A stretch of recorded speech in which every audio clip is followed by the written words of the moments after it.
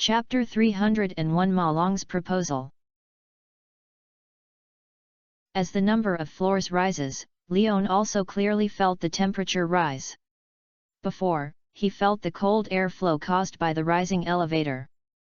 At this moment, compared with the severe cold Leon encountered on the 51st floor, it is basically no difference from the warm air. After returning to the surface, Leon even felt sweat unconsciously. When he had frozen soil shoes on the 50th floor, Leon was quite confident, but after he got down the 51st floor, he understood what the real cold was. The moment when the stairs passing through the stairs tunnel landed on the 51st floor, Leon felt the temperature of his entire body was instantly cleared. The biting cold almost penetrated Leon's thin skin and penetrated his bone marrow. The terrifying low temperature made Leon have an illusion of blood coagulation and heart stagnation. If it weren't for the frozen soil boots protecting their feet, allowing the temperature on their feet to slightly relieve the stiffness caused by the severe cold on their bodies, Leon wouldn't be sure if he could climb the entire stairs and go back to the 50th floor to take the elevator. This is also the main reason why Leon left the underground 51st floor mine without looking back.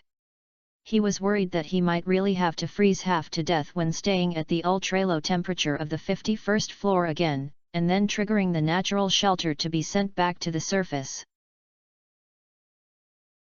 If you go to the mine next time, you may have to prepare a thicker dress, but it is likely that no matter how thick you wear, it will not be able to withstand the terrible low-temperature mine environment.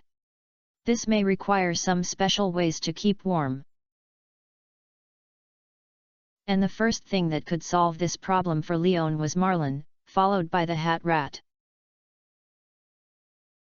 Although Leonas and Razmidis are also within the scope of consideration, Leon is still unwilling to bother these two bigwigs with such a small problem. Although they may indeed help Leon solve this problem, a joke is definitely inevitable.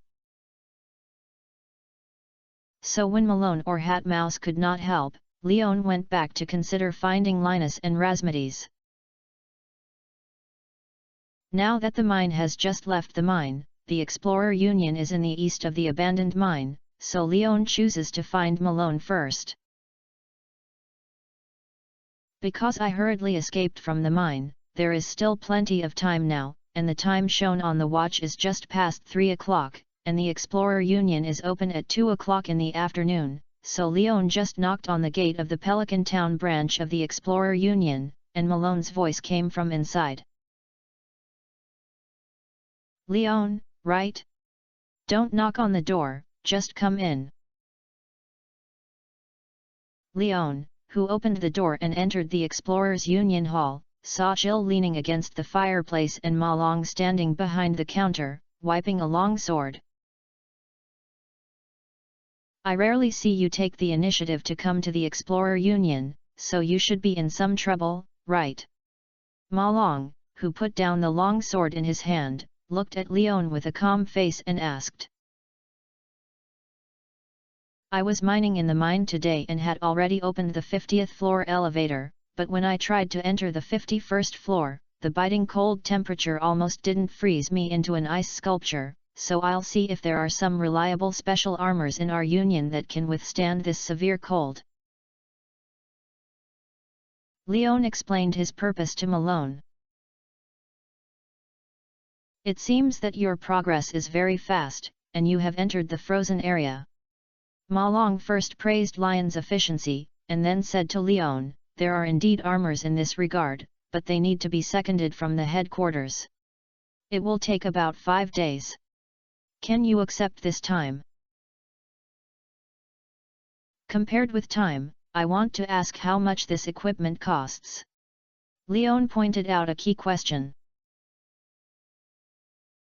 After all, the prices of things here in Malone are ridiculously high, and ordinary armor must start in 4 figures. It is hard for Leon to imagine the value of equipment that can withstand that terrible cold.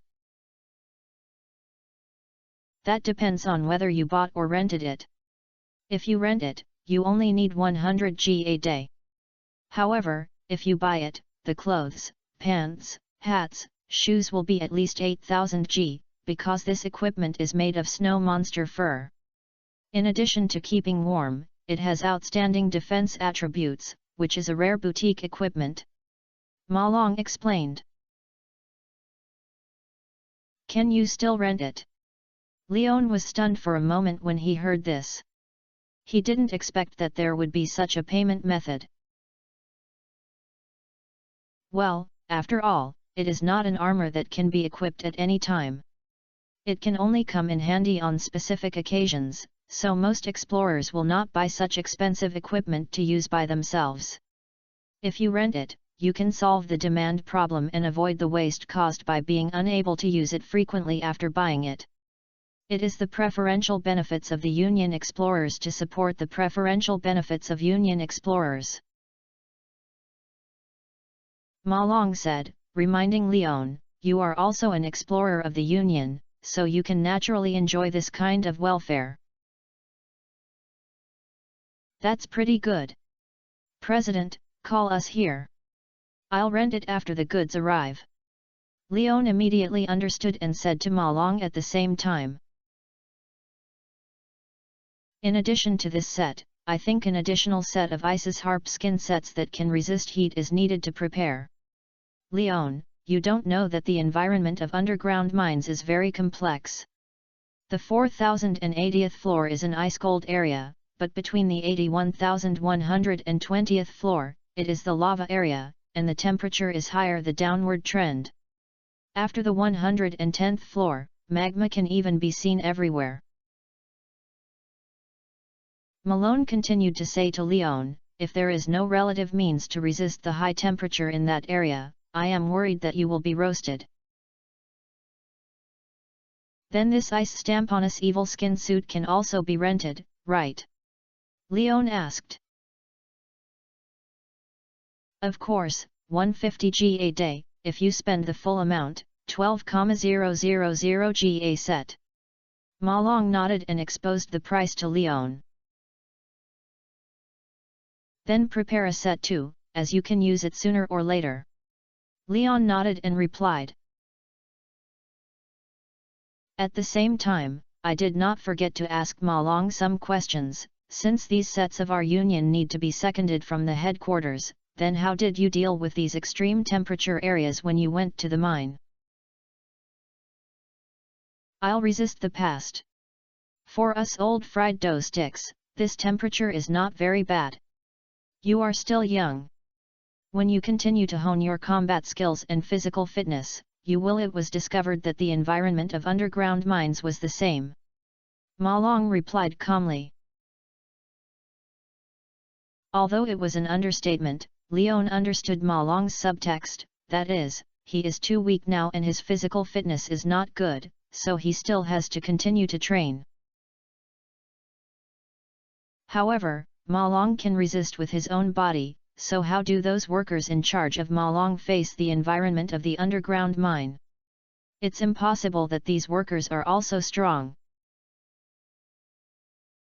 Faced with Lion's problem, Ma Long did not hide anything, and directly explained the reason. They are not comparable to those of us who are helpless. Just the special protective clothing they wear, let alone extreme temperatures. If you throw space for them, they can live for 3 days with chemical protection suits. Why is it 3 days? Because people who don't drink water for 3 days will die of thirst. Chapter 302 Mysterious Seed. After saying goodbye to Malone, Leon left the Explorer Guild. There was nothing to talk about between the two. After confirming that Malone could call 2 sets that could allow Leon to resist the extreme temperature environment deep in the mine cave, Leon was separated from Malone. While it was still early, Leon went to Pelican Town, went to Pierre's grocery store, bought some rice, flour, grain, oil, and some seasonings, and went back to the farm. On the farm, Leon saw a few crows staying on the steps in front of the wooden house. He felt tight and hurriedly wandering around the fields. He found that there were no crops murdered by these crows, so he breathed a sigh of relief. Just as he took out his slingshot and took out a stone to teach these crows a lesson, Leon noticed that there was a slender and flat box under the feet of these crows. Seeing this, Leon came over curiously. After seeing Lion's appearance, the crows flapped their wings and flew away, leaving only the box on the steps. There was also a letter sticking to the box, and there was no signature on the letter, but the symbol on the hot paint should be from Razmades. The box is a gift from the mermaids, and I'm passing it on my behalf, but I'm not in Stardew Valley for the time being, so I asked the messenger to send it for me. Don't get me wrong. These crows are not those guys who will steal your farm plants. I hope you didn't try to hurt them when you find them. Razmades. There was only one content in the letter. After reading the letter, Leon was sure that the things contained in the box were indeed for him, so he took the box apart with peace of mind. Originally, when Leon looked at the shape of the box, he thought it was a long sword or painting inside, but when the box was completely removed and revealed the things inside, Leon was stunned. Because what is contained in it is actually a layer of soil compressed into a plate-shaped shape. The soil was divided into small pieces of mahjong size. After counting it carefully, it was about 80 small pieces of soil. After careful observation, Leon discovered that there was a flat seed in each piece of soil. Rich soil containing seeds. I don't know what these seeds will grow, maybe planting them in the land and waiting for them to grow will give an answer. Even the system's annotation did not indicate what these seeds belonged to, but Leon inexplicably felt that these seeds looked familiar and seemed to have seen them somewhere. However, since it is a seed and is also contained in the soil, Leon naturally knows what to do. An area was reclaimed again and these 80 obito seeds were buried in the soil.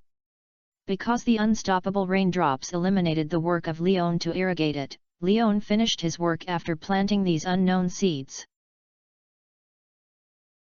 He had thought about what the mermaids would give him as a thank you gift, such as pearls, or simply giving money. He had never thought about what the mermaids would give him seeds. However, Leon is quite looking forward to what good things these seeds can grow. After all, it was sent by rich men like the mermaid clan and should not be a common crop. It is just these gifts that cannot be distributed to Korobs for the time being. Originally, Leon planned to give half of the gifts from the mermaid clan to Korobs. Now the people are sending seeds, so maybe they can only send the one that belongs to Korobs after these seeds are mature. After looking at the newly reclaimed land again and confirming that there was no problem or missing place, Leon returned to the wooden house and took off the rain boots on his feet. As for the frozen soil boots worn by Leon before, he had been replaced by Leon when he was out of the mine. After that, Leon basically stayed in the house to watch TV.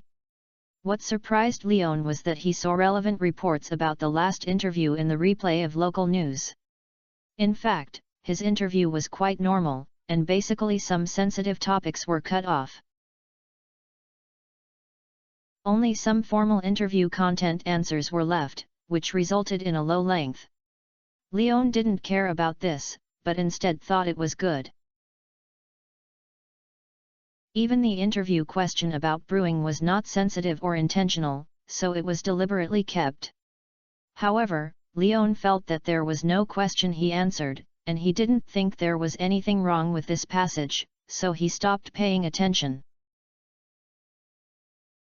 Afterwards, Leon watched other programs for a while, and it was not until dinner time came that Leon got up and turned off the TV and started preparing supper. It is actually quite simple to eat alone. Mix the flour and eggs into a paste, add an appropriate amount of salt and oil, use a spoon as a measuring instrument and dig it up and put it in the boiling water and cook it. A simple and unpretentious gnocchi will be made. Now. After a large pot of dough was eaten, Leon was full.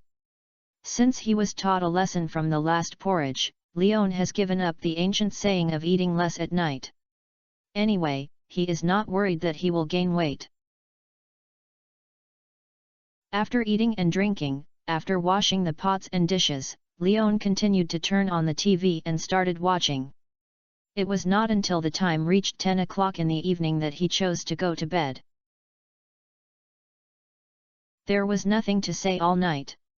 Under the influence of the biological clock, Leon got up at around 6 o'clock on time, stretched his waist and washed up. Leon walked out of the wooden house. The weather outside has cleared up, and the air is filled with the fragrance of soil and grass. The land of Hongsing Farm has dried up, which is not like it has been watered all day long. So Leon still had to honestly water the plants in the field. Fortunately, the pump is still powerful. Even at the current planting scale, Leon can still do the watering work in more than 10 minutes. This made him sigh how stupid he was when he was so eager for the sprinkler. It was already in the real world, and he was still considering reducing the burden on himself according to the thinking in the game. At the same time, because of the convenience of pumping, Leon has a new idea, which is to buy a tractor for itself, not the traditional tractor with a truck, but the agricultural tractor with a plow rake. In this way, even the process of turning over one by one is saved. I just don't know if this thing is expensive. If you have the chance, you can ask the Yuanxing Chamber of Commerce. After all, the Yuanxing Chamber of Commerce has a good impression of Leon, and the other party has a wide range of channels and can fully meet their purchasing needs. However, because I did not leave the phone number of Yuanxing Chamber of Commerce, Leon had to call Gus to ask about the communication number of Yuanxing Chamber of Commerce. But before that, we still had to finish the work of feeding chickens and daily activities to visit caves, and then have breakfast. After all, these are all essential parts of the daily life of the farmer Leon. Chapter 303 Land and Farming. The chicks became fatter again, and their feathers gradually became plump, almost a day, which made Leon sure that it wouldn't take too long. In addition to feeding them every day, he could also pick up some eggs. The cave is steadily performing, and the mushrooms are still growing hard, but the fruit bats are already rotten, and the ground is empty and there is no trace of fruit. After finishing his daily farm work, Leon did not forget to add the iron ore I got from the mine yesterday to the furnace. After burning the iron ingots early, you can go to Clint to upgrade the pickaxe earlier. Otherwise, the most basic pickaxe would be too difficult to knock the stone deep in the mine cave. After waiting for the furnace to start smelting iron ore, Leon went to make breakfast. After finishing his meal, he returned to the house and called Gus. However, the busy tone on the phone made him realize that Gus was not in the Starfruit bar, so he hung up the phone and took out his bicycle and headed towards Pelican Town. The mountain did not come to me, so I walked towards the mountain. Since Gus was not in the store and wanted to find him, he had to go to the town to search. At the first stop, Leon chose Pierre's grocery store. Because Gus doesn't like the things from Hoja's supermarket, the ingredients needed for purchasing Starfruit bar in the morning are usually purchased from Pierre's home. But here, Leon did not see Gus. So Leon went to Harvey's clinic next door again. Here, Leon saw Maru, so he asked Maru if Gus had been here. But Maru just shook her head and said that she had never seen Gus, so Leon could only look for it again. This time the location was Gus' Starfruit Bar, and as soon as he arrived at the bar door, Leon saw the announcement that Gus was hanging outside the closed door. Because of personal affairs arrangements, the Starfruit Bar is closed today. Oh, has Gus gone out? Seeing this announcement, Leon understood why Gus could not be found on the way. Then Leon turned around and walked towards the location of Louis's house. He didn't ask Louis where he went, but Gus had something to go out, so if he wanted to contact the people from the Long Travel Chamber of Commerce, Louis should be able to provide contact information. Today, Louis did not go out to inspect the merchants in Pelican Town, but instead dealt with weeds in the private garden around his home. Seeing Lion's arrival, Louis stood up and greeted Leon. "Good morning, Leon, are you strolling around after you're done, or are you looking for me?" "Good morning, Louis. I want to ask you about the contact information of the UNC Chamber of Commerce. I want to ask them for some questions." After the greetings between Louis and Louis, they expressed their purpose. "Is the contact information of UNC Chamber of Commerce?" "Haha, no problem, but I can't remember it very much, so I have to go to the house to find the phone book." Louis immediately took off the gardening gloves on his hand, then took Leon into the house, then began to rummage on his desk for a while, and finally found a thick phone book. Pelican Town cooperates with UNC Chamber of Commerce in many trade deals, so I remember that there are many businessmen in UNC Chamber of Commerce contacts, because each businessman has his own business focus, so why not ask which type of businessman do you plan to find? While wearing reading glasses, Louis looked through the phone book carefully, and did not forget to ask Leon. "In terms of agricultural machinery, I want to inquire about the situation and price of the next agricultural tractor," Leon explained. When he heard this, Louis's movements of rummaging through the phone book stopped. At this moment, he took off his reading glasses with surprise and looked at Leon and said, "You want to buy a tractor? Are you sure?" "What's wrong?" Leon looked at Louis in confusion when he heard this, not quite understanding why his reaction was so big. When Louis looked at Lion's expression, he understood that Leon might not know why he had such a big reaction. After putting down the phone book in his hand, Louis pulled Leon down and replied earnestly. "Leon, I don't know much about the secrets of Red Star Farm, but there is one thing I can tell you clearly. If you want to steadily cultivate high-quality crops, then don't consider using agricultural machinery to join your farm." "Why?" Leon became even more confused when he heard this. "Because of tradition," Louis replied seriously. "You may find it strange, or you may think I am an old stubborn, but this is indeed the truth." Speaking of this, Louis began to search in the filing cabinet behind his desk. After a long time, he found a report that was a little yellow, obviously for a while, and handed it to Leon. "This is a report that your grandfather once left behind, and it can answer all your doubts for you." Louis handed the report in his hand to Leon. After Leon picked it up, he saw the title of the report. Research Report on Stardew Valley Land and Farming Model. With doubt and curiosity, Leon opened it. The report was not much, only about 4 pages, so it didn't take Leon for long to read it from beginning to night, but the content in the report opened his eyes. The core argument of the report is the experiment on traditional planting models and scientific planting. In this report belonging to Grandpa used 2 farms as a control group, namely the Red Star farm that is now inherited by Leon and another farm he opened in Stardew Valley, where 200 parsnips were planted in various places.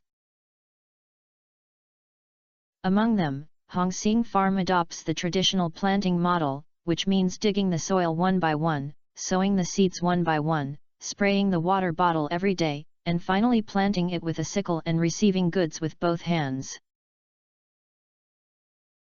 Another unnamed farm uses modern planting, that is, agricultural machinery is used to complete cultivation, sowing, watering and harvesting, and the whole process is handed over to the machinery to deal with. The final result is that under the traditional cultivation model of Red Star Farm, 200 parsnips produced 80 high-quality crops, while the unnamed farm was a high-quality crop that did not produce. This is only the first set of controlled experiments. After that, my grandfather planted melons in summer and yams in autumn. In the experiments of the 3 groups, all the manual planting models of Hongsing Farm were harvested from high-quality crops, while another farm planted mechanized did not produce even one high-quality crop. At the same time, for the sake of rigor and determination that this experiment has nothing to do with soil, the next year, my grandfather carried out traditional planting on the unnamed farm, and the mechanized planting was placed in the Red Star Farm. Chapter 304 The Oldest Contract. The final result is that the soil quality of Hongsing Farm is indeed excellent. In the mechanized planting model, only a few high-quality crops can be produced. However, compared with the high-quality crop output of another farm with traditional planting method, the quantity is basically not the same order of magnitude. With 200 crops, Red Star Farm can produce 2 or 3 high-quality crops, while another unnamed farm has harvested 57 high-quality crops under the personal care of his grandfather. Finally, in the summary at the end of the report, Grandpa made it clear that if he wanted to obtain high-quality crops, he had to adopt traditional planting methods to stabilize the output of high-quality crops. Idealism? Or is it because of the special rules that exist in this world itself? Leon fell into deep thought when he saw this report. Leon is no longer a novice who knows nothing about this world. The events he has experienced and the non-human existence he knows undoubtedly does not tell him the special nature of this world. So Leon is not too surprised when encountering strange things, such as the problem of high-quality crop output that is known now due to differences in planting patterns. Leon said he was acceptable, but he didn't quite understand the reason. Grandpa did not explain the specific reasons in the report, but just added a sentence at the end of the conclusion of the report's total. Farmers who come to Pelican Town, if you want to make a name for yourself here, then give up the convenience of mechanization and automation, and you will know the sweat and land you have paid. This sentence is also the reason why Leon thinks about whether this situation is idealism or the special rules of the world, but unfortunately, except for this sentence, Grandpa has no other description. Thank you for your reminder, Louis. I'm disturbing. After thinking for a long time, he could not come up with an answer that could convince himself. Leon said goodbye to Louis. After leaving Louis's house, he rode his bicycle and ran to the northern foothills and found Linus, who was basking in the sun. I think I should pull a circle of fences around here, so that may reduce the number of times you see me. Seeing Lion's appearance, Linus sighed helplessly and complained, and then sat with Leon on the edge of the fire pit and spoke. Tell me, what's the problem? Leon smiled, and then attached the content of the report he saw about his grandfather on Lewis to Linus. Linus just listened quietly, no one said, but nodded from time to time to say that he was not wandering. When Leon finished speaking, he looked at Linus with anticipation and waited for Linus to give the answer. Linus's words made him feel bad. I don't know the answer to this question, maybe you can go to Rasmides to ask. He seems to be not in Stardew Valley. I received his letter yesterday and he seems to have gone on a long journey. Leon replied with a wry smile. Have you gone far?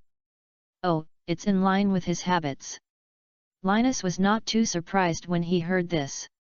He knew that Rasmides should have taken the half-pot of mutant carp fish soup to the alchemist to study. Since Rasmides is not here, I will tell you a few words first. I didn't want to tell this very much, after all, the story is too long and it's too troublesome to tell. Well, you know, you just want to be lazy. Looking at Lion's speechless expression, Linus shrugged his shoulders and asked Leon about the topic. How much do you know about nature? Well, is it a general term for all living beings in the material world? Leon hesitated for a moment and said the answer he had seen in the book. It's not wrong to explain this. Linus did not correct Lion's statement, but squatted down, pointed to the grass under his feet and continued to ask Leon. Then do you think the land has its own life? Yes. Leon replied somewhat unconfidently that, after all, according to scientific division, simple land does not count the various granular minerals, organic matter, moisture, air, microorganisms, etc. that exist in it, but only refers to the land itself, which should not be considered life. But from a philosophical perspective, as the cradle of life, it can actually be regarded as having life. Be confident, the land has life. Linus complained to Leon with a smile, then spoke slowly. The world tree was planted in the BA universe, and in the fruit condensed by the world tree, we saw our world, and then we integrated part of ourselves into this world, allowing the world to give birth to our own breath of life. The revitalization of the world also surprised Yuba. He regarded the world as his child, and it poured in more energy, allowing the world to grow up quickly. After the earth and ocean began to appear in the growth of the world, Yuba proposed a competition, with land and ocean as participants in the competition. The rules of the game are that both parties each cultivate their own children to bring more fun and vitality to the world. The earth chooses to cultivate plants, while the ocean chooses to cultivate organisms. After millions of years of evolution, the first organism separated from the ocean and set foot on land. Yuba happily received this child from the ocean but set foot on the land, and began to hand over his wisdom to the first lucky man to set foot on the land. After he began to learn how to survive on the land, Yuba gave this creature the same form as himself. This creature is the ancestor of our human beings and the first human in the world. With Yuba's knowledge and blessings, the first human beings began to lead more of his tribes to land. Under Yuba's teachings, these beings began to master various knowledge, and under Yuba's blessings, they had the same human form as Yuba. Yuba also likes humans, and in order to ensure that this group that is highly favored by him continues, Yuba also divided the genders of male and female, and taught the first group of humans to learn to reproduce themselves. Therefore, humans became the first biological group in this world and the largest group at that time. Yuba also hid himself among humans, subtly influenced human civilization and life, and created various professions so that humans could better adapt to this land. The earth also likes these humans who resemble Yuba. While nurturing plants, it is also providing help to these humans who set foot on land. Therefore, edible crops such as fruits, food, and vegetables that are suitable for human consumption begin to appear in the plants. And humans did not forget to give back to the earth. Their practitioners taught them that they had planted began to add more plants to the land, so humans and the land became close and inseparable at this moment.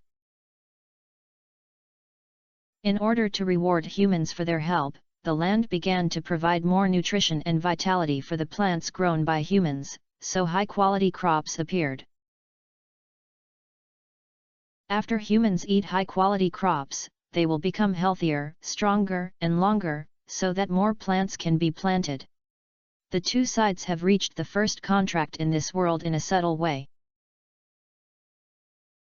The prerequisite for reaching this contract is that humans and the land continue to carry out such mutually beneficial assistance, and the technology represented by machinery is the product of modern human self-research knowledge, so they do not enjoy the preferential treatment of this contract. Can you understand this? Linus, who stopped to explain, immediately found a kettle and poured himself several large mouthfuls of water, which was relieved. Actually, you only need to say the last point, you don't need to start with Genesis. Although Leon understood, he was still a little worried about Linus's long speech. After all, he sounded quite interesting, but it was hard to say whether the onlookers liked it or not. It's just smooth. Let me tell you about the origin of human beings so that you will not disturb me if you have any related problems in the future. Linus explained. I don't believe that I will just say the last sentence. You won't ask why land and humans cooperate in this way, and why land treats humans so favorably. Okay, it's reasonable and well-founded, and it's a question I can ask. Leon was also a little helpless, and his behavior pattern had basically been read and worn by Linus. On a rare Sunday, brothers don't want me to be a Peru after I'm on vacation, so I obey your mercy and made an appointment with my friend to go out for fishing in the afternoon. Goodbye. See you next month. Chapter 305 This is my boss. So, are there any questions to ask now? Linus looked at Leon with an impatient expression. If you want to ask, ask quickly. After asking, go back to do what you want. I also want to enjoy the spring sunshine. After a while, the sun will gradually become hot. Of course, do every link of the farm's planting work by yourself? Is it possible that the lack of a link will lead to a sharp decline in the yield of high-quality crops or even disappear? Leon hurriedly raised his own question after hearing this. You are trying to ask if the watering pump of your water pump will affect the high-quality crop output of your cultivated crop this time, right? Linus asked back. Do you know? Well, although we are extraordinary people, we can at least leave some privacy for ordinary people. You are at this age, it's a bit inappropriate to do this. Leon couldn't help reminding Linus when he heard Linus's words.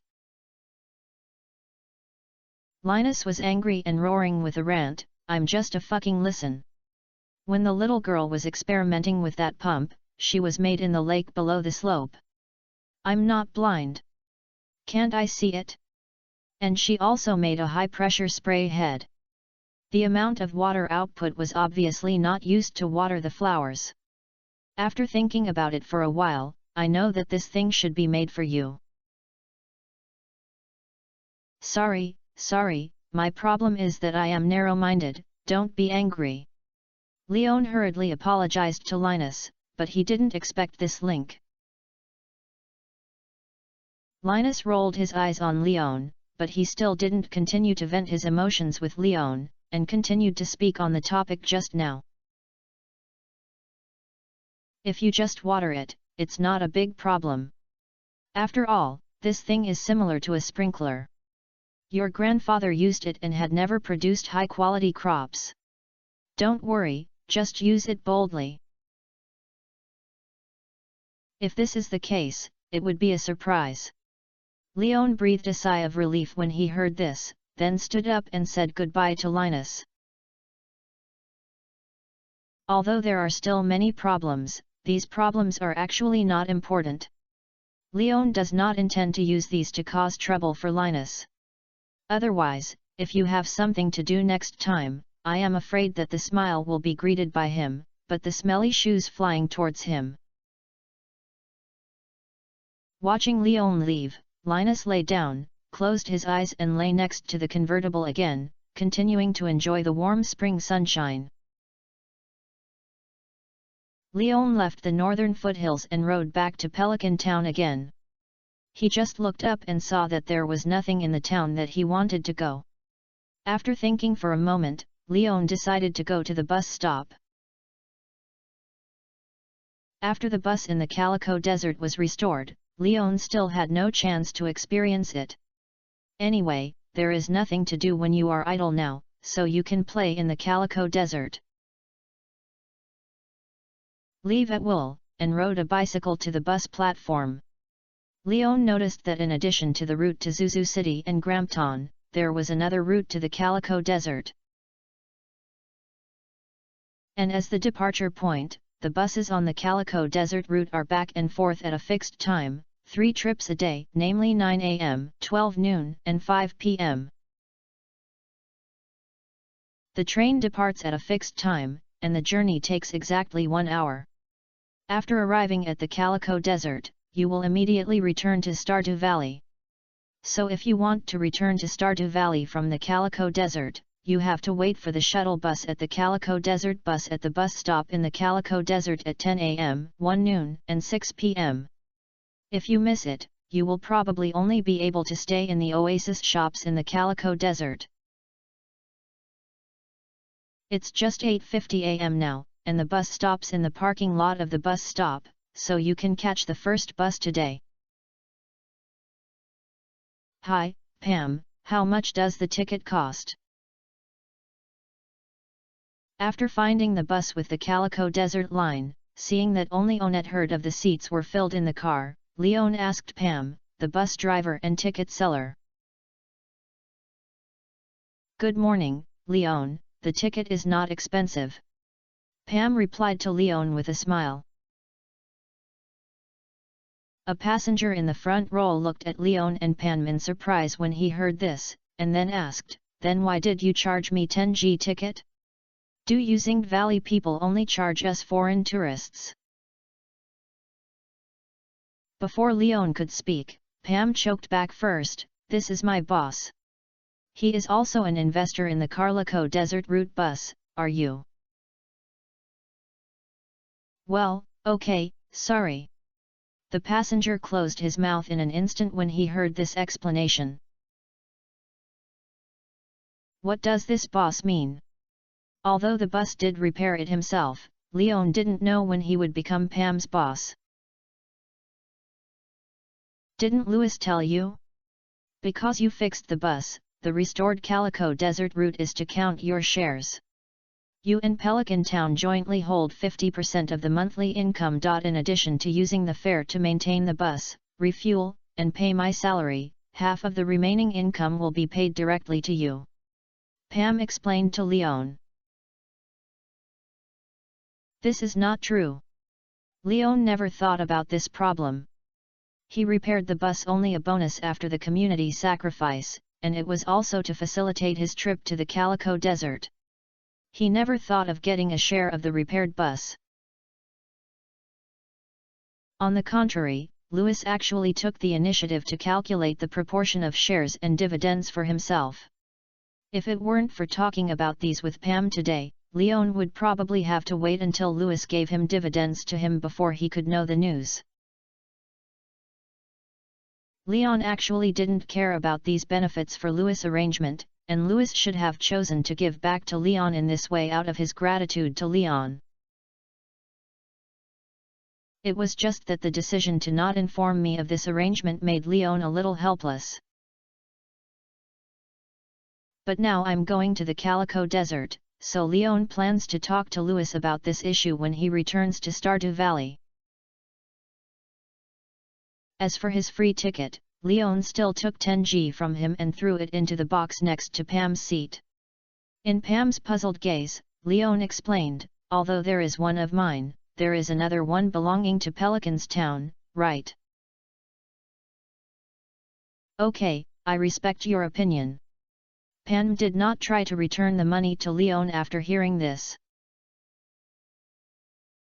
Leon, who had paid the money, picked a seat by the window and sat down, quietly waiting for the bus to leave. While waiting, Leon was also observing the passengers in the car. He basically had no familiar faces and should not be locals in Pelican Town.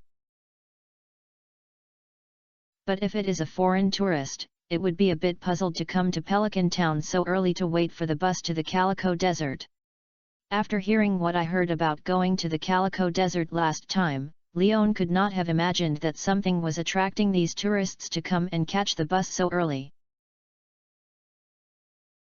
"First of all, thank you for the reward of 100 starting point coins from Zairi Ting Chanming. I didn't notice it yesterday. Sorry, thank you for your support. As for yesterday's fishing activities you want to know, I can only tell you that apart from tanning yourself and paying for a meal tonight, there is basically nothing to talk about. I can only say that in this situation, if you don't go to the fish ponds of farmers and are too far away from various reservoirs and rivers, it's really better to go fishing for lobsters than fishing." Chapter 306 Shaman. When the time reached 9 o'clock, Pan left on time. The gradually lifted the speed and the air conditioner that started to blow out the cold air inside made Leon unable to help but close his eyes. "It's not because I'm sleepy, but just because I have the habit of taking a bus and closing my eyes to rest. Moreover, the terminal station of this bus is the Calico Desert, so there is no need to worry about the situation where I pass by the station because I'm asleep." Pam saw Leon get on the bus.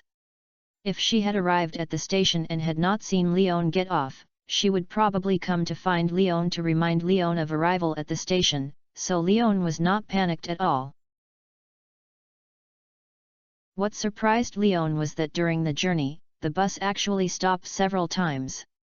During the stop, not only did people get off the bus, but also got on the bus. Opening his eyes and looking at the sand dunes outside the window, Leon really couldn't have imagined that such a place was still crowded. He thought that there was only an oasis in the Calico Desert, an area where humans were active. As the bus continued to move forward, Leon found that there were more and more people in the car, and even a tanned uncle sat down at the seat beside him. The uncle looked very friendly, so Leon started chatting with the uncle. "Uncle, are you a person living in the Calico Desert?" "Well, yes, I live in the Oasis of Wind." The young man sees that your skin is so good. "Are you a tourist from other places or a friend from Stardew Valley?" The uncle was not shy when he heard lions talk, but instead started chatting with Leon happily. "I came from Stardew Valley," Leon replied. "Stardew Valley is so good. The 4 seasons are clear, the mountains and rivers are beautiful, and the wind blows are incomparable to the oasis." The uncle sighed. "Uncle, where are you planning to go for this bus?" If it were before, Leon might not have asked this question. After all, at that time, he thought that the bus had only 2 stops, the oasis where Stardew Valley and Sandy were located. Now it seems that the Calico Desert seems to have more than one oasis. "Central Oasis, where are you?" the uncle asked as he answered. I'm the terminal. Leon didn't know what the oasis where Sandy was named, so he changed his words. That's also a central oasis, ha ha ha, it seems that you don't know much about the Calico Desert. It's the first time you've been here? The uncle asked Leon with a smile when he heard this. It's not the first time, I'm just not sure about the situation in the Calico Desert. Leon explained. It's normal for you not to know. After all, the Calico Desert is indeed not a popular attraction. If Stardew Valley had not resumed the Calico Desert route, I might not have left the Oasis of Wind. The uncle comforted Leon with a smile. We desert residents don't have the ability to get a bus out. It's still because we are hiding the light of Stardew Valley. Otherwise, if we want to go to the central oasis, we probably have to ride a camel for a long time. Uncle, what are you planning to do when you go to the central oasis? Leon asked. Of course it's business. The central oasis is very lively now. The opening of the bus means the number of tourists increases, and everyone has transportation to gather in the central oasis more conveniently, so that everyone from each oasis can gather together to exchange the supplies they need. Uncle answered. If the bus had not recovered, we would only go to the central oasis collectively on the 16th of each month. Now we can go to the central oasis every day. By the way, if you want to bring some souvenirs back, you can find me. My wife is the best glass blow molder in FANFIC Oasis, and her glass products are very popular. In this case, how do you obtain daily necessities? Do you rely entirely on self-sufficiency? Did you meet a local from the Calico Desert? Leon naturally wants to learn more about the customs of the Calico Desert. Well, the output of each oasis is enough for most people to live in, but if you want more things, you have to attend the gathering every month and use the desert specialties in your hand and the merchants from the Chamber of Commerce to exchange for some things that are not in the desert. The uncle explained. UNC Chamber of Commerce. Leon felt a little moved when he heard this. No wonder UNC Chamber of Commerce is the world's largest businessman organization. Looking at the business of others, there are traces of them in the Calico Desert. Yes, UNC Chamber of Commerce, the only chamber of commerce that is willing to come to the desert to trade with us. We desert people also like to do business with them because their goods and acquisition prices are fair, and there has never been a case of maliciously raising prices or reducing the acquisition amount. The uncle also looked emotional. Uncle, have you brought some other goods in addition to glass products this time? Leon continued to ask.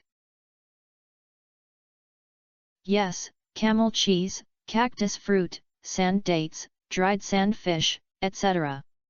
Although everyone in the desert is not short of these things, the Far Travel Chamber of Commerce likes these very much. They will collect as much as we bring each time. The uncle replied. Then don't sell it out. I can take care of your business. I haven't seen these things before. Leon reminded the uncle with a smile. Haha, of course there is no problem. If you want it, I'll sell it to you cheaper. The uncle replied generously. After some chat, Leon and the uncle were talking, and they were basically chatting throughout the whole process. Leon learned a lot of local customs and interesting desert knowledge from the uncle, and the uncle also heard some information that could not be known in the desert in Lion's description. For example, the news that the Vanjir Republic is fighting against the Gotlo Empire on the other side of the Gem Sea has obviously started war for several years, but few people in the Calico Desert know about this big event.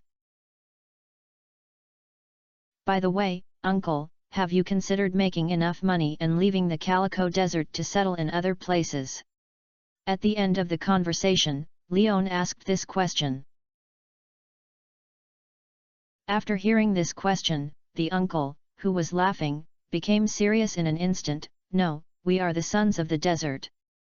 The oasis raised us, and we must also repay the oasis. If all the people in the desert leave the desert, the oasis will be swallowed up by the yellow sand. Sir, good. Leon gave the uncle a thumbs up when he heard this. When the uncle saw lions move, he immediately explained embarrassedly, actually, it's just because we are used to the desert, and the life in the oasis is quite good.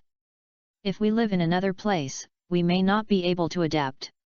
No one has left the Calico Desert before, but in the end, after living outside for less than half a year, he returned to the oasis.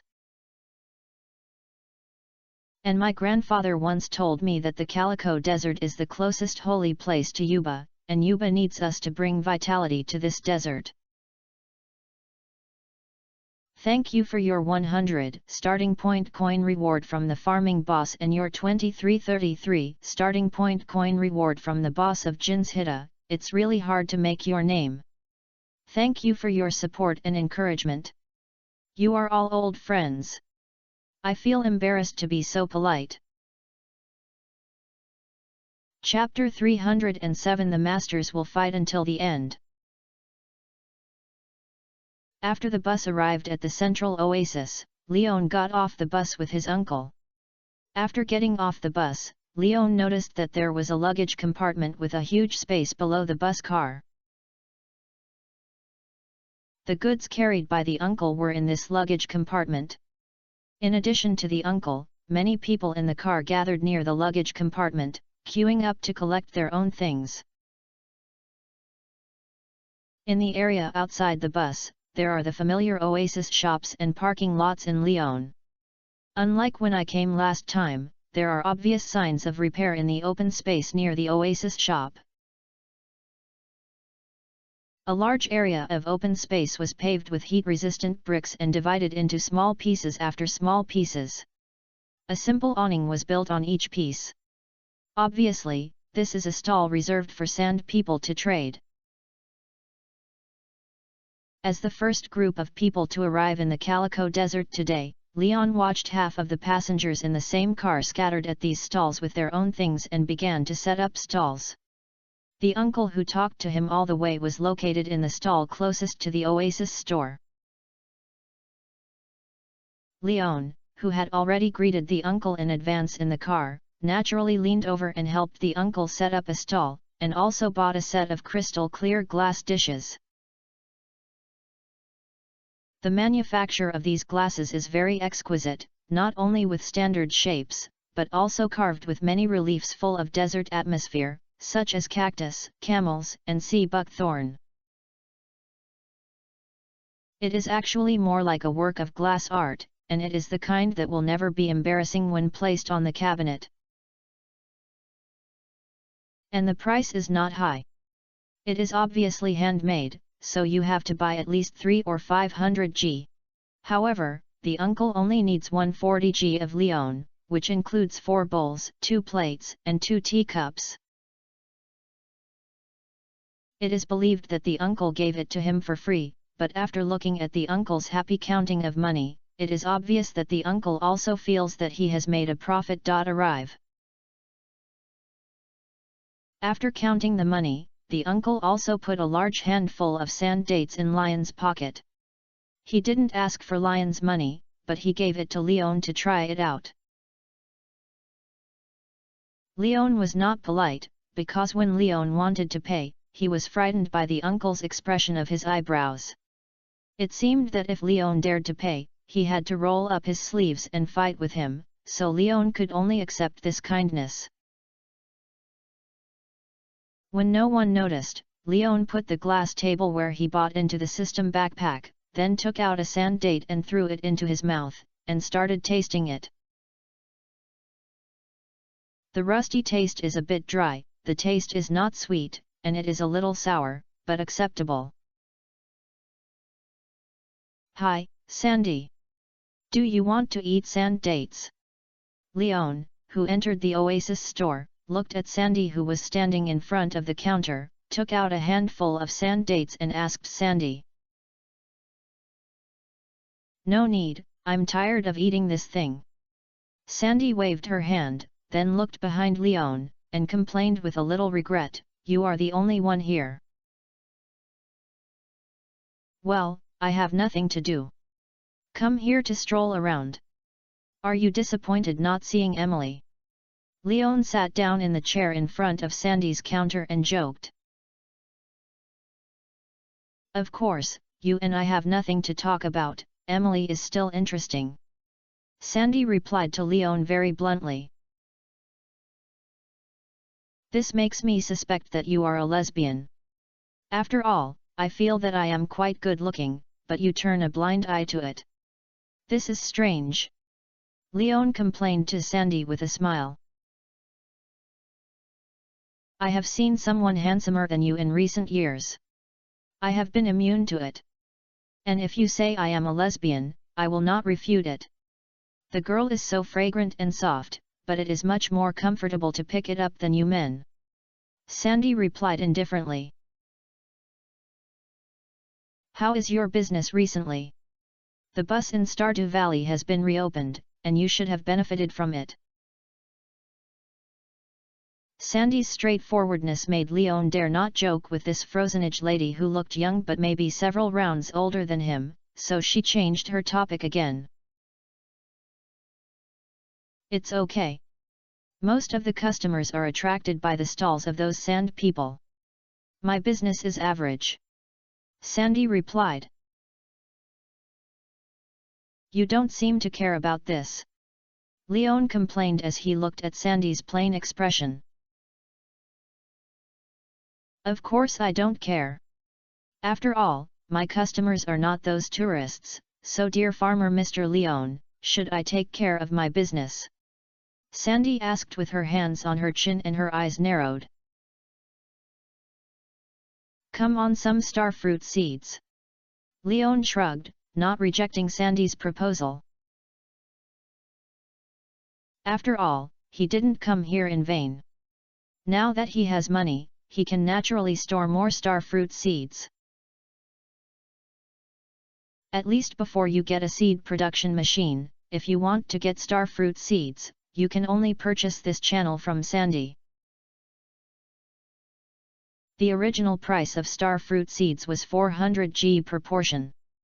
The last purchase discount was 280 G. Although Sandy also gave a discount this time, she asked for 300 G per portion. "Emily is not here, I'm unhappy, so I can only give you 100 G. Faced with Sandy's statement, Leon didn't care about this. He just bought 20 pieces of starfruit seeds in total, and he silently thought that he would be with Emily in the future and would come to Sandy to feed her dog food. After receiving 6,000 G of cash from Leon, Sandy packed the money and said to Leon, "It's not bad. Last time I saw you paying for stingy. This time I was so refreshing. It seems that your farm can provide you with financial support. It's just a little money to make a living, it's far from you who owns such a big store." Leon waved his hand to put the starfruit seeds into his backpack, and then asked Sandy, "By the way, I want to find a place to gamble. Do you have any good places to recommend?" That's right, in addition to coming to Sandy to buy some starfruit seeds, Lion's other plan is to meet the mysterious Mr. Chi. Gambling is not a good habit, but you really want to play. You can go to Zuzu City. I can recommend you to an underground casino, which will definitely meet your needs for gambling. Sandy looked at Leon with contempt and added another sentence at the end. Isn't there any closer?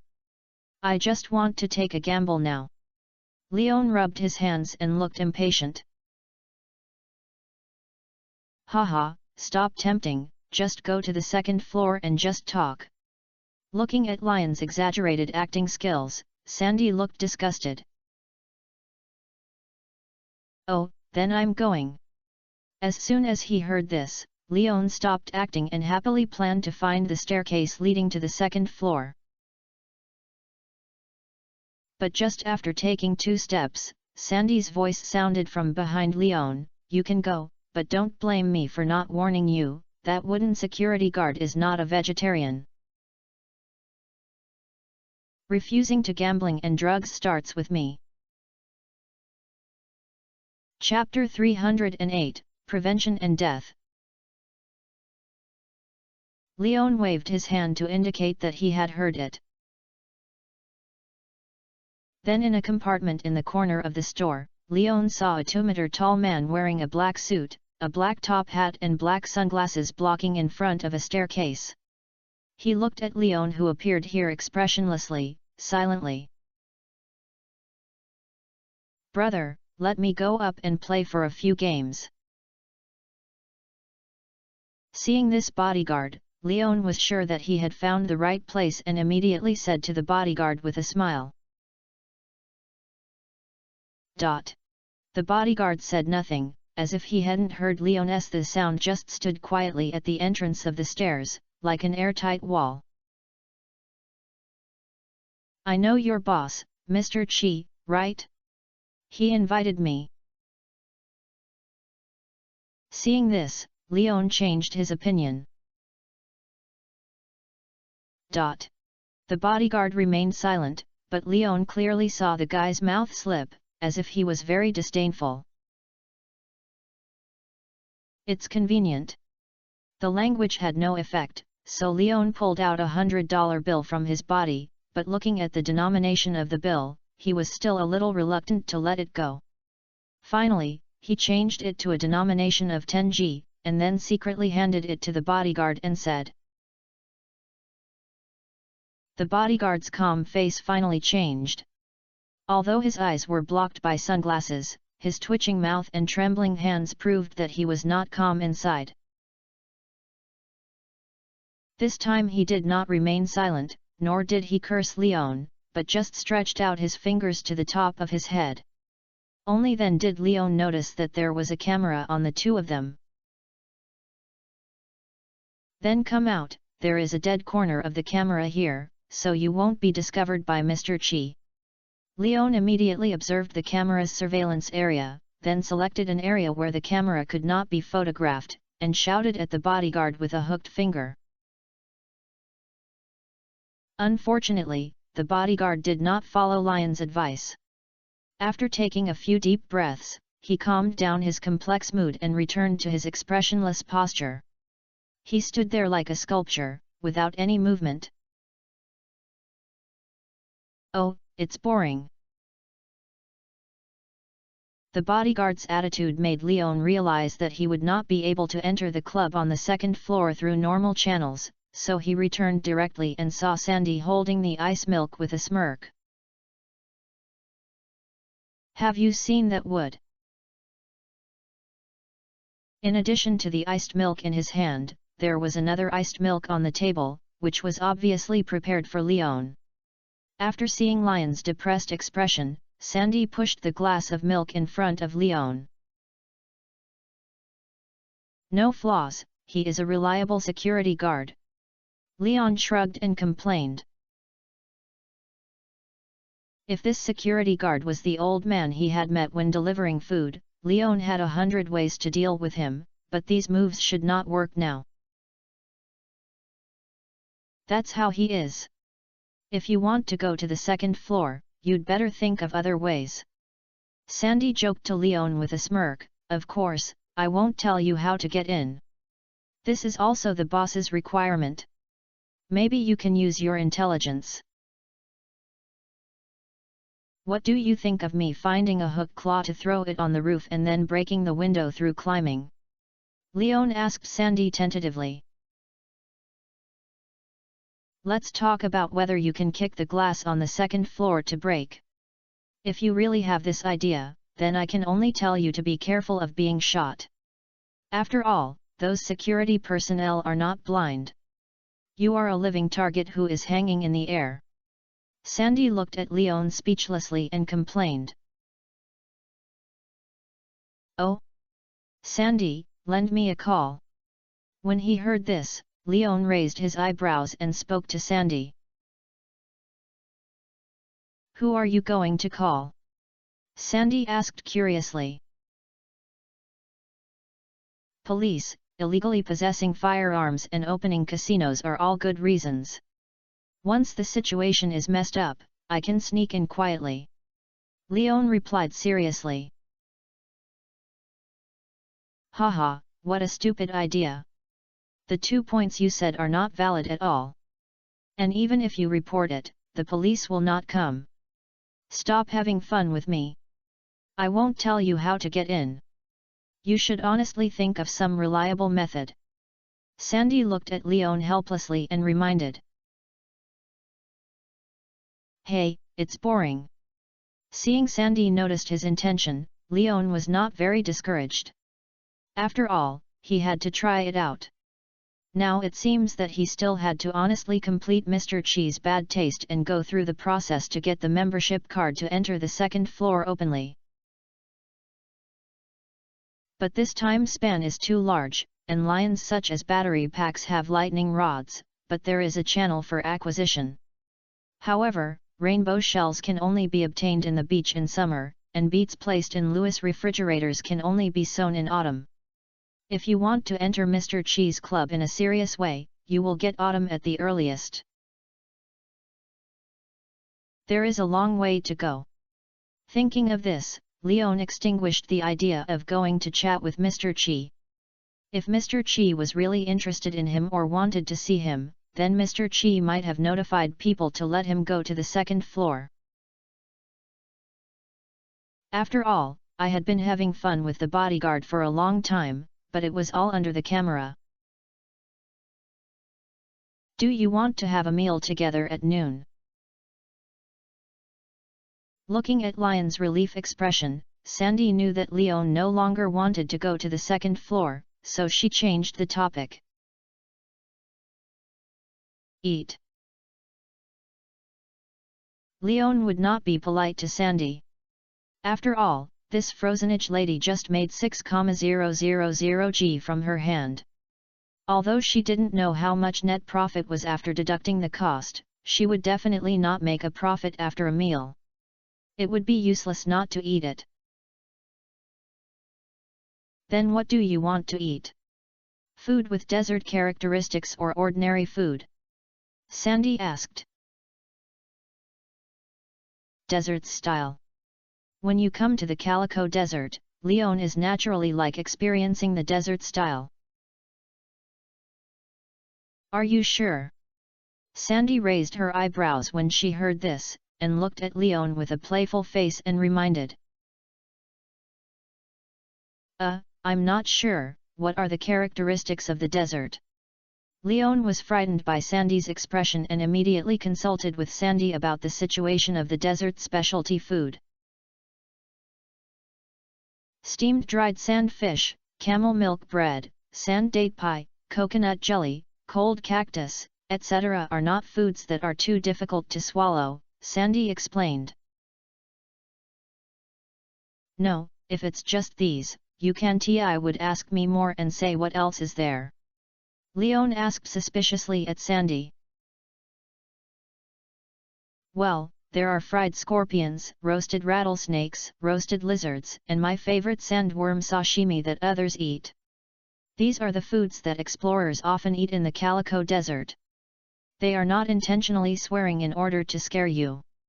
These are also delicacies that can represent the characteristics of the desert."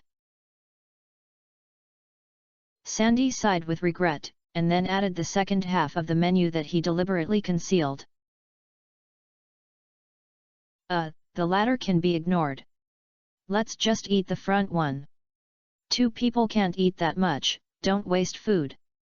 Leon declined the Easter eggs in the second half without hesitation. Fried scorpions, roasted rattlesnakes, and lizards, etc. can still understand. It's better to think about things like sandworm sashimi, and it's better not to experience such desert characteristics. Chapter 309 Sandy's Warning. That's a pity. In fact, except for the sandworm sashimi, the fried scorpion and roasted rattlesnake are both pretty good. The meat quality and taste are no less than the chicken. Sandy's expression was very regretful at this moment. And the protein is 5 times that of beef, right? Leon couldn't help but complain. Unfortunately, Sandy couldn't get this joke, but instead thought about it for a moment and replied, I don't know either, but the protein content should be similar to beef, not that exaggerated. Go and cook, you're hungry. Leon urged Sandy directly. I don't cook. Sandy also lay on the table and replied weakly, when it's time, someone will deliver us food, we'll be responsible for eating. It seems like this. Last time I ate barbecue together, you didn't do anything. You rely on people to feed you. Hearing this, Leon couldn't help but recall the last time he came to find Sandy with Emily Abigail. When he had barbecue at noon, Leon and Emily were basically roasting. Sandy and Abigail were just responsible for eating. After all, I am the owner of the Oasis store, so I still have this little privilege. Sandy replied. Who gave it to you? The person upstairs. Leon asked tentatively. Well, but don't think about getting involved. That wooden bodyguard is not easy to mess with. If you don't cross the line, he will be pretending not to see you at most. Once you cross the line, I can't plead for you. Sandy reminded Leon seriously at this moment.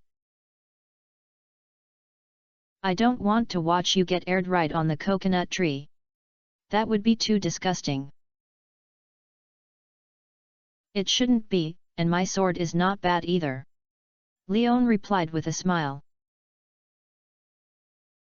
But it's just a joke. He is not a reckless man and it is impossible to have any violent conflicts with the bodyguard. After all, both sides have no grudges and no grudges. They are doing their own work loyally.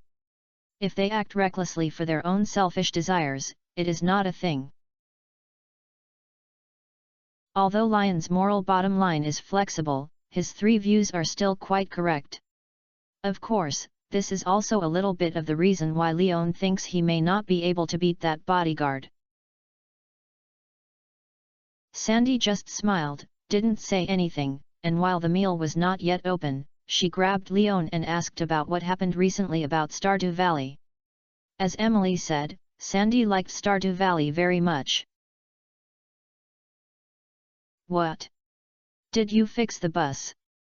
Sandy widened her eyes when she heard Leon accidentally mentioning that he had repaired the bus himself. What's so surprising about this? I just paid for it. Leon looked at Sandy's exaggerated reaction and asked in confusion. There is really no problem with telling the money, after all, the sacrificial bags in the vault all require money. It's nothing, I just didn't expect you to have this idea. Sandy smiled and said perfunctorily, but as long as she observed her expression, she still couldn't tell that this guy was really surprised that the bus was repaired by Leon. After Sandy deliberately skipped this topic, Sandy mainly asked about Emily. She was idle and Leon had no cover for it. After all, nothing she knew was something she could not say. If Sandy wanted to hear it, she would tell her. I don't have time to pass on Haley's birthday, it's a pity. When Sandy heard Leon talk about Haley's birthday party, he looked regretful. It must be a very important thing. Leon asked casually. That's right. I was hosted a team of explorers in the desert that day. If I didn't prepare supplies for them, they might have gone there without going back this trip. Sandy had no intention of hiding it. What did the explorer team go to the depths of the desert? Leon became interested immediately after hearing this. What else can you do? Explore the density of monsters, fix the sentry towers and change the border guards. This is the case every year. Sandy replied. What's in the depths of the desert? Leon thought of the information about the Starfall land that he had heard, so he wanted to know if this explorer team went there. How can I, an ordinary shop owner, know what is there in the depths of the desert? If you are interested in this, you can go to the Explorer Guild to ask directly. As long as you show your galaxy weapon, you probably don't need to go through the process and you can directly join the Explorer Guild. Sandy rolled her eyes and complained. When Leon heard this, he looked at Sandy, who was pretending to be weak, and did not believe her dictating that she was an ordinary person at all. I'm already an explorer, but the registered union is the branch of Pelican Town, and I don't know many explorers. I'm joking. Yes, you really joined the Explorer Guild, are you crazy? Is it not good to be a farmer?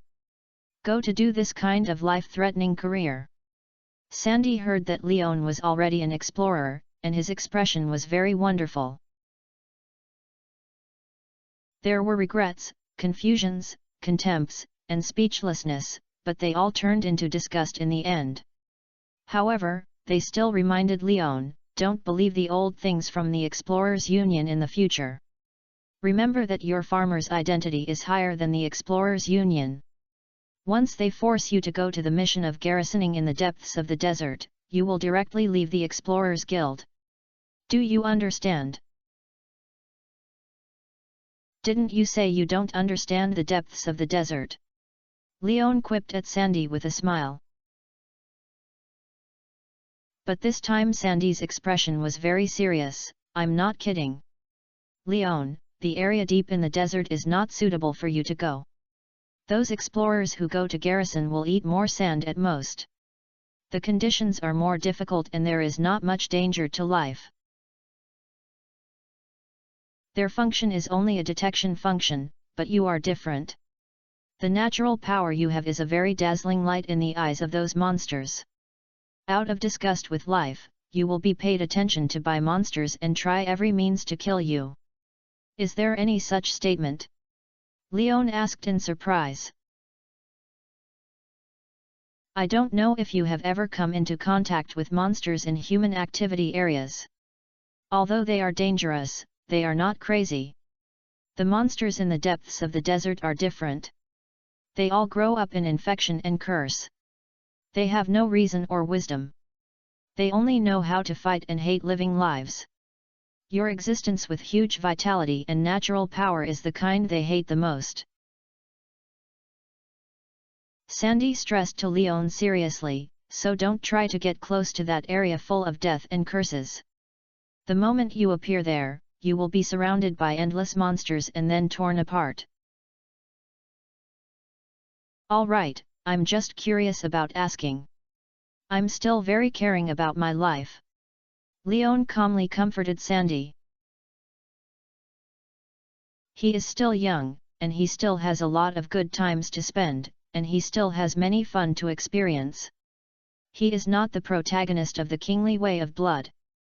He has the ambition to erase all dark existences and let the light spread throughout the world.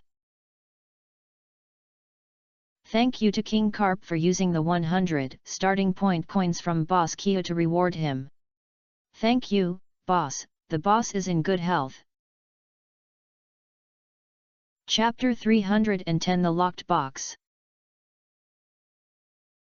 Sandy breathed a sigh of relief when she heard this, then looked at Leon up and down, and complained, I really can't see that you are afraid of death. Nonsense, do you think I've been trying to die? Leon asked back. That's not, but from you, I can always see some shadows of old friends, and these old friends are basically fighting madmen. Sandy continued. Then you read it wrong. I am not a berserker. Even if I eat the star fruit, the abilities I get are related to agriculture, not some combat skills. Leon gave an example. The first one? Sandy asked back. Yeah. Leon nodded. That's interesting. Sandy was not surprised by the fact that Leon ate the star fruit, but instead looked at Leon with interest, not knowing what he was thinking. Where are you? How many of them have you eaten? Thinking of the rating rules that he had once determined whether he was a big boss based on the number of star fruits he swallowed, Leon asked Sandy. I haven't eaten it before. Sandy shook her head and replied, I'm not interested in the fruit of the star. Leon didn't say anything. Although he knew that Sandy might be lying to him, Sandy didn't want to say it, and he couldn't force her to say it. Sandy continued to change the topic and talked to Leon about Stardew Valley. During the chat, a girl in a maid outfit walked up to the two of them with a tray in her arms and placed the tray on the table in front of them. The maid girl did not rush to leave, but asked Leon. Are you Mr. Leon? It's me, is there anything wrong? Leon asked as he looked at the girl. This is what Mr. Chi asked me to hand over to you. Please accept it. After the maid girl confirmed Lion's identity, she took out a small box from somewhere and handed it to Leon. After Leon took the box, the maid girl left directly. Looking at the direction she left, she should be going to the stairs on the second floor. Why don't you open it? Sandy reminded Leon as she played with the small box. I want to open it too, but the box is locked. Leon replied helplessly with his shoulders. The moment the box was taken, the system marked the box information to Leon. Locked box? A gift from the mysterious Chi almost contains something important, but it seems like a special key is needed to open it. From the news learned from this mark, Leon extinguished the idea of opening it. Then you just find a way to find the keys. The boss just likes to make these mysteries and makes people guess. It is called a sense of ritual, but I know that he just wants to watch the fun. Sandy complained strangely. Is it feasible to eliminate violence? Leon asked. You can try it. Sandy suggested, looking at Leon with a smile. Forget it, it probably won't be able to get it open. Looking at the strange patterns on the box and the lilac metal reflected under the light, it's shiny, but I don't feel much weight in my hand. Leon speculates that this box is probably an iridium item. It's boring. Sandy looked at Lion's box in disappointment, muttered, and then called Leon to start eating.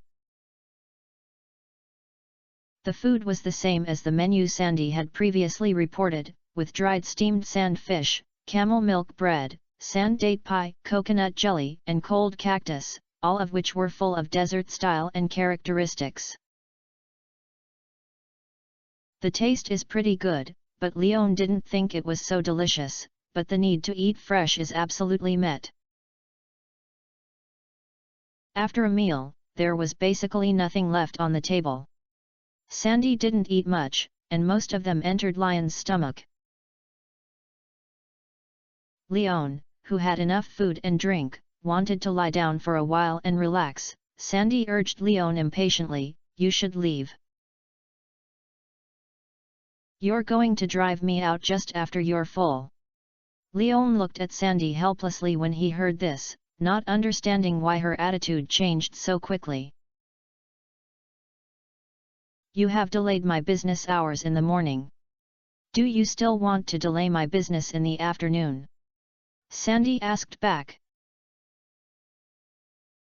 I'm just sitting here for a while, why does it affect your business? Leon protested. You know the reason when you go out. Remember to flip the sign for me. Sandy did not explain, but pointed to the door of the Oasis store and said to Leon. Leon went out with doubt, then turned around and looked at the glass door of the Oasis store, and saw that there was a sign hanging at the door. Don't disturb you when you are in the reception of distinguished guests.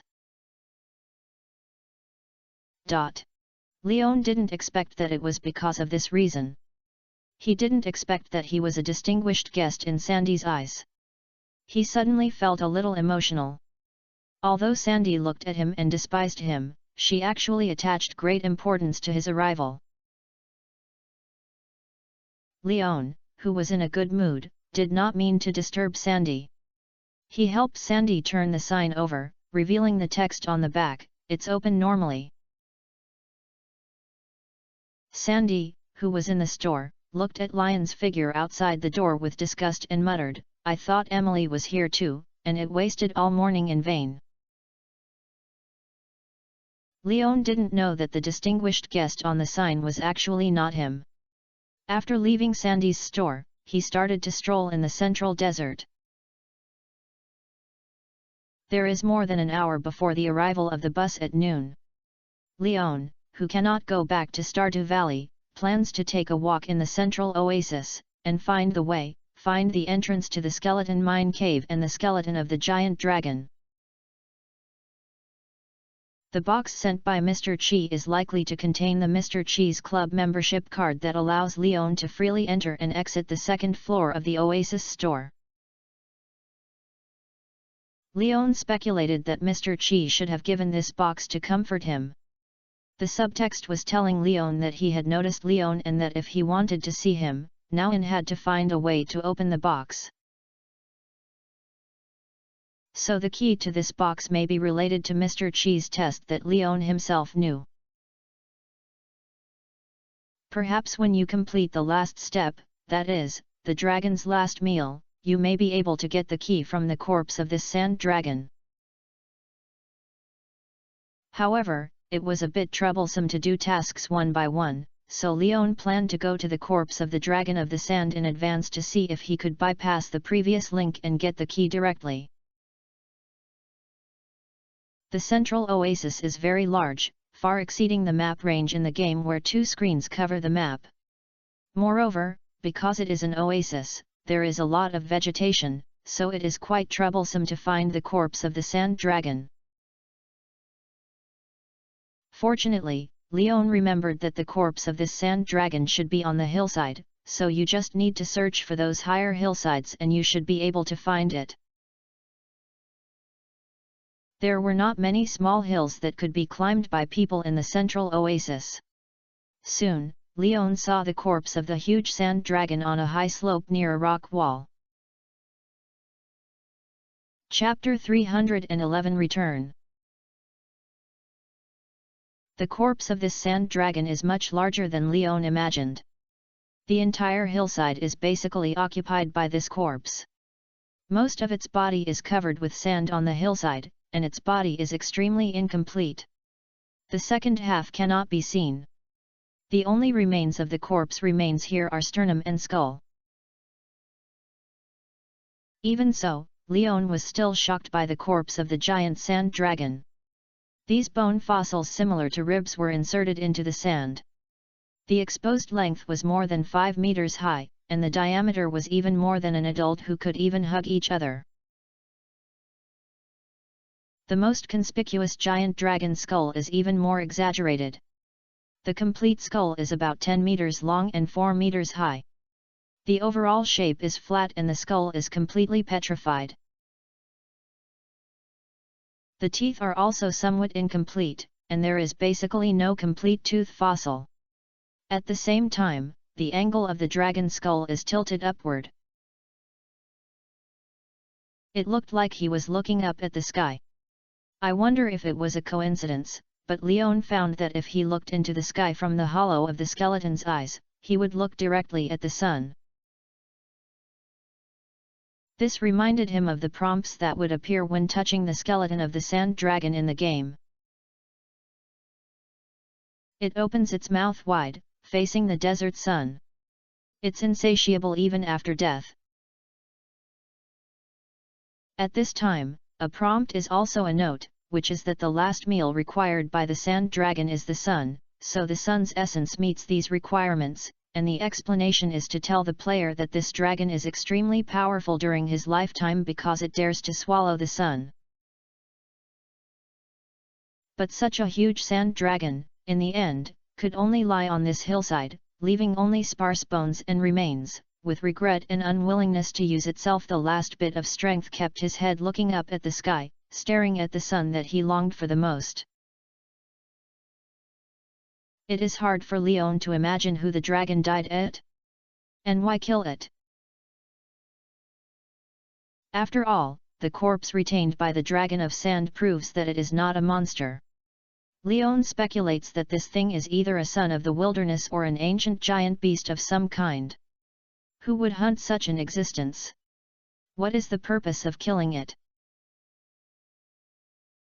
With doubt, Leon carefully searched the corpse of the sand dragon, but after searching for a long time, he couldn't find the key that might have been hidden here, which made him feel a little regretful.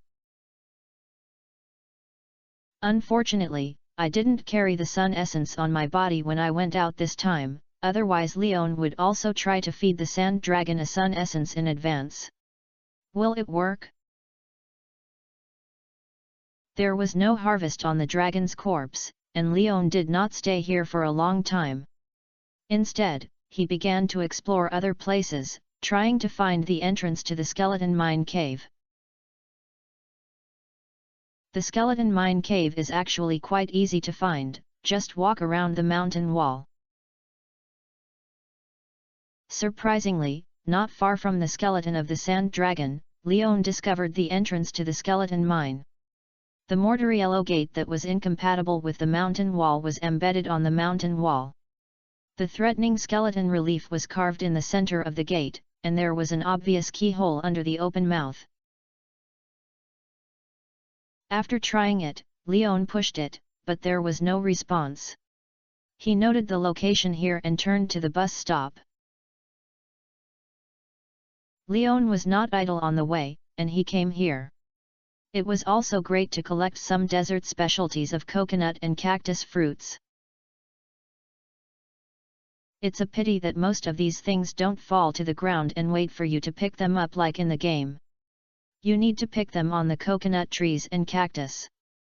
The coconut trees are too high and the cactus are covered with sharp thorns, so it's really difficult to pick them off. However, Leon didn't need to consider these things. He took out the Galaxy watermelon knife and the extended blade could easily cut off the coconut on the coconut tree, and could easily cut off the cactus fruit at the top of the cactus. The stretching and contracting characteristics were fully utilized by Leon. If the Galaxy watermelon knife had a spirit or something, it would definitely accuse the holder you are currently encountering using his own method. Unfortunately, it didn't have it, so Leon used it as a picking tool at this moment without any hesitation, and it felt very easy to use. At the same time, when picking coconuts and cactus fruits, Leon also noticed the traces of ancient spots in the desert soil.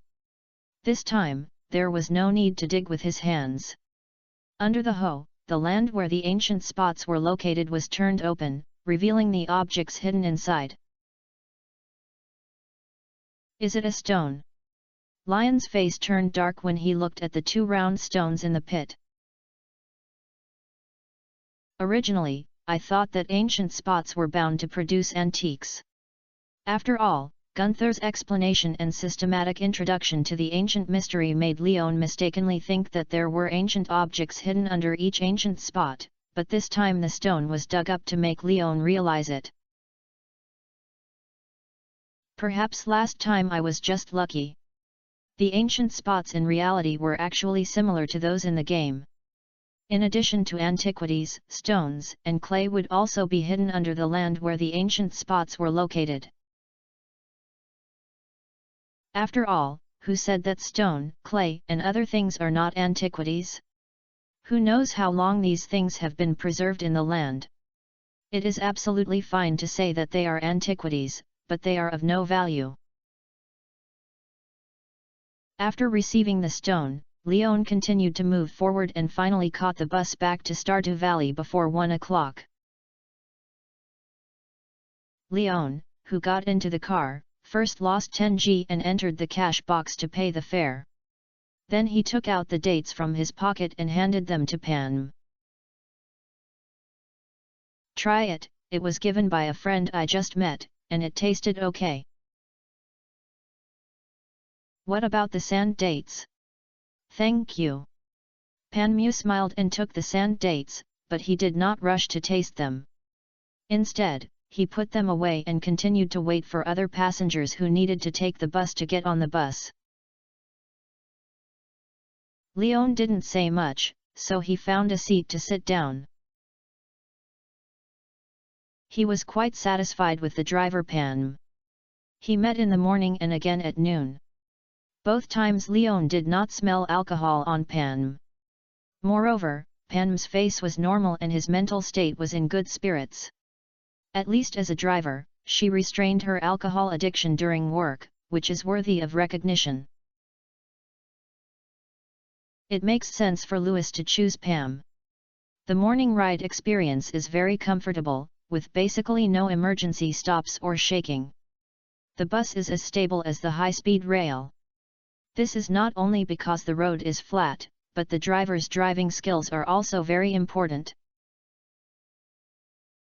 If Pam can continue like this, then there will be no comment on this Carlico Desert bus when she is handed over to Leon. On the way back, Leon no longer looked outside the window, because he had seen too much yellow sand and dunes outside the window, so he became tired of it. He did not have the stunning and curiosity he had when he first saw it. After getting used to this scenery, the feeling of looking at the desert is actually no different from the green belt downstairs of your house. When we arrived at the bus stop at Stardew Valley, Leon was the last passenger in the car. After saying hello to Pam, Leon got off the car, took out his bicycle and headed straight for Pelican Town. He needs to go and have a good chat with Louis about the shares of the Calico Desert bus. Chapter 312 The Excited Louis. Louis is not difficult to find. Usually in the afternoon, he either patrols the entire Pelican Town to see if there are any damaged roads or damaged public settings, or handles the documents at his own home. So when Leon went to Louis's house first, he saw Louis lying on the table to write something. "Oh, Leon, we're meeting again." I saw it when Leon entered the door. Louis did not blame him for not knocking on the door, because he did not close the door himself. "Good afternoon, Louis, I'm here to ask questions about the Carlico Desert bus. Are you convenient for now?" "Certainly." Leon first greeted Louis, and then heard that Louis had time to chat with him. He consciously sat opposite Louis and spoke slowly. "I went to the Calico Desert today. On the bus, Pam told me that I now own half of the equity of the coach from Pelican Town to Calico Desert. I want to have a good chat with you about this." "Are you blaming me for taking my own actions?" Louis asked Leon after hearing this. "This is on the one hand, and on the other hand, I have opinions on the distribution of this money." Leon nodded while not forgetting to add, "The purpose of repairing the bus is to facilitate me to go to the Calico Desert by myself. In fact, in essence, I don't care about the turnover or operating income of this bus. I don't know how much profit it can bring to me, but I'm holding this money with hot money. I'm listening. Can tell me why I think this money is hot. It's this word, right? Louis put his hands on the table, looked at Leon with a smile on his face, and signaled him to continue.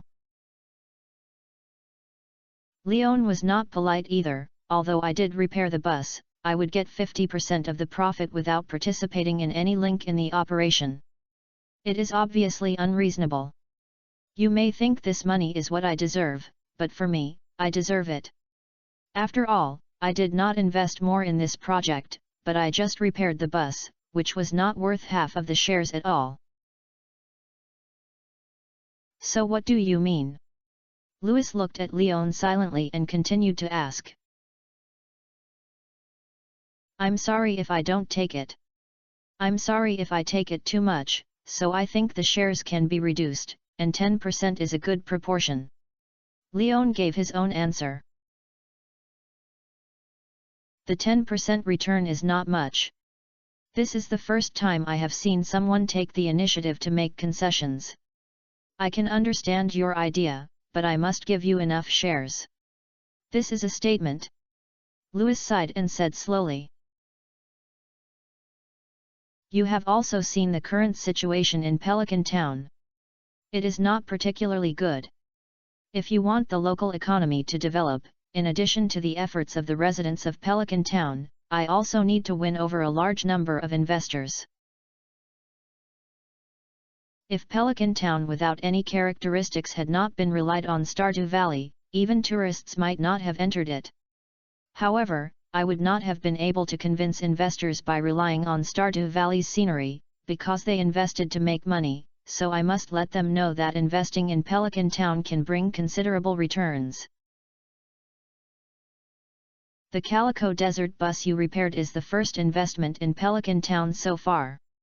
As the first investor who is the first to bear the brunt of it, I will naturally give you the best benefits. On the one hand, it is to express your gratitude to your contribution, and on the other hand, it is to use your investment as a benchmark to let other investors see the sincerity of Pelican Town. Does 1,000 gold buy horse bones?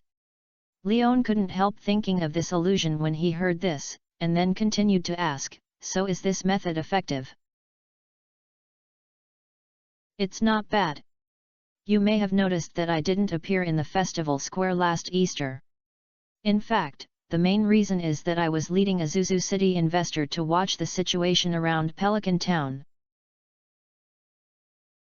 He intends to open a summer camp project around Pelican Town, and develop a jungle area in the east without affecting the community structure of Pelican Town itself, creating a pure land with excellent natural scenery and no disturbances, to provide a perfect summer and winter vacation for children who like nature. Your deeds are the main reason why I convinced him. I talked about the welfare policy that exempted you from taxes for 3 years, and the income dividends you paid after repairing the bus, which gave him some confidence and expectations for this investment. At present, he has a high desire to invest. Louis couldn't help but smile on his face when he said this. Obviously, this was something that made him happy.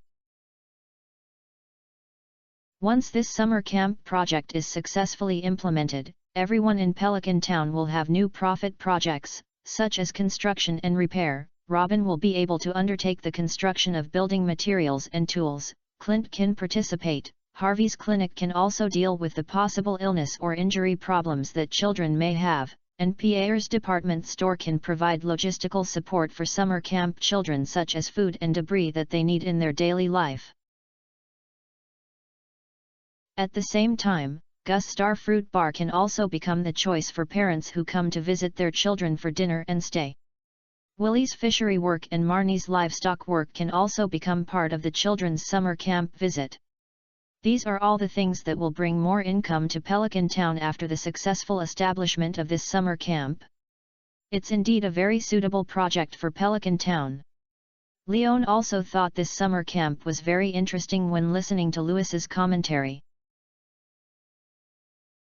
That's right, and these families who can participate in summer camps are basically either rich or noble, and have the ability to consume high-quality crops, which has a great impact on you. After all, although the price of helping the shipment of UNC Chamber of Commerce is good, compared to the care and cultivation of children of these families, they will definitely pay higher prices than UNC Chamber of Commerce to buy your high-quality crops and provide a better life for their children. Louis couldn't help reminding Leon again, this is an investment that everyone can benefit from, and your deeds will be my success as an example for that investor. Case, so this 50% dividend must be handed over to you in full. You convinced me, Louis. Leon smiled and nodded, but his acceptance of the 50% dividend did not mean that he could get the money with peace of mind. Since I am a shareholding holder, then I should be eligible to distribute this income, right? Of course. Louis confirmed. Then I only need 10% of the profit, and the remaining 40% of the ones belong to me. I want you to donate to Pelican Town on my behalf. What do you think? Leon continued. Of course, Leon, this is feasible, thank you for your support. Hearing this, Louis was stunned for a long time, unable to say a complete sentence for a long time. After finally finishing his words, Leon even saw that Louis's eyes were wet. Maybe your coming to Pelican Town is the biggest variable in luck in Pelican Town. Leon, you have a heart like gold. Ahem, there is no need to say that. I just simply feel that the money is hot. I decided to leave first and not disturb your work. Looking at Louis' increasingly excited appearance, Leon hurriedly got up and left. Because if he didn't leave, he was worried that he would be hugged by Louis, a bear, and then he would be treated as a tear wiper to vent his emotions. I was busy in the afternoon and was sure to work overtime. I secretly added a chapter and I had to go to have a meal. Chapter 313 Teacher Panai. Leon, who escaped from Louis's home, went to the entrance of the Star Fruit Bar and found that there was a sign hanging on the store. It was obvious that Gus had not come back yet. Seeing that Leon had not stayed in Pelican Town for much, he turned around and went fishing on the beach. What surprised Leon was that on the beach, he actually saw Penny, Vincent, and Jas. Under Penny's leadership, Vincent and Jas were carrying a small bucket and picking up the empty shells on the beach. Hi, Leon. Seeing Lion's appearance, Penny smiled and waved to Leon and greeted him. Hello, Mr. Leon. Vincent and Jas also greeted Leon politely. Hello, come and pick up shells. Are you planning to take them back for handicrafts or just for fun? Leon also responded to the three of them with a smile, and asked casually. I'm teaching them to make shell wind chimes, so I'm here to find some materials for making them. Penny explained the situation to Leon. Then you guys keep going, I won't disturb you. Leon nodded and then went directly to the dock to fish. Looking at Lion's departure back, Vincent suddenly spoke to Penny, Teacher Penny, we can find it ourselves, you can go around. But I can't fish, either. Penny replied subconsciously when she heard this, then saw Vincent and Jas leaning against each other with a smile on his face turned red, and he shouted in a pretentious manner. What are you thinking about? Go and find bike. Oh. Vincent and Jas hurriedly left with their hands, and Penny looked at the two little guys and didn't know what to do for a moment. If you continue to stare at these two little guys, there is nothing you can do. Although the two children are not old, they know a lot. Moreover, Vincent often comes to the beach to build sand castles. When it comes to being familiar with the beach, the little guy may be much better than himself. But when I go to Lyon, Penny doesn't know what to say, especially Vincent and Jas are still on the beach, and they always feel ashamed to see it. Just as Penny stood there and didn't know what to do, Lyon actually returned from the dock again. "What's wrong with you? Are you not going to fish?" Penny asked in confusion when he saw Lyon coming towards him. "The seaweed broke out, and Willie told me not to come to the beach to fish today, as it was easy to wrap the line," Lyon explained. "So, then you have other plans, such as changing places to fish, or something?" Penny asked again. "Forget it, fishing was to kill time, but now I'm not interested, so I'll find something else to do. I think it's good to make a shell wind chime. Do you mind if I join your team and learn how to make shell wind chimes with you?" Lyon thought for a moment, looked at some shells piled up beside Penny, and suddenly suggested. "Ah! Of course it's no problem." Penny was startled by the proposal, but immediately nodded and responded. Then he took the initiative to start looking for shells with Lyon, and also thoughtfully told Lyon which shells made of wind chimes are more pleasant and crisp. So Jas and Vincent were in the group, Lyon and Penny were in the group, searching for shells that rushed ashore with the tides and buried under the sand. During this period, Lyon learned a lot of interesting knowledge from Penny, and Penny enthusiastically helped Lyon select suitable and complete shells with outstanding colors. Finally, at a time of great harvest, he gathered with Vincent Jas and began to drill holes and thread these shells.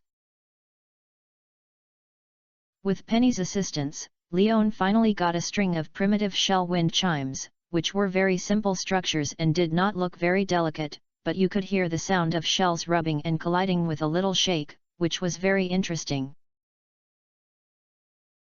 At the moment when the sunset dyed the sea level red, Lyon and Penny sent Vincent and Jas home together, and the two said goodbye in front of Marnie's ranch.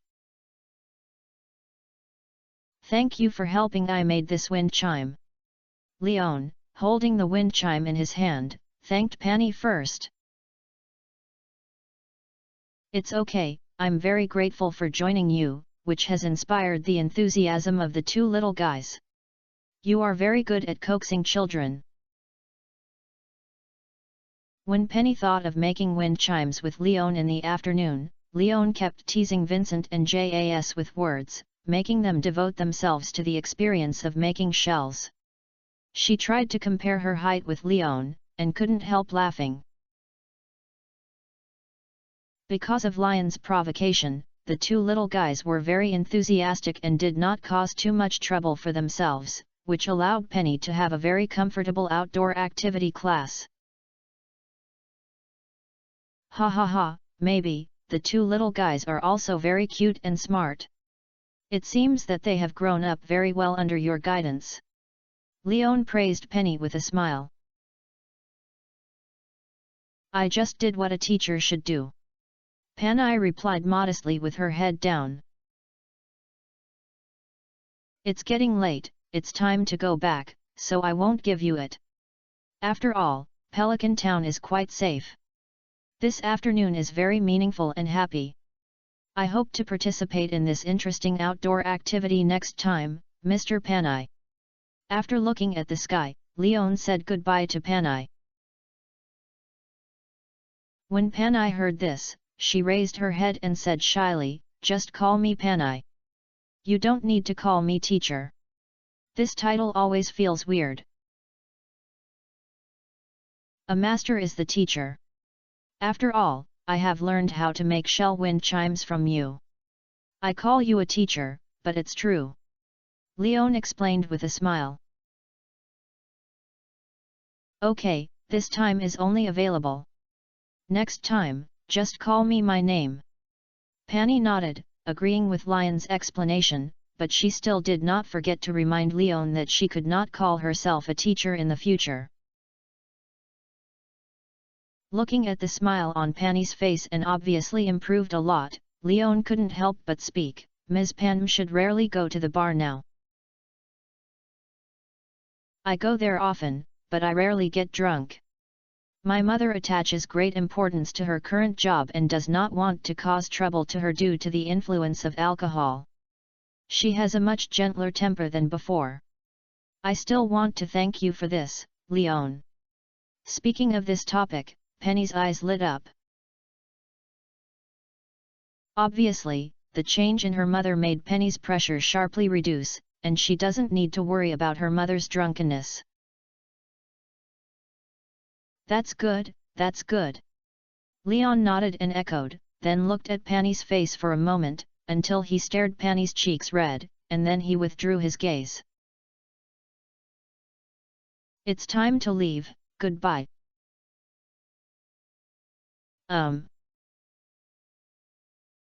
When Leon turned around and headed towards the farm, Penny still stood there watching Lion's back. Leon seemed to notice Penny's gaze and stretched out his hand and shook it twice. Only then did Penny feel embarrassed to withdraw her gaze and turn toward Pelican Town. Chapter 314 Giant Cauliflower. Leon, who returned to the farm, prepared dinner for himself, and took a shower after eating and drinking. Then he went back to the house, hung the shell wind chime made in the afternoon under the eaves, and then turned on the TV.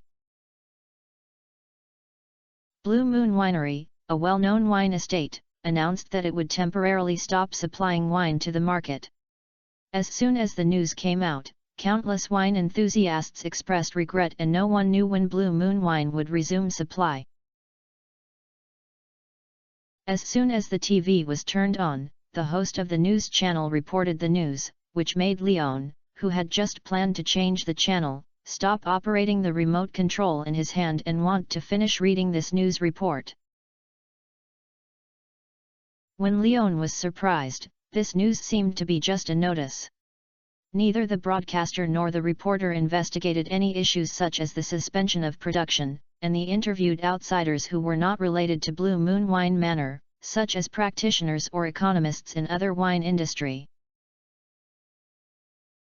What we are talking about is the analysis of the future of the wine industry market, which made Leon lose interest in continuing to watch.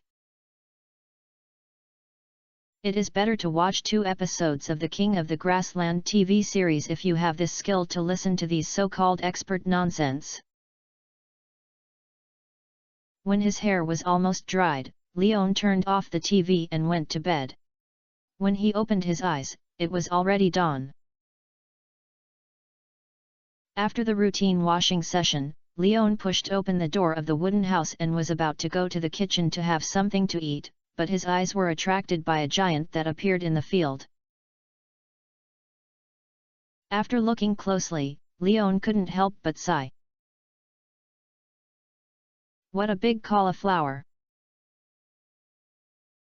That's right, Leon saw a giant creature, which was a giant cauliflower that was 1.5 meters tall and more than 3 meters in diameter. The giant crop Leon has never seen it, but compared to the giant crops in the game, the giant crops that appear in reality are shocking. Faced with such a large cauliflower, Leon was considering how to stuff it into and out of the cargo box. It is impossible to cut it. This giant cauliflower is a whole. Leon doesn't think it can be cut with an axe and get a small cauliflower of normal size just like in the game. In reality, doing this may only result in tattered pieces of cauliflower, so it really makes Leon's trouble. Leon simply decided to ignore the giant cauliflower for the time being, and instead picked the mature cauliflower of normal size surrounding it, which was covered by its huge size, and then added some remaining seeds, such as potatoes, parsnips, etc. Then he watered the crops in the field again, then returned to the room and called Louis. "Good morning, Leon, call me so early, yes, is something wrong with Red Star Farm? Tell me directly if you have any questions, I can help you find a solution." Louis's vibrant voice came from the other end of the phone, and his words revealed his concern for Leon. "Louis, do you know the giant crop?" Leon asked tentatively at Louis. "Of course I know that the same plants planted in an area have grown together and eventually grown due to various strange reasons. It seems that you have encountered such a strange and good thing." Louis replied immediately.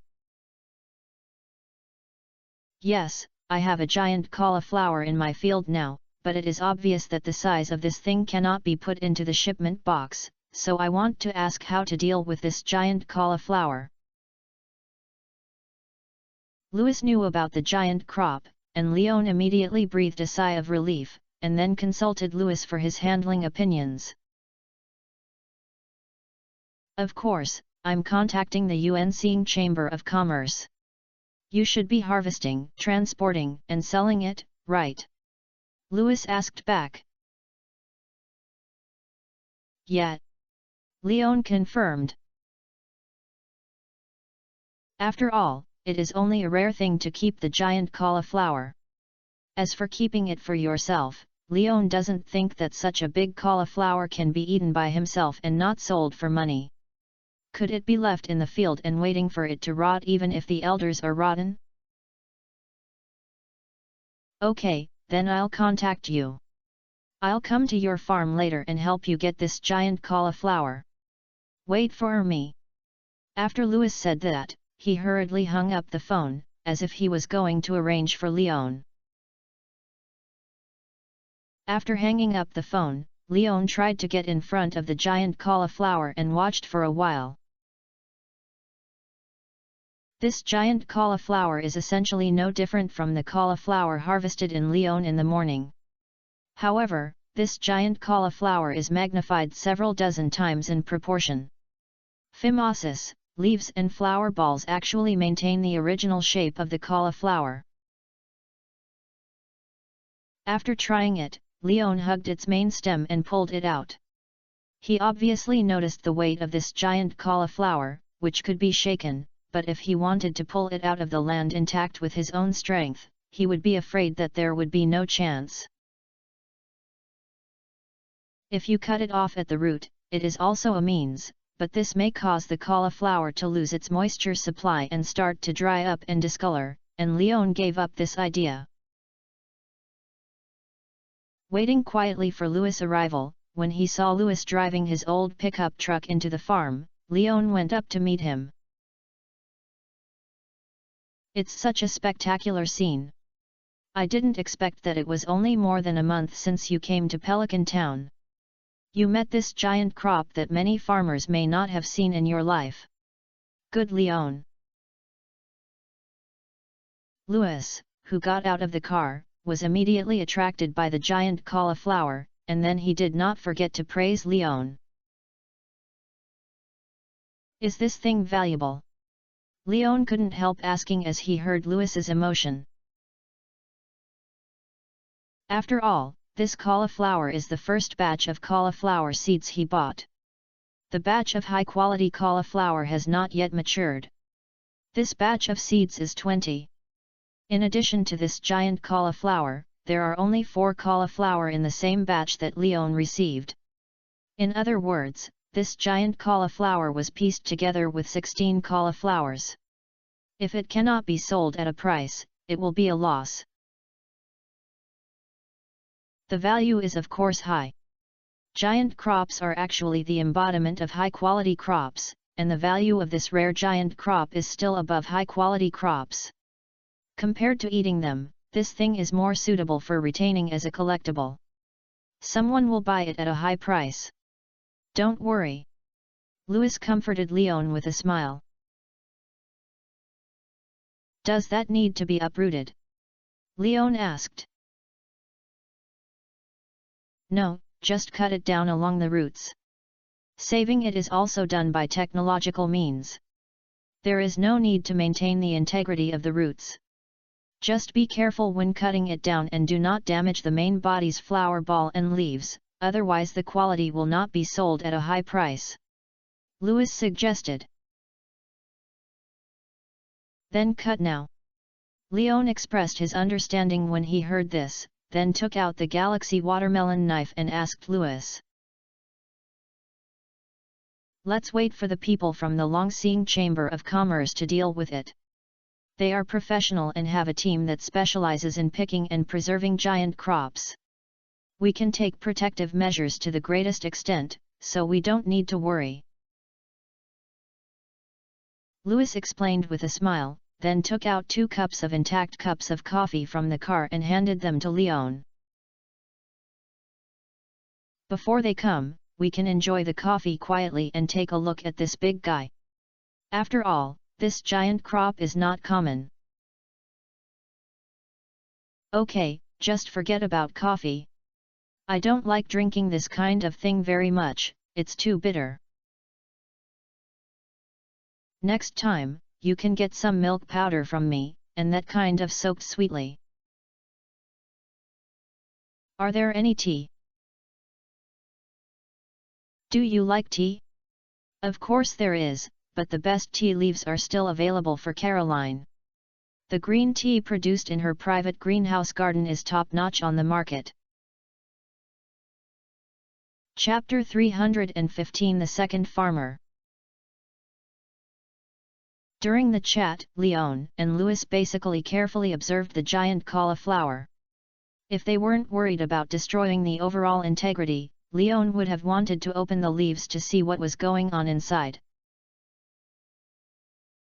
On the other side of the Longseeing Chamber of Commerce, there was no need to wait for Leon for long, and a representative appeared outside the farm.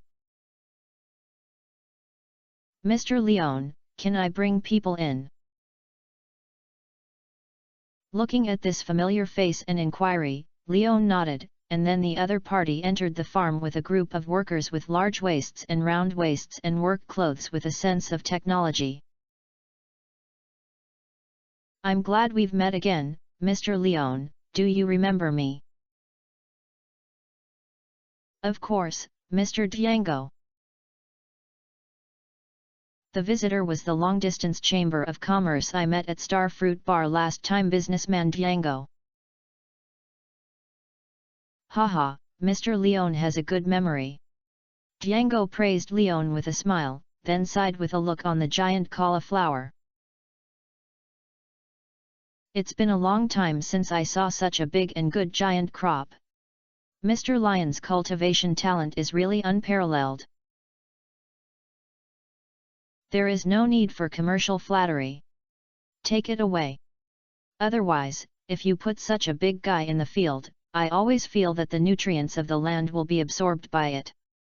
Leon also quipped at Django with a smile.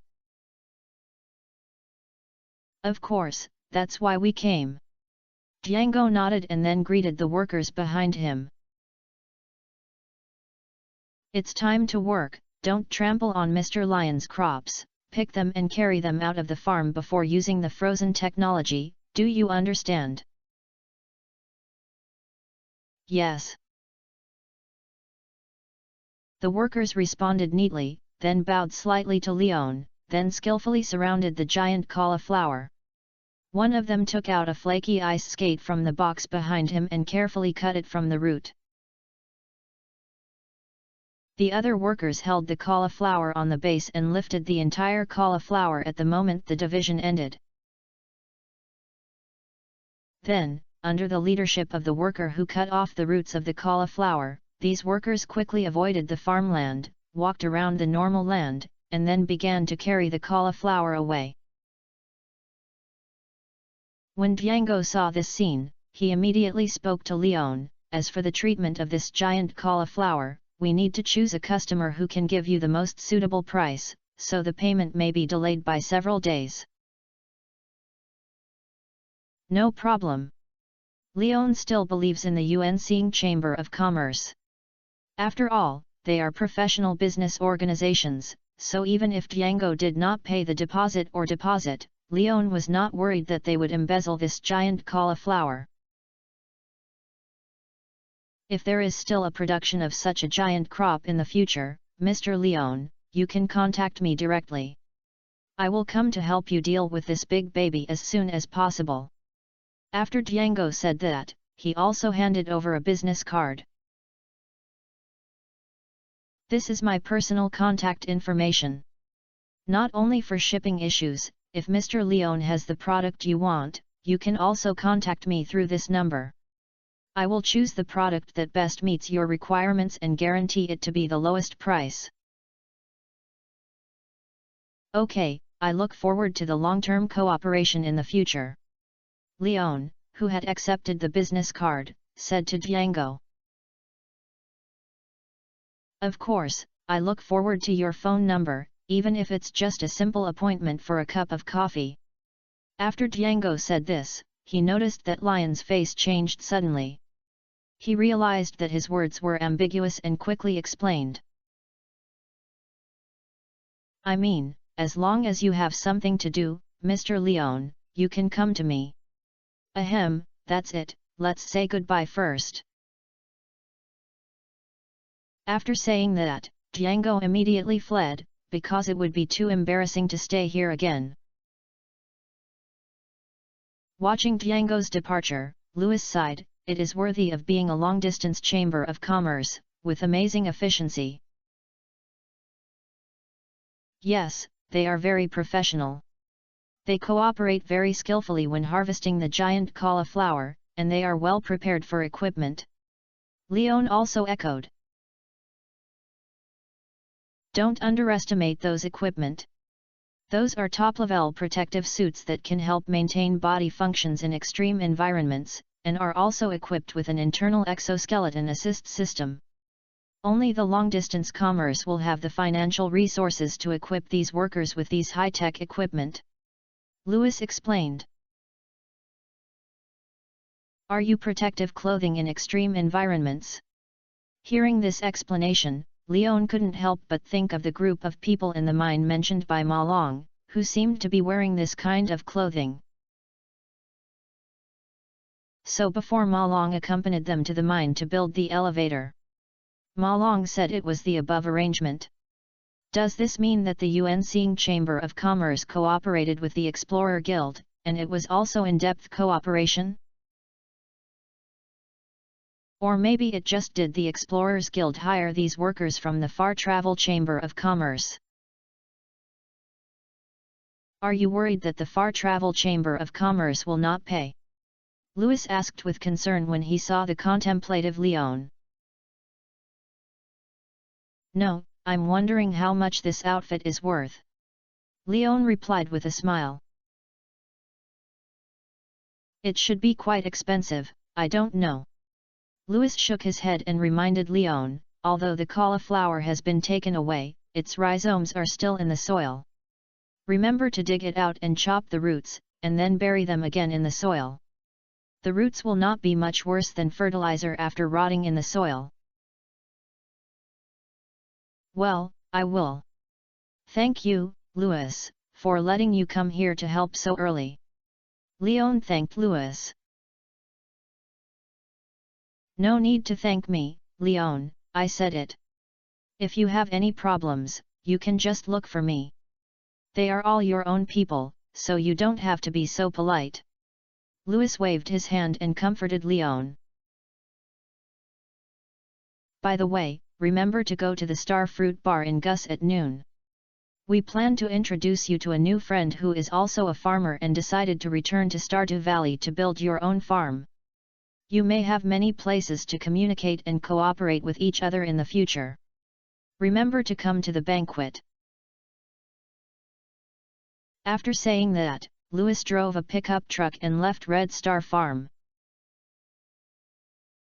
Leon was recalling Louis's words and fell into deep thought. He thought that he was the only farmer like himself in Stardew Valley. It seems that the situation has changed a little now, and Pelican Town will welcome another farmer. In addition, Lewis's words also mentioned returning to Stardew Valley, proving that the new farmer seemed to be a native of Pelican Town, which made Leon even more curious. He had never heard of Stardew in the game. The valley has the intelligence of the second farmer. Not to mention the one mentioned in Lewis's words, it means that the new farmer is a woman. In fact, the language of this world is all about their own vocabulary and pronunciation, so just by name you can tell whether someone says a man or a woman or a beast. So Leon is quite looking forward to this welcome banquet for the new farmer at noon. After all, a female farmer, even a second farmer except her, made Leon very curious about anything. However, the most urgent task is to dig out the rhizomes of the giant cauliflower and replant new seeds. By the way, I also went to feed the chickens, stroll around the cave to harvest mushrooms, check whether the fruit bats brought fruit to themselves, and waited for Leon. Chapter 316 Sophia.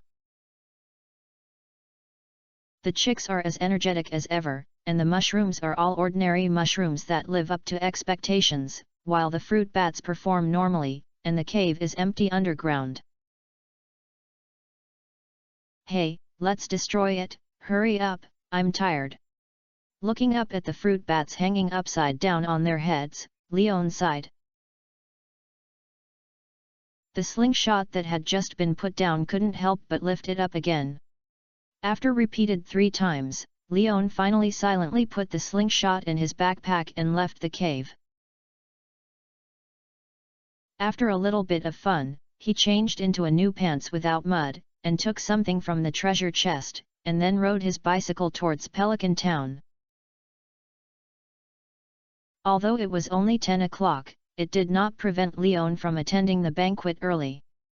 After all, where was it to stay? The fruit of the stars can still brag about Gus. However, before going to the star fruit, Leon planned to go to Clint.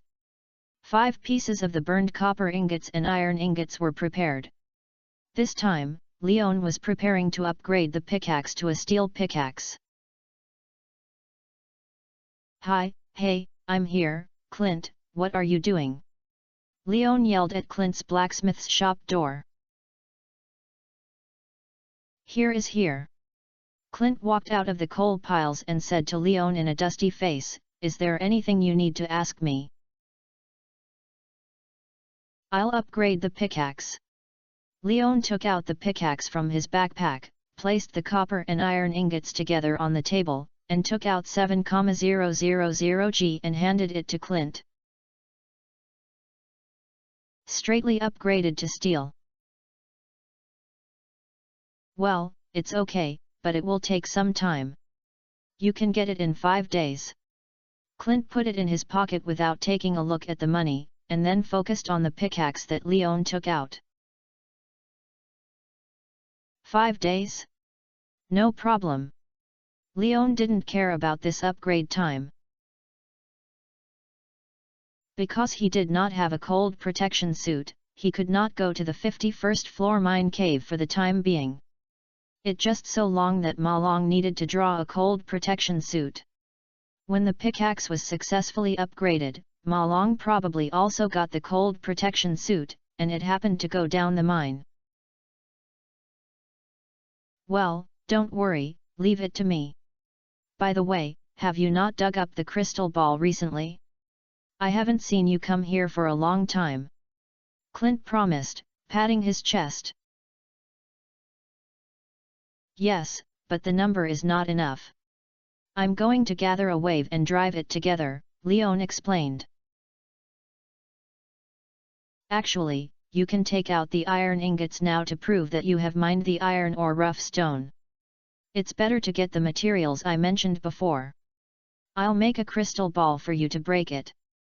Put it on your own farm. Just a few coals can help you drive the crystal ball for the whole day.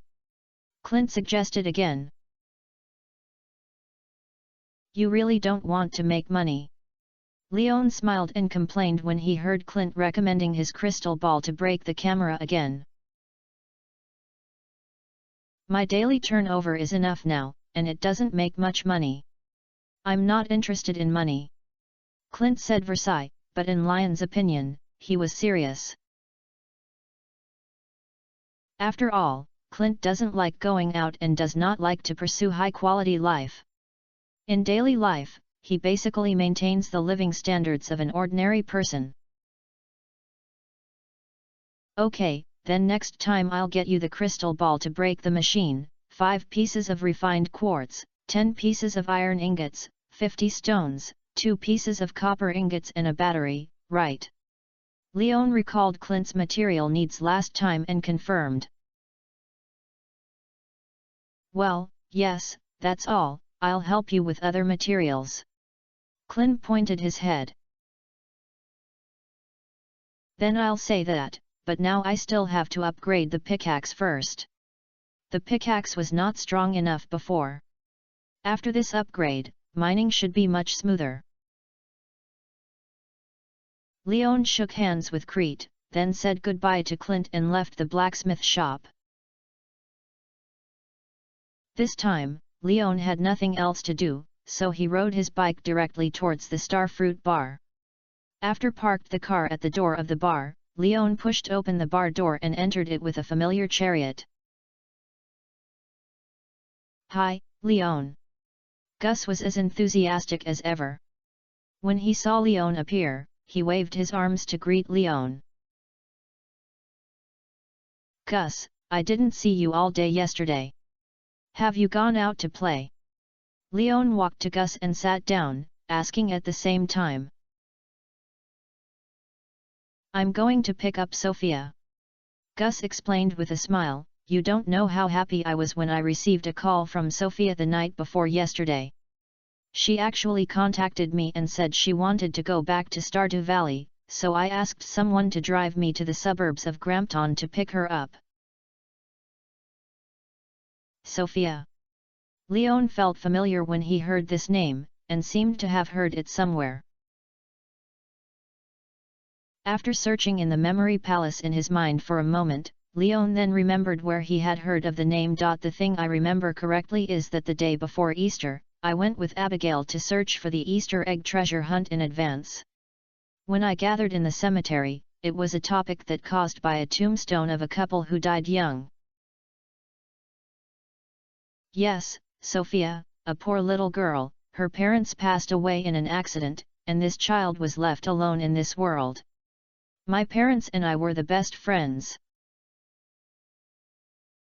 So I kept raising her as my child since then, but later she didn't seem to want to live in Stardew Valley, so she went to the suburbs of Grampton where her best friend Scarlett was. Looking at Lion's puzzled expression, Gus explained. So that's it. She was what Lewis told me, is the new farmer. Leon also had a preliminary understanding of the relationship between this girl named Sophia and Gus. Well, Sophia's parents were once farmers in Stardew Valley and ran a vineyard called Blue Moon Vineyard. Doesn't it feel familiar? Gus asked back to Leon. Who is Blue Moon Wine? Leon immediately asked after hearing this. Yes, the Blue Moon Wine I once missed was from Sophia. I didn't know before, and thought that this Blue Moon Wine was just the same name by coincidence. Because when Robert and Alice were still there, they did not manage wine, but only planted grapes to provide them with major wineries as raw materials for brewing. Blue Moon Wine was a brand created by Sophia after that. Gus' expression was a little distressed and proud at this time. I didn't expect that the crying little girl had grown into a winemaker who was an important winemaker in the wine industry. I really don't know how many difficulties and troubles she has encountered over the years. So that's it. No wonder I read the news and reported that Blue Moon Wine suddenly announced that it was temporarily suspended. It turned out that the winemaker had moved. Leon also remembered the news reports he had seen before. So is she simply going back to Stardew Valley, or is she planning to restart the grape plantation and Blue Moon Winery in Stardew Valley? Now she is going to check the former Blue Moon vineyard with Louis and Robin, and is planning to renovate the unsupported old house and vineyard. Gus explained. I see. Wow, I was so busy yesterday. After lunch, I drove my broken car to take the boss to run the process. If it weren't for the 500 gas card, I would have thrown him halfway, but the gas card was so delicious, so I would have had to be a little less. I'm sorry. Chapter 317 Contradictory Girl. This answer also made Leon understand why he didn't see Louis after coming in. It turned out that he was accompanying the girl named Sophia to the farm. This session inexplicably reminded Leon of the day he first came to Stardew Valley. Louis was also the guide who led him to recognize his way, while Robin was responsible for renovating the house on the farm. But compared to myself, Sophia is an indigenous person in Stardew Valley, so she should be much more calm than she did at the beginning. A few people have lunch, do you want me to help cook? After looking at the watch, it was only 10:30, and it was still a while before the meal started, so Leon suggested to Gus. Only you and I, Sophia, and Robin and Louis, I don't need to help. I've prepared almost the same. Gus explained. Originally, Louis and I planned to hold a large welcome party for Sophia, but she refused, so there were only 5 of us for this dinner. I understand that Louis and Robin will be invited, but why should I be invited too? You can't be your own decision, right? Leon couldn't help asking after hearing this. After all, after Gus' description, this Sophia seems not to be a girl who likes to be lively and socialize. Louis is the mayor. Robin helps her renovate the old Portuguese garden. She can accept having dinner with them, but is it a bit too abrupt for her, a person who is completely unfamiliar to her, to attend this small gathering? This is really not what we asked for. Even Louis respects Sophia's opinion. It was Sophia who mentioned the invitation to come.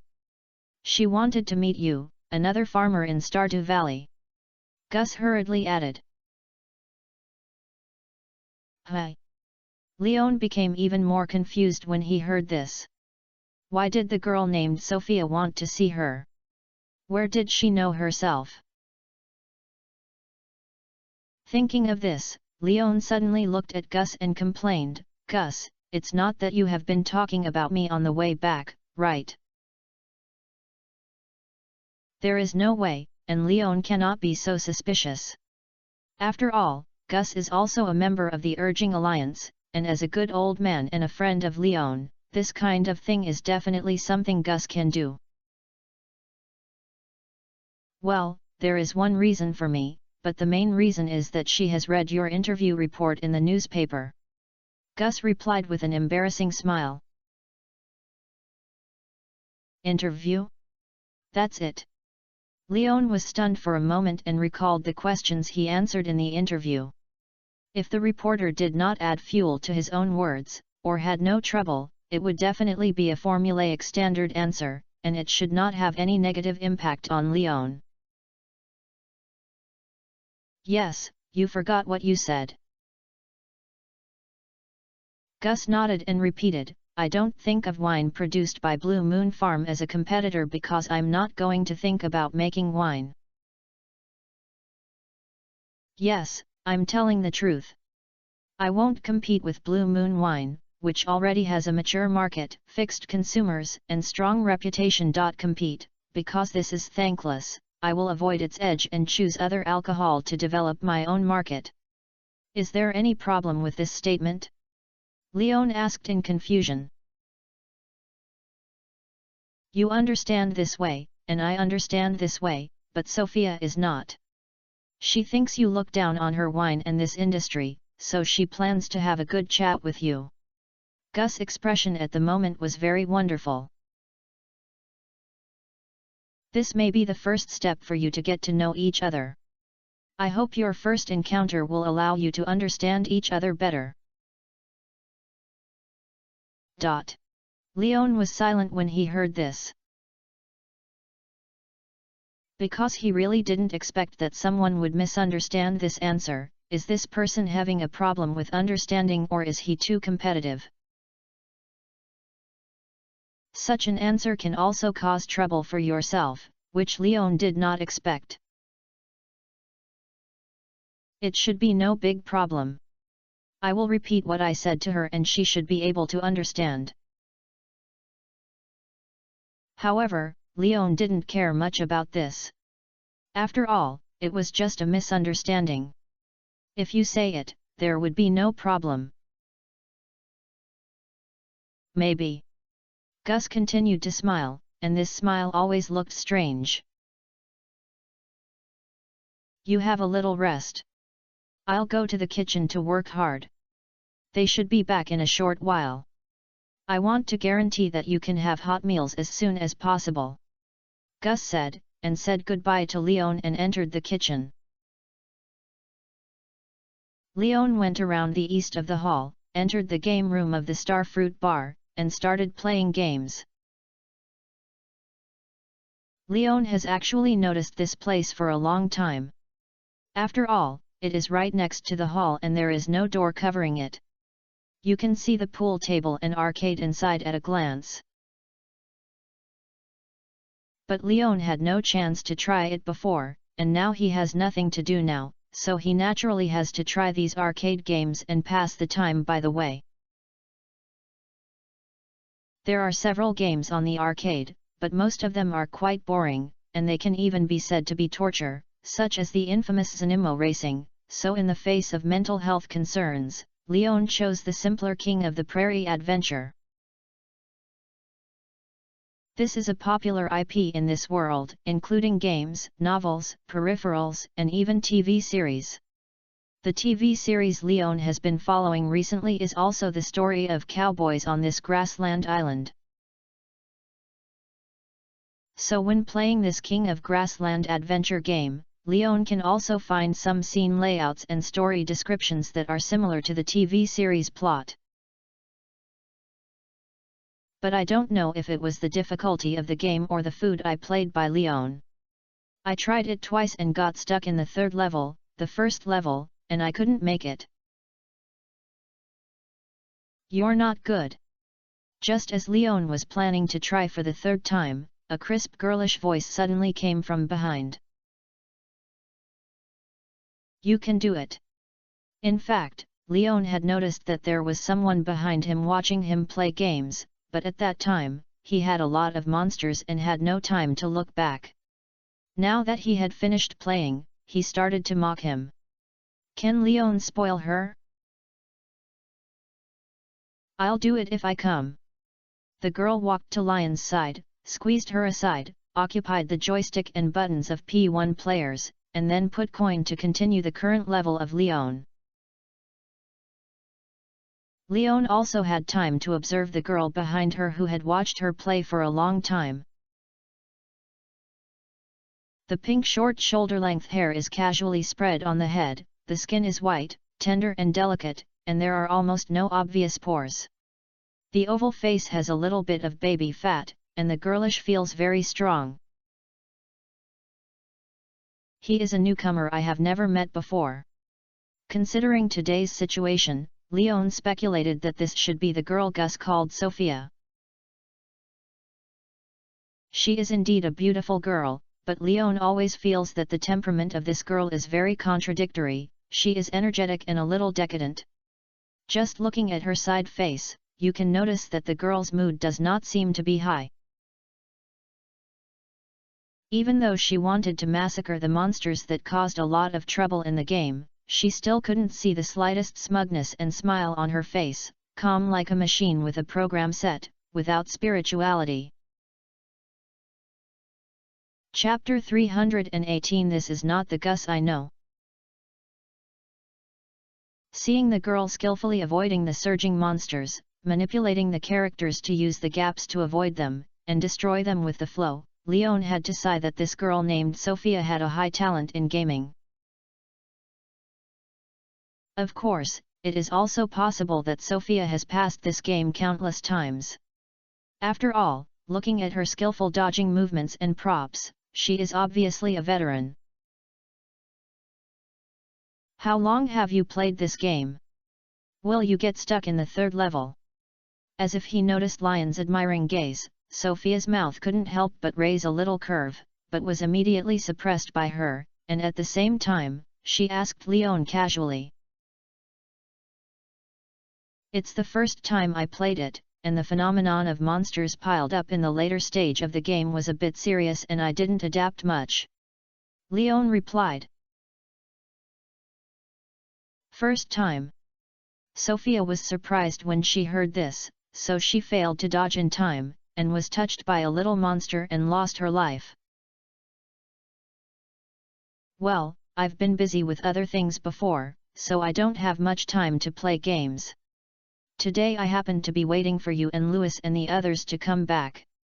I was bored and I tried this game for the first time. Leon explained. Don't you like playing games? Sophia asked back when she heard this. I like it, but most of the games are not in line with my appetite. Leon replied truthfully. After all, he was a game maniac after all. The more than 400 games in Steam are not a joke, and it is not a joke. He basically ordered it only if he likes it. Purchased. But for this world, computers are all new technologies that have just started. If you want to play 3A with high graphics and good plots on such computers, it is basically no chance to play, so Leon is not interested in games in this world. It's because I don't play well that I feel that the game is not in line with my appetite. Sophia complained when she heard Lion's words. That's what you said. Leon looked at Sophia helplessly, and he was sure that this girl was really aggressive. Can you do two-person mode, together? Let me see your strength. Sophia gave up a small position and signaled that Leon would add coin to P2 to play together. Leon was not polite either. He was idle anyway, so he immediately invested coins to join in. Perhaps because of the two of them, with someone covering him, Leon had a lot of fun this time. While paying attention to her role, Sophia was also observing Lion's operations. To be fair, Lion's reaction and handling of large-scale monster siege were done well, and she could not tell what a game was like, which made her even more unbelievable that Leon was playing this game for the first time. But after playing for a while, Sophia complained to Leon, the wheel props should be kept for use when a large-scale monster appears, and don't just pick them up. Isn't it a waste to drop other props without saying a word? Leon complained to Sophia in confusion when he heard this. After all, the character can only carry one prop at a time. Sophia was silent by Lion's answer. At this moment, she felt that Leon might be really a novice. This argument was fully proved later that Leon did not know how to upgrade weapons. Fortunately, Sophia is very familiar with this game. Although Leon has a little poor understanding of the game, his manual work and awareness are good. He relies on his reaction and micro-fighting to be surrounded by monsters many times. In addition to paying attention to the safety of his character, Leon occasionally helps Sophia, who is surrounded, clears out a safe passage, which will reduce Sophia's pressure. This guy is not bad. Looking at Lion's side face, Sophia's understanding of Leon had some improvement in her heart. It's time to have a meal, Sophia. Leon, stop playing. After successfully passing the third level, Gus' voice appeared in the ears of the two. Leon immediately let go of his hands and said, then let's stop here. Hey! Don't you continue? We can pass the level in half an hour at most. Sophia was obviously playing. Looking at the scene that had entered the 4th level, she couldn't help but reminded Leon. You can play the game anytime, why do you have to hurry up? At worst, you can continue after dinner. Isn't there a pause button? Leon said to Sophia. Okay. Sophia also realized the current situation at this moment. It was not the time to be alone. Louis, Robin and Gus were waiting for their meals to start. She immediately followed Lion's advice and paused the game. Then she did not forget to remind Leon. Remember to continue after dinner. Our scores this time are very high. If nothing unexpected happens, they may be on the rankings of this machine. Yeah. Leon nodded and comforted the girl, then walked towards the hall. Sophia followed closely behind, but her already relaxed expression became calmer again. In the hall, Louis Robingus had already sat down and the table was filled with various delicacies. The 3 of them reserved the positions for Leon and Sophia to be adjacent to each other, and it is not known whether it was intentional or coincidental. Seeing this, Leon spoke, "Why would you change with me, Robin, and you will sit with Robin?" "No, just do it this way, I don't dislike you." Sophia shook her head and replied to Leon. Leon was froze by Sophia's statement, but fortunately he was a broad-minded person, so he didn't bother with Sophia. After sitting down openly, he ignored Sophia. Sophia did not dislike Leon as she said, and sat directly beside Leon. She just sat down consciously and moved the chair so that she could keep a certain distance from Leon. Leon noticed this, but he just paid attention and did not find it strange. On the contrary, he admired Sophia's performance quite well and felt that it was the reserve of a normal girl. Unlike Abigail's female robber, she dared to come to Leon to eat and drink when she first met, without any sense of boundaries. However, it is precisely this reason. Leon is very relaxed when getting along with her. The differences in personality between the two can only be said to have their own advantages. If you don't pay attention to Sophia, what you can pay attention to is naturally the dishes on the table. What surprised him was that in addition to Gus' various fish dishes and vegetable dishes, he actually saw that the staple food that everyone was assigned was a combination of rice and chicken. This does not fit Lion's impression of Gus. He has never seen Gus cook such as chicken, duck, pig, cow and sheep in his memory. Gus also said that he does not like to use these ingredients. But now Gus actually made a chicken-related dish, which is very wrong. This Gus is not the Gus I know, it must not. Leon couldn't help but complain in his heart. Chapter 319 Land Research. Noticed that Leon stared at the rice topping made of chicken with a surprised gaze. Gus explained with a smile, "Leon, try my former specialty, Grampton orange chicken, which is Sophia's favorite food." Oh! After hearing Gus' words, Leon understood why Gus made this chicken dish. It turned out that it was because of Sophia. It seems that Gus is really good to Sophia. He really treats her as his daughter. Otherwise Gus would not have made such a poultry dish for Sophia that he actually doesn't like. Sophia's expression at this moment finally changed after seeing this Grampton orange chicken, and she obviously smiled. "Thank you, Uncle Gus. I haven't eaten the orange chicken you made in a long time, thank you. Haha, as long as you are happy, you can come to me anytime if you want to eat, I will make it for you. Gus promised to Sophia happily. It's so good, Sophia, even though you have been away from Stardew Valley for so long, your Uncle Gus has not forgotten you. Robin on the side smiled and joked at Sophia. Judging from her words, she seemed to have a good relationship with Sophia. Of course, I also remember Uncle Gus' preferences and Robin's your preferences. It's Italy's face. Sophia nodded and asked Robin at the same time.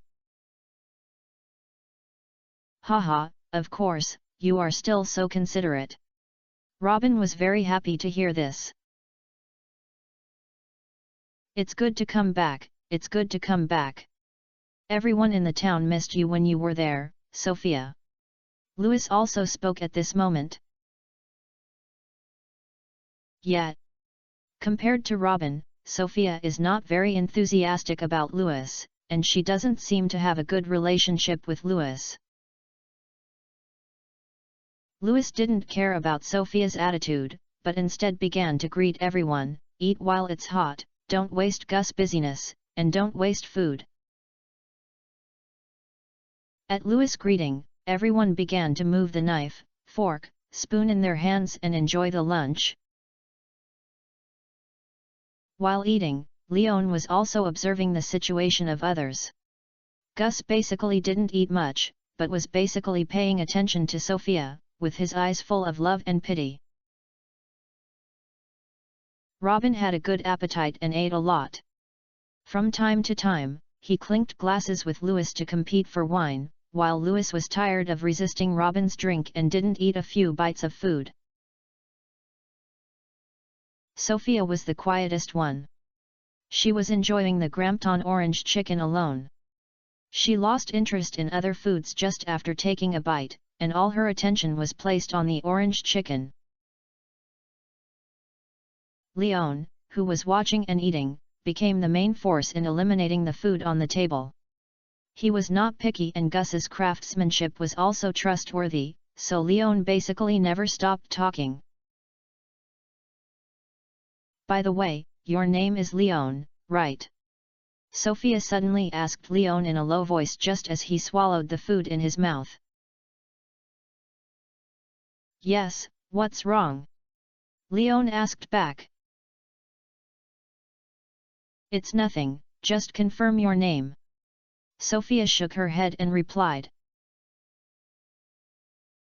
Then when Leon thought she would continue to remain silent, Sophia said again, you said in the newspaper that you also plan to make wine in the future, but you look down on wine. Don't you think this is very contradictory? When he heard this, Leon was stunned for a moment, and then repeated the words he explained to Gus. After hearing this, Sophia realized that she seemed to have misunderstood Leon and replied awkwardly, sorry, I seem to have misunderstood it. It's okay, maybe I didn't make it clear, and I'm telling the truth. I've tasted the wine you made, it's really delicious, so I said that I can't compete with you. In the wine industry, I can't compare to you. Leon comforted Sophia with a smile. Then what fruit do you want to choose to make wine? Sophia was a little proud when she heard this, and she was willing to talk to Leon for a few more words.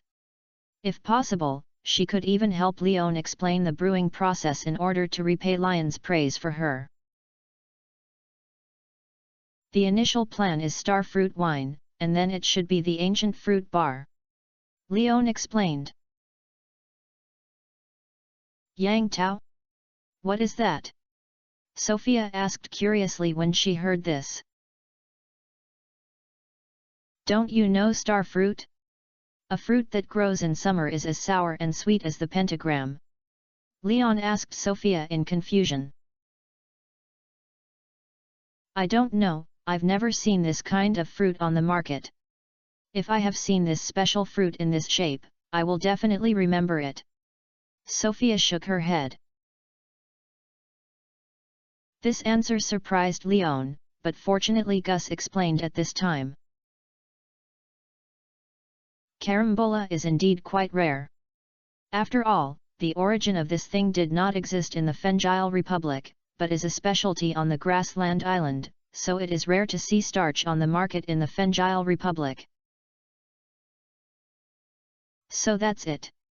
Leon then understood why Sophia didn't know about starfruit. This information also made Leon realize that the seeds sold by Sandy were probably not local crops, otherwise they would not be exclusively sold by Sandy, but Pierre had no in his hands. Will no one grow starfruit in the country? However, Leon thought that although starfruit was rare, it could be purchased from Sandy. In theory, someone should try to grow it. Of course there is, but due to factors such as land conditions, natural environment, and temperature differences, most people grow starfruits that are extremely sour and astringent, and the market feedback is not good, so gradually no one is trying them. The starfruit I have eaten before is also imported from the grassland island. It is indeed too delicious to the locally grown starfruit. Class SI explained. The starfruit you grow will not be so sour, right? If this is the case, the wine you brew may taste bad. Sophia couldn't help reminding Leon after hearing this. It shouldn't be that bad. Leon was not worried about his failure in localized planting, because Red Star Farm gave him enough confidence. Even fruit farms in ancient times can be grown, and starfruits should be used casually. That's of course, after all, that's the best farm in Stardew Valley. Louis finally found the topic to join in at this moment, because in this way, he could temporarily avoid Robin's toast. I think the Blue Moon Vineyard is the best. Sophia, who was standing beside her, muttered in a low voice when she heard this. About this, I agree with Louis's words. My husband Demetrius is a geologist. He has studied all the soils in Stardew Valley. It is indeed the area where Red Star Farm is located has the best soil conditions. Robin also added to the topic at this time. Then Robin hurriedly added, of course, this kind of research is just an investigation. He did not continue to sample or destroy the land on Red Star Farm. You don't need to worry about Leon. I didn't care about this at all. Leon complained helplessly when he heard this. Ha ha ha, that's fine, but if you don't explain, I'm worried that if you discover this in the future, Demetrius will feel a little abrupt, so I'll take him to apologize to you first.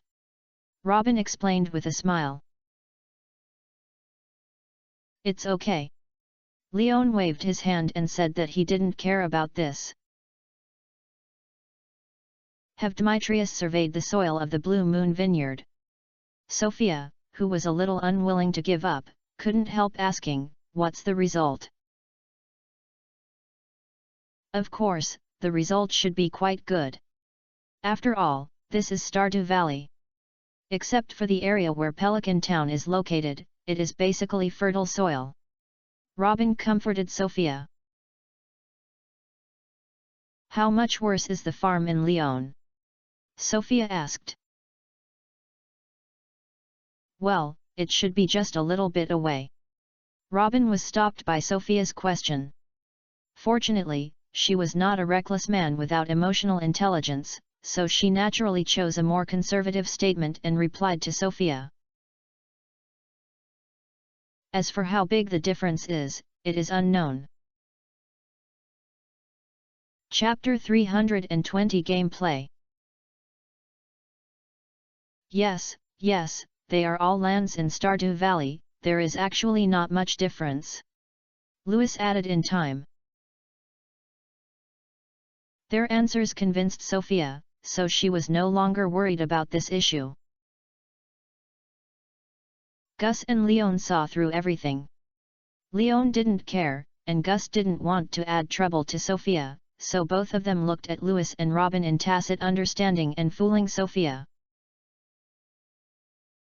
After lunch, Sophia and Leon stood up together. The two looked at each other and thought they were leaving, but they didn't care. Then the two of them made the same move to clean the dining table. This tacit understanding surprised both of them at the other's actions, but they were just surprised that they did not stop when they should clean the dining table. After finally packing all the dishes, knife, and forks on the table into the kitchen sink, Sophia looked at Leon and said, "Are you deliberately showing yourself?" "I'm trying to make Gus less trouble." Lion's eyes turned Sophia and complained. "Do you also treat Gus as your family or uncle? Why are you so kind to him?" Sophia asked in confusion after hearing this. "Gus and I are good friends. Isn't it normal to help clean up after dinner?" Leon asked back. But Robin and Louis didn't move. Sophia gave an example. "What does it have to do with me?" Leon complained helplessly, "Can I want to help?" "Okay, it seems that you are indeed out of good intentions. Sorry, I misunderstood you." Sophia apologized very simply, and because of Lion's answer, she had a better impression of Leon. So before leaving the kitchen, Sophia suggested, "Do you want to go through the great adventure of the King of the Prairie together? Don't you need to sort out the vineyard in the afternoon?" Leon asked. "That kind of thing can be done at any time. Robin will help me repair the old house in the afternoon, and I can't help it, so I'm idle. I've been back anyway, and I have time in the future," Sophia replied. "Okay." Thinking that he had nothing to do in the afternoon, and the King of Grassland adventure was about to pass, Leon wanted to see the ending. After all, he never took the initiative to try to pass the great adventure of the King of the Grassland in the game. He only played a small level in Abigail's plot. He was quite curious about the ending of the great adventure of the King of the Grassland. "Then let's go together." Sophia clapped her hands happily when she heard Leon agree. Then she went to the game room with Leon, continued the unfinished game saves in the morning, and began to roam in the game world. "Leon, hurry up, help me." "Here you come." "Leon, upgrade your weapons."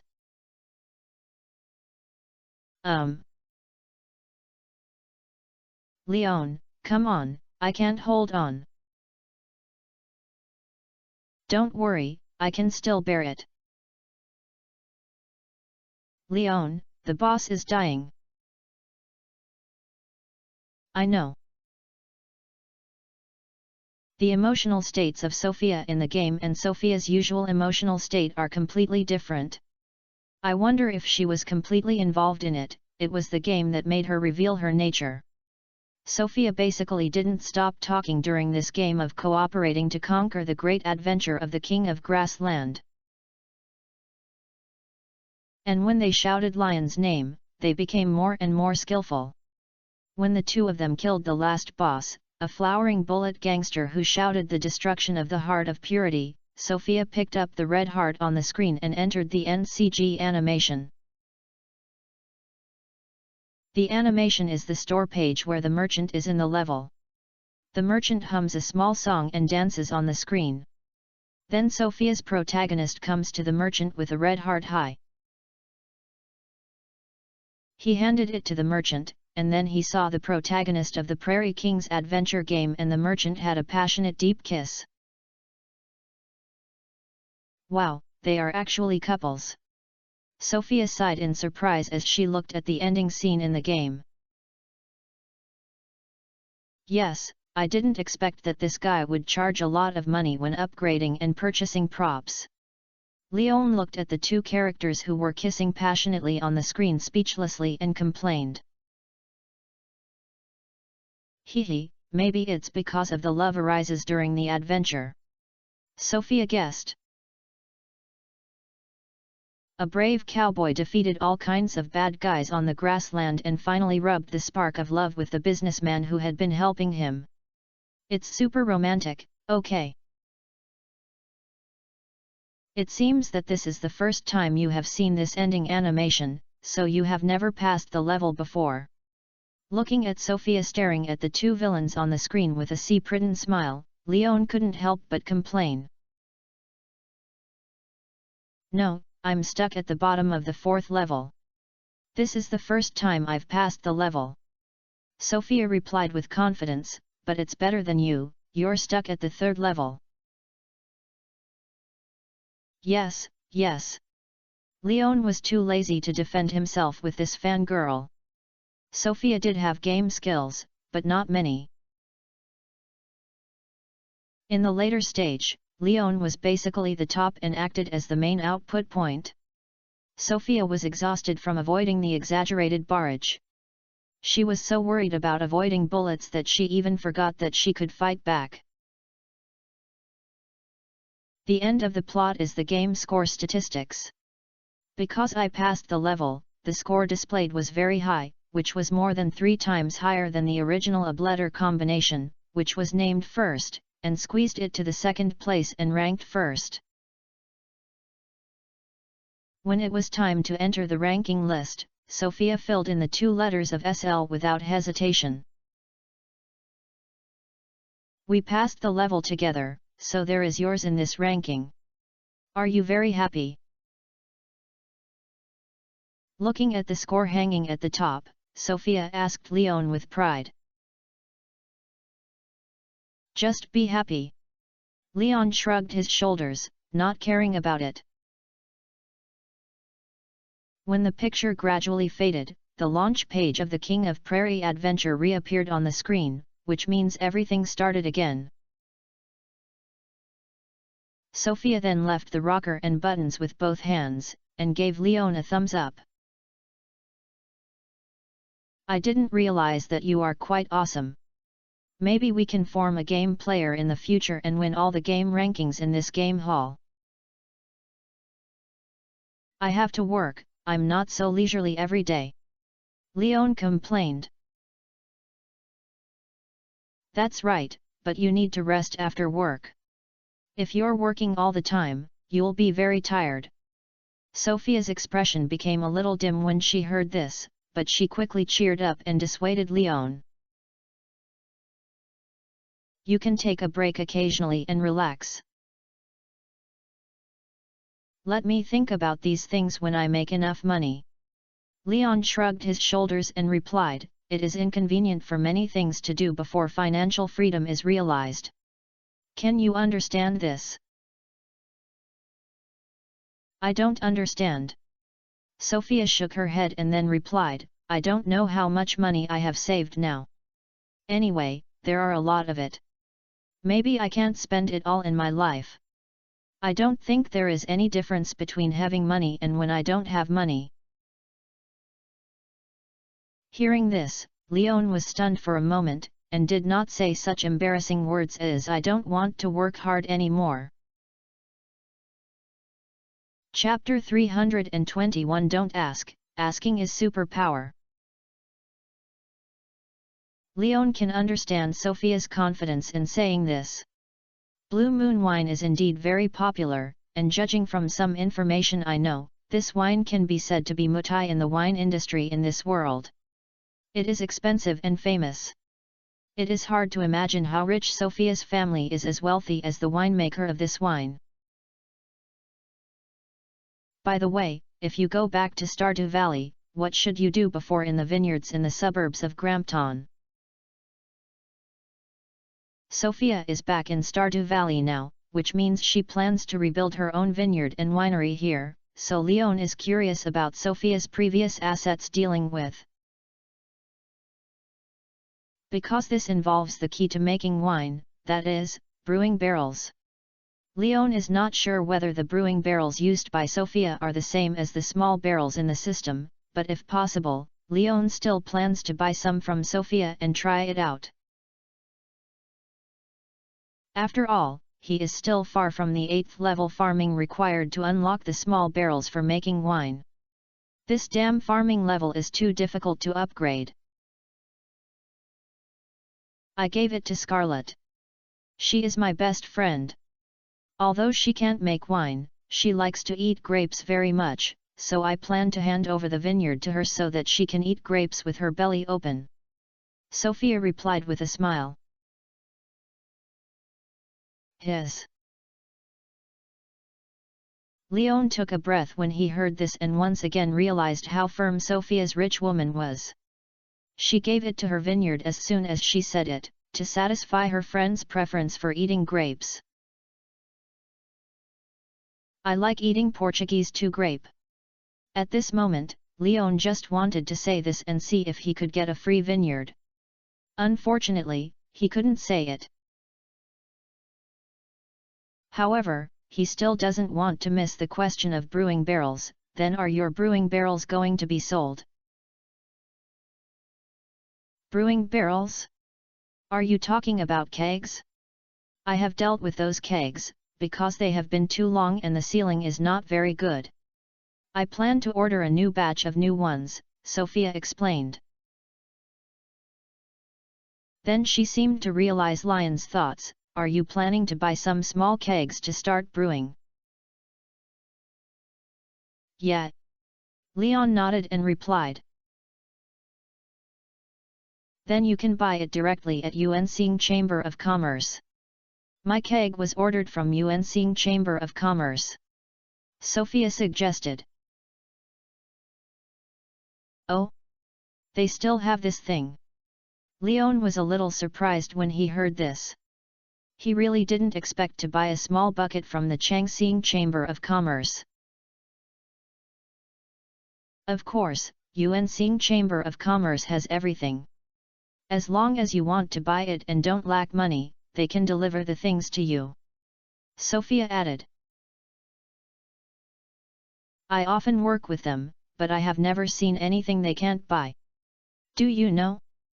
I have never found a full set of figures from the Pink Princess Crusader series on the market. Because it is limited edition, it was sold out as soon as it was launched. Later, when Ms. Loretta, who has a good relationship with me, I got me a set. She is the merchant who cooperates with me in the Yuansing Chamber of Commerce. So that's it. Then I'll ask the people of the Yuansing Chamber of Commerce later. Leon was overjoyed when he heard this example. If he could buy a small bucket from the Yuansing Chamber of Commerce, he could start brewing in advance now. Although I don't have much fruit now, I can use vegetables to make juice. Even the benefits of various strange juices are much more expensive than simple vegetables, and all you have to pay is the cost of time. Do you really know how to make wine? Sophia couldn't help asking as she listened to Lion's words. I don't understand. Leon replied very simply. In the game, brewing wine only requires throwing the fruit into a small bucket, and then waiting for it. He has never been exposed to brewing wine in reality. Then how dare you start buying small kegs to prepare wine? Sophia looked at Leon in shock. Aren't you afraid of making a piece of fermented substance to scrap the entire bucket? You can learn. Leon replied with a smile. Anyway, I have plenty of time. As long as I am willing to learn, no matter how many mistakes I make, I can always learn it, right? Okay, I wish you good luck. Sophia didn't persuade her after hearing this. After all, making wine is not a difficult thing. It's just whether she can grasp the essence and make the wine she brews more mellow and delicious. It depends on talent and luck. I thought you would say you would teach me. Leon joked at Sophia. That's fine, but you have to wait for a while. I have to clean up the land, set up grape trellis, and replant grapes. I will start making wine when I can harvest it. At least 1.5 months later. Are you willing to wait? When Sophia heard Lion's words, she did not refuse directly, but instead asked Leon for advice. Yes, but I have to try it first to see where I will make mistakes. I will record these problems and discuss them with you so that I will learn faster. Leon did not expect that there would be such unexpected gains. If Sophia had the guidance, perhaps the process of learning brewing would be much easier and more efficient. Well, okay, then when I'm ready, I'll notify you. You probably have an email address. Sophia nodded, making an agreement with Leon. Yes, but I have a question, that is, grapes should be fruits grown in summer. If you plant them in spring, won't there be situations where the seeds cannot grow or even rot directly in the soil? Thinking of the planting conditions of seasonal plants in this world and the rules that plants that are not planted in the season will wither directly after the season, Leon couldn't help but want to know why Sophia's grapes can be planted in spring. This is a secret. Sophia did not tell Leon what she meant, but said to Leon mysteriously, there are many secrets hidden in this world. When you realize the other side of the world, you will understand why I can ignore the seasons to plant grapes. Fruit of the Star. Leon looked at the pretending mysterious little girl speechlessly and asked tentatively. Ah! How do you know? Sophia couldn't help but cover her mouth and asked in surprise after hearing Lion's words of the star fruit. Maybe it's because I'm exposed to the other side of the world, much more than you think. Leon teased Sophia with a wicked smile. Judging from Sophia's expression, he guessed it right. If it was the special effect of the star fruit, Leon could understand why Sophia was able to plant grapes in spring. This mysterious power is unreasonable. Not to mention that Sophia, who ate the fruit of star, can plant grapes in spring. Even if she says she can plant grapes on magma, Leon can believe it. Don't ask why, it's superpowers. Chapter 322 Ordering a Small Bucket. When Sophia heard this, she glanced at Leon suspiciously, and then asked, have you eaten the star fruit? Yet. Leon nodded. There was nothing to say about this kind of thing. No wonder you know. Sophia then breathed a sigh of relief and complained, it's not much different from you and me. Fortunately, I thought you were a brave man or a wizard in a fairy tale. Leon was about to say something, but considering that Sophia might not know some fields, she would not give her any popular science. Then I'll wait for your letter to notify you, it's time for me to go back. After understanding why Sophia was able to grow grapes in spring, Leon planned to leave. He also wanted to go back and contact Django to order some small buckets. Are you leaving now? Sophia couldn't help but say, I plan to challenge you to pass the level of the King of Grassland with you for another adventure. Next time, there are still some things to do. Leon politely declined the proposal. Okay, then see you next time.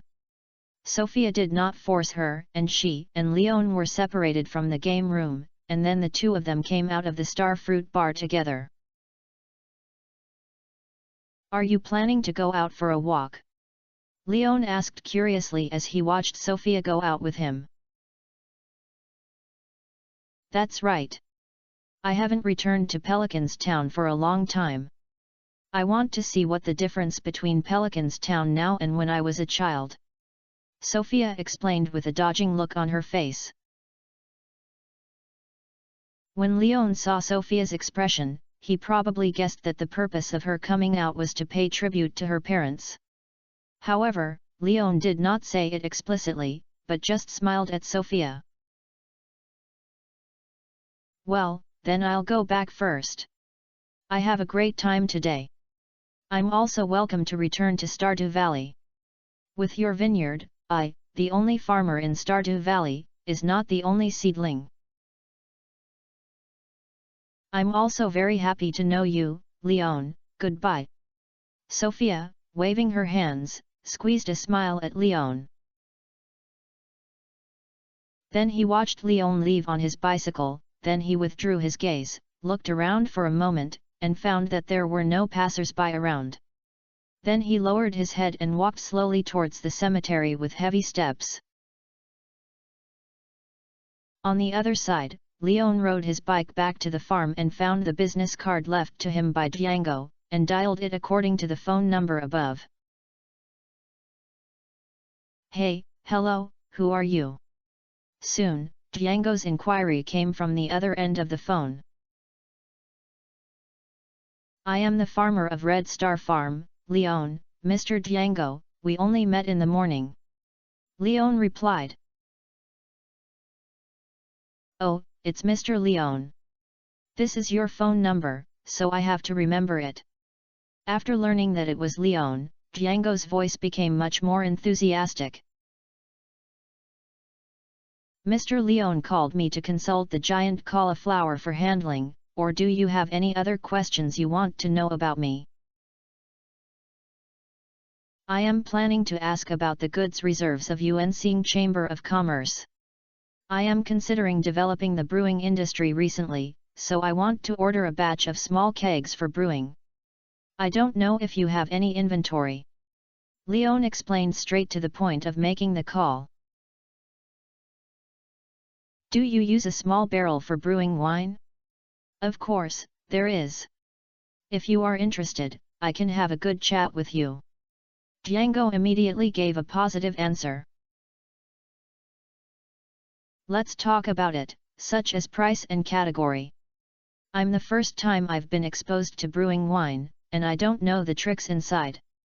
Leon replied to Django very frankly. If it were a businessman, Leon would never expose his novice situation, because this would be equivalent to telling others that he was a fat sheep, come and slaughter yourself. But if the other party is a long-distance chamber of commerce, Leon doesn't need to worry about these things. This chamber of commerce has given Leon a positive impression so far, and it shouldn't be able to do such behavior. Especially when both parties have demands on each other and the cooperation will benefit both parties, Leon does not believe that such a large commercial organization as Yuanxing Chamber of Commerce will act to kill chickens and retrieve eggs for one-time profit. In this case, maybe I have to tell you about the winemaking barrel. Django heard Lion's situation and immediately cleared his throat and spoke. The small barrels in our long-distance Chamber of Commerce are roughly divided into 3 types. One is the standard brewing keg, which has good sealing and no odor. It is the first choice for many winemakers. The price is 200 G per one, but it can only brew a single variety of wine. If it is replaced with another fruit to brew, the wine may smell due to the residue of the previous barrel, which is suitable for the brewing of unified fruits. The better one is the oak barrel, the best choice for making wine. The compounds such as tannins, vanillin, oak lactone, eugenol, etc. in the barrel will dissolve in the wine. These substances can make the wine more stable in color, softer in taste, and more coordinated in fragrance. Blue Moon wine uses this kind of oak barrel, which is my most recommended wine brewing barrel. One price is 500 G. Of course, other wines can also be used besides wine, but the effect is not as good as wine. The third type is a special top-grade keg. In addition to its good sealing and no odor, it also uses special wood that allows it to brew other wines without cleaning after the brewing, and it can ensure that the taste of the previous barrel of wine will not affect the subsequent brewing. It is suitable for the alternating brewing of complex and changeable brewing fruit raw materials.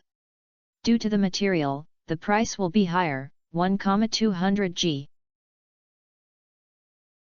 I wonder which one do you plan to choose, Mr. Leon? If you don't consider wine, you can get one of the standard kegs and the top kegs. I'll try it first and confirm it. Which one I need is? I am ordering it in large batches. Is it okay? Leon thought for a moment when he heard this, and then gave his own choice. Of course it's okay. If it's convenient today, you can transport the things to your farm at night. If it's inconvenient, Mr. Leon can also provide a time. I will arrange someone to deliver the things to you at your convenient time. Django replied very simply. It's okay at any time, just tonight. Leon is quite free. Since he can get the bucket early, Leon naturally doesn't plan to wait too much. Okay, considering that Leon first came into contact with winemaking, I will also give you an additional brewing guide written by a master winemaker in this keg, hoping it will help you. Django responded directly, and Django himself also caringly provided some personal help for Leon to study winemaking.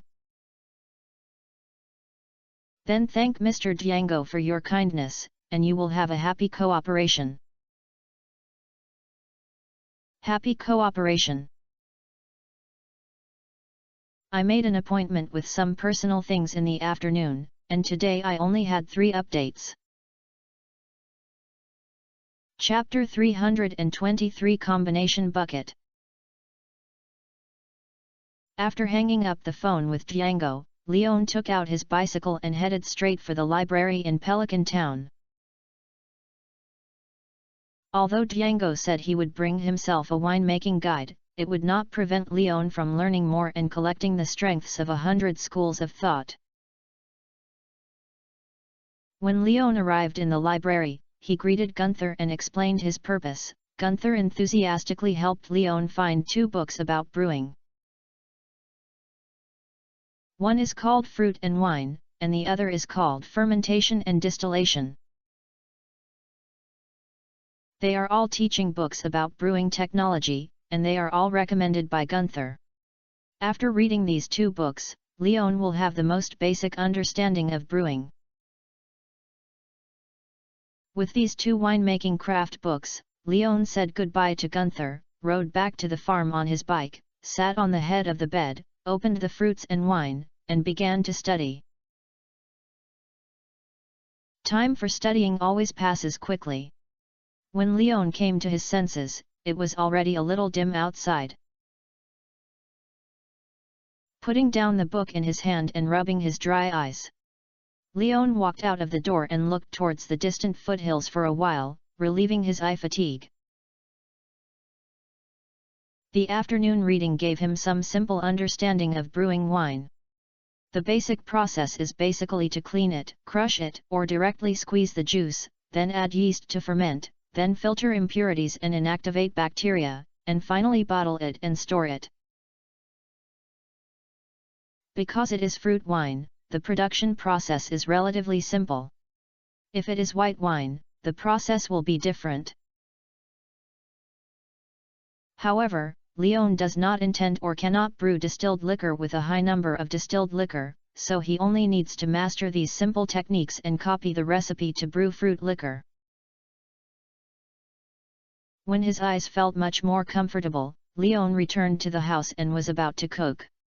At this time, the phone in the house suddenly rang. After the call was connected, Leon heard Django's greetings and the small bucket ordered by Leon had been delivered by the workers, and the people were now waiting outside the farm in Leon for Leon to sign for it. He hung up the phone with Django. Leon immediately walked out of the farm and saw a pickup truck on the dirt road outside the farm. Mr. Leon. the worker immediately asked as he looked at Leon's appearance. "It's me." Leon nodded, then looked at the car bug behind the pickup truck, and two small buckets that were very similar to those in his memory were lying quietly on the car bug.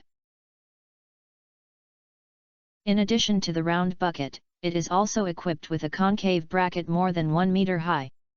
The curved grooves just can jam the bucket on it and keep it away from the ground. "This is the small bucket you ordered. This is the order. Please check the integrity of the goods and sign and pay the payment." The worker first took out an order and handed it to Leon. Then he immediately went to the car to assemble the two small buckets in advance before unloading them, put them in front of Leon, and asked them to check.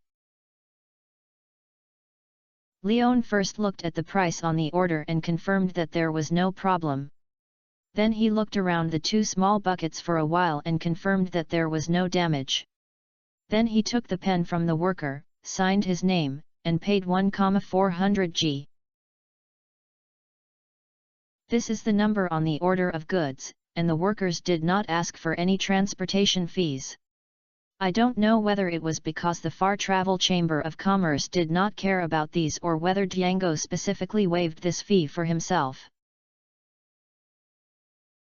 The worker who got the contract signed the contract, counted the amount and confirmed that there was no problem. He returned to the car, took the book wrapped in craft paper, and handed it to Leon. "This is what Mr. Django asked me to bring you, and it will be delivered to you."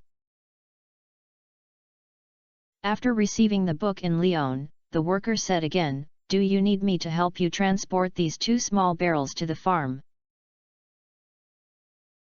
"No need, I'll do it myself.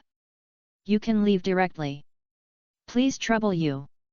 Leon politely declined the other party's service, then put away the book in his hand, then walked to the two small buckets, raised one of the supporting legs of the bracket with one hand, and raised the two small buckets at the same time. The posture can be referred to the picture of Xiang Yu lifting the tripod, but the weight of the small bucket raised by Leon is not as exaggerated as the bronze tripod. The two small buckets with brackets are only more than 50 pounds, which is not too heavy. He returned to the farm with the bucket in his arms, and Leon put both buckets into the kitchen, so he had time to check the system prompts just now. A normal brewing barrel, coarse, and special brewing barrel, single, were detected. Can the two be combined? Can they be combined immediately? Combination. Looking at the two small buckets in front of him, Leon looked confused and didn't understand why the system had this prompt. But the system is rare to say. Leon couldn't help but give it face, and nodded immediately. Combination. Accompanied by Lion's words, the two small buckets that had just been placed began to move closer to each other.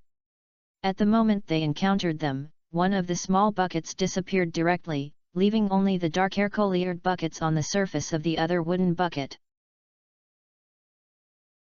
There is no significant change in appearance size. It looks the same as when I first retrieved it, but looking at the appearance, Leon feels like he was deceived by the system. Fortunately, the system is not a vegetarian.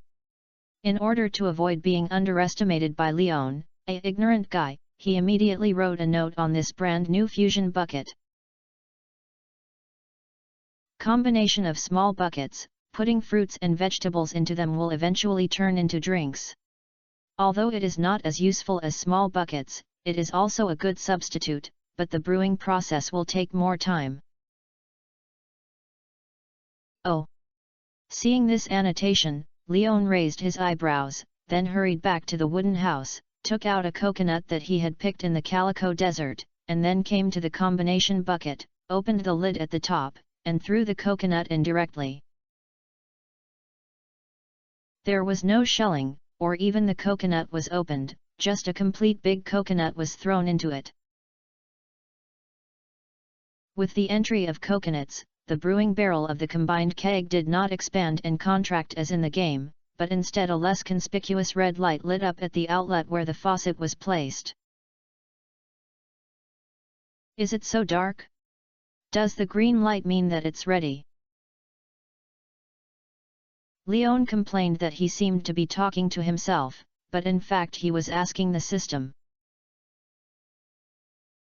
Unfortunately, the system did not have the habit of answering Leon, so it didn't say a word, but Leon felt that the system was defaulting, so he got the answer. Looking at the small barrel that had entered the brewing state, Leon was filled with mixed feelings at this moment. On the one hand, he sighed that he seemed to have found that he could make a large number of small buckets without upgrading farming to level 8. As for the other hand, he was lamenting that he was lonely reading in the afternoon. Fortunately, he was still learning how to make wine step by step, but the system suddenly came up with such a move and directly scrapped his efforts. The current combination bucket, which is handed by the system, is basically no different from the bucket in the game. It should be the exclusive tool of Leon like the treasure chest. Although it is easy to use, it can only be used by yourself. However, it was made for the sake of making wine on the farm. Now there are such easy Taos combination kegs. Who is willing to make wine step by step according to the brewing process?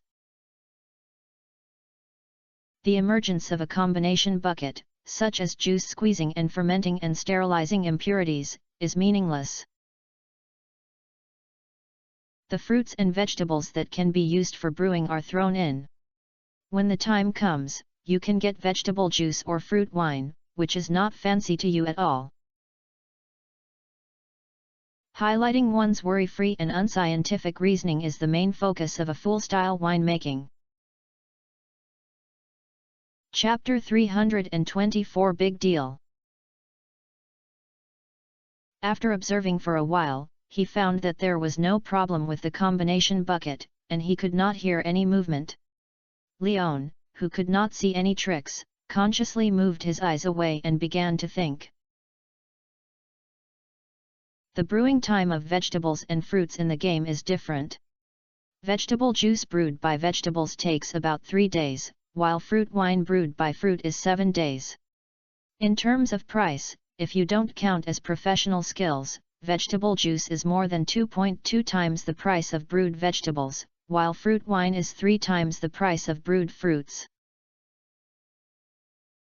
In reality, Leon is not sure whether this time will not be extended, and whether the extension will be extended 3 times as long as the crop growth time. In addition, the instructions of combining small buckets will take more time than brewing small buckets. This made Leon couldn't help but see the combination keg that was brewing coconut wine. I wonder if it had been more than a month when the green light came out.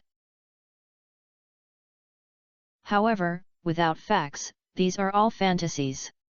After the coconut wine in the keg is brewed, the truth should be revealed. Leon, who was not paying attention to the combination bucket, continued to prepare his own supper.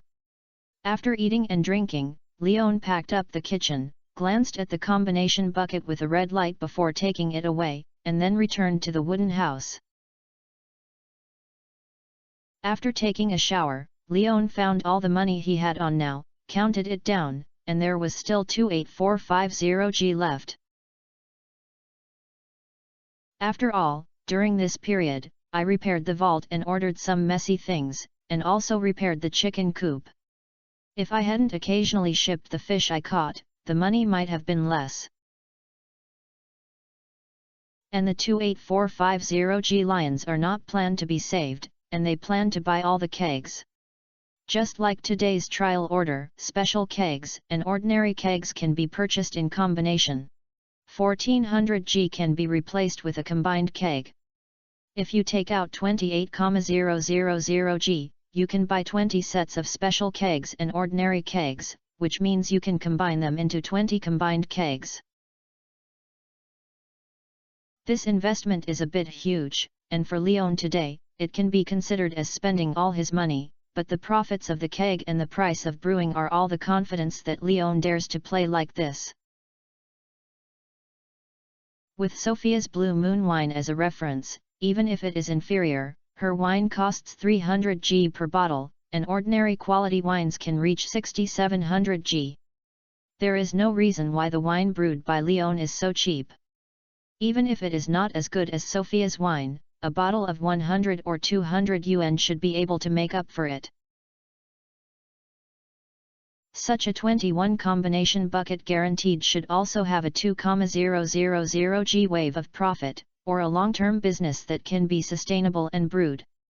Investing 28,000 G is nothing. And at this stage, if you want to make wine, you don't have the small bucket to match. Fanfiction has only one way to purchase from the Yuanxing Chamber of Commerce.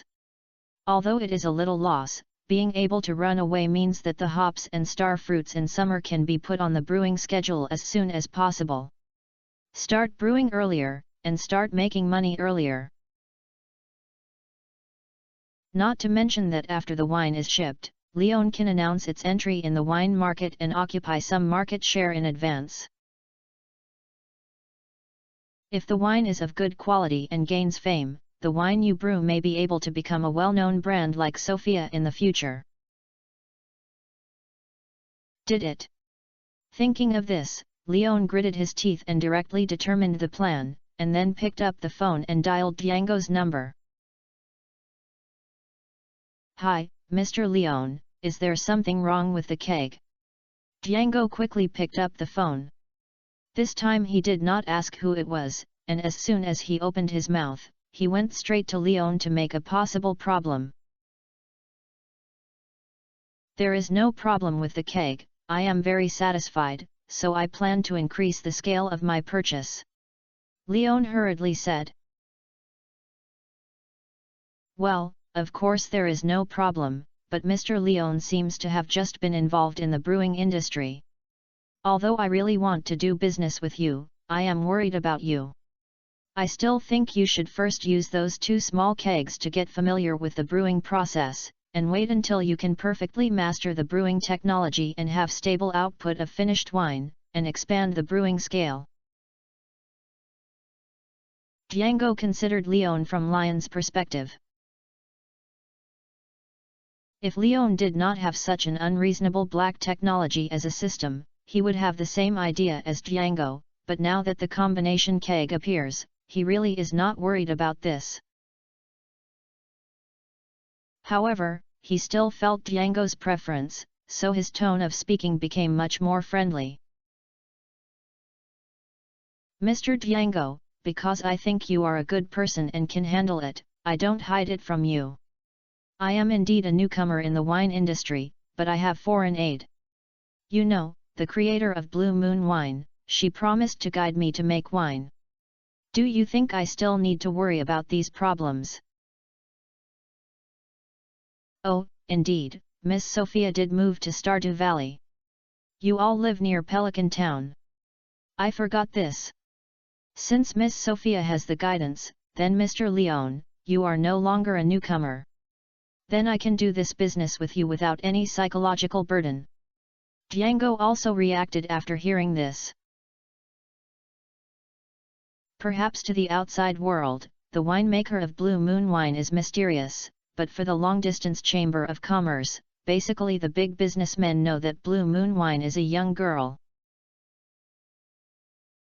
Not to mention that Django is friends with Loretta, the wine agent who runs Sophia's brewing. Naturally, he knows that Sophia has moved to the Pelicans in Stardew Valley to stay in the Pelicans and plans to restart Blue Moon Wine in Stardew Valley. He just didn't expect that Sophia had such a good relationship with Leon and would take the initiative to teach Lion's brewing skills. "So, I plan to order a combination of 20 sets of ordinary kegs and special kegs. As for the price, I wonder if there is any discount." Leon first quoted his own order, and then started bargaining with Django. When doing business, you won't have a soul without bargaining. "What about 20 sets? That's 28,000 G. This is a big order. Whether it is for recognition of the amount of this order or its importance to you, I will provide you with the best service. Let's do this. The price of special small buckets is as normal. I will use ordinary small buckets as gifts. How about 20 sets to charge you 24,000 G?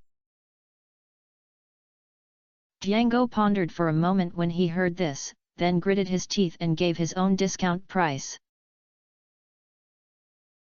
Ha ha ha, it's refreshing, the deal is completed. The price of the negotiation was saved by 4,000 G, and Leon did not make any effort. This price is already a very favorable price, and it would be a bit impolite to bargain. Okay, then I'll transfer the goods to you. At the latest, these small buckets will be delivered to your farm at noon. This time I will come to deliver the goods to you in person. See you tomorrow, Mr. Leon. Okay, see you tomorrow. Leon, who hung up the phone with Django, prepared 24,000 G of cash, pressed it under the pillow, and then went to bed. Chapter 325 The Literacy of the Long-Distance Chamber of Commerce. Early the next morning, Leon got up and washed up, then went out to water it, and then fed the chickens again. Finally, he went to the cave for a walk, but found that there was no trace of the fruit. Leon, who was already used to this scene, shrugged his shoulders and left the cave and began to prepare breakfast for himself. After breakfast, Leon went to the remote forest in the back mountain and collected all the resin in the already filled sap collector. A bottle of maple syrup, a bottle of oak resin, and a bottle of pine tar. Although it is not yet available, these things will be of great use in the future. There is absolutely no harm in stocking more. The combination of lions is planning to prepare 21 kegs. If you want to add kegs in the future, you can wait until the cultivation level is to unlock the serious kegs and start laying your own exclusive brewery. After all, the cost of combining small kegs is a bit high, and it is a little slower than the small keg produced in the system, so small kegs are the mainstream equipment for brewing wine in Leon in the future. After collecting the resin, Leon walked around the remote forest and harvested 4 dandelions, 6 wild wasabi and 2 leeks. Then he returned to the farm with satisfaction. The wild-picked plants were thrown into the shipping box, and the resin was stored in the treasure box. I searched for the mailbox next to the wooden house and got the cauliflower shipped yesterday. Cauliflower plants are of ordinary quality, so the price is not outrageous. Even so, the market price of a cauliflower is 20 G per plant, which is more than 5 times higher than the cost. Although 120 G is a small amount of money, it is also money. Leon will not dislike it. At least this money can be eaten with Gus for several days. The big head of this wave of cauliflower is still on the giant cauliflower.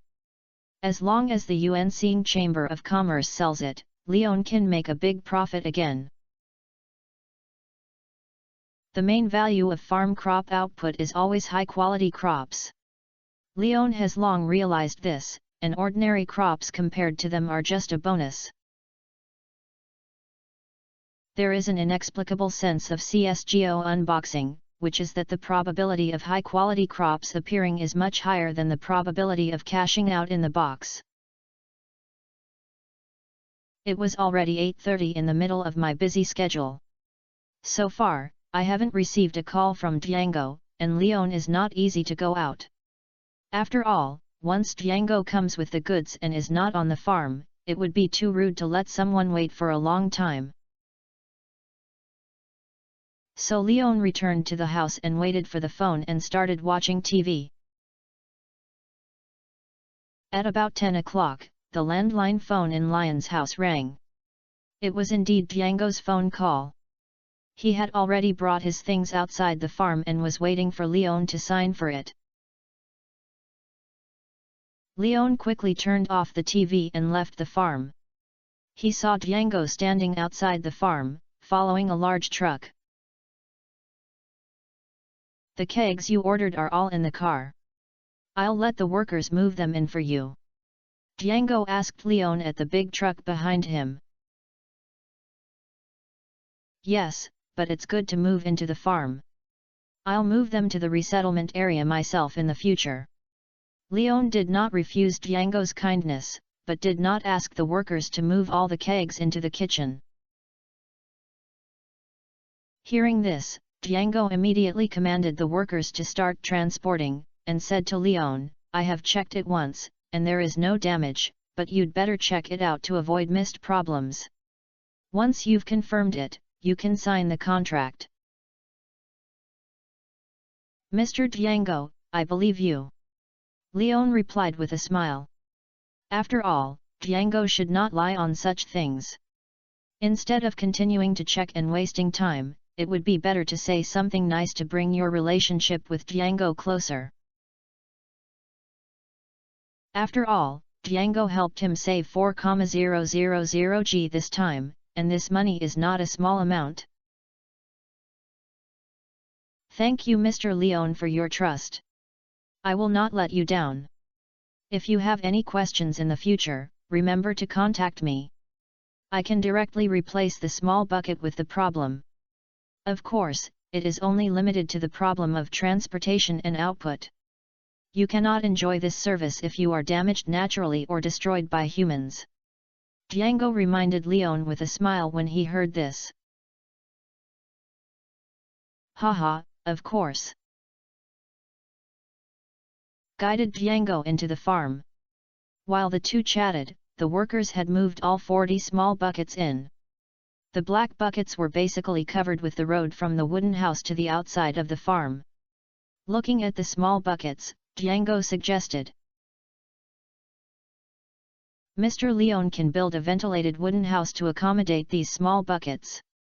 Although there is no problem with the open air, it can avoid wind, sun, and rain, and these small buckets can work for you longer. Of course, thank you for your suggestion. Leon nodded, then took out 20,000 G long prepared and handed it to Django.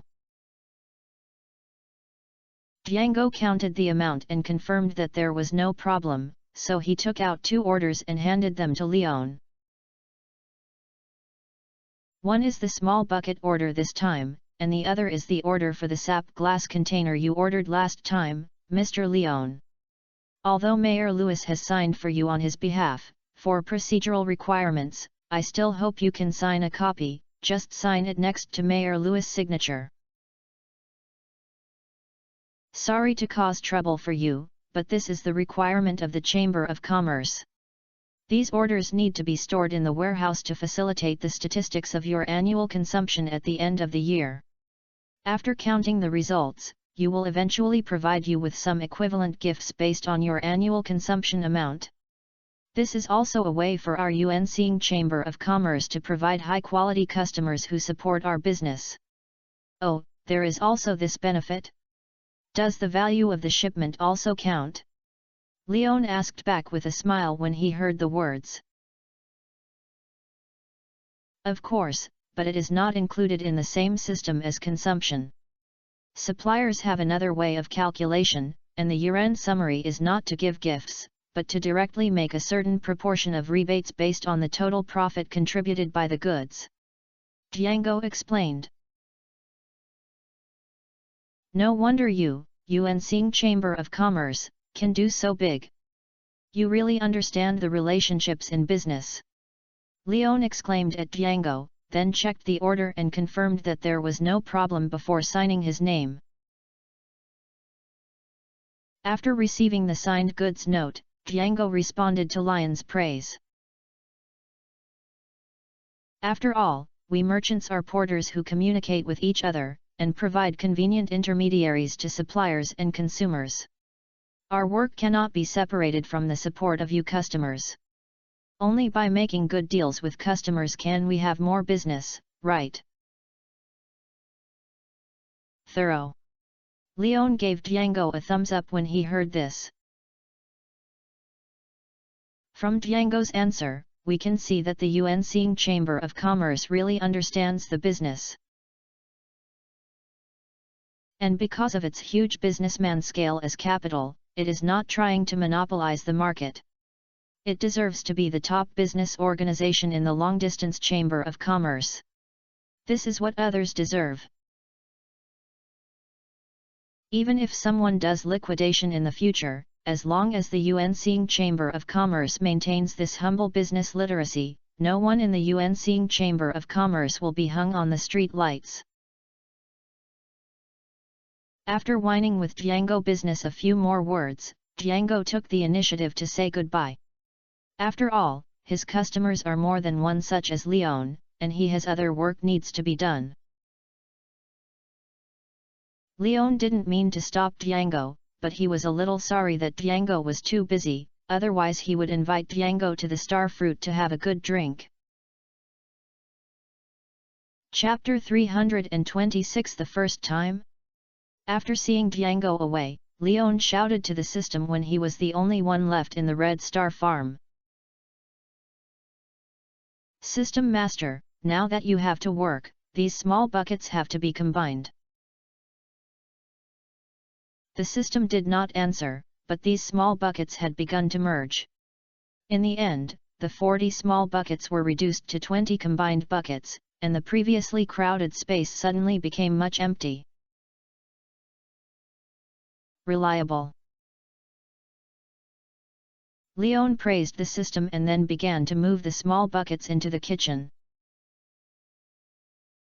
After all, the wooden house I live in is too small to hold a few small buckets.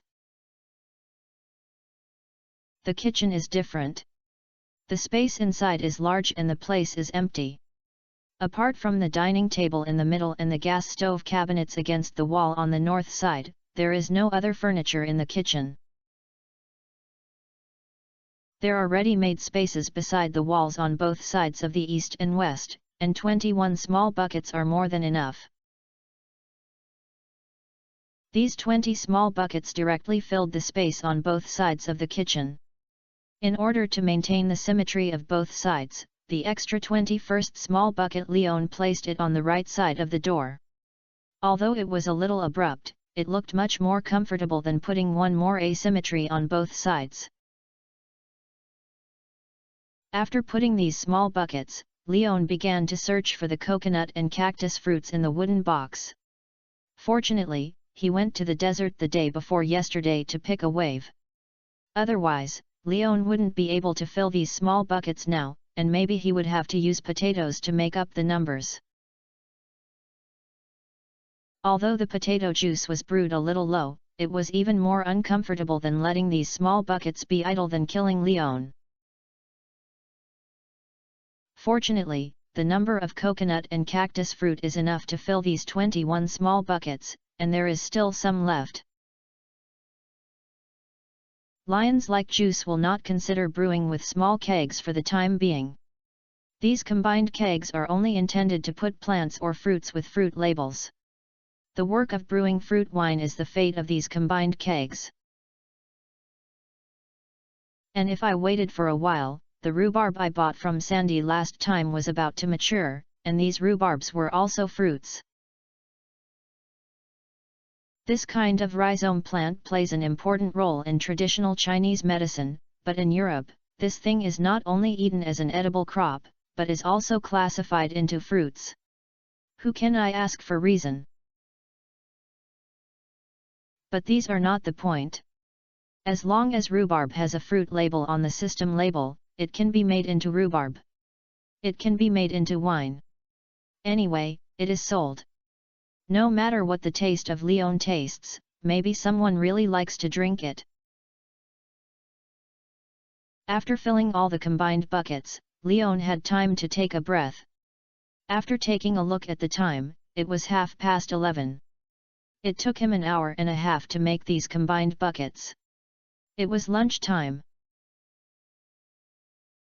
If it weren't for aligning these combined buckets and ensuring that the buckets on both sides had a unified axis, this job would have been completed long ago, but who made Leon have a little obsessive-compulsive disorder?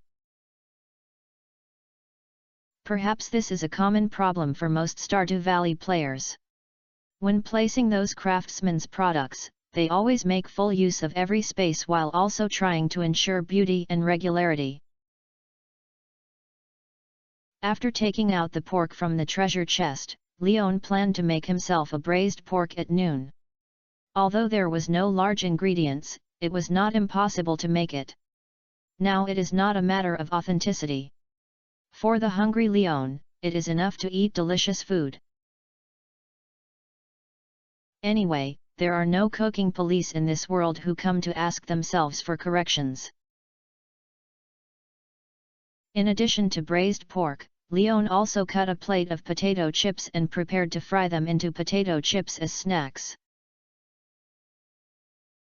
Just as it was out of the pot, Leon had to sprinkle pepper and salt. Before he could even sprinkle pepper and salt, a little hand took the lead and stuffed it into his mouth.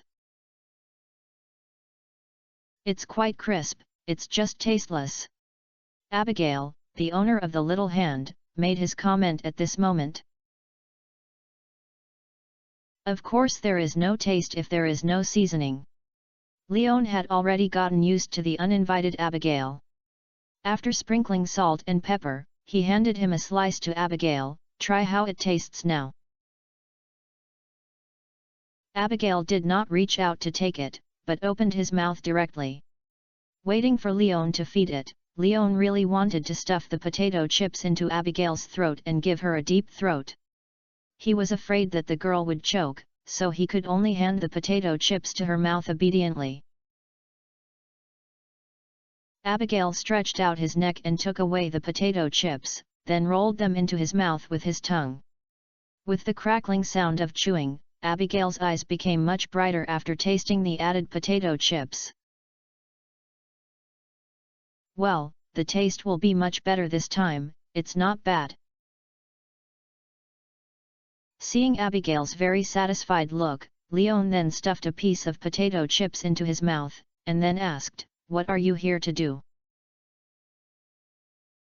"Free meal," Abigail replied with confidence. "Just a free meal?" Leon asked back. "Also, I want to ask if you know who the SL, who is the #1 score ranking in the game room of Gus Starfruit Bar, is on the arcade of the King of Grassland Adventures." When Abigail said this, he couldn't help but squint his eyes and stared at Lion's face, with an expression that I had seen through everything. Seeing this, Leon shrugged without hiding it. "It's Sophia's. Do you know Sophia?" "Of course I know each other. I saw her appear in the town last night. If it weren't for the pink hair, I wouldn't be sure it was her." Abigail complained and asked Leon, "Why are you so good about it?" She also added the acronym of your name to the record. "Because it was me who passed the level with her, so she forgot my credit," Leon explained. "Then why didn't you team up with me to play the great adventure of the King of the Grassland?" Abigail asked back. "You haven't called me, and it was the first time I played that game yesterday. I'm usually busy making money, so how can I have time to play games?" Leon complained helplessly. "So you handed over your first time to Sophia?" Abigail teased. "It's the first time I'm playing the big adventure of the King of Grassland. You have to make it clear, otherwise you'll be misunderstood." Leon rolled his eyes and said, "I didn't realize that you can drive," and said, "Did you learn to read Xiao Wang's books secretly in the house?" "Tisk, don't you go online," Abigail said to Leon with contempt. "The internet is for you to learn knowledge and broaden your horizons. It's not for you to see these messy things. You are not allowed to watch them next time." If you want to watch them, remember to bring me one. Leon couldn't help but tease Abigail when he heard this. Ah! What I said is that these words were learned from the chat room online, and I have never seen that kind of mess. Hearing Lion's words, Abigail's face turned red, and he wanted to use his actions to threaten Leon to take back his slander. How do you know what I'm talking about if you haven't seen it? Leon added with a smirk, it's all brothers, don't be ashamed, let's watch it together next time. Get out! Abigail finally couldn't help it this time, and rushed towards Leon directly, slapped at Leon in a random manner. Unfortunately, Lion's dodge was already full. While dodging wildly, he did not forget to continue teasing Abigail, is this trick learned from the internet? Kill you! Abigail accelerated his movements in anger, but unfortunately he still failed to hit Leon. Lion's flexible dodge made Abigail speed up his movements again, but no matter how hard he tried, he could never touch Lion's body. Every time his palm was a little bit away from Leon, but this distance was always impossible to break through. I went to have a meal, and I don't know what's left. Anyway, today's update is over, so I'll leave first. Brothers and sisters, remember to help correct the mistakes. I will make it on my phone. I love you guys. Chapter 327 You are still young, don't understand. When she stopped her attacking panting, Leon calmly said, okay, the pre-meal exercise is over, it's time to have a meal. Oh! Abigail also woke up at this moment, knowing that Leon was deliberately teasing him about what happened before. But I can't beat you, and I can't say it, so what else can I do? Now that Leon has given her a step, she can only swallow her anger and go down the steps and temporarily turn this matter over. On the physical level, it is impossible to carry out effective revenge against Leon. Abigail intends to take a detour and punish Leon from other aspects. For example, now, in Leon, a large piece of soft, glutinous, and bubbly braised pork that looks thick in red sauce, served as the main dish. Before Leon could bring her the staple rice, Abigail picked up a spoon and scooped up a piece. Seeing the big piece of meat shaking on the spoon, Abigail hesitated for a moment, or chose to swallow it in one bite. Although it looks a little greasy, as long as Leon can eat 2 less pieces, Abigail will feel it is worth it. Even if this will make her fat, she will not be afraid. The girl who likes sports is fearless. Abigail comforted himself in this way. Woo! So sweet and fragrant. To Abigail's surprise, this large piece of pork that looked 7-point fat and 3-point thin was not as greasy as he thought. On the contrary, because of its unique sauce aroma and rich meaty flavor, and the touch of the meat that penetrates into the meat, it doesn't know whether it comes from the pork itself or the sweetness from the sugar cubes. Abigail's eyes lit up. Is it very sweet? Leon put a plate of rice in front of Abigail when he heard this, and then picked up a piece of braised pork with chopsticks and put it into his mouth. It's a bit sweet, but I didn't expect that without cooking wine and big ingredients. I didn't even taste much fishy smell. John's pig quality is really good. Sweetness is indeed a bit sweet, but it is within the acceptable range of Leon. Moreover, the overall taste of this braised pork surprised Leon. Because it lacked a lot of seasonings, Leon was ready to prepare this braised pork that would not be delicious. Who would have thought that the pork John sold to him had such good quality? I haven't discovered this feature before. What's the name of this dish? Abigail scooped up a piece of meat again and placed it on his own dish, while asking Leon. Braised pork. Leon replied, reminding Abigail, bibimbap with these soups is the essence of eating this thing. Then I'll give it a try. After putting down the braised pork that was about to be put into his mouth, Abigail scooped a spoonful of broth with a spoon, added it to the white rice, stirred it a little, and then cut the large piece of braised pork into small pieces with a spoon, added it to the rice, and put it into the mouth with a spoon.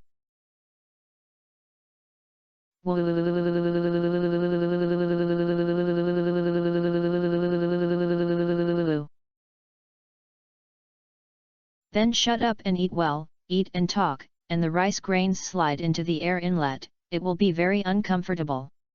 Leon couldn't help but turn the chopsticks in a direction and gently put them in. Abigail knocked on his head and reminded him. Yet, Abigail also understood how embarrassed she would be after this situation occurred. He nodded obediently and quietly enjoyed this novel delicacy. Her previous plan to grab food for Leon had long been forgotten. But subjectively forgot this plan, her greed for food prompted her to speed up her own speed, which led to the meal being eaten very quickly. Not only Abigail, but Lion's dining speed has also been improved. It's just that he is implicated by Abigail. If he doesn't speed up the chopsticks, a plate of meat will be eaten up by Abigail. Fortunately, the braised pork was full and it would get greasy if you eat too much, so Abigail was eventually defeated by greasiness and silently stopped the spoon in his hand, and Leon also ate 90% full at this moment. Satisfied, Abigail leaned against the chair and sighed as he patted his slightly raised belly. Don't forget to wipe your mouth. Leon looked at the soup and a grain of rice left on the corner of Abigail's mouth, and reminded Abigail in disgust. Oh! Abigail silly wiped his mouth with his hands. Lion's blood pressure was rising. He hurriedly found a tissue and handed it to Abigail to wipe his hands. By the way, he also wiped the soup that had not been wiped clean on Abigail's mouth. This picture should have been very ambiguous, but none of Abigail and Leon had such an idea. Lion's face was helpless to deal with naughty children, while Abigail had an awkward expression of being discovered to be ugly. Fortunately, both of them have a casual personality, so Leon, who was helping Abigail wipe his mouth, naturally took the leftover plates and tableware to the kitchen sink to clean it, while Abigail tacitly helped Leon wipe the table. When everything was done, Leon wiped his hands and walked to Abigail next to the chair and asked, "The food is over. Are you planning to help me if you don't go back?" "Yes, what are you going to do?" Abigail asked indifferently. "Forget it, you can't use hints when you talk to you. I just said it. If you eat and drink, get out quickly. There is nothing you need to help." I wonder if Abigail didn't understand his subtext or deliberately pretended not to understand. Leon chose to say something. "Do you have nothing to do in the afternoon?" Abigail was a little surprised when he heard Leon say this. She was ready to help Leon work on the farm. Who knew that Leon actually planned to bomb her out? "It's time to be busy, I'll finish it," Leon complained, "otherwise, I won't have time to make such troublesome dishes at noon." "Just order something and finish it," Leon complained. Upon hearing this, Abigail immediately stood up and patted Lion's shoulder and suggested, "Then let's go and play the great adventure of the King of the Prairie. How about we brush Sophia's record?" "Don't go." Leon shook his head and rejected the proposal, and said to Abigail in disgust, "Do you know what it means to lose your ambition? You actually chose to play games on such a bright and sunny day? Don't you think you're wasting your youth? Don't think so, then what do you think I should do? Abigail asked back. Go outings, go on a trip, go find your true destiny. Leon teased, and inexplicably heard teacher Zhao's voice pack in his mind. Spring is here, everything is reviving, and it is time for animals to reproduce. Not interested, what about you? What are you going to do? Abigail looked at Leon speechlessly and continued to ask back. Of course I'm taking a nap. Leon didn't hide it. After all, he was busy carrying small buckets in the morning and ate a lot at noon, so he felt a little sleepy. Going to have a nice nap at this moment is definitely the best choice. Tisk, then you still say to me? Are you wasting your time yourself? Abigail rolled his eyes at Leon in contempt and complained. That's because I'm past the age of going out for a walk. You're still young and don't understand. Be good, go out and play, don't disturb my lunch break. After saying that, Leon put his hands behind his back, and walked away from the kitchen and headed towards the wooden house with a chic pace like a retired old man. Thanks to the book friend 20230914004200634 for the boss reward of 500 starting coins. The boss is generous and the boss is healthy. I also wish my brothers and sisters a happy weekend and sleep in the morning. I can only say it's so good. I'm sorry to get up late. I'm going to write. Brothers, let's watch it again at night. It's such a good time on Sunday, it's a pity not to go out to play. Chapter 328 Are you short of money? It was useless to persuade Abigail to leave. Leon felt that as long as he lay on the bed, Abigail would feel bored and leave without anyone chatting with her. Back in the room, Leon took off his shoes and lay on him. He was about to close his eyes and slept for a while for 2 hours. Abigail pushed the door and came in. Why aren't you going back yet? Leon turned his head and asked, looking at Abigail standing by the bed. I think you're a waste of time when sleeping. Why not go play games with me? Abigail suggested. Don't go. Leon refused without hesitation. What if I put your abbreviation L in front of me when I say the name of the recorder? Abigail Lee tempted. Never go there. This unattractive proposal for Leon almost couldn't help but raise his middle finger at Abigail. You're really going to lie down like this for the afternoon? Abigail asked. Yes. Leon nodded and replied. Okay, then I'll lie down for a while. After Abigail said that, he actually pushed Leon aside and then lay down. Of course, she was just lying on the side, and her waist was still outside the bed. Although his face turned red, this was the only way Abigail could think of now to prevent Leon from taking a nap. Abigail felt that Leon would not dare to sleep after such a trip. Sure enough, after Abigail lay down, Leon immediately turned over and got out of bed. Just as Abigail was proudly ready to get up and ask Leon that he could play games with him now if he was not sleepy, she noticed that Leon had actually walked to the landline phone call. Who are you going to call? Abigail got up from the bed and asked Leon. Tell the police, tell them that there is a female pervert here who wants to plot against me. Leon replied seriously. Then you call. Abigail didn't care about this threat because she knew that Leon should have scared her and would not really call the police number. But when Leon really picked up the microphone and pressed a string of numbers, Abigail panicked. "You really want to call the police?" "No, I don't think the police are useful, so I called Mr. Pierre," Leon explained. "Ah!" Abigail hurried to Lion's side and helped Leon hang up the phone. Okay, can't I leave? You guy can't afford to play, so you actually threatened me with my parents." At this moment, Abigail looked resentful, and his eyes looked at Leon were so complicated.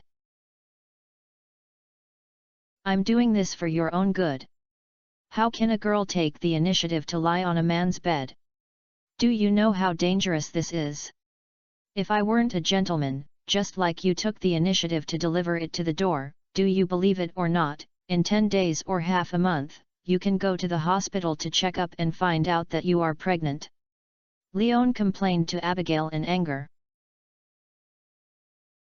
"I know you won't do this, and we are not good brothers." Abigail blushed when he heard this, but he still retorted to Leon with a stubborn mouth.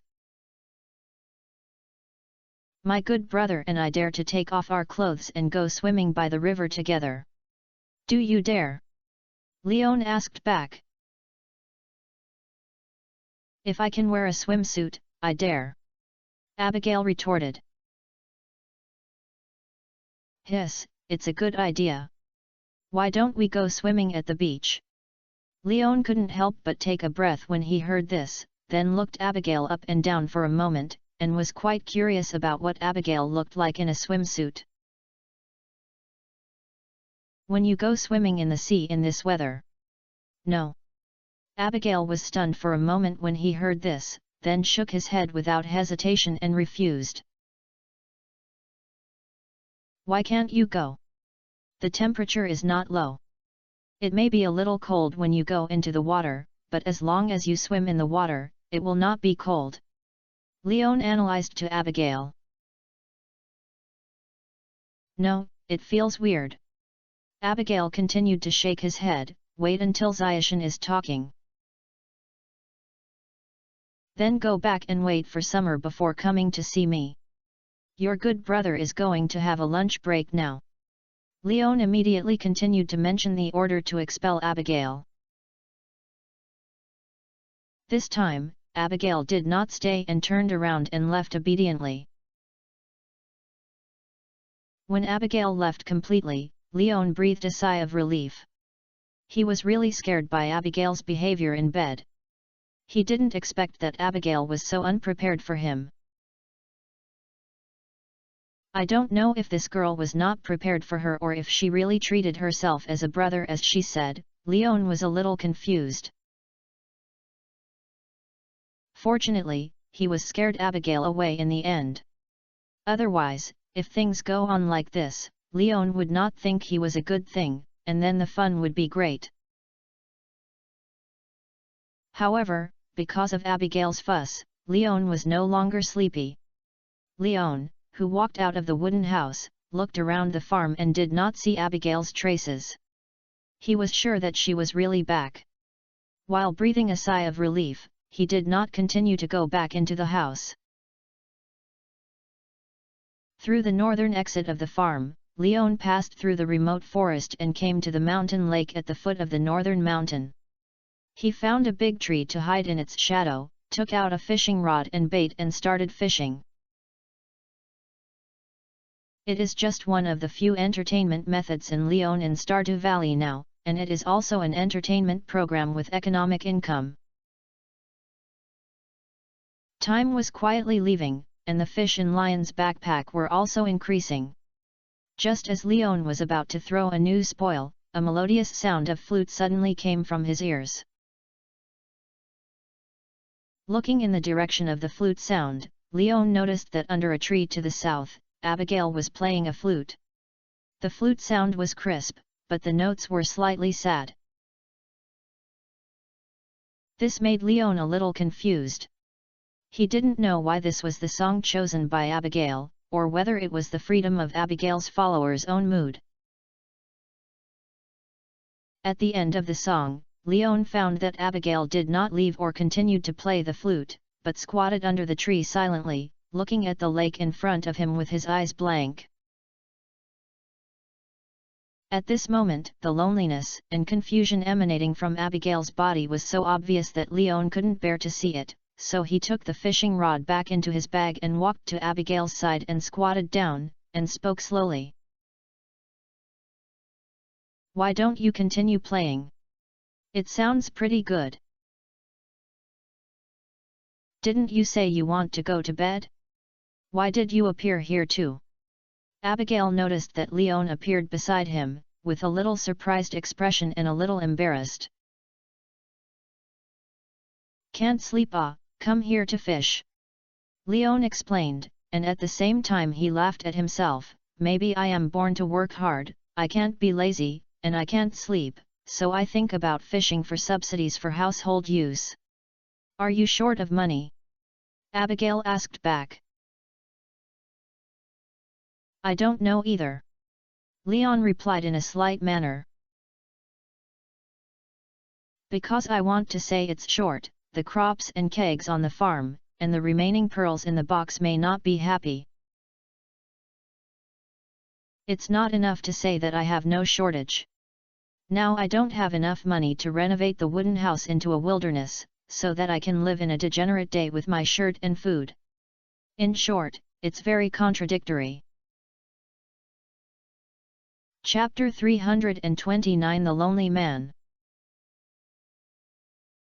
"How could anyone not know if they are short of money?" Abigail complained to Leon speechlessly. "Then do you think you are short of money?" Leon asked back. Abigail was stunned when he heard this because she didn't seem to know whether she was short of money. She is the only seedling in the family, and her father is a grocer in the town. Although she competes with Hoja's supermarket, her income is not bad. Moreover, her money-loving father is also very good at making money. He doesn't forget to set up stalls for holidays during rest and entertainment, and he can really make a fortune. So Abigail thinks his family is well off, and Pierre will basically give him enough pocket money every week, and Pierre will occasionally give Abigail a generous reward. Outsiders may think that Pierre is stingy and greedy, but he is always generous to Abigail's daughter. But she said she was not short of money. Abigail had many things that she couldn't bear to buy, or she couldn't make up enough money to buy, so she was so silent. "Look, you don't know if you are short of money, right?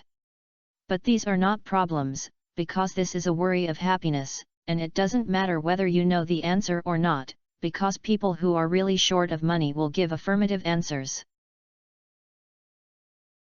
Leon said, sitting next to Abigail. The soft grass under his butt acted as a good cushion, making it very comfortable to sit. "Are you preaching to me?"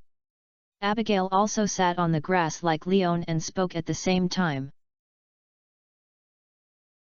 "No, I'm just chatting. After all, I can't sit here and stare blankly like you before," Leon replied with a smile, asking again. "When I talk about this, I would like to ask why you were squatting here and staring at the lake in a daze.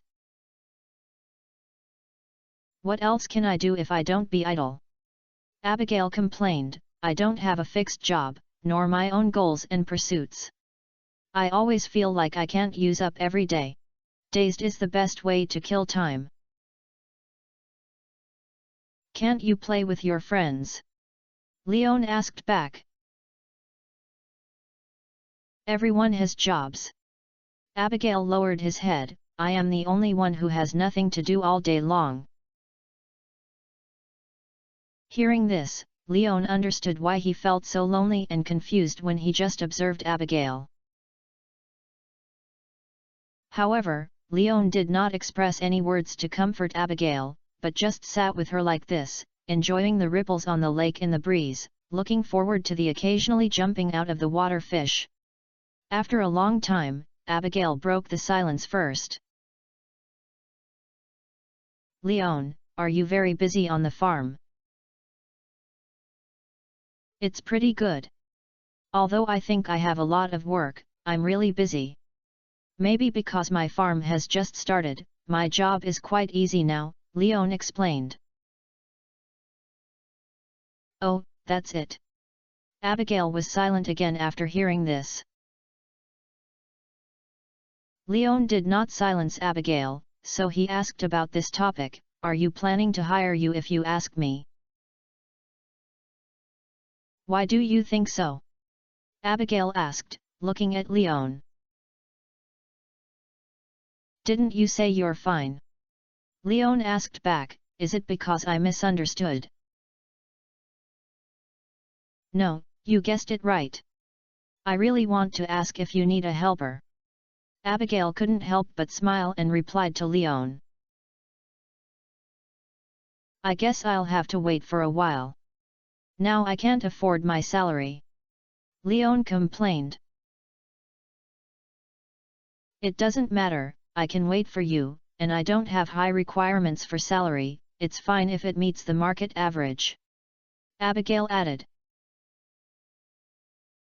"Haha, okay, then when I can't get busy, I'll hire you to be my assistant," Leon said to Abigail with a smile. "The things that were agreed upon cannot be changed. You won't just treat me perfunctorily, right?" Abigail confirmed at Leon seriously. "No, I'm serious." Leon nodded and confirmed. Abigail, who got the accurate answer, breathed a sigh of relief, and then the smile on his face became even brighter. Seeing Abigail's mental state was completely different from before, Leon understood that this girl was really about to get sick. No wonder she always comes to find her for free. Maybe she doesn't want to eat, but just wants to play with herself. After all, except for Leon, the farmer who works for him, Abigail seemed to be unable to find anyone else to play with her. It's a kind-hearted girl, but Leon always feels weird. Why does Abigail feel very idle? If you can't bear to disturb others' work, do you have to disturb yourself? But Leon was not confused about this. After all, it was really boring to be alone sometimes. It was quite interesting to Abigail occasionally came over to cook a meal. Perhaps lonely people will always attract each other, after all, people are social animals after all. At this moment, neither of them continued to chat and sat quietly on the grass. He didn't speak, think, and interacted, just sat there until Abigail couldn't sit still, and asked Leon, "Aren't you here to fish? Keep going." "What are you doing when I fish?" Leon teased Abigail. "I'm waiting to watch the fun." Abigail replied with confidence. "Fishing seems to be quite difficult. Every summer trout competition, my favorite thing is to see those fishermen who can't wait for a fish for a long time, and then wield their fishing rods in anger. Then you may be disappointed." Leon replied with a smile, then took out the fishing rod, hung the bait, and skillfully threw it into the water. Perhaps God was helping Leon. Less than 10 seconds after the bait entered the water, the float was dragged directly into the water. Leon exerted force with his wrist and lifted the rod and retracted the line. The unprepared silver carp in the water was pulled to the shore by Leon. "Look, fishing is that simple." Leon, who was like showing off his spoils, held the fishing line and showed the silver carp in front of Abigail.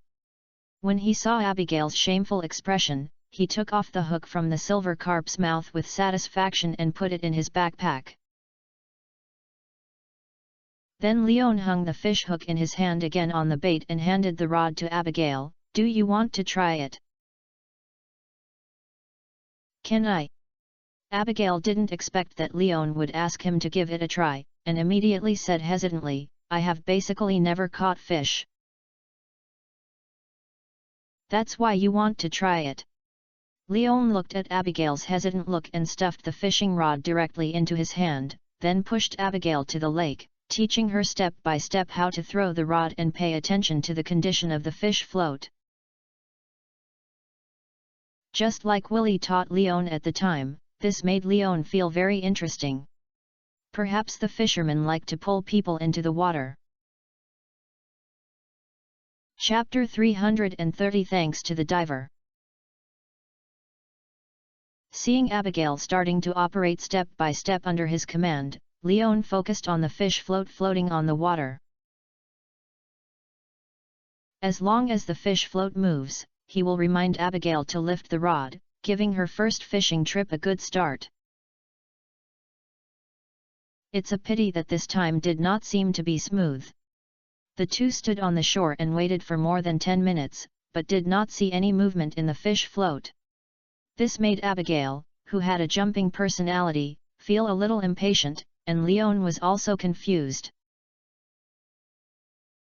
After all, according to common sense, even if there are no fish caught in the hook for such a long time, there will be fish trying to swallow the red worms on the hook and causing the fish float to move a little, so that they will not let the fish float lie on the water without any response.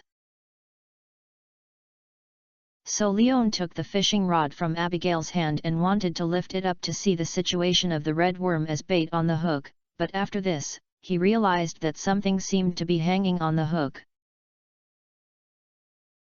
"Have you caught a fish?" Abigail looked at the tense line of Leon's fishing rod as he lifted up the fishing rod, and asked quickly. "No, it should be something." Leon shook his head, then tried to close the line, and found a sense of barrier, but it was quite easy to drag. It should be that he had some kind of not too heavy sinking. As the fishing line became shorter and shorter, the thing hanging on the hook slowly surfaced at this moment. Strangely, the more the thing left the water surface, the heavier the feeling of Leon dragging it. But it is not too outrageous after all. Compared with those big fish of rice-level length, this thing weighs much less and you won't struggle. Apart from taking some effort, Leon basically doesn't consider controlling the use of storing the fish in a way that consumes physical strength. Abigail was already squatting by the lake impatiently, looking at what the thing in the water was hooked. When Leon continued to close the line, Abigail saw what was hanging on the fish hook. It is a small box that looks quite new. Most importantly, there are some fancy-looking patterns on this box. Leon. I caught the treasure. After seeing the box clearly, Abigail ran to Leon to share his experiences. I saw it. Leon's facial expression was very complicated at this moment. It was obvious that this box had just sunk into the water, otherwise it would not have been possible that there would be no trace of corrosion. And Leon could be sure that the box was hung up specially. Because of the fancy patterns on the box, Leon looks very familiar. If you read that right, this is the pattern on the Mage Rasmati's tower. It is unclear what the specific function is. But when you see this pattern, you will understand that this box was specially hung on the fish hook by Rasmatis. Obviously, the petty mage boss wanted to give what he wanted to deliver to Abigail through activities like fishing to Abigail an unexpected surprise. The lines on this box are obviously Rasmatis's hint to Leon, which roughly means, "This is my thing, but it's not for you. I guess you should know how to deal with it. Hurry, hurry up, open and see what's inside." When Leon dragged the treasure chest ashore, Abigail immediately ran over and picked it up and took it to Leon. This surprise was obvious that Abigail liked it very much, otherwise she would not have ignored some of the mud and water stains on the treasure chest and took it over with bare hands. "You open it. After all, it was caught by the hook you threw out. This thing belongs to you now." Leon didn't want to get involved with the gift prepared by Razmedes for Abigail, and immediately said to Abigail, "Okay, but the fishing rod belongs to you. No matter what is inside, I will give you half of it." Abigail was not confused, but he still gave Leon a promise. Along with Abigail's promise, Leon obviously noticed that the magic patterns on the box lit up slightly, and then calmed down. What's more interesting is what Abigail said next. "Hey? Why do I feel like this box has become heavier? Is it my illusion? Open it and see what's inside." Leon really didn't know at this moment that he should complain about Razmedes's care or thank Abigail for his generousness. With this skill of opening his mouth, Leon knew that no matter what was placed in the box, it should have changed from 1 to 2. After placing the treasure chest on the grass, Abigail groped for a while and found the lock on the box. However, the lock was not locked, there was only one latch. You only need to pull the latch off to open the box. The things in the box also revealed their true appearance after Abigail lifted them up. Wow! It's the colorful fragment. I'm still thinking about where to get this thing, but I didn't expect it to be so easy. Abigail's surprise cry made Leon unable to help but cover his face, because he knew a little too much, and he was afraid that he would not be able to laugh if he didn't cover his face. In the sun, the 2 colorful fragments lying quietly in the box reflected a halo like a rainbow, which was very eye-catching. "Now, there are exactly 2, we can divide them equally by 1. Abigail picked up the 2 colorful pieces in the box, grabbed one on his left and right hands, and the smile on his face was very bright. "In this case, does it mean that I can go to the Yuba forging platform in the desert to create my own magic weapon?" "It's okay in theory, but whether you can build it depends on whether you are competing for it." Leon thought of some potential conditions for obtaining the galaxy weapon that Malone and himself had told him, and told Abigail. "Why? Can't you forge your own weapons by taking the colorful fragments?" Abigail asked in confusion after hearing this. "It depends on the qualifications. People without qualifications, or people without potential, cannot even carry a car of colorful fragments to form the most suitable weapon for them," Leon reminded. "It's okay, go and try it. There's no loss anyway. Even if you can't get it, this colorful fragment is very precious. I can make it into a decorative piece and place it on the head of my bed, and then use a desk lamp to shine it on it, so that the light it emits at night will definitely look super good." Abigail didn't care about this issue, and even thought of a solution to the colorful fragments after the failure of forging. After saying that, Abigail stretched out his left hand and handed it to Leon and spoke, "One promised, half of each person, this one belongs to you." "Then I'm not polite," Leon said, then took the colorful fragments and put them in his backpack.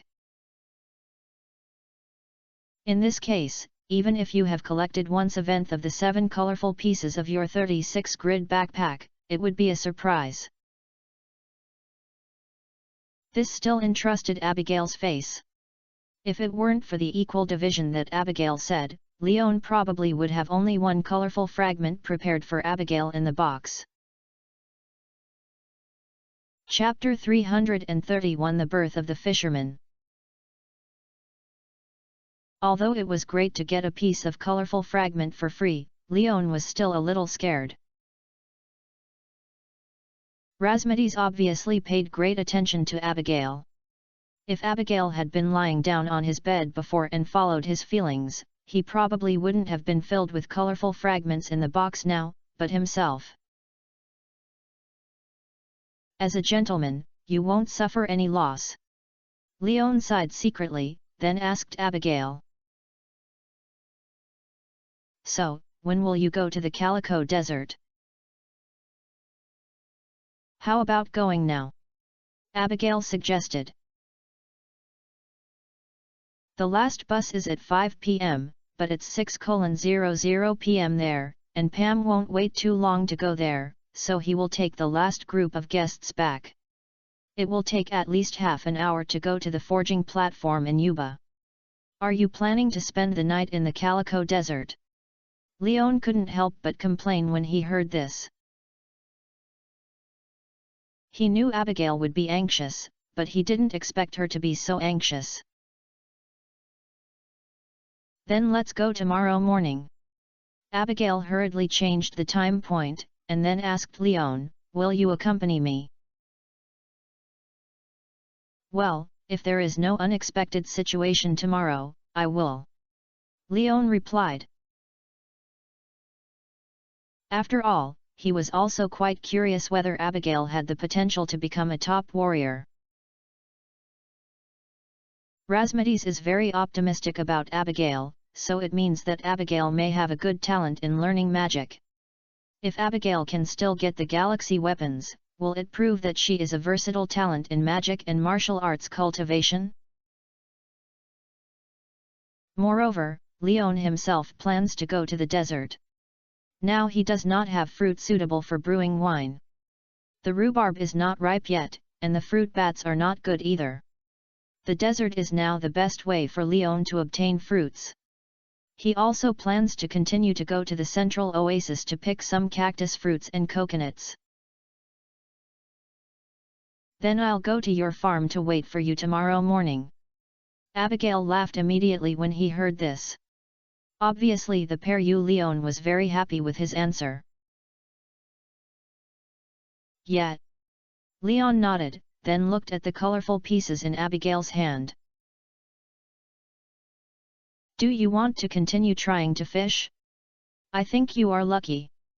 Maybe the second rod can bring you a better treasure. Okay.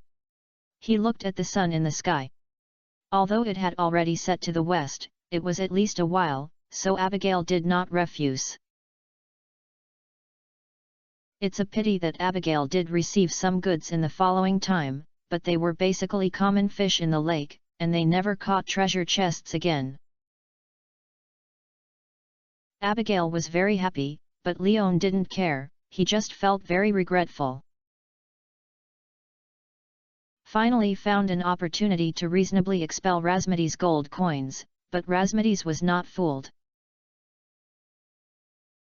Leon, give all these fish to you, it's useless for me to keep them. It was not until the sky was declining that Abigail handed the fishing rod to Leon reluctantly. But fishing is really interesting. I will buy a fishing rod in the future and fish with you. We will go to the trout competition together in the summer. Take one back. The big mouth base tastes very good. Take it back to cook for your mother. At least you have to try the fruits of your own labor, right? Leon suggested to Abigail with a smile. Listen to you. Abigail did not reject Lion's proposal. After putting away the fishing rod, Leon took Abigail toward Pelican's town. After delivering Abigail to the door of Pierre's grocery store, Leon took out a largemouth bass from his backpack and handed it to Abigail. Because it was placed in the system backpack, the largemouth bass that saw the light of the sky again were still full of vitality, and the strong fishtail kept swaying, as if they wanted to break free from Lion's hand. Abigail learned Lion's technique and grabbed the gills of the largemouth bass and sighed, "It's so heavy, I can't believe this is the fish I caught." Leon didn't say anything, but just looked at Abigail with contempt. When Abigail saw Lion's expression, he changed his words awkwardly, "Okay, it was caught with your help, okay." When the bigmouth bass was hooked in the afternoon, if Leon had not grabbed the fishing rod quickly, Abigail might have been dragged into the water by the terrifying force of the bigmouth bass to break free from the hook without any preparation. Fortunately, Leon helped Abigail stabilize his body and helped Abigail to drag the bigmouth bass out of the water. Thinking of the situation at that time, Abigail's face couldn't help but blush, because in order to make herself hold the fishing rod tight, Leon stood behind her back, and the two of them were holding the tail of the fishing rod together. It was very difficult to put four hands at a larger place, so their hands were basically stuck together. "Go back to have a meal, have a good rest, don't sleep too late, so that you can't get up tomorrow morning." Because Abigail lowered his head, Leon did not notice Abigail's face change. After giving Abigail a reminder, Leon turned around and headed towards the starfruit bar. Abigail waited until Leon left before he raised his head, looking at the largemouth bass in his hand that was not as energetic as when he was just taken out, and then came to his senses, hurriedly rushed into the store with the fish, and shouted at the oncoming Pierre. "Dad, look at the fish I caught. Let's eat fish together tonight." "Okay, this is such a big guy. I didn't expect you to have this kind of talent." Originally, Pierre was quite angry. After all, Abigail did not come back for lunch and did not see anyone in the afternoon. He thought Abigail was going to do some dangerous adventures again. Now seeing Abigail coming back with a largemouth bass, Pierre immediately breathed a sigh of relief. Although fishing does not fit the temperament of a girl, it is much safer than Abigail, who is addicted to the adventurer's stories all day long and is extremely keen to imitate. Pierre naturally does not want Abigail to lose interest in safe entertainment such as fishing, and immediately encouraged. He didn't ask Abigail to be so outstanding and perfect, as long as Abigail could live his life safely like an ordinary girl. "I'll cook myself tonight. You know, when your father was young, he was also a preparatory chef with good cooking skills. Let me show you a good performance." Pierre stepped forward and took the bigmouth bass in Abigail's hand.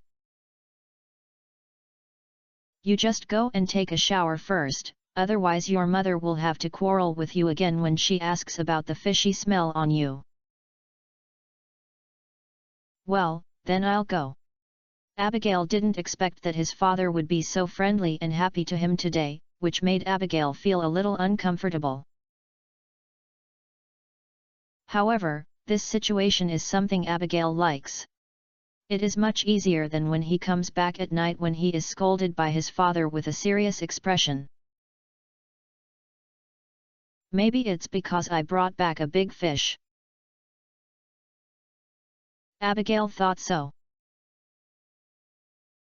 This also made Abigail feel that maybe fishing is really a good project, and he can be included in his daily activity plan in the future. Chapter 332 The Panicked Claire. On the other side, Leon entered the starfruit bar and came to the bar and sat down.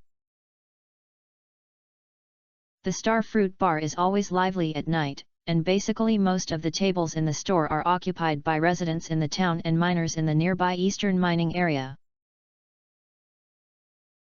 Apart from some familiar faces, some people don't know Leon, and these familiar faces basically have their own wine pairings, so Leon is not easy to get over, so the bar seat is very suitable for him. "Hi Leon, what are you going to eat tonight?" As soon as Leon sat down, Emily came over and asked Leon. "It depends on your recommendation. Is Gus in the kitchen? Leon said to Emily with a smile. Yes, this point is his busiest moment. Emily first answered Lion's question, then wrote some dishes she chose for Leon in a small notebook, and handed them to Leon. Look at whether this menu is suitable for your taste. Let me see. Leon picked up the menu and saw the dishes Emily chose for herself, namely fried mushrooms, surprise carb, and rice pudding, and the drink was freshly squeezed orange juice. That's it, it's pretty good. Leon looked at the menu and found nothing that was not suitable for his taste, so he confirmed to Emily. Actually, I originally wanted to recommend Grampton Orange Chicken to you. Gus recently launched a new product, but you don't seem to like this sweet food very much. Emily said at this moment. I really don't like it. Leon is also to be honest. This sweet-mouthed orange chicken is so sour, and the taste styles of dishes such as Lion's favorite spicy chicken diced braised chicken nuggets are too different. It can be eaten, but will not take the initiative to try it. This is the sense of Grampton Orange Chicken. Haha, I knew it, it seems that I did not remember your taste wrong. Emily covered her mouth and giggled at Leon, but yesterday Gus told me that you seemed to like it very much, and I thought I remembered it wrong. You have to give Gus some face. Leon also smiled and joked at Emily, after all, he is the best chef in the town. There are 3 professions in this world that cannot be offended, namely doctor, teacher and chef. What do you think? It's indeed a very accurate summary. Wait for a while and I'll give the menu to Gus and I'll squeeze the orange juice for you. Emily nodded, then went to deliver the menu confirmed by Leon into the kitchen, then took out 2 fresh oranges, peeled them and stuffed them into the juicer. Before waiting for the food to be served, Leon was not idle either and looked around at the store. He was quite curious about where Sophia was. Logically speaking, the Blue Moon Vineyard has not been repaired yet, so Sophia should have lived in Gus. After just looking around, Leon didn't see anyone with conspicuous pink hair. It seemed that Sophia was not in the hall. Leon is understandable. After all, Sophia doesn't seem to like crowded occasions. Now she guessed she should rest in the private area in the back. But Sophia didn't see it, but Leon saw another familiar face. If I remember correctly, the girl seemed to be the newly recruited employee of Hoja's supermarket. Claire, who is not wearing Hoja's uniforms at this moment, looks quite classical and elegant. It is hard to imagine that such a girl with such a special temperament is a cashier. It was the pile of dark circles that were too conspicuous, which affected a lot of her appearance and looked very tired. Even so, she did not lie on the table and sleep. Instead, she held a book and read it while eating. Leon looked very good. On the cover of her book, she saw the title of the book, The Meaning of the Stage. Claire reads books very seriously, and didn't even notice that the sauce was stained with her sleeves while eating. It seems like a girl with dreams but is bound by reality. Retracting his gaze, Leon thought so. The orange juice is ready. Do you want to add ice? Emily happened to come over with the orange juice at this time and asked Leon. No, the temperature is pretty good now. I'll consider the issue of ice in the summer. Leon politely declined the proposal and then asked Emily.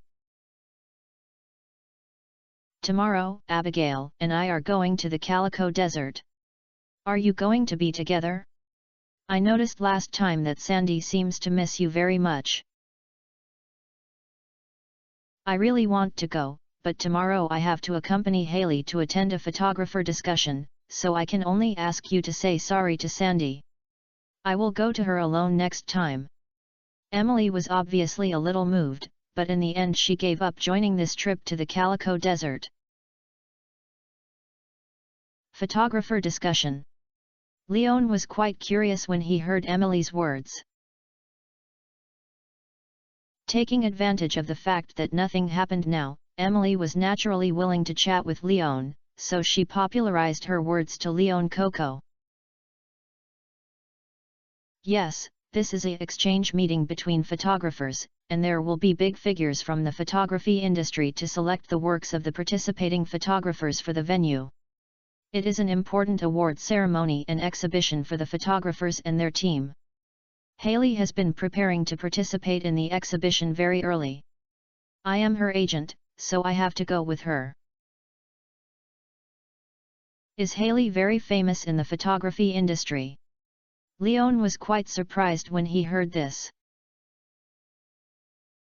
Well, she was named one of the outstanding young photographers of the year by Lens magazine, and can be said to be one of the top practitioners among the younger generation of photographers. Emily replied. I didn't see it. Leon sighed, I thought she was just a fan, but I didn't expect she was professional. I didn't expect that. I thought she was just having fun, but who knew that she had achieved something in this industry? Compared with her, my sister who works as a waiter seemed very embarrassing. Miley laughed at herself. That won't be true. The job is not high or low, so what's wrong with the waiter? They all earn labor remuneration through their own efforts, and labor is the most glorious. Leon corrected Emily. Haha, I didn't expect that, Leon. You actually have this view, but you said it very well and are very handsome. Emily couldn't help laughing when she heard this and joked at Leon. I'm wrong? Leon asked with a smile. Before Emily could answer, a sudden voice echoed in a low voice, I think it's very good. This sudden answer made Leon and Emily subconsciously look at the owner of the voice, and then noticed that the girl named Claire appeared next to Leon after noticing something. The answer just now was obviously from her mouth, but when she saw that Leon and Emily were all looking at her, Claire seemed a little panicked and quickly explained. Sorry, I didn't interrupt intentionally, nor did I want to eavesdrop on your conversation, but I accidentally heard it because I was going to come to the front desk to pay the bill. However, what Mr. Leon said is indeed very reasonable, so I couldn't help expressing my point of view and causing you trouble. I'm sorry. Thank you to Boss Kun H for the reward of the 10,000 starting point coins. I am grateful to the boss for his generosity on behalf of Leon. I am embarrassed to be so polite. Hehe, thank the boss for his strong support. I wish Boss Kun H good health and all the best, I love you. Chapter 333. Good Guy Card. It's okay, it's just a chat, and there's no need to apologize for such things. Leon hurriedly comforted Claire. Emily also helped Claire change the topic at this moment. By the way, you want to check out, I'll calculate the consumption for you. Thank you. Claire was relieved when he heard this. After thanking Leon, he came to Emily again and told Emily about her ordering items. Hello, ma'am, you spent a total of 22G. After finding Claire's bill, determining the price of the food above, Emily gave the total consumption amount. Claire nodded, then began to search for his coat pocket, wanting to take out his wallet to pay. But after exploring, Claire's expression suddenly solidified because the wallet she usually put in her right pocket was gone. At this time, Claire remembered that when he changed his clothes after get off work, he left his wallet in the closet and forgot to bring it out, and immediately panicked. This was his first time to have dinner at Starfruit Bar. He was unfamiliar with everything here. She wanted to explain the situation to Emily, but was worried that Emily felt that she was lying to her. Just as Claire's forehead was filled with cold sweat and he didn't know how to explain it, Claire noticed that Leon actually took out 22G and handed it to Emily. I paid her account just to thank her for her support. After all, it is hard to find a confidant. Some people agree with my opinion, which is also a happy thing for me. Listening to Lion's words, Claire's face turned red, not shy, but embarrassment. She understood that Leon should have seen his embarrassment, so she deliberately helped him. Saying this was just to make her face feel safe. This made Claire very grateful to Leon. After all, she and Leon have only met a few times and said a few words. Not to mention friends, they may not even be considered an acquaintance. And the help of such a half-stranger, especially when the other party is still a handsome guy with a high appearance, Claire only feels that he is completely dead.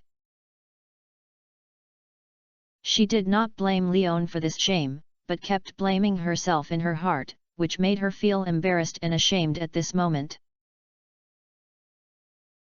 However, staying here will only make it even more embarrassing. Claire thinks it would be better to leave as soon as possible. However, before leaving, she walked to Leon and whispered, "Thank you, I will return this money to you." After saying that, without waiting for Leon to answer, he ran away with his face covering his face. Looking at Claire's back as he ran away in a panic, Leon smiled and shook his head, not caring about Claire's comments. In his opinion, this is just a small matter, and there are not many 22Gs. It can be used to help people solve the situation, which can be considered a daily good deed.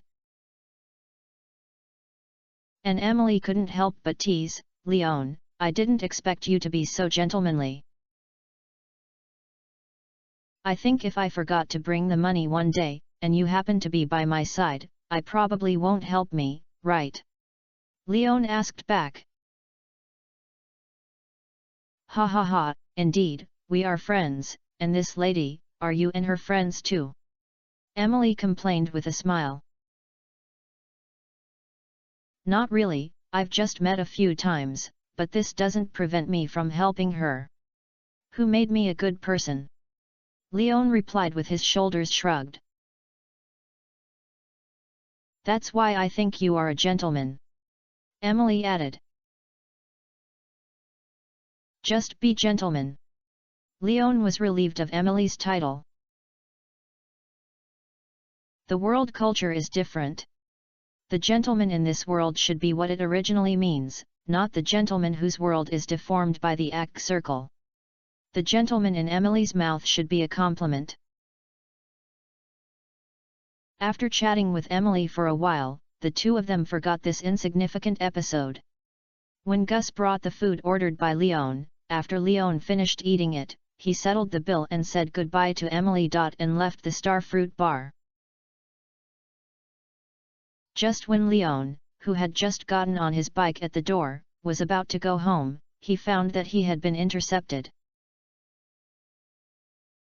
The person who intercepted him was Claire, who had escaped with his face covering his face before.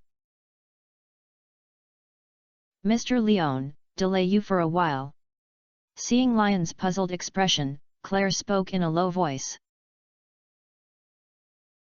Then Leon saw her take out her wallet, then found 2 banknotes and 2 coins, and handed them to Leon in front of her with both hands. "This is the meal you paid for me before, I'm here to pay back the money." Yet, Leon did not shirk it, but accepted the money openly. Although Leon didn't care about the money, Claire obviously cared about it, so in order to make Claire not have a psychological burden, Leon naturally had to take the money away. "Thank you, Mr. Leon, if I don't know what to do afterwards without your help." Seeing that Leon had collected the money, Claire finally breathed a sigh of relief and his expression became much more relaxed. "It's okay, I'm not losing anything anyway, and it's good that you can find a wallet. I'm also worried that you'll be forced to stay on the street because you don't have a wallet." Leon comforted Claire with a smile. This was not something Leon said nonsense.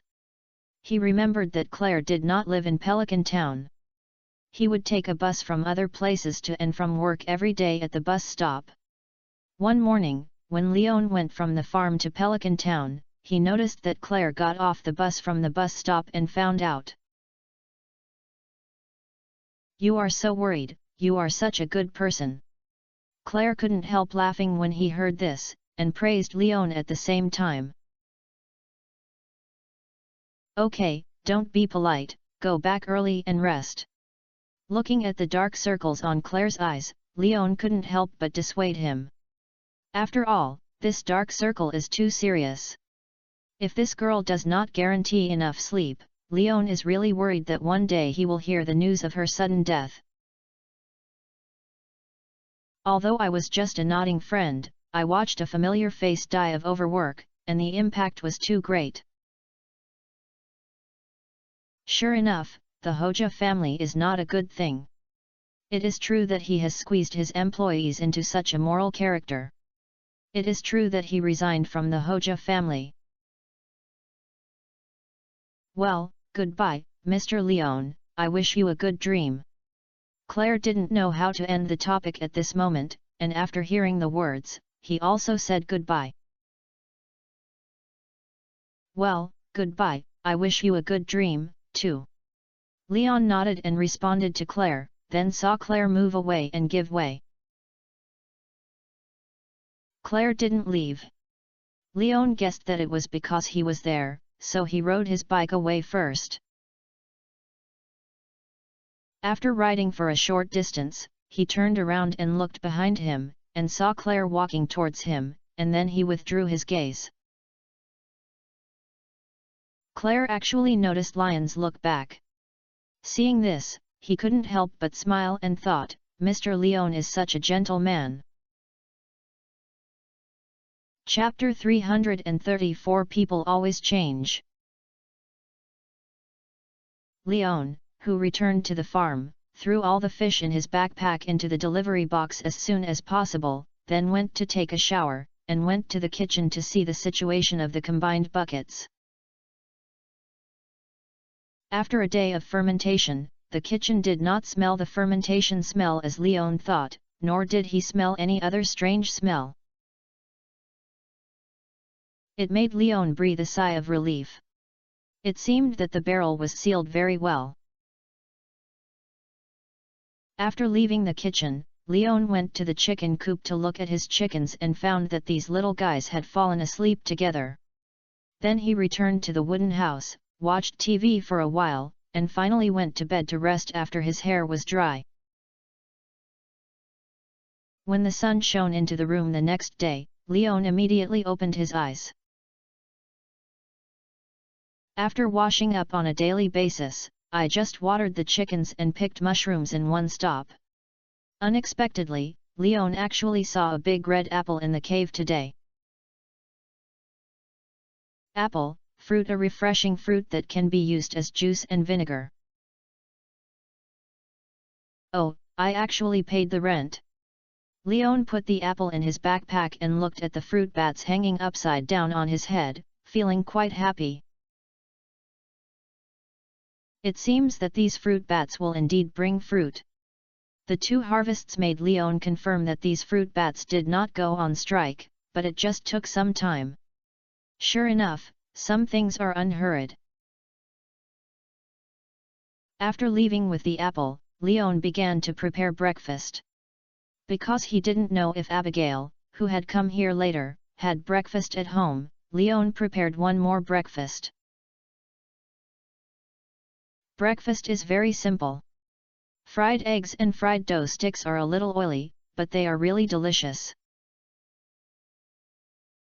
But when Leon finished eating, he still couldn't see Abigail. Looking at the remaining fried dough sticks and fried eggs on the table, Leon still put them in his backpack. Then he looked at the time. It was just 8 o'clock, so Leon rode his bike and was about to see what happened to Abigail. He was obviously so active yesterday, but why did it have not even appeared at all today when he set off? When Leon just left the farm, he saw Abigail walking towards him, carrying a small shoulder bag in his hand. "I thought you were sleeping in." Looking at Abigail's appearance, Leon breathed a sigh of relief and asked, "Have you had breakfast?" "It was because I had breakfast that I came a little late," Abigail explained, "but it's not too late. The first bus will take an hour to leave, and the time is completely rich." "It's not too late, but it's a pity that I prepared for you," Leon explained. "Hey? You'll prepare breakfast for my sit now? What is it?" Abigail exclaimed when he heard this, and then asked quickly. "Try this? It's a bit oily, but it's delicious." Leon took out a fried dough stick from his backpack and handed it to Abigail. Abigail's first reaction after taking the thick fried dough stick was, "Is it a baguette? But why is it so light? It feels empty inside." Fried dough sticks, try the taste first." Leon didn't care about Abigail's misunderstanding. After all, no one in the world can do this thing except himself. It's not that it's difficult to fry fried dough sticks, but most pastry chefs can't remember this way of cooking. After all, they basically bake their snacks and rarely use frying. "Woo, it's so crispy, it's quite delicious. It would be even better if you could sprinkle some sugar on it." Abigail took a bite and tasted it, and then gave his own proposal. "Oh, you can still think of adding sugar." Leon was a little surprised when he heard this, because fried dough sticks really have a way to eat them with sugar. "Of course, adding sugar will make it sweeter. I like to eat sweeter," Abigail replied.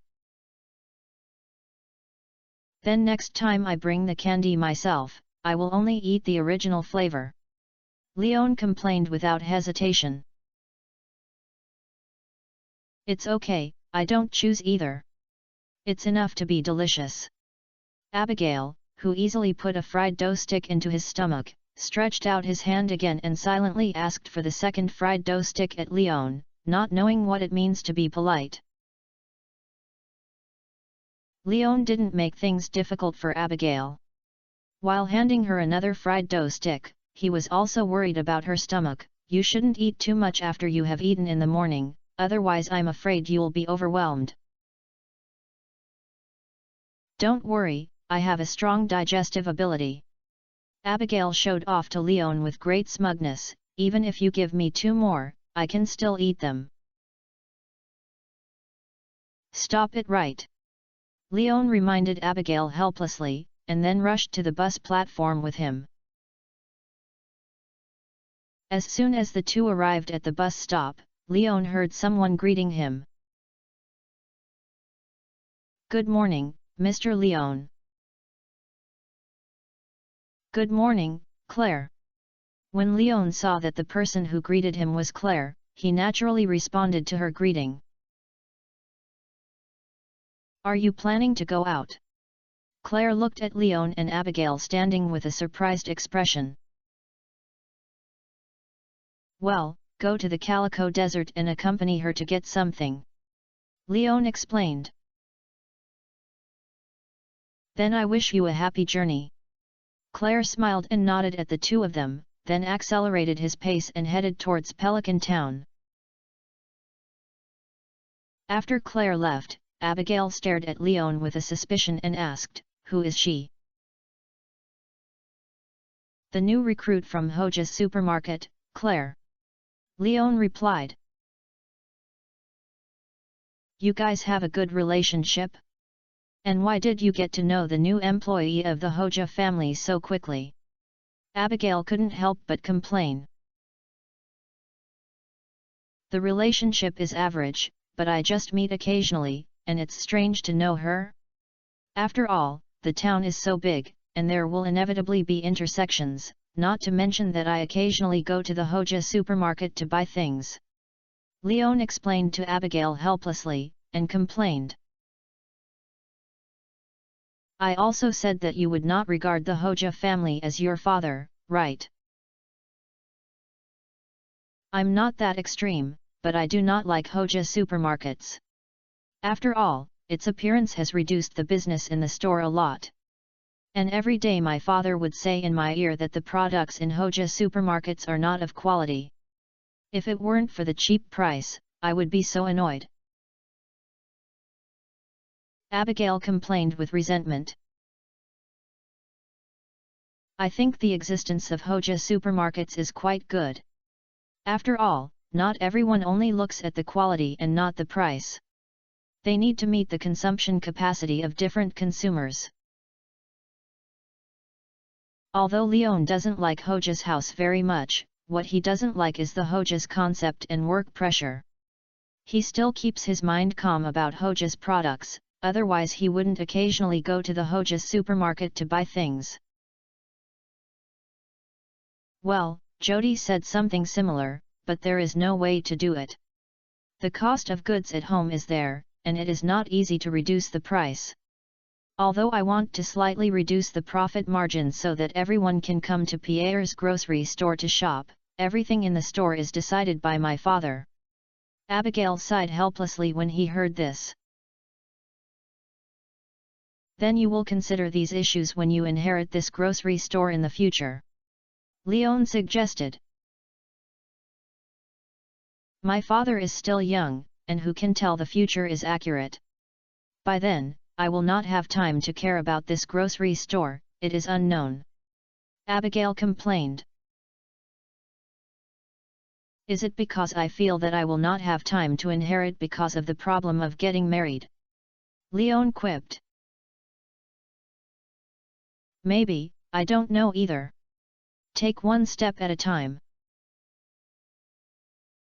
To Lion's surprise, Abigail actually admitted it, which made Leon a little puzzled. If he remembered correctly, when he chatted with Abigail, she was a standard loneliness man. Not to mention getting married, she even disliked her boyfriend. Now isn't the time for you to say that love is troublesome. Leon couldn't help but complain to Abigail. People always change. Abigail glanced at Leon secretly, then looked around and replied as if nothing had happened. Oh! Leon naturally noticed Abigail's small move, but he didn't say it, because once some things were pointed out, it would be difficult to turn back. Chapter 335 Comparison of Good Shave to Throw It.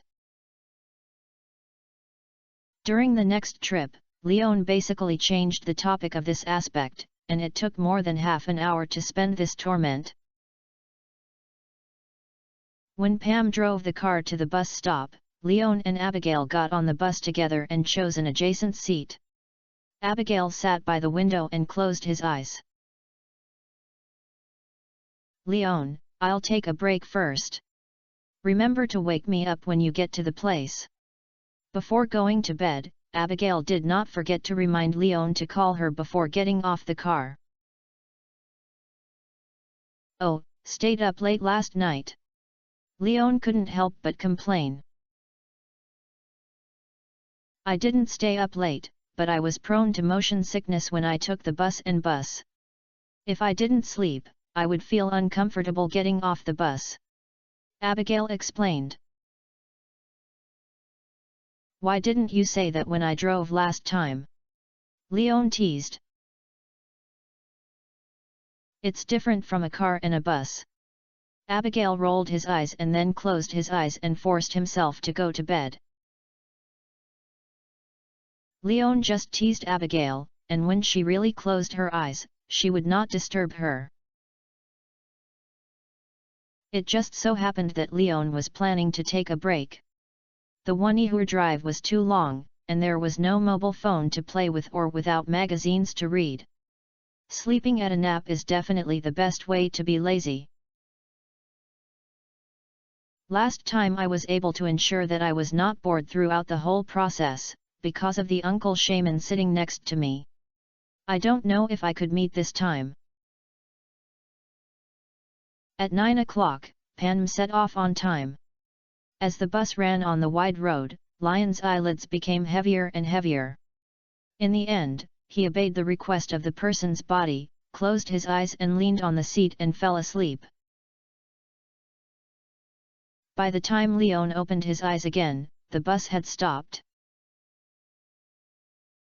After looking around, there was basically no one in the car, and it seemed that they had already gotten out of the car. Leon raised his wrist and looked at the time.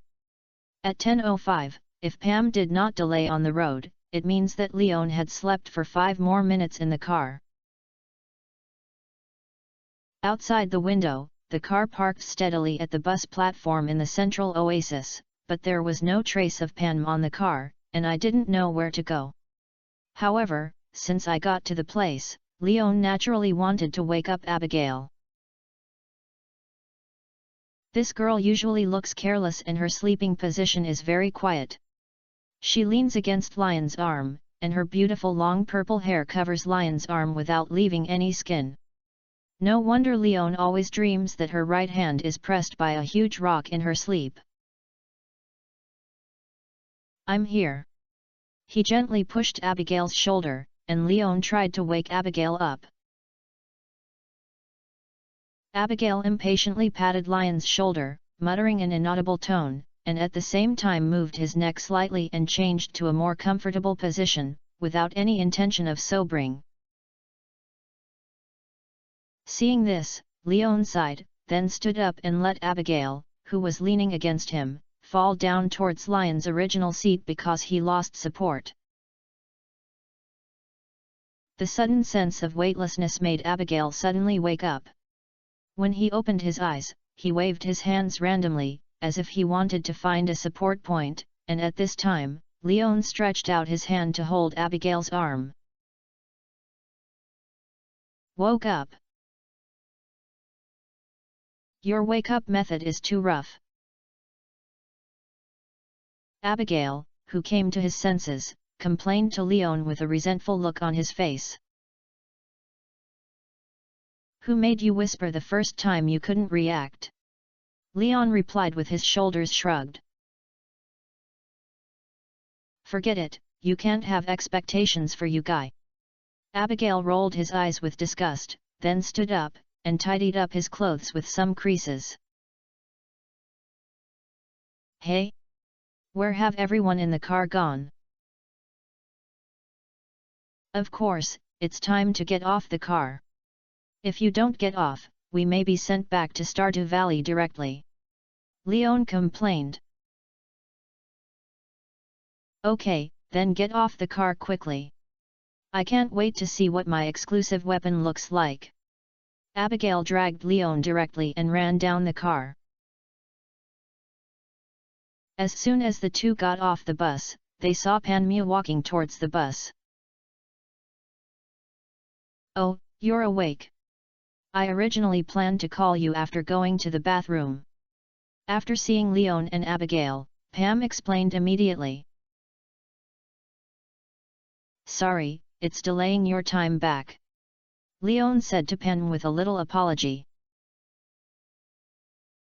"It's okay, I originally planned to go to the bathroom anyway, and it didn't take too long."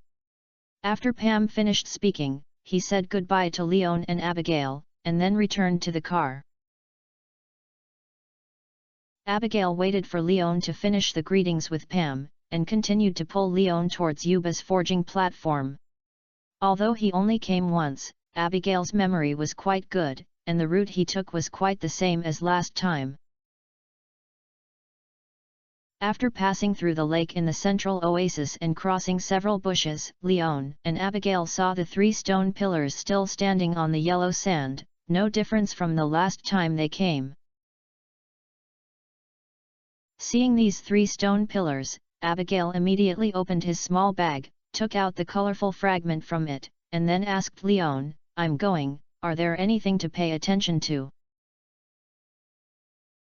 "No, just stand at the center with this colorful fragment. As for whether you can convert it to your galaxy weapon, it depends on yourself." Leon shook his head and replied, then pushed Abigail and urged him. "Go quickly, I'll wait for you here." "Yeah." Abigail nodded, then walked to the colorful fragments with a nervous look on his face. The 3 stone pillars were at the center and the colorful fragments in their hands were raised high. Under the sunlight, Abigail's colorful fragments flashed with a rainbow-like halo. Then the light began to shine more and more, and completely enveloped Abigail in the light. The combination of various colors is gradually fusing, eventually turning into pure purple and starting to shrink. This time, Leon, as a bystander, saw this changed scene in full. He felt that apart from pure light pollution, he could not see anything particularly interesting. However, the reaction of the colorful fragments proves that Abigail really has the potential to become a strong man. At this moment, Leon is even more curious about what Abigail's weapon will look like. When the purple light disappeared, the colorful fragments in Abigail's hand turned into a slender stabbing sword, a half-moon-shaped handguard structure cover, and the slender sword body was slightly round, but there were still flat sharp blades on the edges on both sides. The whole sting sword is still the standard purple tone of the galaxy weapon, but unlike the galaxy watermelon in Leon, the starlight spots on this sting sword are more dense and conspicuous, just like a shrinking galaxy wrapped around the sting sword. The elegant and cool appearance made Leon stunned. They were all galaxy weapons, so why did Abigail's stinging sword look so good? Just like a work of art. Wow, it looks so good! At this moment, Abigail also noticed the stabbing sword transformed from colorful fragments in his hand. She held the hilt of the sword and couldn't help but waved it twice. "And it's very light, you can't feel the weight when you hold it in your hands, and it seems to speed up my offensive movements."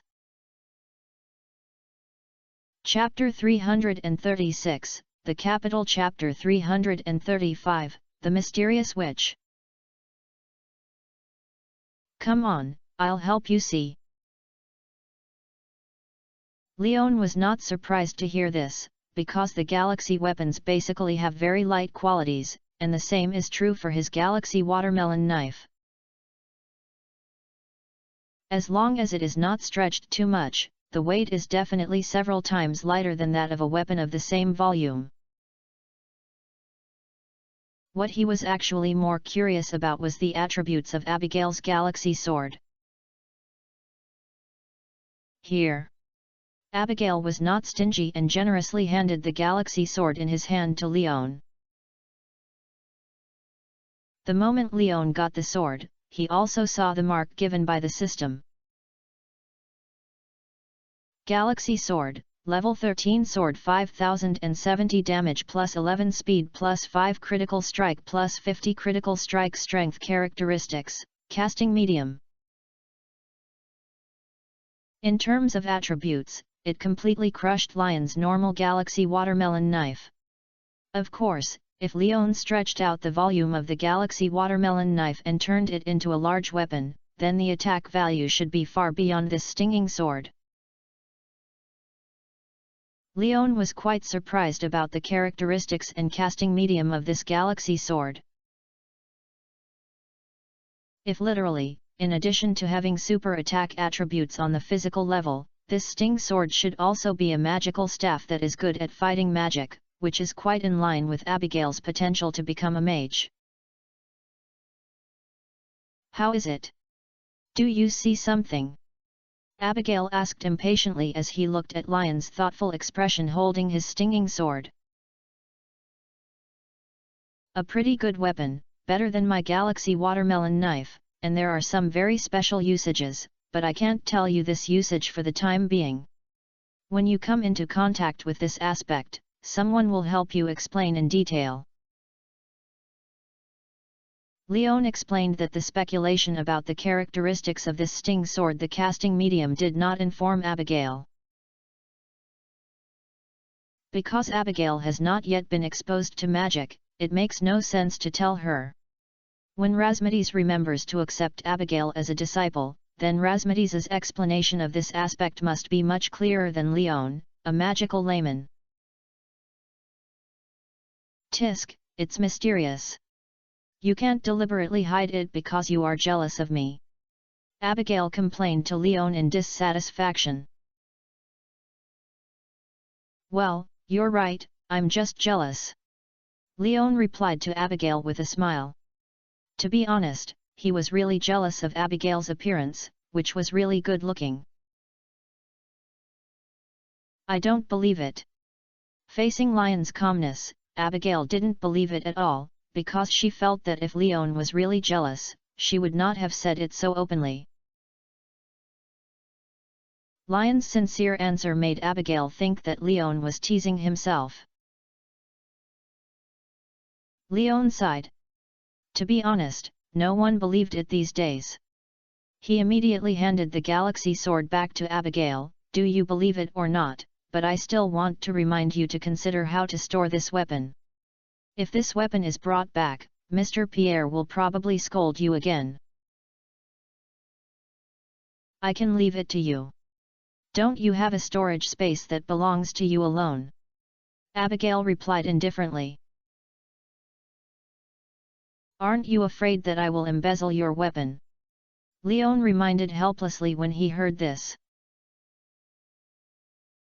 Don't be afraid, because I know you won't do this, and it's just a weapon. If you really like it, just take it. Abigail replied very calmly. Actually, I don't care about this sting sword.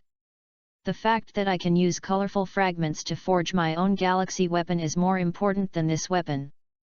This shows that I don't seem to be useless. At least it proves that I have the potential to become a powerful warrior, right? Your mentality has changed quite quickly. Leon felt a little moved when he heard this, but he didn't expect Abigail to say such words. Hehe, of course, after all, I'm also from the warrior recognized by BA is now. If you want to go and try to join the Adventurers Union? Leon, do you think I will succeed? Abigail smiled when he heard this, and then discussed his next development route with Leon. Don't join the Explorers Guild, you have a better choice. Leon hurriedly dissuaded him when he heard this. If it were before, he didn't care that Abigail joined the Explorer Guild, but judging from Sandy's information and what he knew, Abigail really joined the Explorer Guild, then there would be some busy work in the future. It's reasonable, and Leon didn't want Abigail to take the risk. Moreover, Abigail also has the talent for learning magic. Being a noble magician is not as elegant as meeting a warrior who charges for Syahiba. If Leon had not been declared by Rasmades to have no talent for learning arcane, he would have to find ways to change his position and become a magician. This guy is right. It's a waste for you to join the Explorer Union. I think it's more appropriate for you to join the Ministry of Magic. At this moment, a woman with a beautiful figure suddenly appeared beside the two.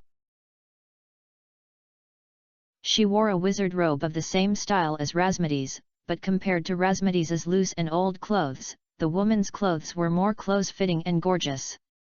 The golden silk thread depicted various elements on her robe. Although her long golden hair was covered by a pointed wizard hat, it was still scattered behind her. The most eye-catching thing is the woman's delicate and charming facial features and the tear mole under the corners of her eyes. At the same time, although the purple lip gloss is a death tone on many girls, it adds a wicked charm to this woman. This is a witch full of feminine charm and mystery. The sudden appearance of this witch also made Leon subconsciously take out the galaxy watermelon knife, put it in front of him and make a blocking and parrying posture, and block Abigail behind him. Regarding this mysterious witch who suddenly appeared, Leon didn't know whether it was an enemy or a friend. Especially when he knew that a witch who transformed Hans into a giant python was secretly plotting against him, he was wary of all witches. And, I have no malice to you. Brother Leon, you may not know me, but if I say I am Rasmides's friend and Velvik's best friend, you shouldn't be hostile to me. The witch saw Lion's alert and spoke to Leon with a smile on his face. Since he is a friend of Master Rasmides, you should know his personality traits. Although Leon also replied with a smile, the galaxy watermelon knife in his hand did not mean to put it down. Are you saying he is petty? The witch replied subconsciously. Well, it seems that he is indeed a friend of Rasmides. Leon breathed a sigh of relief when he heard this. He dared to speak out Rasmides's personality traits so openly, that should not be an enemy. Chapter 337 Camilla. After all, Rasmides has always been an unfathomable image of a top boss outside, and there are basically no strangers who know that Rasmides, the majestic and upright guardian, is actually a petty guy in private. Ha ha ha, just like what Velvik said, Leon, you are really interesting. To introduce yourself, my name is Camilla. As you can see, a witch. The witch who claims to be Camilla bowed slightly and made an extremely elegant lady gift. I was also attracted by the movements of you starting Yuba's forging platform, so I'll take a look. I didn't mean to scare you. After introducing herself, Camilla did not forget to explain why she appeared here. Are you a witch? Is there really magic in this world? Abigail couldn't help asking curiously at this moment. Of course, kid, don't you know? After all, you. Ahem. Before Karamai finished speaking, Leon coughed lightly and interrupted Camilla's words, then said, there are other arrangements, there are other arrangements. Oh? Well, then I can't satisfy your curiosity, child. Camilla immediately understood Lion's meaning when she heard this and said to Abigail a little apologetically. Abigail complained to Leon with a confused look on his face when he heard this, what are you hiding? I just don't want to be given a small shoe by someone for the reason of interfering in his plan. The so-called Deo is not dead. Leon replied helplessly. Don't blame him, there are some things you will understand when you can participate. Camilla was also helping Leon comfort Abigail at this moment. It's mysterious. Abigail muttered, and then stopped asking. Seeing this, Leon breathed a sigh of relief, and then asked Camilla, then Ms. Camilla, do you have any other things? No, I just want to say hello to you. Camilla shook her head, then looked at Leon, then looked at Abigail, and joked with a wicked smile. Oh, what do you mean is that I disturbed the date of you two? Sorry, I didn't notice it, ha ha ha, it seems that I should leave, goodbye. After saying that, Camilla disappeared in front of the two of them, just like Rasmides's teleportation spell, coming and going without a trace. This made Leon extremely envious. If he could learn such a skill, then how convenient would it be? But for Camilla, Leon she was a little resentful. After all, she just left, and she had to leave a word that she had nothing to do. Now that Leon could see, Abigail's face was red and bleeding. He originally said the meaning of that question, and wanted to ask if Camilla had anything to say besides being insulted, and said hello, who knew she would misunderstand. Or maybe she didn't misunderstand, but just dug a hole for Leon out of evil taste? Leon always felt that he had guessed the truth. Ahem, the witch's thinking patterns are not very normal. Just think she is joking, let alone we are brothers, right? But Camilla, the culprit, has already escaped. The mess she left behind can only be handled by Leon.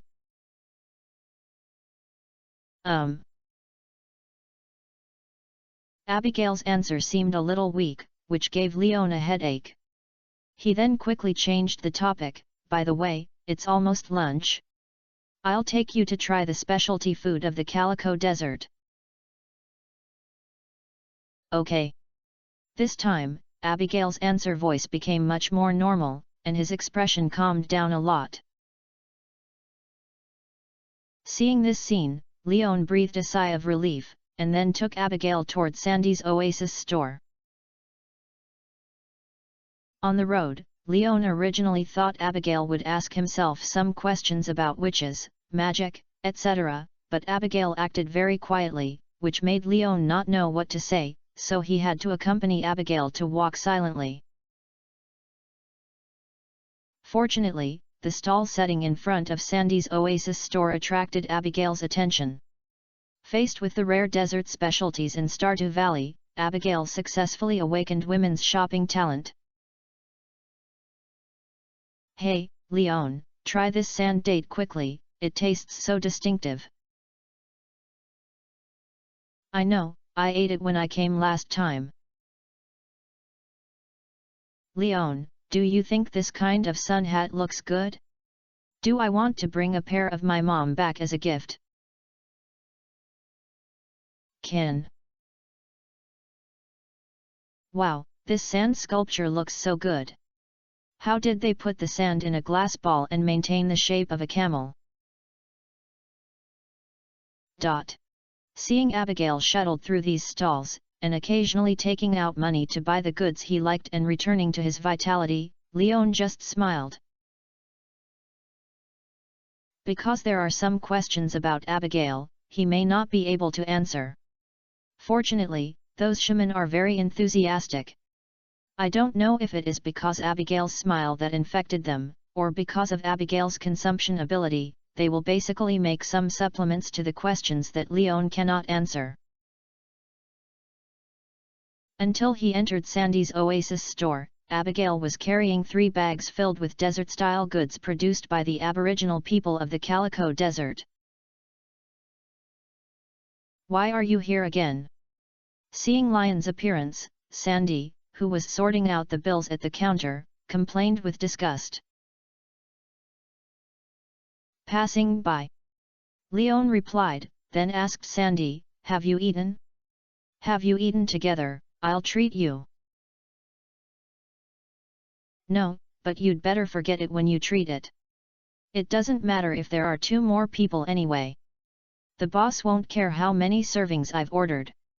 Sandy shook her head and declined Lion's proposal, then looked at Abigail carrying the bag, with a much more enthusiastic expression. Abigail, we're meeting again. Hello, Sandy, I'm disturbing you. Abigail greeted Sandy politely, and then handed the things he bought to Leon. Leon naturally understood what Abigail meant and said that all these things were stored in the system backpack, just like the galaxy sword that belonged to Abigail before. Sandy noticed this scene and her eyes became playful in an instant. Fortunately, she did not make things difficult for Leon like Camilla. She just supported her chin with both hands, looked at Leon and Abigail, and maintained her aunt's smile throughout the whole process. After helping Abigail receive the specialties, Leon explained to Sandy, "I originally had an appointment with Emily, but she had other things to do, so she didn't go with us. However, she also told me that she would come to visit you alone next time and asked me to say hello to you on her behalf." "It's okay, please tell Emily for me, I'll welcome her at any time," Sandy said to Leon with a smile when she heard this. "Well, but in fact, you should be much more cordial when writing letters to each other than when I pass the message," Leon complained. "But if you write a letter, Emily will feel that there is less special fun," Sandy replied with some advice. What can Leon say? Silence is the best choice to deal with Sandy's suggestion. Regarding the problem of watermelon knife, I can only say that it is difficult to change for the time being. When Jiangdao is opened, we will find the volcanic furnace, and we will redesign it. As for the issue of water word count, there are 2 more words. You can look at the word count in each chapter. The billing is 200 words, but most of my chapters will have 150 plus free words. If you really want water word count, you won't have these free words counts. I simply like the watermelon knife weapon, because it is really easy to use. Just like a folding stool, it is one of the most perfect weapon choices in my heart. Chapter 338 All the Papers. After having a hearty lunch at Sandy, Leon said goodbye to Sandy with Abigail and left the Oasis store. But the 2 of them were not in a hurry to take the bus back to Stardew Valley, because there was still an hour before the second bus arrived, and the bus at this moment should just set out from Stardew Valley. However, this does not mean that the 2 of them will wait at the bus platform within an hour, because in addition to Abigail going to forge the galaxy weapons, Leon actually has his own arrangements. For example, now, Leon is walking towards the corpse of the Dragon of the Sand, and he has not forgotten to harvest the coconut trees and the coconuts and cactus fruits on the cactus on the road. Do you want to try it? I can help you open a coconut. Holding a coconut cut off by himself with a galaxy watermelon knife that extended into a length of pole, Leon asked Abigail next to him. Okay. Abigail did not refuse either. So Leon used a galaxy watermelon knife to cut off the top, showing the coconut juice and coconut meat hidden under the hard shell of the leaves. The galaxy watermelon knife can attack and cut fruits when needed. When needed, it can also touch those fruits that are not hung high on the tree canopy when normal people cannot reach. Compared with Abigail's stinging sword, in terms of practicality and functionality, the galaxy watermelon knife can win very simply and freely. After handing it to Abigail, Leon continued to move forward. None of the coconut trees and cactus seen on the road survived, allowing Leon to harvest a large amount of brewing fruit materials that could be added to the combined keg. Finally, under the leadership of Leon, Abigail saw the remains of the sand dragon. What a big dinosaur fossil! Abigail was amazed at the first glance when he saw the giant sand dragon. When Leon heard this, he was stunned for a moment, and then couldn't help but complain, "Why do you think it was a dinosaur during his lifetime? Isn't it? Apart from the various dinosaurs that existed in ancient times and the world, there is no second giant creature that is even larger than them in this world." Abigail asked in confusion. Well, okay, a reasonable analysis. Actually, I don't know what this thing looked like during my lifetime. After all, it only has a skull and some ribs left. Leon couldn't help but believe Abigail's remarks when he heard this. After all, who said that dinosaurs are not dragons? The sand dragon also did not leave a complete skeleton. Perhaps it was really a dinosaur, not the big lizard dragon with wings in the west that Leon thought.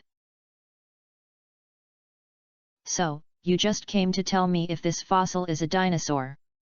Abigail couldn't help but complain. That's not, I just want to do an experiment. Leon shook his head, then reminded Abigail, wait for me here, once you find something wrong, you run first.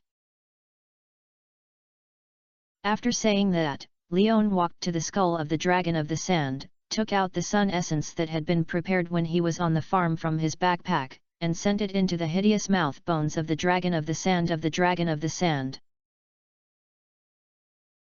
Although preparing the last meal for the dragon is the last part of Mr. Chi's mission, it doesn't make a preset in the game. It doesn't make sense to find this sand dragon with the sun essence, but in reality, Leon still plans to try it out to see if he can take a shortcut. After the sun's essence touched the mouth of the dragon of the sand, the sun's essence disappeared directly, and Leon also noticed that the originally hollow eyes of the dragon of the sand had ignited a flame, but unfortunately it only took a few seconds and everything returned to peace. The sun's essence disappeared, and in its disappearance, it was replaced by a yellowed note. Hello, Leon. Although you did not complete this trial according to the route I designed, I appreciate your eclecticism. So, look for other clues. After completing all the steps, you will get the key to open the box. I look forward to meeting you. Together. Sure enough, the box contains a membership card, but Mr. Chi is meticulous and seems to have to do it step by step. Looking at the content on this note, Leon was a little helpless and relieved. This experiment was not completely gone. At least it was confirmed that the membership card contained in the box that allowed Leon to enter and exit the second floor club freely, which also means that there was no difference in the first trial that I knew in the game. Then, you only need to prepare the battery pack, beats, and rainbow shells to complete the remaining 3 links, and then you can go to see Mr. Chi. After putting away the notes, Leon walked to Abigail, who looked at him curiously. Okay, I'm done with my business, it's time to go back. Leon, did you just notice that the fossil's head moved? Abigail suddenly asked Leon. Didn't notice. Leon shook his head. He only saw a flame ignited in the eyes of the dragon of the sand, and he really didn't see the head of the dragon of the sand. No? Did I read it wrong? Abigail rubbed his head in confusion when he heard this, and then continued to speak. And I also heard a very terrifying dragon roar. The dragon roar was filled with madness, greed, and tyranny, which made me feel very uncomfortable. Maybe it's an illusion. The temperature in the desert is too high. You may have heat stroke. I'll take you to a cool place to rest. Although he said this, Leon silently wrote down Abigail's words. If he remembered correctly, Abigail should have some psychic talents, because in Abigail's 8-star plot, Abigail used a psychic board to show his psychic ability and passively expressed his emotions towards the players. If you understand correctly, this talent made Abigail hear the last regret of this sand dragon. It should bite has something to do with the sun essence that I fed it, and Abigail's description also proves that this sand dragon should have died miserably during his lifetime and does not look like a good thing. With Lion's comfort, Abigail didn't think much about it. Accompanied by Leon, they rested for a while in the shadow of a coconut tree with empty coconuts, and Leon once again prescribed a coconut for Abigail to replenish some water. When Abigail felt a little more comfortable, the two walked to the bus platform together and waited for the bus to arrive. Although she had a short rest, Abigail's mental state was still not very good, so Leon comforted Abigail and let her lie down and rest for a while. Although she was a little shy, Abigail finally leaned on Lion's lap and fell asleep. When Pam drove the car to the platform, Leon did not wake up Abigail, but carried him behind him and carried him on the car. Then he found a place by the window to gently lower him, and continued to provide his legs as pillows so that Abigail could sleep more comfortably. Chapter 339 The Dead Speaker. When the bus entered Stardew Valley and stopped at the bus platform in Pelican Town, Abigail had no intention of awakening.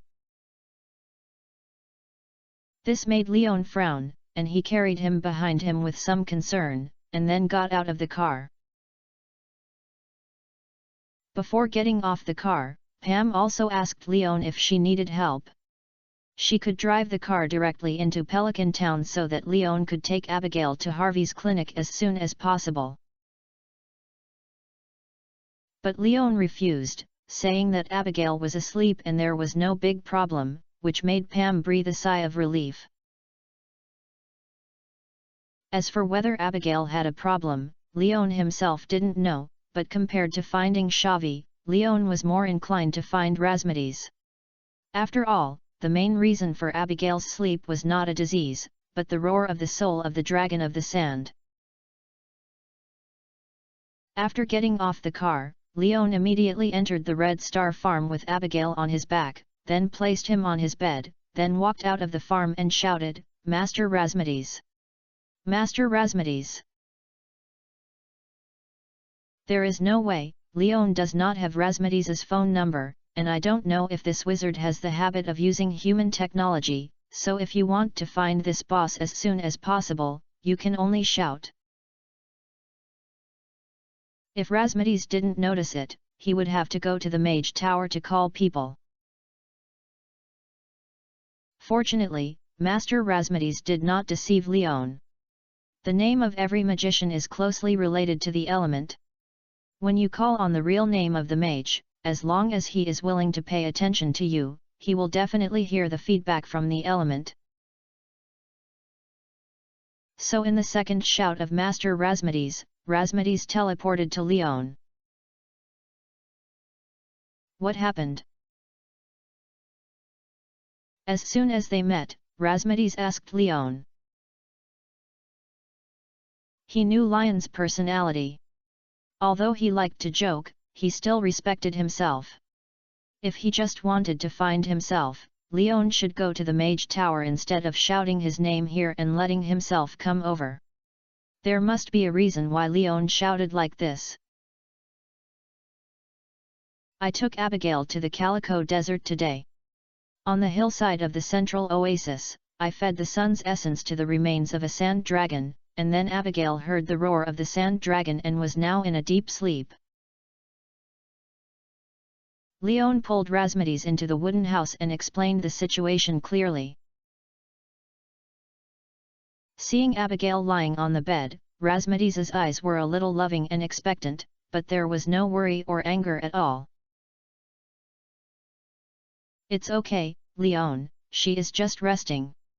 The voice of the soul further stimulated her special talent.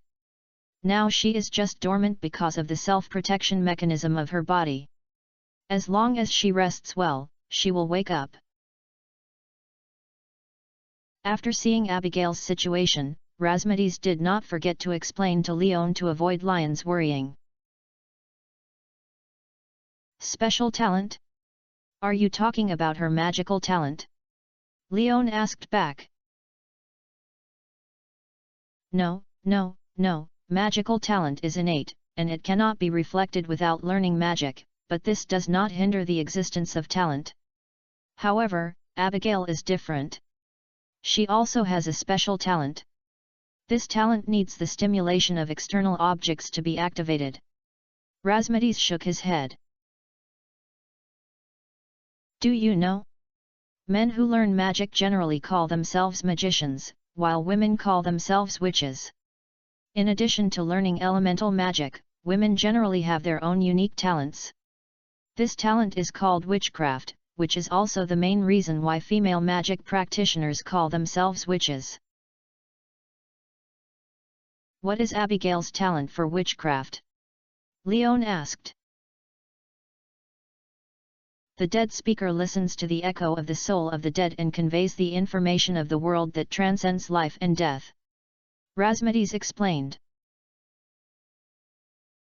I don't feel very strong offensive talent. Leon couldn't help but complain when he heard this. Indeed, but in other aspects, the owner has a unique advantage. For example, the soul they ask about will not lie. This is an iron rule. Do you know what this means?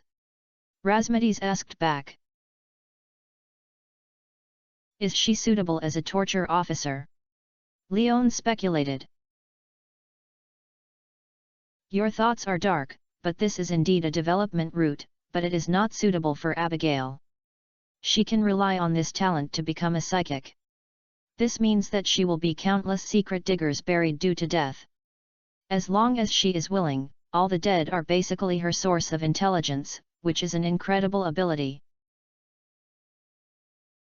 Polsmodes looked at Leon with disgust and complained. Isn't that still a torture officer? Leon muttered in a low voice. Razmedes looked at Leon speechlessly, trying to refute, but found that there seemed to be nothing wrong with what Leon said, and the atmosphere solidified in an instant. Fortunately, Leon did not worry about the torture officer point, and confirmed that Abigail had no problem now. While breathing a sigh of relief, he did not forget to ask Razmedes Abigail's sleeping state for how long would it last. It may last 1 day and 1 night, but since I have come, it is naturally impossible to let her sleep for so long. She is still an ordinary person now. Long-term sleep will cause some burden and unnecessary consumption to her body, so I can speed up her awakening time a little. After saying that, Razmedes disappeared in front of Lion's eyes. After a few minutes, Razmedes, who appeared again, had a bottle of dark purple potion added to his hand. Help her up and feed her slowly. Razmedes handed the potion to Leon and instructed. Leon did not ask Razmedes why he didn't do such a stupid question by himself. According to Razmedes's arrangement, he supported Abigail's back with his arms, helped him up, leaned on him, and then broke open the potion bottle plug and fed the bottle of purple potion to Abigail's mouth. After the sleeping Abigail entered the mouth of the medicine, he subconsciously swallowed it, and his mouth grew up unsatisfiedly, as if asking for more. However, Leon did not try to save trouble, and still fed Abigail a small mouthful of medicine. He ate the dose of medicine in 1 mouthful for more than a minute before he finished feeding it.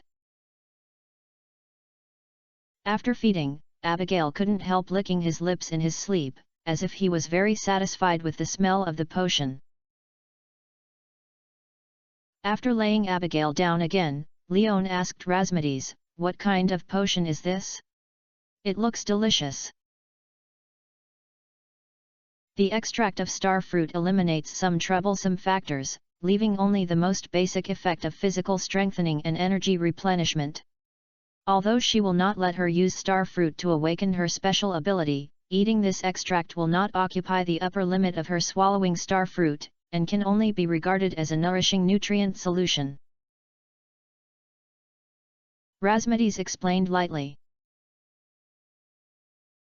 Hearing this explanation, Leon was solemn. A good thing as rare as the star fruit was actually just a health product in the eyes of the boss. As expected, the boss's legs were thick and rich and powerful. Chapter 340, Occupational Discrimination is Not Allowed. Thinking of this, Leon couldn't help asking, "Do you still have the star fruit that has been extracted with juice? I want to make one taste it." "Although you can eat the second one, I think you should not be too anxious. The energy of the first star fruit you eat has not been consumed yet. When your body fully accepts the growth effect brought by the star fruit, consider the consumption of the second star fruit." Razmedes did not refuse, but did not agree, but only reminded Leon of his current physical condition. "Then when can I absorb the energy of that star fruit?"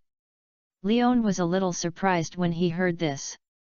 He thought that the growth rate of the star fruit was a one-time, but he didn't expect it to be a sustainable power bank. But he didn't realize that his body had been infinitely strengthened recently. Apart from the strengthening given during the upgrade, he had never experienced the feeling of suddenly becoming stronger in daily life. "This is a very slow process. What are you doing in such a hurry?" Razmedes complained to Leon helplessly. "Isn't this trying to see where my upper limit is?" Leon explained awkwardly. "Then you can't be in a hurry, otherwise you will definitely regret your decision in the future," Razmedes reminded. "You are the boss who listens to you." Leon nodded and replied. Razmedes glanced at Leon, then looked at Abigail, who was sleeping quietly on the bed, and suddenly spoke. "Are you two going to the Calico Desert today for a date?" It's not, it's to let Abigail try to use Yuba's forging table."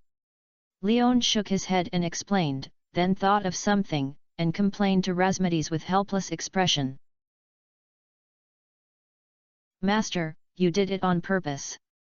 It was obviously a colorful piece you gave me, but you actually asked us why we went to the Calico Desert? Do you all those who learn magic like to talk about gossip so much?"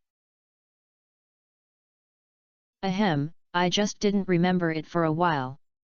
Razmedes immediately coughed twice awkwardly when he heard this, and changed the topic at the same time. "I'm following what you meant in your words. You seem to have met other mages halfway through." "Well, but not a mage, but a witch. She calls herself Camilla," Leon replied. "Did you see Camilla?" Razmedes's face turned dark when he heard this, and then he hurriedly asked, "She didn't say anything strange, or invite you to take risks in some places?"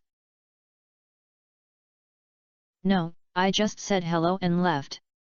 "What's wrong?" "She has a problem."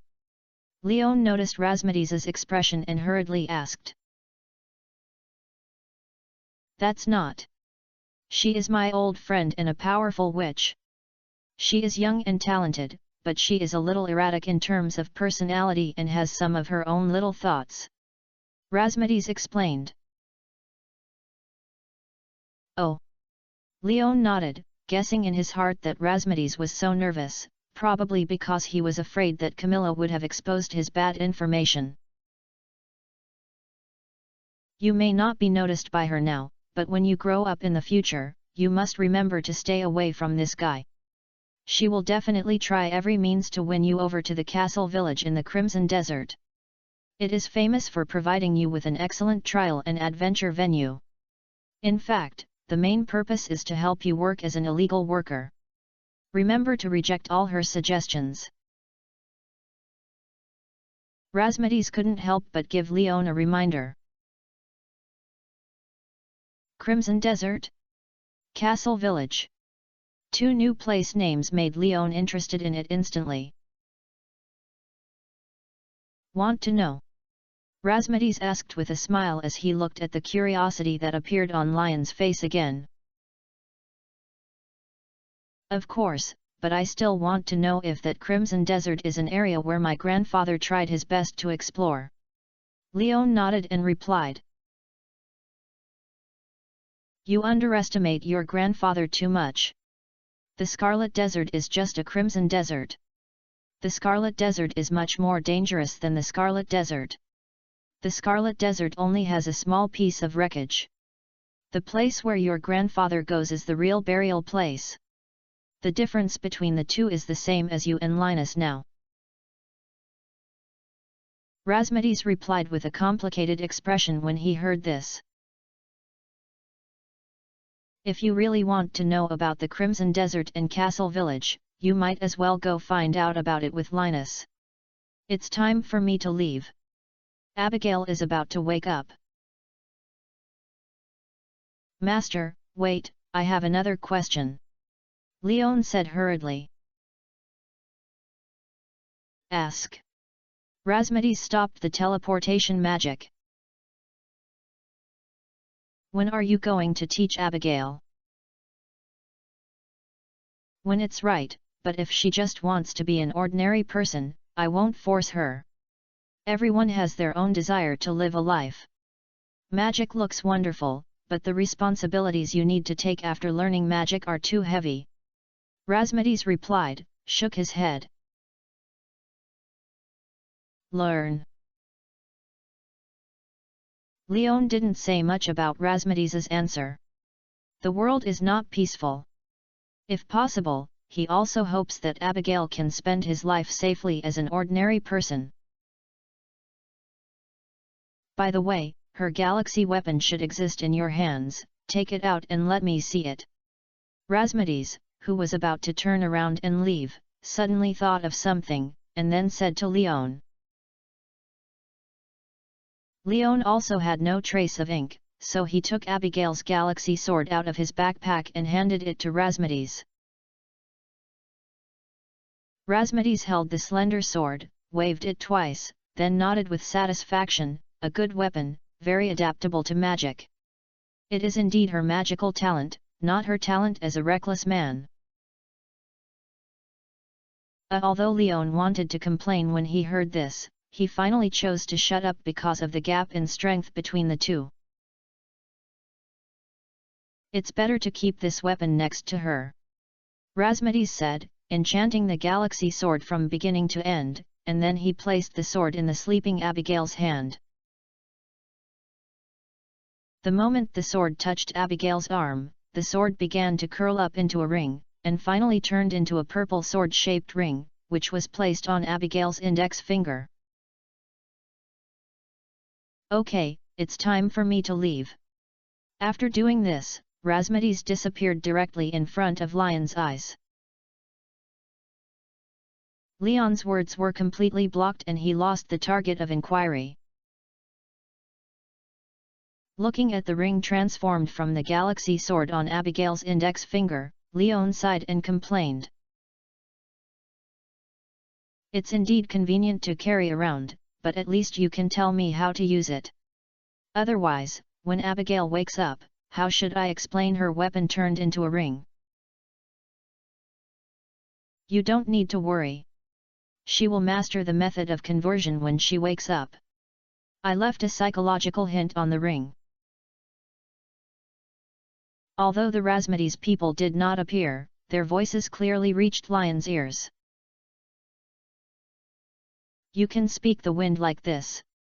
Leon subconsciously asked when he heard Razmedes's voice. It's just a simple little trick to convey information through elemental resonance. After Razmedes said this, no sound came. Please give me some monthly tickets that you don't want, I love you. Chapter 341 The Excited Abigail. At this moment, Abigail woke up naturally and shouted as soon as he opened his eyes. Leon, why do I feel sweet in my mouth, and it has a pumpkin smell? Maybe you're hungry.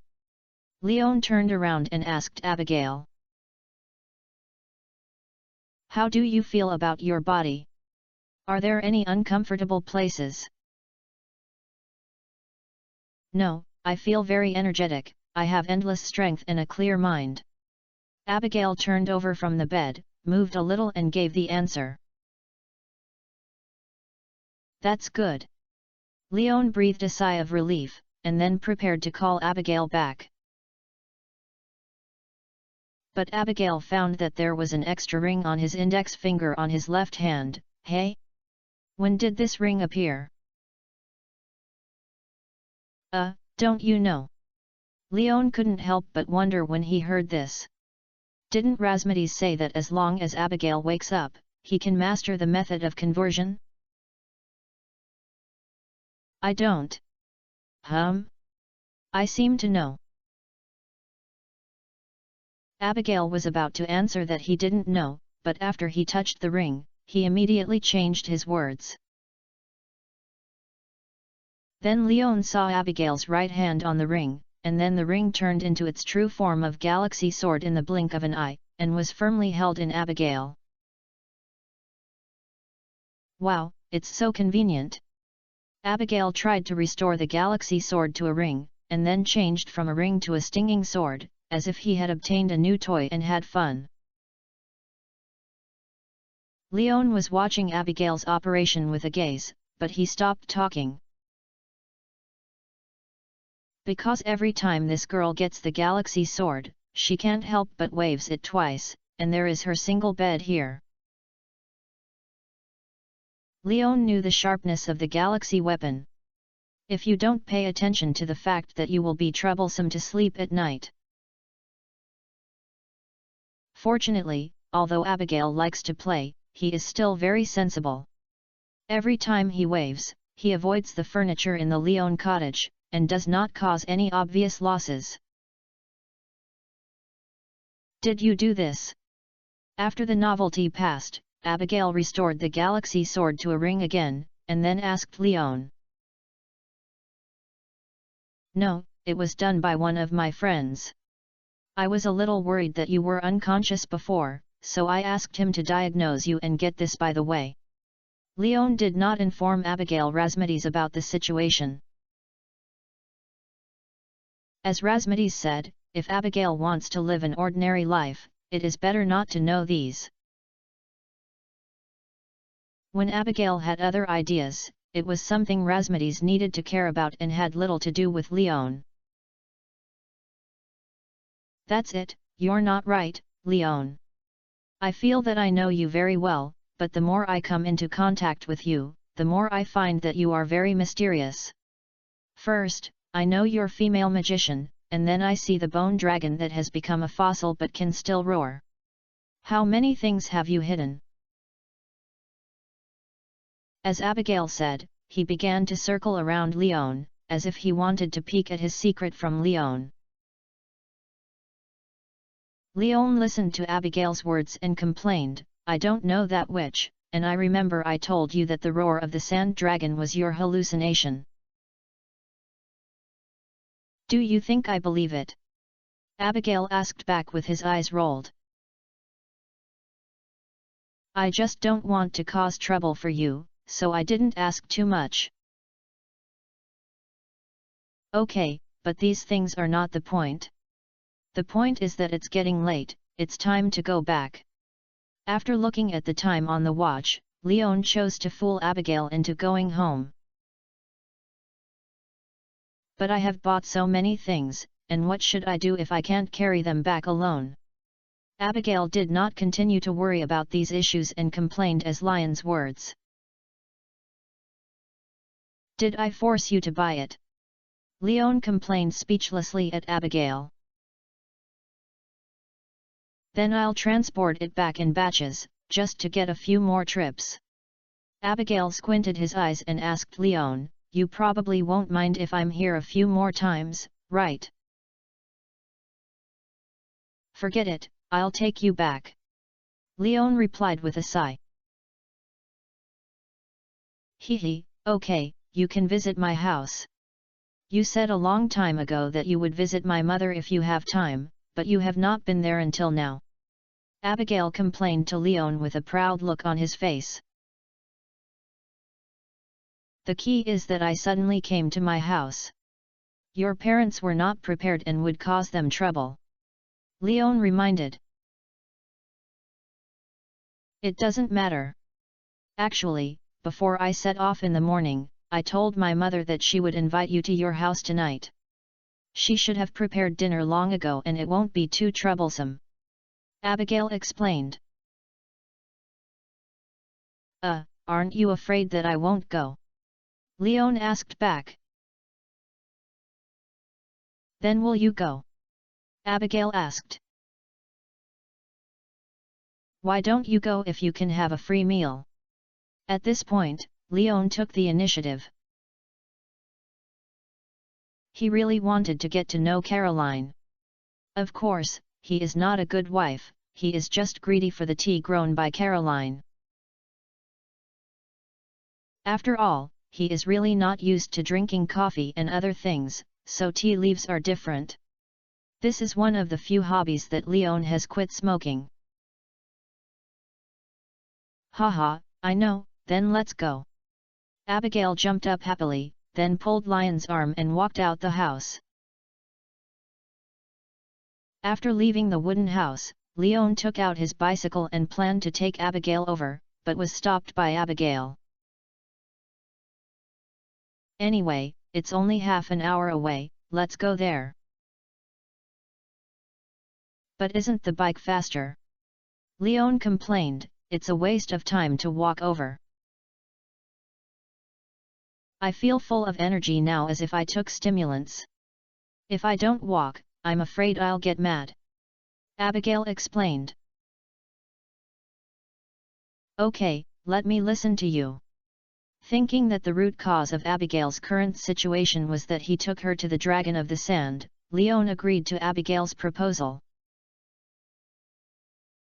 For Leon, walking and riding a bicycle is just a difference in time. Now he is no longer a small party when he first came to Zingla Valley. Not to mention walking for half an hour, he even sprinting for half an hour. Leon probably won't breathe heavily. His physical fitness is here, highlighting his physical strength. Yeah. Abigail clapped his hands happily when he heard Leon agreeing. Looking at Abigail's appearance, Leon was sure that she was really too excited. It was necessary to consume her energy, so as not to avoid Abigail's current state being noticed by Caroline and Pierre, who misunderstood that he had drugged Abigail. But walking alone may have a slight effect, so Leon suggested to Abigail, let's run over. Running is the best exercise to calm down your emotions. What do you think? Okay, then let's play. The first person who arrived at my house can ask the loser a letter. How about the piece? Abigail echoed. Let me first talk about what you plan to let me do.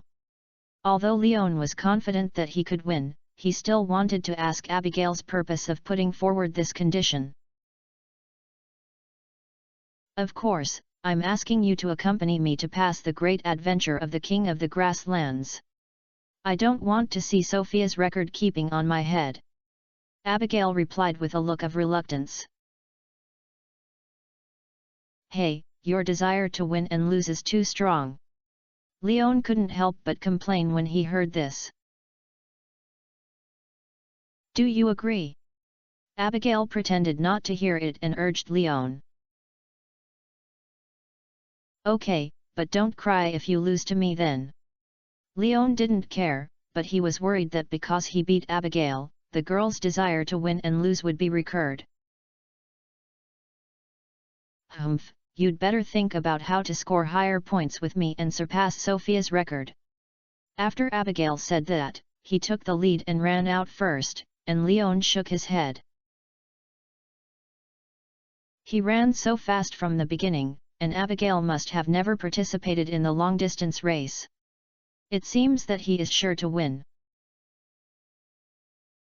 But what will she do then?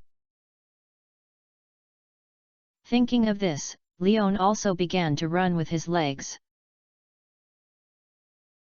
In the sunset, the shadows of the two were stretched out, but the distance between them was gradually shortening. Today I was lazy and my whole body was hurt. After get off work, I fooled the manager to take me to have a massage and let me escape first. When I reach middle age, I will be hard in everything except for the accompanying magic weapon. Alas. Chapter 342. Don't you feel ashamed now? Abigail's running speed is not very fast in Lyon, but it is already an exaggeration compared to ordinary people. And Abigail, who was expected to run out of strength for 5 or 6 minutes, started walking slowly for more than 10 minutes without slowing down. The only change he could detect was that his breath became more rapid. This excellent physical fitness surprised Lyon, not sure if it was because of the effect of the star fruit extract she drank or because of the others. But Lyon thought for a moment and felt relieved. As an indigenous native of Stardew Valley, the family is also one of the largest suppliers and distributors of Stardew Valley, and the Abigail family is quite wealthy. In addition to the degree of love that her father Pierre and his mother Caroline have given her only daughter, Abigail should often eat foods cooked by high-quality crops, so it is understandable to have this physical fitness. Julian, are you okay? Abigail asked, gasped and looked back at Lyon, who had been following him and had not been 1 meter away. It's pretty good. Lyon replied with a smile and maintaining a unified running rhythm with Abigail. It's worthy of being a farmer who can take care of such a large farm by one person. This is so physically strong. Looking at Lyon's unchanged expression and relaxed appearance, but maintaining the same running speed as she wanted, Abigail regretted it at this moment, and she underestimated Lyon's physical strength. If this continues, I will definitely lose. Although I am about to arrive in Pelican's Town, I already feel that my physical strength is declining significantly. Abigail knows that Lyon only needs to sprint in the end, and he may be left behind by him.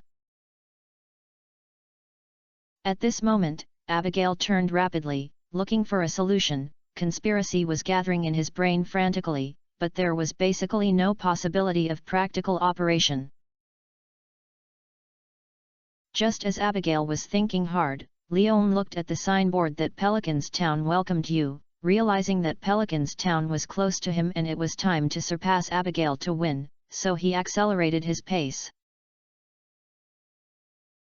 Abigail watched Lyon easily surpass him and also widened the gap between the two. He gritted his teeth and raised his running speed again, trying to catch up with Lyon, which was indeed effective.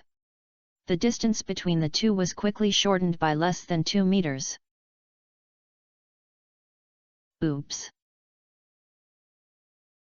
But at this moment, whether it was the uneven road or the pace of the pace was disturbed by the rush, Abigail's whole body began to pounce forward. After waving her hands weakly, she could only watch the stone pavement that began to enlarge in front of her.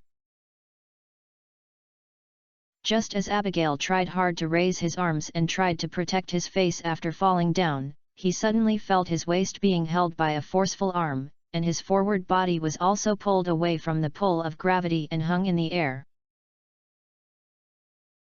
Is it okay? Moving away his arms that were blocking his face, Abigail saw the helpless and concerned expression of Lyon, as well as his slightly blamed inquiries. Abigail was about to say it was okay, but when he thought of the rare opportunity, he quickly replied, I seem to have sprained my ankle, and my ankle hurts so much. Oh, Lyon sighed when he heard this. He was about to squat down to see what happened to Abigail's ankle, but Abigail stopped him. What are you doing? Let me see if your ankle is swollen, Lyon explained. No, it's shameful, okay. Abigail hurriedly retorted. She was worried that when Lyon saw her unchanged ankle, she knew that she was lying, but Lyon thought Abigail was really shy, so she could only suggest helplessly. What should I do? I don't know if you really got a twist or a fracture. I'll take you to Harvey's clinic first. It's okay, I know my body, there is no fracture, it should be just twisted. I will go to rest, just use ice to cold compress. Abigail crossed his hands in front of his chest and directly refused the proposal. Then can you still leave? Leon did not force Abigail to go to the clinic.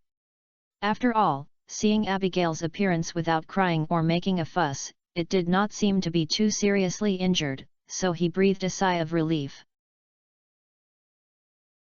It hurts a little, I can't walk anymore, can you carry me? Abigail immediately proposed a solution. Don't you feel ashamed now? Leon couldn't help but complain. After all, Abigail, who just went to Leon to see her ankle, actually offered to let her carry her back. Is there any difference between the two? And the latter shouldn't be more ambiguous and intimate? You haven't carried me before. Abigail replied indifferently, and it's just carrying me, not holding me, what's so shy about? Abigail is not a fool. She remembered that she fell into a deep sleep when the Calico Desert fell into a deep sleep. When she opened her eyes, she came from the dry and scorching Calico Desert to the bed of the Leon family in Stardew Valley, which was very pleasant and soft. What she experienced in the middle can be understood without thinking about it. Okay. Since Abigail didn't mind, Leon didn't want to say anything. After all, this is not the first time today, he is almost getting used to it. So Leon walked to Abigail and squatted down, revealing his broad back. Abigail did not hesitate and lay down directly on his face. His arms naturally protected Lion's neck, while his legs were randomly placed on Lion's butt. She still remembered that she was playing the role of an ankle injury patient, so her legs must not move and let Leon find flaws. After getting up, Leon naturally held Abigail's legs to reduce the impact of gravity on Abigail so that she could save some effort on her own back. Don't move around. After giving Abigail a piece of advice, Leon carried Abigail toward Pierre's grocery store. Leon didn't feel anything, but Abigail's cheeks were flushed at this moment. Living consciously on Lion's back is a completely different experience than when you are asleep. At the first moment, she smelled the special smell that made Leon very reassuring. This smell was not the first time she smelled it, but at such a close distance, Abigail still couldn't help but his heart beat faster. Secondly, Abigail could feel the temperature coming from his clothes, which was very warm, and Lion's back was really strong, and every place he could touch was like this, which would not seem uncomfortable, but instead made people feel full of security. After the two entered Pelican Town, this combination naturally attracted the attention of some passers-by. Leon had no expression on his face, but Abigail shyly buried his head on Lion's back and did not dare to look at the other people's gaze. Yesterday, I thought the fooling was successful, and the manager agreed to take me to stretch my muscles and bones. Just when I was considering where to go, the old Sixth actually took me to an indoor football stadium after work. It is said that my body was uncomfortable because of lack of exercise.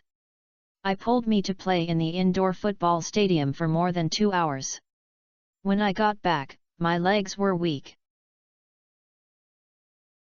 Chapter 343 Caroline. And Leon also noticed Abigail's strangeness, and the corners of his mouth couldn't help but rise a little. Originally, he really thought Abigail was bold and fearless. Now, judging by the real reaction of not being able to look at his ankles and avoiding the gaze of passers-by, she was careless, but in the end she was still like an ordinary girl. So in order to avoid Abigail's embarrassment, Leon speeded up, and soon the two approached not far from Pierre's grocery store.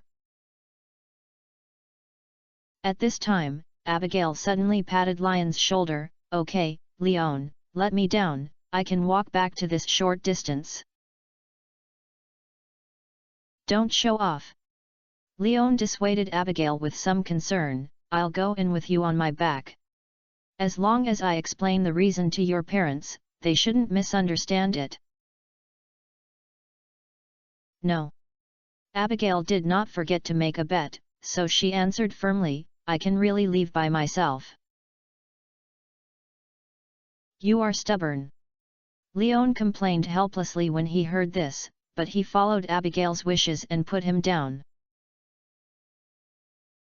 Just as Leon was about to stretch out his hand and hold Abigail and be ready to walk back with her, Abigail, who had just landed, was like a wild horse. He rushed out with big strides. With such rapid, flexible and natural movements, he could not tell that this guy had a sprained ankle. Between breathing, Leon saw Abigail had already run to the glass door of the grocery store, and waved his hands to Leon with a proud look on his face and shouted, "Haha, I'll arrive first, I won."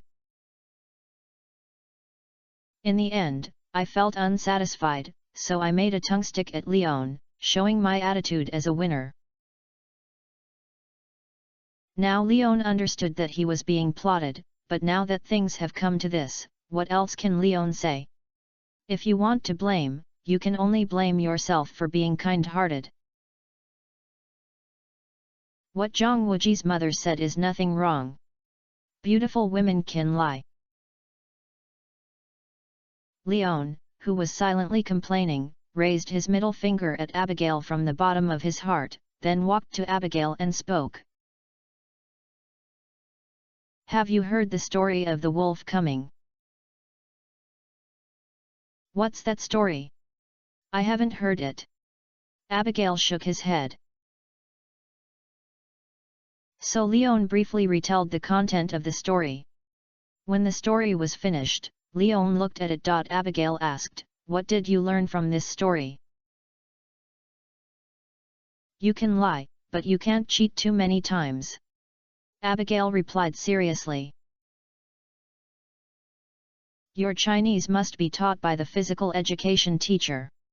Leon sighed when he heard this, and raised his middle finger at Abigail again. "Ah? What is Chinese?" Abigail asked at Leon in a daze. "It is a reading club that allows you to learn reading, writing and thinking training." Leon gave an example. "Oh, I really haven't learned much, I don't like reading very much."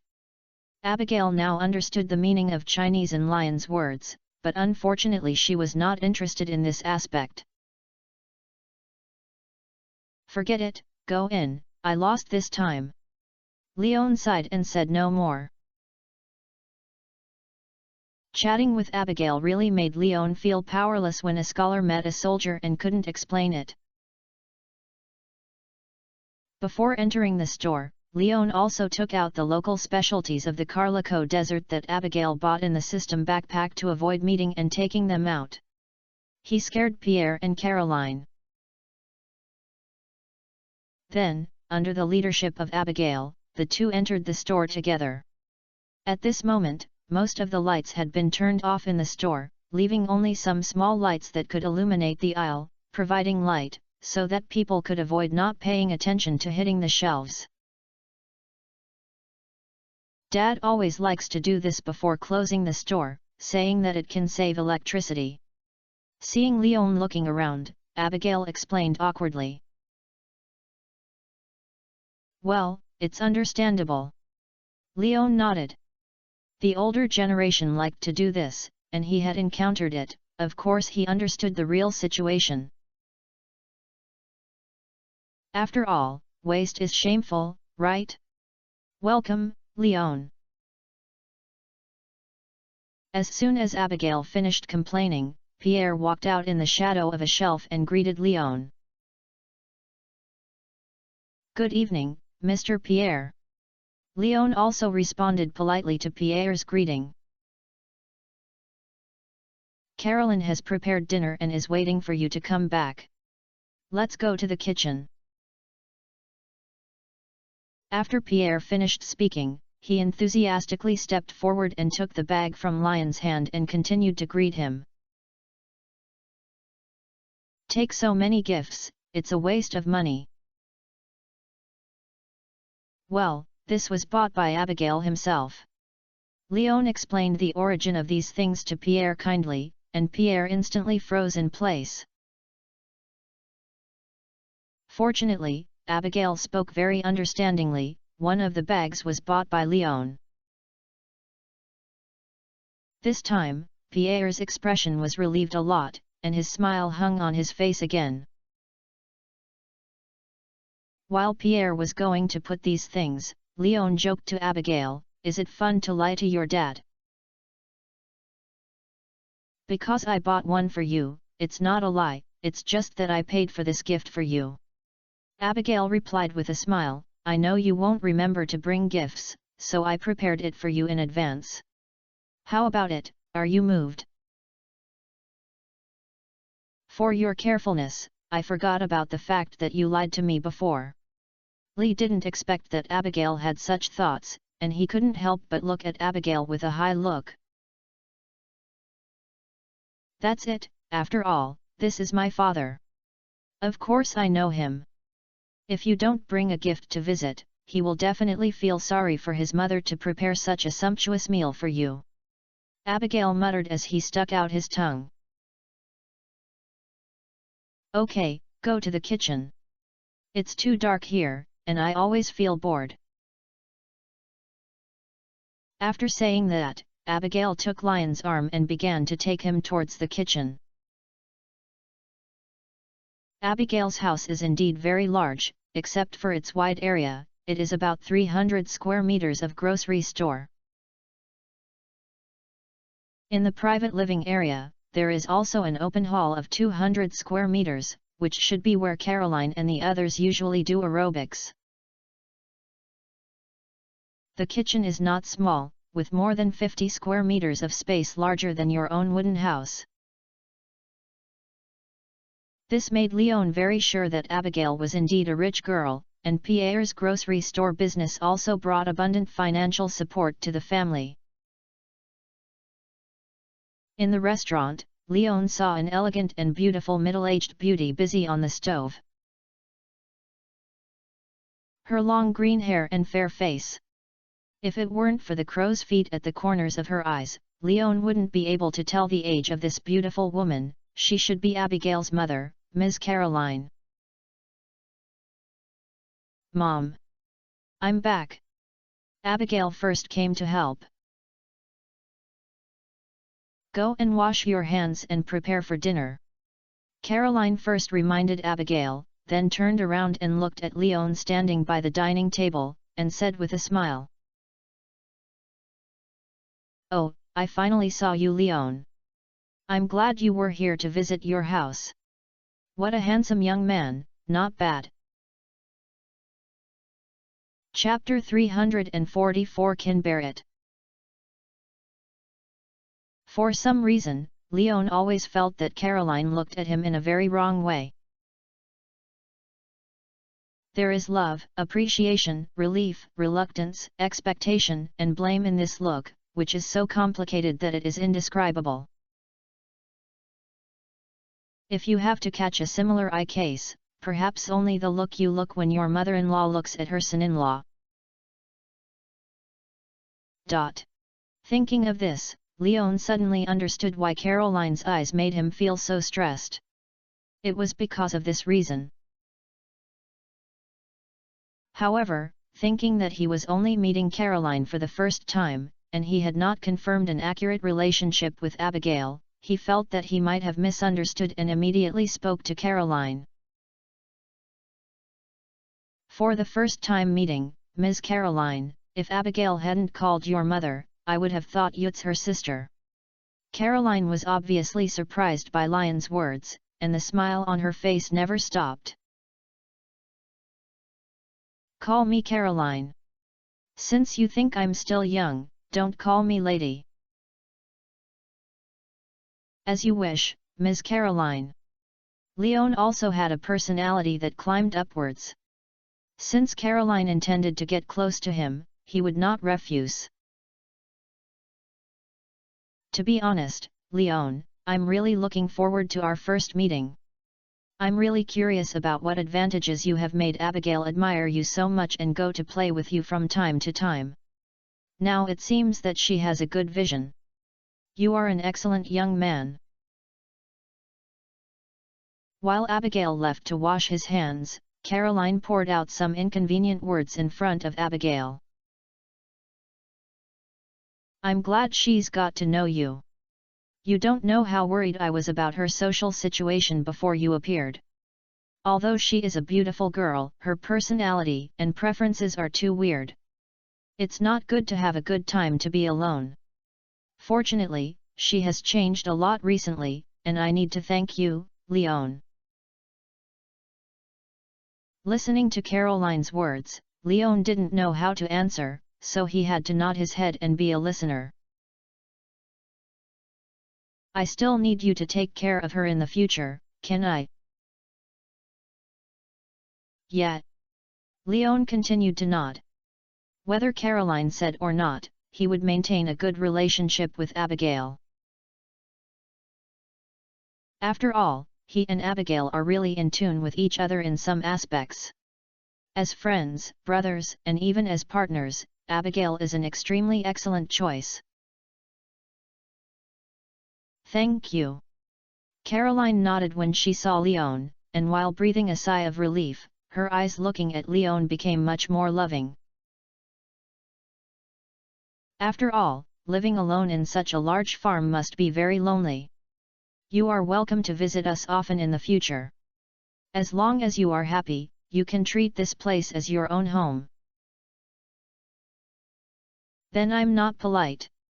Leon replied with a smile, then took out a pearl from the system backpack and handed it to Caroline.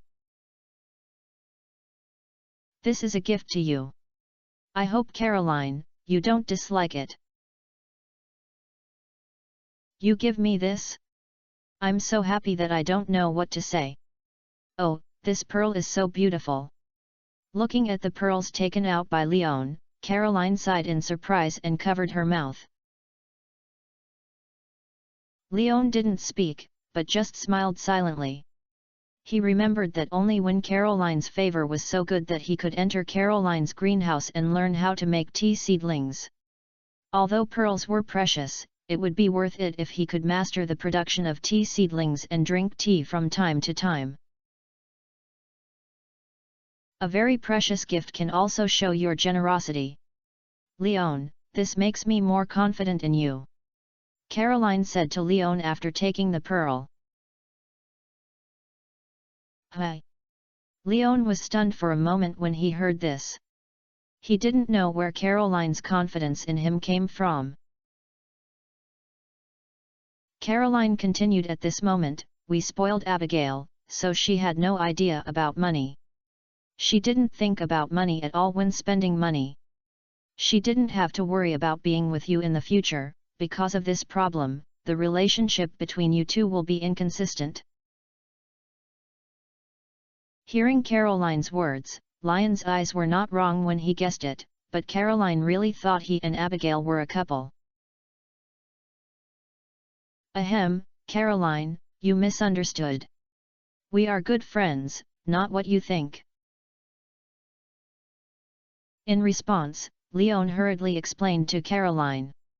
After all, she had a very good relationship with Jody Emily. If she really believed that Leon was already with Abigail, she should not be stingy to share this good news with her friends. And the result of doing this would have to be replaced by Leon's discomfort. Only good children make choices, and adults want them all. Although some adults know that they can't stand it, Leon is still very confident in his physical fitness, and he can bear it. What's this? Caroline became embarrassed when she heard Leon's answer. Sorry, I really don't know this. Leon, can you just pretend that you haven't heard what I said? Okay. Leon was relieved when he saw Caroline understand what happened to him and Abigail now. So the two tacitly thought that nothing happened, and at this time Abigail and Pierre entered the kitchen together. Caroline immediately got busy and instructed Abigail to entertain Leon. Pierre came to Caroline's side to help him out, and he rushed to do all kinds of work. At this moment, Leon inexplicably saw the back of a married Sichuan and Chongqing friend from Pierre. Abigail was obviously used to this scene. After pulling Leon to sit down in an adjacent seat, he waited for dinner to be served. Leon was a little embarrassed. He was a guest. It was said that he could just sit and wait for dinner. However, he was not an idle person and wanted to help relieve this crampage. However, Pierre had already taken care of everything he could do and Leon could not find a chance to intervene. Fortunately, Abigail did not forget Leon. After sitting down, he pulled Leon to talk about his experience in the Calico Desert today, so that Leon could have something to do. When all the food was ready, the atmosphere suddenly became lively. Leon and Abigail sat aside, Caroline and Peel was sitting on the other side, and Caroline, as the hostess, would chat with Leon from time to time. Pierre is also very concerned about the current situation of Lion's farm. Abigail would occasionally say a few words, which made Leon easily integrate into the atmosphere of this family dinner. When the four of them had enough food and drink, Abigail couldn't wait to pull Leon up and said to Caroline and Pierre, "My mom and I go to Starfruit to have fun, and I will be back in a while." "Go and go, but when you come back, you have to be with Leon. I have some things to take for Leon to come back." Caroline nodded with an ant with a smile on her face. Pierre wanted to say something, but when he heard Caroline speak, he obediently closed his mouth. Chapter 345, Sleeping in Prison. Leon, who was pulled out by Abigail, looked at Abigail helplessly and complained, "Although I promised to break the record with you, I'll go after dinner. You're too anxious. It's still early anyway, so there's nothing to do when you go back, right? Isn't it just right to go and take the boring time with the King of Grassland adventure?" Abigail fooled Leon seriously. "It makes sense." Leon admitted that he was convinced by Abigail. Indeed, when he returned to the farm, he really couldn't find any other entertainment projects besides taking a shower and watching TV. "And my mother said she would prepare a gift for you. You can just send me back to get a gift after we finish. How great is it?" Seeing that Leon agreed, Abigail happily clapped his hands and reminded Leon, "What do you think Caroline will prepare for me?" Leon couldn't help but be curious when he heard this. "It should be tea. This is the gift my mother likes to give to others the most. She has always been proud that her greenhouse can cultivate high-quality tea trees, and the tea produced by the tea trees she cultivates is indeed loved by many people.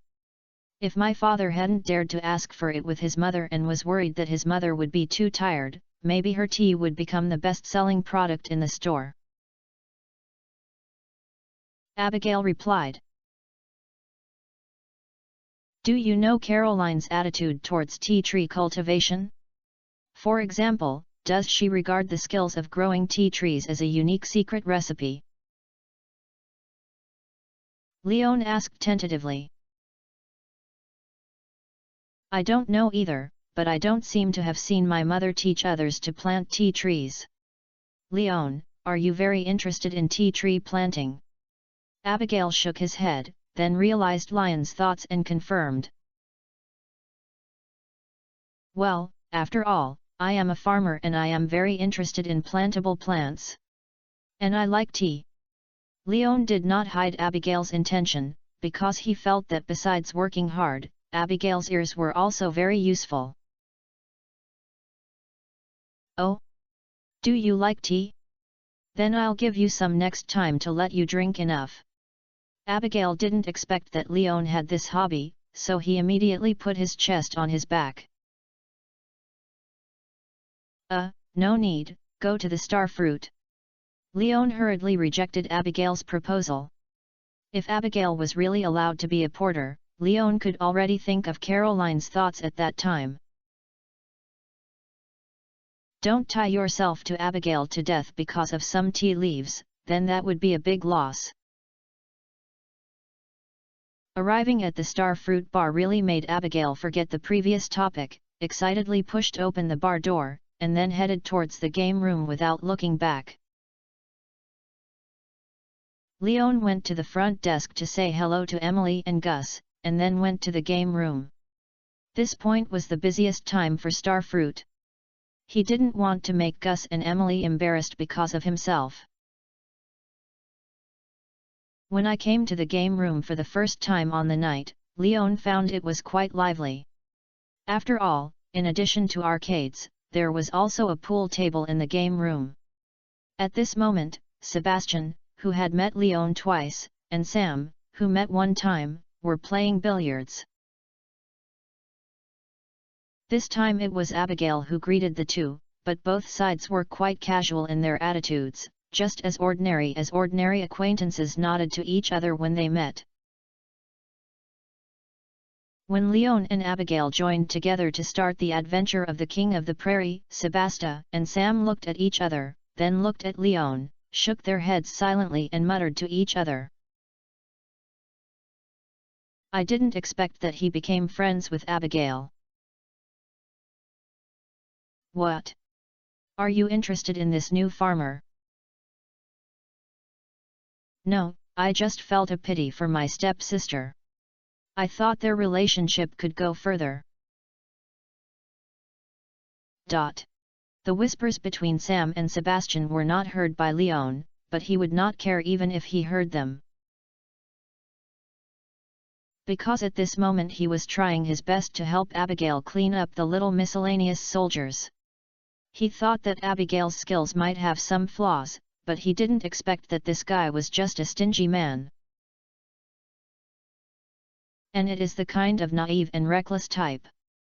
When the enemy comes, they don't hide, and just stand in place and shoot bullets, perfectly practicing the saying that attack is the best defense. Unfortunately, the difficulty and monster density of the two-player mode have been increased, so Abigail has lost 2 lives in the first small level. This gave Leon a headache, so he had to manipulate his role while directing Abigail. Why does it feel more difficult? During the first challenge, the two fell directly in front of the boss at the top of the mark. Abigail complained to Leon with a depressed look on his face. Because it's two-player mode, Leon explained. So that's it. I've never experienced the difficulty of two-player mode. Abigail apologized to Leon with a little embarrassed expression. Sorry, Leon, I seem to be dragging you down. No need to seem to be dragging your feet, follow the command. If she had changed to a soft girl, Leon would whisper to comfort her, but when facing Abigail, Leon would never feel pity and complain without any politeness. However, Abigail didn't care about Lion's words, because she was really good at playing, so she was not depressed. Instead, she nodded happily. Okay, I'll listen to you this time. Then keep going. After putting coins again, Leon and Abigail played the second round of the game. This time, Abigail was very obedient. Leon did whatever he asked him to do, but he made the early stage smoothly. Except for losing his life in the boss level because he couldn't avoid it, he was not considered a perfect advance to the second level. It seems that with Lion's command, Abigail didn't plan to think. The main focus was to listen to advice without thinking, and he also liked to stick to Leon, and he called it a good idea to hide with Leon. As a result, because the cleaning was not done in time, the two ended the second round of game experience under the siege of the monster. It's so difficult. At this moment, Abigail rolled his eyes like a salted fish and looked at the words "Game Over" on the display screen and complained. Why do you change the conditions? I feel that I have to pass the level together, and I am afraid I will go to jail. Leon was also quite desperate at this moment. Is Sophiabe and I really weak? Abigail suddenly asked. Well, do you listen to the truth or lies? Leon was stunned for a moment when he heard this, and then asked back. Everyone wants to hear it. Abigail became interested in it instantly. To be honest, the gap between you is really big. If you are lies, you are not inferior to Sophia, but you are not familiar with the difficulty and monster density of the two-player mode. Leon satisfied Abigail's curiosity. Well, I think lies are like the truth. Maybe it's because I usually play with controllers, and I'm not used to this kind of rocker button. Why don't we go to my room to play with a game console? Anyway, I just need to get a higher score than you and Sophia's records. Whether here or on the game console, I won. What do you think? Abigail thought of a good reason at this moment. We can't really change the project. Leon had a headache when he heard this. After a while, he had already clearly understood Abigail's gaming talent. Okay, then you have to teach me to go fishing tomorrow. Abigail suggested after thinking for a moment. Yeah, the deal. Compared to playing games with Abigail here and going to jail, teaching Abigail, who has just seen the first path, is really a small matter of holding a handful and pinching it. Leon is not stupid, so of course he knows to choose the latter. Okay, I'll go find you tomorrow morning when you finish your work. Chapter 346 Invitation. After extinguishing the idea of breaking records on the arcade, Abigail no longer pulled Leon to fight the adventure of the King of the Grasslands to pass the level, but instead experienced other games with Leon. After playing for a while, he left the Starfruit Bar with Leon. He sent Abigail back to his doorstep. After Abigail entered, he handed it to Leon, a small bag wrapped in craft paper. Mom prepared it for you. Leon took the bag and weighed it. It was about 3 or 3 taels. If you save some drinks, it would be absolutely fine until summer. Thank you, Caroline, on my behalf. Then I'll go back first. See you tomorrow. After receiving the bag of tea, Leon said goodbye to Abigail. He took out his bicycle and rode back to the farm to prepare for rest. After being speechless all night, I woke up as usual the next day, and Leon saw the gloomy sky and continuous raindrops outside. Unfortunately, the pickaxe was still upgrading from Clint, and he made an appointment with Abigail to fish together today. Today's mine trip is out. However, what should be done is still necessary. It does not require watering when it rains, but feeding chickens cannot be stopped, especially during the rains. The chickens in the chicken coop will not be out of the cage. Without the insects in the field as additional food supplies, you have to feed more rice. After washing up, Leon, wearing a sailor hat, went out directly under the rain curtain. The drizzle fell on him, and there was no drop of it. Apart from the rain boots under his feet, it was basically no different from usual. After feeding the chickens, I went to the cave to touch the mushrooms. Leon unexpectedly found that this time, a red umbrella white pole and a bright yellow meat mushroom with a fat stalk of flat umbrella-filled mushroom. Red mushroom, collection. This spotted mushroom occasionally appears in caves and is poisonous. Honutellum, collection product. A delicious mushroom that tastes like fruit and is slightly spicy. Red umbrella, I miss it. Chanterelles were put into the backpack, but the red mushroom was held in Leon and watched carefully. He remembered that his favorite thing to do in the past was to read the files unlimitedly in the game, trying to throw all kinds of messy things into the balehouse, and watching the governor's various reactions. The most interesting thing is perhaps Louis' purple shorts, and the most straightforward one should be the pufferfish red mushroom. However, it seems that something poisonous can poison the governor, but no matter how toxic the governor is, the governor will only faint and will not be in danger of life. It is also famously difficult to kill. However, although this red mushroom is poisonous, it is not useless.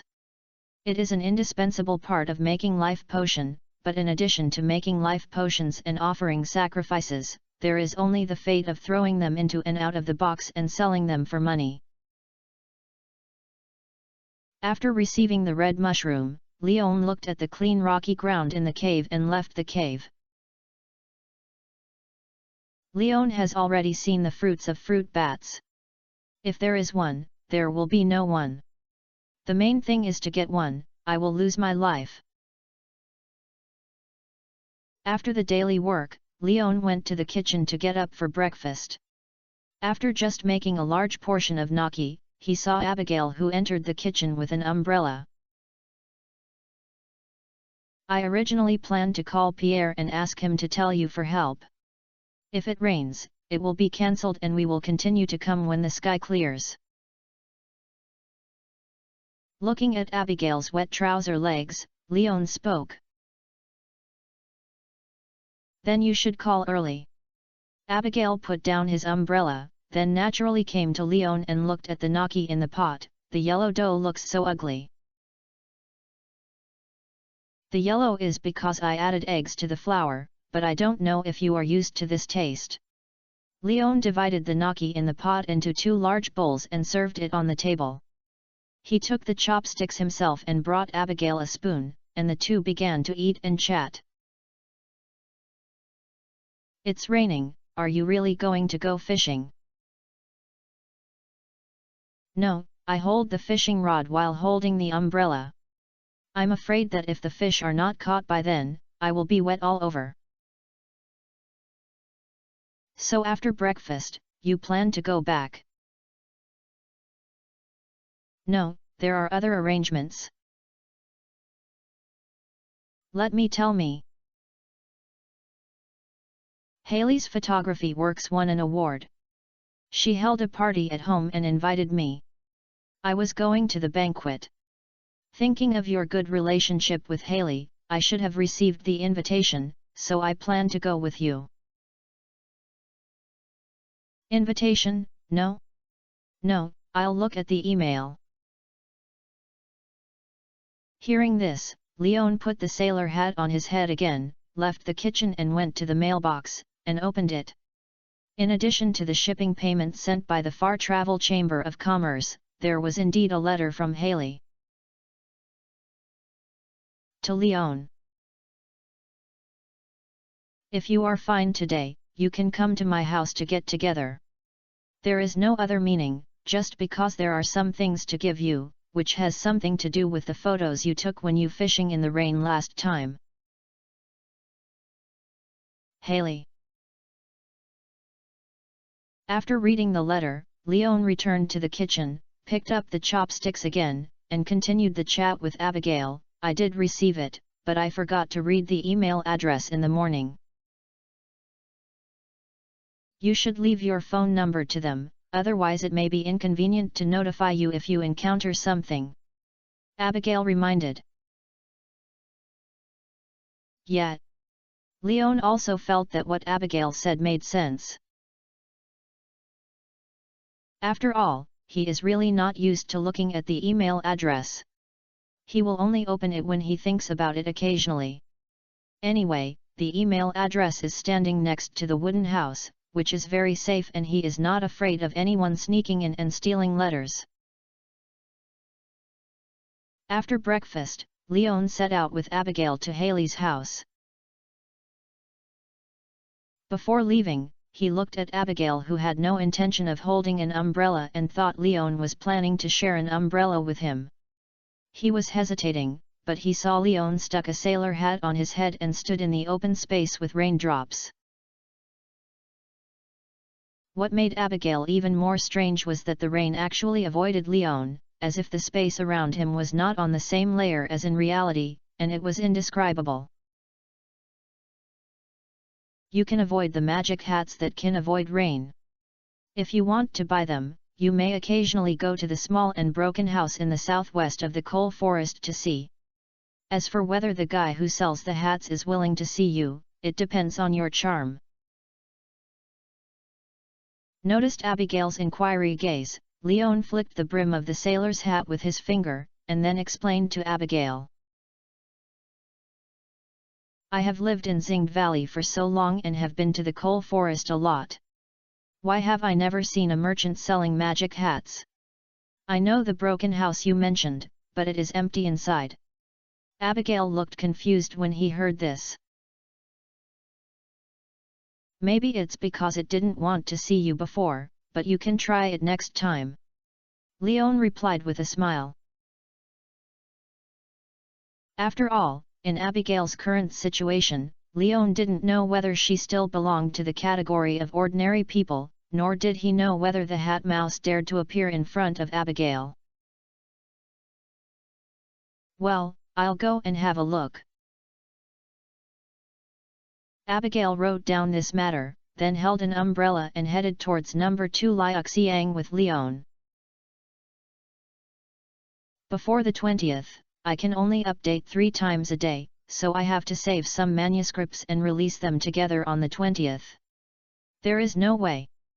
The editor asked me to say that there was a recommendation on the 20th, so I made a 30,000 update. Thinking about this number, everyone was irritating, so I could only start saving manuscripts in advance.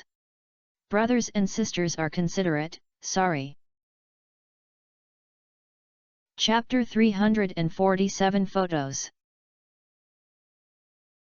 Along the way, neither Leon nor Abigail spoke much. The mud on the farm's journey to Pelican Town was basically not much different from the swamp after being soaked in rain. Not only did it take to walk, but there was water in some small pits. If you step on them, the splashed mud can make a pair of clean pants ugly several times instantly. Moreover, these mud roads are quite slippery, so the two of them are basically paying attention to the road conditions under their feet. This situation will not improve until the two enter Pelican Town.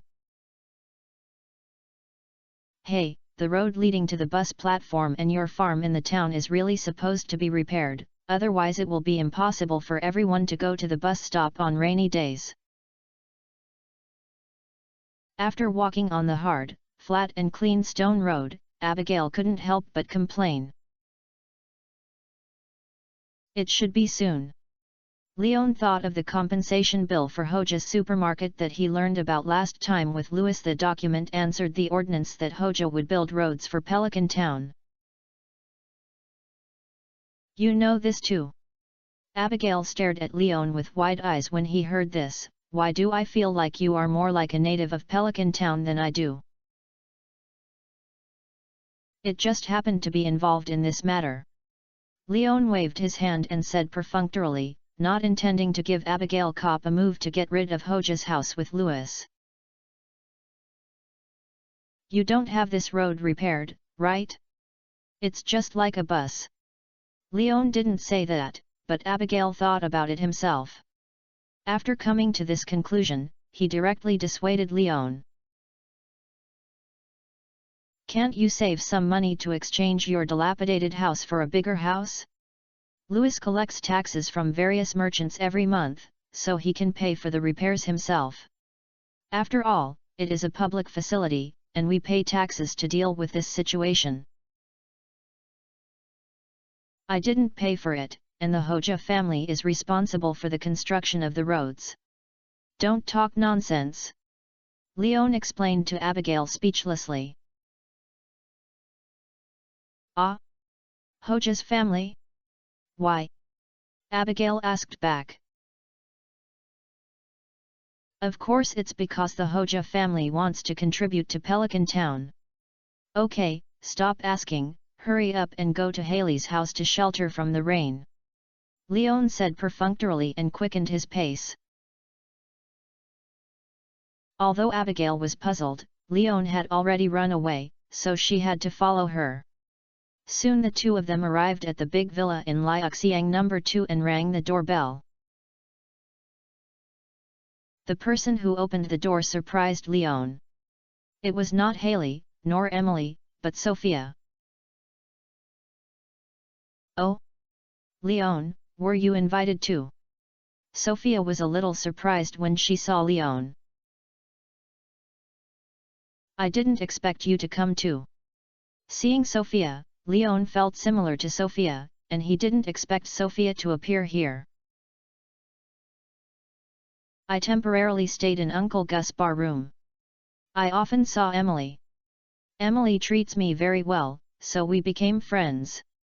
This time I was invited by Emily. Sophia explained to Leon, and then realized that it was still raining outside. Come in quickly. You don't know how to hold an umbrella on rainy days. Let's go into the house and warm it up first. Seeing Sophia making way out of the way, Leon was not polite. After entering the house, he took off his shoes, found a pair of guest slippers he had worn before and entered the house. At this moment, Sophia was about to close the door when she noticed that there was an umbrella outside. Her purple hair made her look blank and asked, "Who are you? Are you invited too?"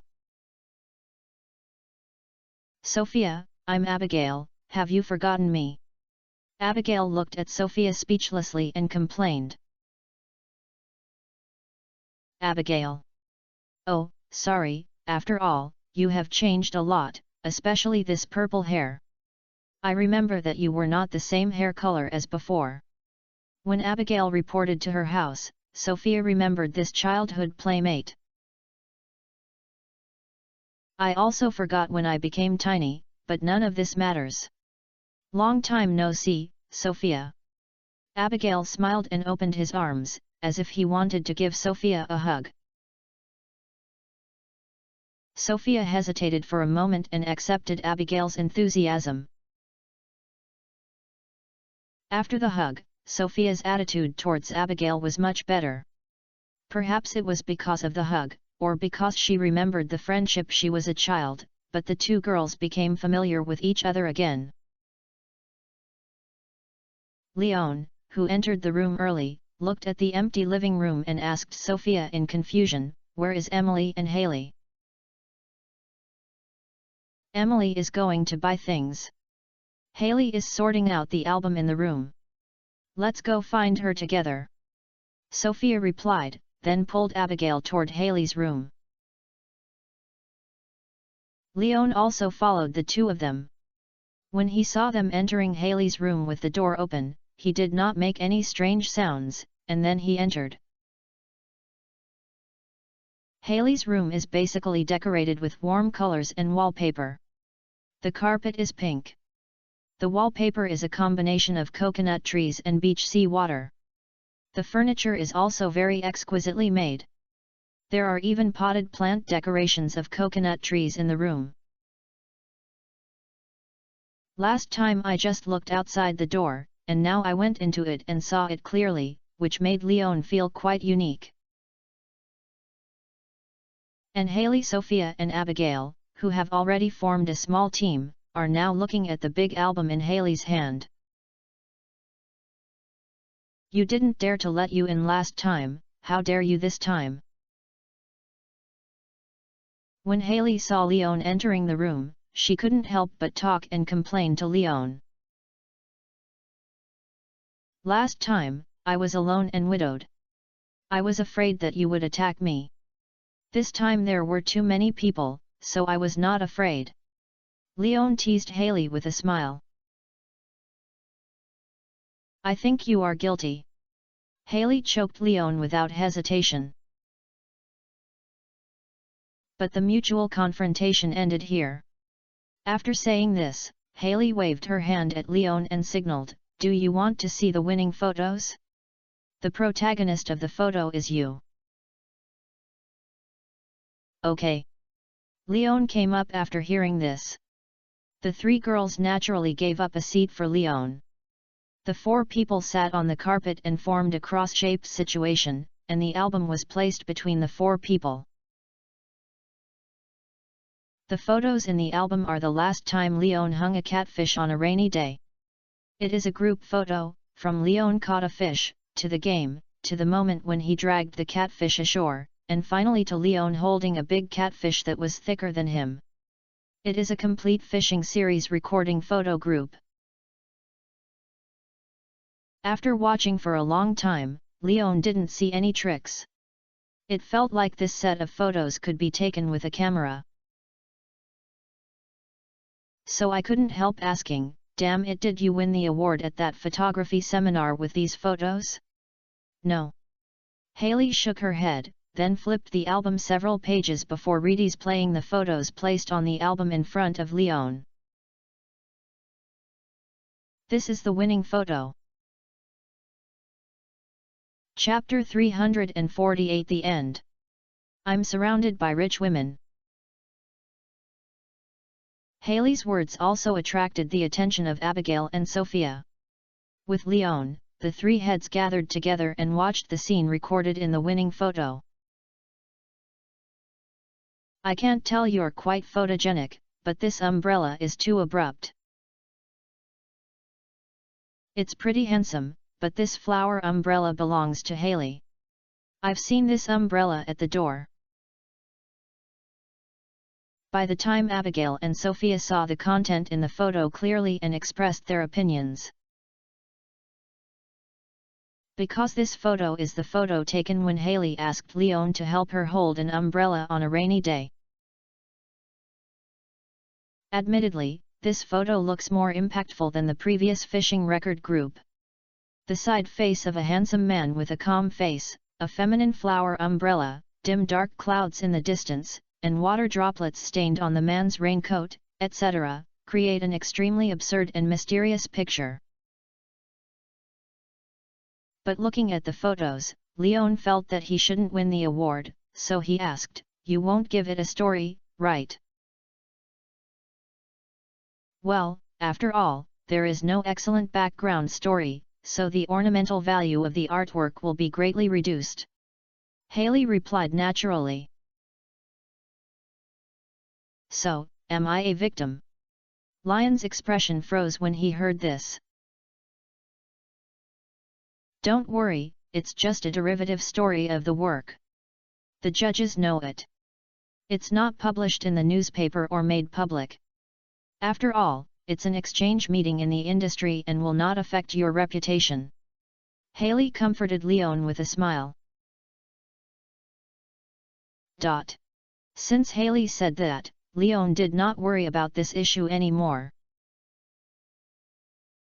On the contrary, Abigail and Sophia were quite curious about the derivative story of this photo, so they pestered Haley and asked her to give them some science.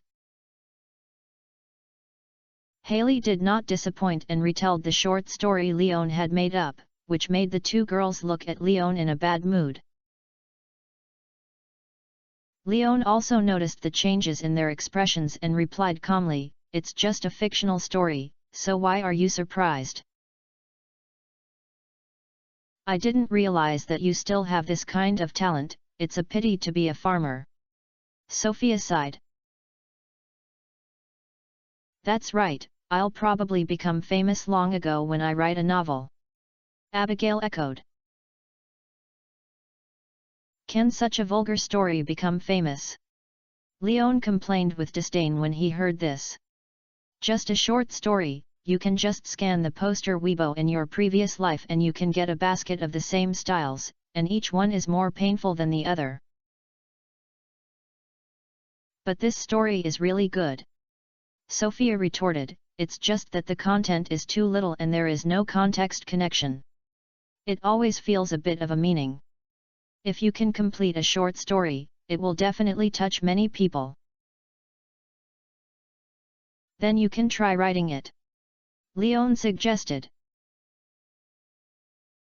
Forget it, I don't have the ability. Sophia refused the proposal without hesitation. On the contrary, Abigail seemed eager to try and said, maybe I can try it. Just be happy, just play casually. Leon didn't care about these things. Abigail's enthusiasm also made Sophia interested, so the two girls got together and added details and settings from the core content of this short story, and they had a lot of fun chatting. Leon didn't pay attention to them, and instead spoke to Haley. I read your letter and said that I had something to me, what's it? This. Haley stood up and ran to the dressing table beside her and opened the cabinet. She quickly got a small box. What is this? Leon asked in confusion as he looked at the unmarked box. Price. I donated the prize for the last time to participate in the competition to the nursing home in Pelican Town without your consent. This time the prize will be given to you as compensation. After Haley finished speaking, she stuffed the box into Lion's hand and urged, open it quickly and take a look. Yeah. Leon nodded, then opened the small box and found that what was lying inside was actually an old-fashioned 980 pixel screen old mobile phone. Although it is considered an elderly machine in Leon, it is much worse than the serious elderly machine. At least the elderly machine has a color screen and a voice broadcast function. In addition to the similar shape to the elderly machine, this mobile phone has basically completely crushed. This mobile phone, which seems extremely ancient to Leon, is the most advanced style in the world. This reward is not cheap.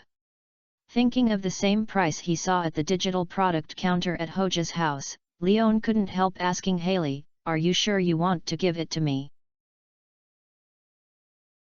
Well, it's not expensive anyway, and I have it too.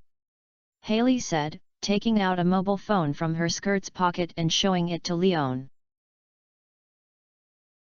I am worthy of being the eldest lady of the jewelry family. Looking at Haley taking out the cell phone, Leon was full of envy. Although he can still buy a mobile phone by himself by gritting his teeth, before, the mobile phone was a real luxury for the 2,000G Leon salary.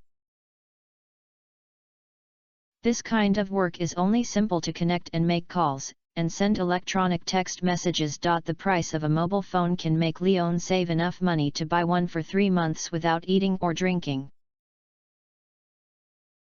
Sure enough, some people were born in Rome, and some were born as mules and horses.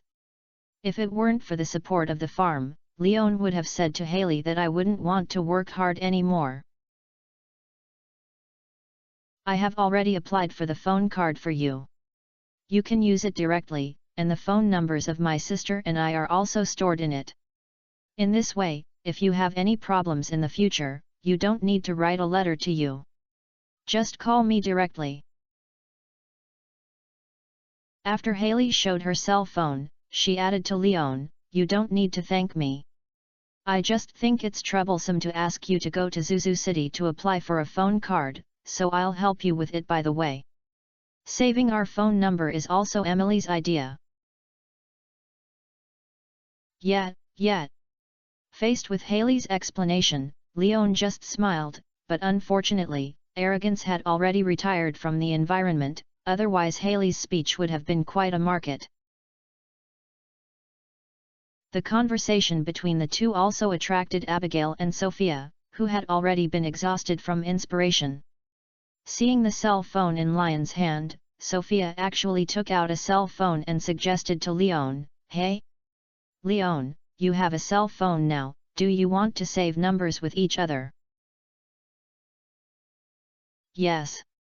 Leon had no intention of rejecting Sophia, and was not surprised that Sophia had a cell phone. After all, they are winemakers in the well-known wine industry. A little rich woman who can sell a price of hundreds of G in a bottle of wine. Is it strange to have a mobile phone? After changing the number with Sophia, Abigail actually came over, but he didn't take out his cell phone, but he still spoke. "Leon, leave your phone number to me." "Do you have a cell phone?" Leon asked back. "I can buy it." Abigail replied indifferently, "It's just a mobile phone, it's not that I can't afford it." Hearing this, Leon couldn't help but sigh. Suddenly I felt that the farmer was indeed a failure. The girls I knew around me seemed to have much richer family backgrounds than I am now. Alas, I'm so busy that I'm irritating. How can I save the manuscript? It seems that I don't have time to play games at night. Fuck, do you have to be a mule and horseman after get off work? Chapter 349 Teaching Plan. However, because it is a new mobile phone, Leon himself doesn't know what his phone number is. Fortunately, he has called Sophia in advance and has a call record, so Sophia generously shared Lion's number with Abigail. Then the girls began to give advice to Abigail, who had not bought a mobile phone. After hearing what they said, Leon noticed that even old-fashioned mobile phones had different brands and focus. In particular, one of the functions mainly features a synchronous telephone satellite, which can connect to the phone to make calls in any surface area, which makes Abigail very moved. Abigail and Haley, who had an excellent relationship before, were both chatting now, so Sophia could easily get involved, and the topic gradually changed from mobile phones to beauty and other things.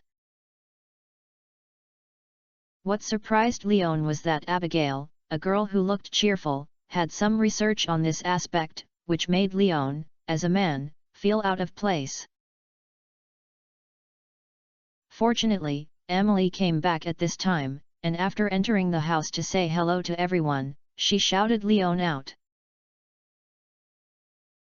"Sorry, I'm disturbing you and chatting with them, but because I was temporarily in a position, I might not be able to work alone in the kitchen. I urgently need your help from Leon." After Leon left Haley's room, Emily closed her hands and expressed her apology to Leon. "No problem, I'm still thinking about how to get out of this girls' tea party without disturbing them about sex." Leon smiled and comforted Emily.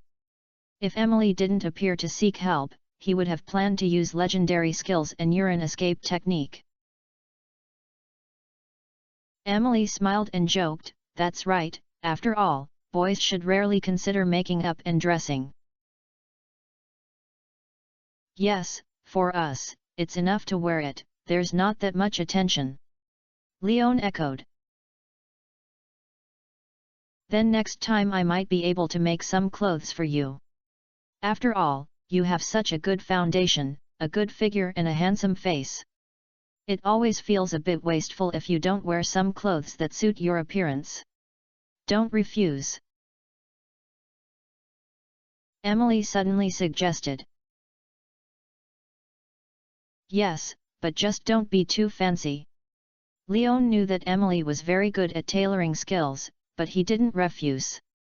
After all, some people were willing to make themselves dressed more handsomely and they would not suffer any losses.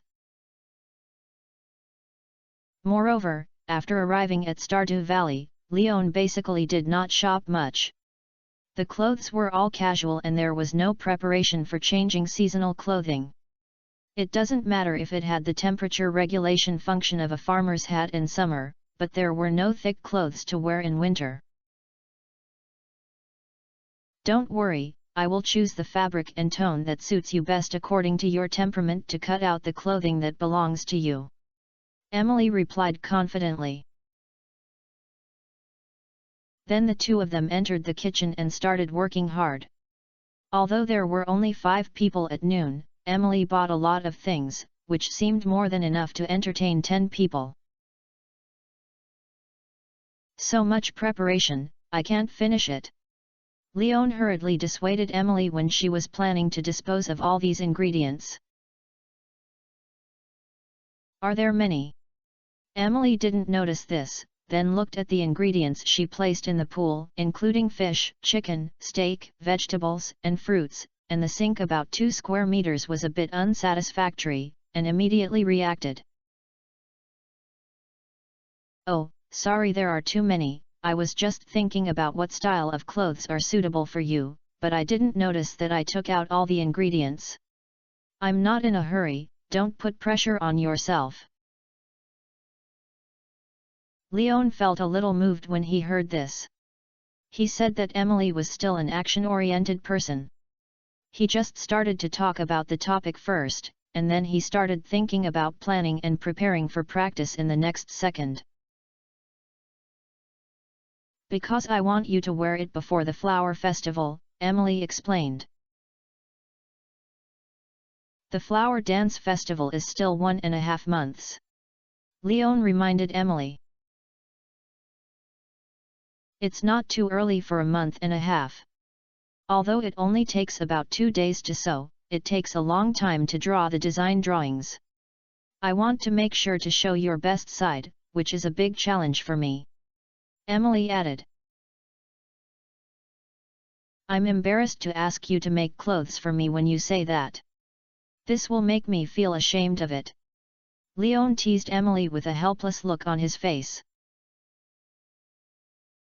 Ha ha ha, it's okay, and I'm selfish. Emily blinked at Leon with a smile.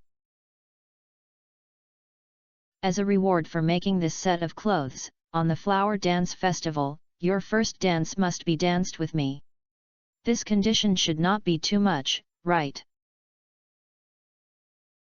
I have no objection, but I'm just dancing badly, so it's okay to twist it twice, but it's hard to say about the duo. However, I heard that the dances at the flower dance festival are all danced, so there should be no problem. Leon didn't care about Emily's conditions. Just a dance, it's not a meat reward. Leon can still accept it, but he doesn't know whether Emily can accept it if she shakes her hand at that time. But I want to dance with you for a pair. Why don't I train you before the flower dance festival? Emily suggested to Leon with serious expression. Is it difficult? Leon was a little confused when he heard this. He was not the kind of person with a relatively coordinated limbs. It would be fine to ask him to use a knife to cut monsters. If he had a strong brick, he would be fine. However, the dance steps and cooperation required by the duo may be a bit difficult for him. It's not difficult. Just pay attention to the rules of the dance steps, and I will guide you. It's easy to master the skills if you follow my rhythm. Emily immediately comforted Leon, and then planned to let Leon and her try it out for a preliminary attempt. Fortunately, Leon refused on the grounds that he needed to prepare lunch and the kitchen space was too small, which made Emily feel a little regretful. But it was only a moment, because after Leon rejected the proposal to start experiencing now, he did not refuse the next proposal for private dance training, which gave Emily some confidence. As long as Leon agrees, there is no problem when he learns dancing. Then the two did not talk much about this topic. Emily helped Leon wash vegetables, while Leon took care of cutting vegetables and side dishes. When the dishes were ready, Leon started to stir-fry the dishes with hot oil. Originally, Leon planned to make half of each of Emily. After all, he was not sure whether the cooking was suitable for Sophia's taste. Abigail was not picky. Emily and Haley had eaten their own cooking last time, but they had no objection. Instead, they admired this kind of cooking method full of fireworks. So, as the only one who had never tried cooking on their own, was Lion's focus. However, Emily told Sophia that she had almost no food ban and was not picky about food. She directly asked Leon to complete this lunch with the cooking method she was best at, which made Leon not refuse. Although I don't know if Emily really likes it or just wants to be lazy, Leon didn't refuse when he thought of only 6 dishes. After Emily helped put on a pink apron, she began to play the role of a cooking chef. Chapter 350 I Protest. After all the prepared dishes were cooked into cooked dishes, Leon took off his apron and signaled Emily to call the girls to dinner while serving the last dish of fried cauliflower. In addition to the 6 dishes prepared by Leon, Emily also baked a stack of egg tarts and small cakes as staple food while she was busy in Leon. Because Stardew Valley follows the habit of separate meals, everyone uses a common spoon to take what they want from the plate and put it on their own plate before eating. In addition, the dishes fried in Leon are very large, and the dishes can only be selected as large ones. So when Leon brought all these foods to the table, Emily's large table was basically filled with half of the space. Looking at the food, Leon couldn't help frowning. He was worried that there would be too much food and that he would waste it if he couldn't finish it. When cooking, I basically didn't pay attention to the portion, which resulted in the addition of these foods now being worth the portion of 8 people. There are 4 girls in the 5 people, and there are probably no way to finish them. If it really doesn't work, then Leon will lick his face and pack it up. Although doing this in front of girls will look a little petty and make people feel that Leon is taking advantage of it, compared to food waste, Leon feels that face or something is not important. After serving the dishes, Leon also prepared a matching knife, fork, spoon and public spoon for everyone. Then he saw 4 girls coming to the restaurant together. Looking at the dining table that had been prepared by Leon, she could start the meal after sitting down. Emily said with some blame, "I've caused you another trouble." "It's okay, anyway, it's a good thing, sit down and have a meal." Leon smiled and said no problem to Emily, and then called everyone to start sitting down.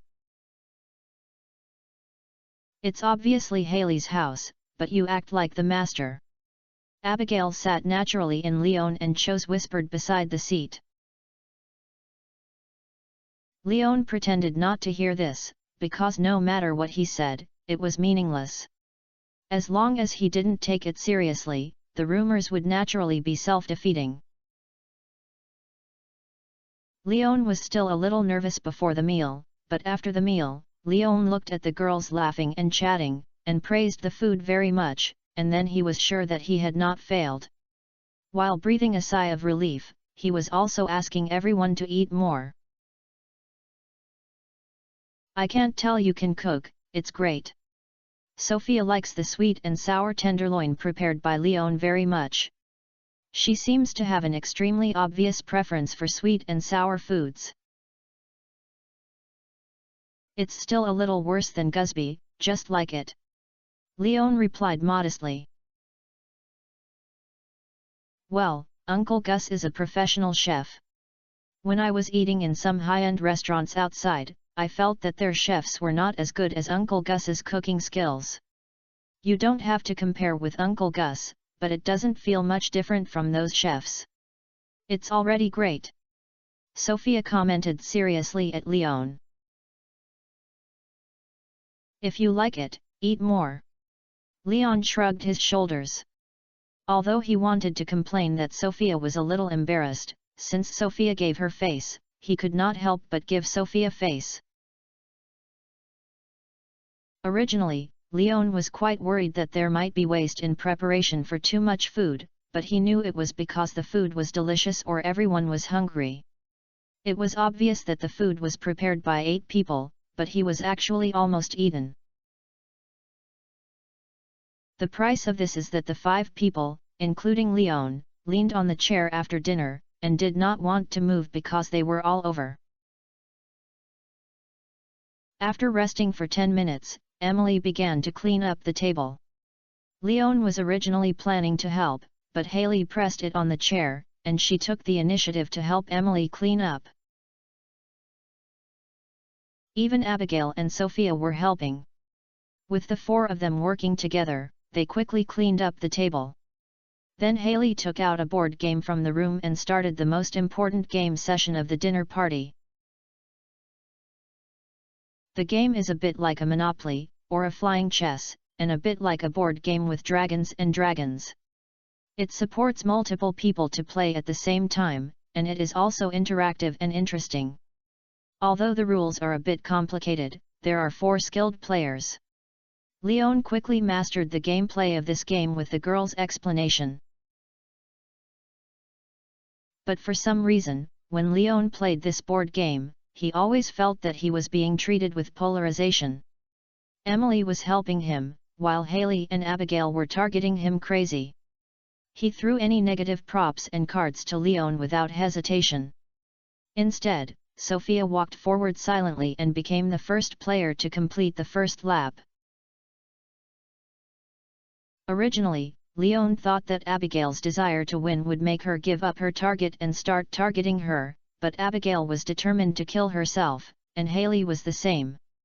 Even if Emily occasionally helped Leon use props to restrict Abigail and Haley, she could not beat 4-handed hands after all.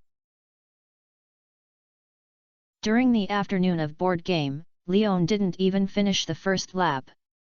Emily completed 2 laps, Abigail and Haley completed 5 laps, and Sophia completed 12 laps directly, and the place of origin and property they held was doubled by the sum of the other 4 people.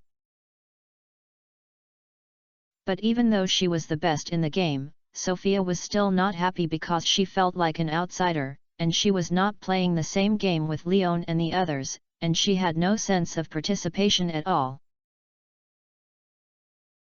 So after thinking for a while, Sophia joined the ranks of helping Leon. Because of years of accumulated capital and props, Sophia's strong joining directly pressed Abigail and Haley tightly, giving Leon finally a chance to breathe and get on the way. But the early stage was targeted too badly. Even if you don't have to worry about Abigail and Haley now, there are no free assets and treasure house points on the map, and Leon eventually became the unlucky guy at the bottom. Okay, the game is over. According to the rules of the game, the last one will be punished. All the penalty cards are here. You can draw one by Leon. When everyone was a little tired, Haley, as the initiator, announced the end of the game, but before Leon could be glad that she had finally ended the torture, Haley's words made Leon fall from heaven to hell. There are also such unethical rules. Leon didn't believe it. He always felt that Haley was deliberately putting a trap on himself. But Leon's doubts were not recognized. Instead, the others stared at Leon with a lively smile. Only Emily explained to Leon kindly, "It's true, Leon, otherwise Abigail and Haley wouldn't be so targeted. The ignorant is not guilty, I want to protest. I think as a novice, I should have an immunity." Leon didn't know what was in these punishment cards, but the punishment content on the card must be very bad if Haley and Abigail snipe themselves so hard. Disclaimer. Come on, Leon, accept your destiny. Abigail crossed his hands in his chest without hesitation and sentenced, while Haley proudly spread a stack of cards with the words punishment in front of Leon, making a gesture of invitation. I feel that I've been a little bit miserable recently, but I can't do anything about it. I've been stuck before, but I figured out the next plot last night, so I will speed up the main line of the current plot chapter. Chapter 351. Please start your performance. Emily also added at the right time, in fact, punishment is not something embarrassing. After all, it is a board game, and it is a game project where friends play and gather together. You don't have to worry too much about Leon. Although Emily's words sounded like comfort, Leon always felt that Emily was also urging Leon to accept punishment with the mentality of watching the fun. That's right, it's okay. Haley echoed. Leon, I believe you are the one who keeps the appointment, draw the card. Abigail smirked and pulled out Lion's hand and placed it on the penalty card on the table. Although Sophia didn't speak, she was full of expectations in her big eyes, and she obviously didn't plan to let Leon go. Ah, since you are attacking them in groups, I can only accept it. After sighing, Leon looked at the expressions of the four girls and finally compromised. After all, the atmosphere was set here, and he didn't intend to disappoint. He wrote down this hatred. Next time he had the chance, he must win over others to target the culprits, Haley and Abigail. As for now, he wants to set an example and completely block the possibility that Abigail and Haley will be liable for the future. He pulled out a penalty card pressed under his palm. Leon himself did not look at it alone, so he turned it over and revealed the punishment content listed above. There is no text, but a very exquisitely painted character portrait card, with open hands and expensive and luxurious dresses, as well as the microphone placed in front of him and the stage under his feet, all of which indicate the identity of the character on this card. Singer. After seeing this card, other girls also reported the character professions on the card. It seems that your punishment is singing, Leon. Emily reminded Leon with a smile. What a pity, I thought I would draw a clown or a gladiator. Haley looked regretful. The magician is not bad, either. Abigail retorted. I prefer pirates. Sophia also expressed her own views. What they are talking about is the role played by players on this board game. Each profession has its own professional skills. The character card that Leon draws when playing the game is a tax officer who has tax collecting skills. After each lap, you can charge other players a tax of 20 times the number of fixed assets they hold, but unfortunately it will be until the end. Leon didn't have the chance to activate this broken skill. Isn't it a punishment card? Why are you using a character card? Leon complained speechlessly. Because it must be in line with the characteristics of the game. Haley explained, in fact, punishment is also a role-playing. The singer in punishment is singing. You don't draw a clown who needs to amuse the audience, and you can have fun with the gladiator who needs to complete 50 sit-ups. The magician's punishment is to perform magic, can you do it? Abigail teased at Leon. Pirates are the easiest, and pirates only need to dance duck dance. Sophia said the most social punishment method in a relaxed tone. Forget it, just singers, but I have a habit of singing, and I need accompaniment. I won't speak without accompaniment. Leon felt that the punishment of the gladiator was good. Unfortunately, he got a singer. Although he had no objection to the punishment, Leon felt that he could still mess with the girls who wanted to watch the fun. I can accompany you, what song do you want to sing? Abigail volunteered, I brought the flute.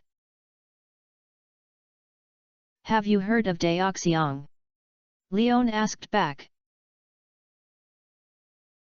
No, what kind of song is that? Abigail looked confused when he heard this. Then Abigail turned to look at the others and found that they knew nothing. It's strange that you've heard it. Leon complained in his heart, and then said, I plan to sing this song, but it's difficult without accompaniment. You are not trying to make excuses on purpose and preparing to go through perfunctory things, just to make a fool of yourself. Such a song title that we have never heard of before. Haley questioned Leon with her eyes narrowed. That's not possible. I am a famous person. In this way, I won't make things difficult for you. If you want to listen to music, I will perform if I go and get a guitar for me. After hearing Haley's words, Leon immediately gave her a task. Haley immediately stood up and said, Okay, then wait for me. After saying that, Haley went to the door to change her shoes and went out with an umbrella. Oh, by the way, Sam plays a band, and he has a guitar at home. Haley should have gone to borrow guitar from Sam. Seeing Haley's departure, Abigail immediately reacted to what Haley was doing. Leon was not surprised, because when he said he wanted the guitar, he thought that Haley would do this. His purpose was to let Haley run away and punish this unethical girl to plot against her as a newbie on board games, without deliberately making things difficult for her. If he really wants to lose money, he will not say he needs a guitar, but will say he needs an erhu. I believe that even if Haley's world is overturned, she will not be able to find it. Soon, Haley came back with a guitar box on her back. At this moment, she didn't care about the traces that the rain had been wet on her shoulders and skirt. She put the guitar box in front of Leon and threatened with resentment, the guitar is brought. Leon, if you deliberately fool me, I must let you understand what cruelty is. Leon didn't care about Haley's threat, so he opened the guitar box, took out a slightly old guitar from it, and pointed to the guitar. After fiddling on the string, he began to adjust the string immediately. As an instrument that is not difficult to get started, but is extremely useful for picking up girls, I am quite familiar with guitar. Leon. When I was dating a senior from the music department in college, I studied it for a long time. Although he hasn't touched it for a long time, as long as he gets started, his familiar memory can still quickly retrieve his playing skills and muscle memories hidden deep in his memory. After debugging the pitch of the guitar, Leon fiddled twice, and confirmed that there was no problem, so he spoke. I will sing in a language that you are not familiar with, so don't question the lyrics, just listen to them. This is also explained in advance because Neon plans to sing Jay Chu's Rice Fragrance in its original flavor. Unfortunately, Chinese is not a known language in this world, so in order to avoid these girls questioning Lion's nonsense, Leon still has to lay the groundwork in advance. Please start your performance. The girls didn't care about Lion's explanation, and they didn't care about what language Leon used to sing. They just needed to hear Leon sing. After all, Lion's previous tuning posture was very professional, which made them look forward to Lion's performance. I almost forgot to thank the boss for his 100 starting point coins. Thank you for your support and encouragement. Today's update ends here. I will continue to save the manuscript. Oh, 30,000, my head hurts. Chapter 352 Don't Leave. Leon didn't keep it a secret, and held the guitar and began to play the prelude of the rice fragrance. The light prelude floated out of the strings and reached the girls' ears. The bright melody made them understand for a moment that this should be a cheerful song. If you have too many complaints about this world and fall, you won't continue to move forward. Why do people have to be so fragile and depraved? With the progress of the prelude, Leon also spoke seriously. Although the tone is not as good as Jay Chu's, at least in the tune, and Lion's tone is not too bad, there is no embarrassing scene of kneeling. The girls also opened their eyes and raised their ears when singing in Leon, the language they had never heard of before. Although it sounded very strange, they could accidentally detect its strong regularity in the syllable structure of these languages. Each syllable has a clear boundary, with more musical notes and less noise. Coupled with the changes in tone and the ups and downs of the tone, even girls who do not have any understanding of this language can perceive the charm of these uniquely pronounced languages from these syllables. Emily, who likes reading the most, is sure that this is definitely not the noise created by Lion's own random tone, but a genuine new language with cultural heritage. But she really didn't find a matching language in her mind, which made her extremely curious about where Leon learned this language. However, compared to Emily's curiosity about language, Abigail, Sophia, and Haley were completely attracted by Lion's singing. Although I can't understand the lyrics, I can hear the positive emotions expressed in this song from the rhythm and Lion's voice. It isn't indescribable, but it is very comfortable, making people feel the warmth of the healing line. Don't cry and let the fireflies take you away. The country songs will always rely on you. Go home and return to the original beauty. Without continuing, Leon suddenly stopped playing, and stopped the next rap passage and the second chorus. It was not that he was lazy, but that he simply forgot the lyrics. There is no way. I haven't practiced guitar for a long time, and I rarely have the opportunity to listen to music after work. So for Deoxiang, Leon can remember only the main song and chorus part of the first half, and I can't remember the second half for the time being. The music that came to an abrupt end made the girls glare at Leon. Abigail took the lead in attacking. Why did it stop suddenly? I forgot how I sang later. Although Leon was embarrassed at this moment, he still told the truth. Can you forget this? Then you dare to choose this song? Haley complained to Leon speechlessly. It's just a punishment anyway, I'll just have it. Don't be so serious. Although it's only the first half, it's considered that the singing is completed. The subsequent ones are all repetitive, and there's no difference between listening or not. Leon could only comfort the girls' emotions at this moment. He also knew that his behavior was a bit inappropriate, but his hard power did not allow it, and Leon could not continue. Although this song is the first time in this world, Leon can also learn to play it casually like Wang Xilun, but Jay Zhou is the original singer. How can he play his song like this? As a fan of the legend, Leon still needs to maintain the most basic respect for this song. It's better to stop it if you're not sweet. Of course, it's also related to Leon being lazy first. He hasn't singed for a long time. When he just finished singing, he felt a little uncomfortable in his voice. If he continues singing, he may really be in a mess. But half of the songs are gone, and I always feel very uncomfortable. Sophia's expression was very awkward at this moment. It's like playing halfway through the game and suddenly there was a power outage.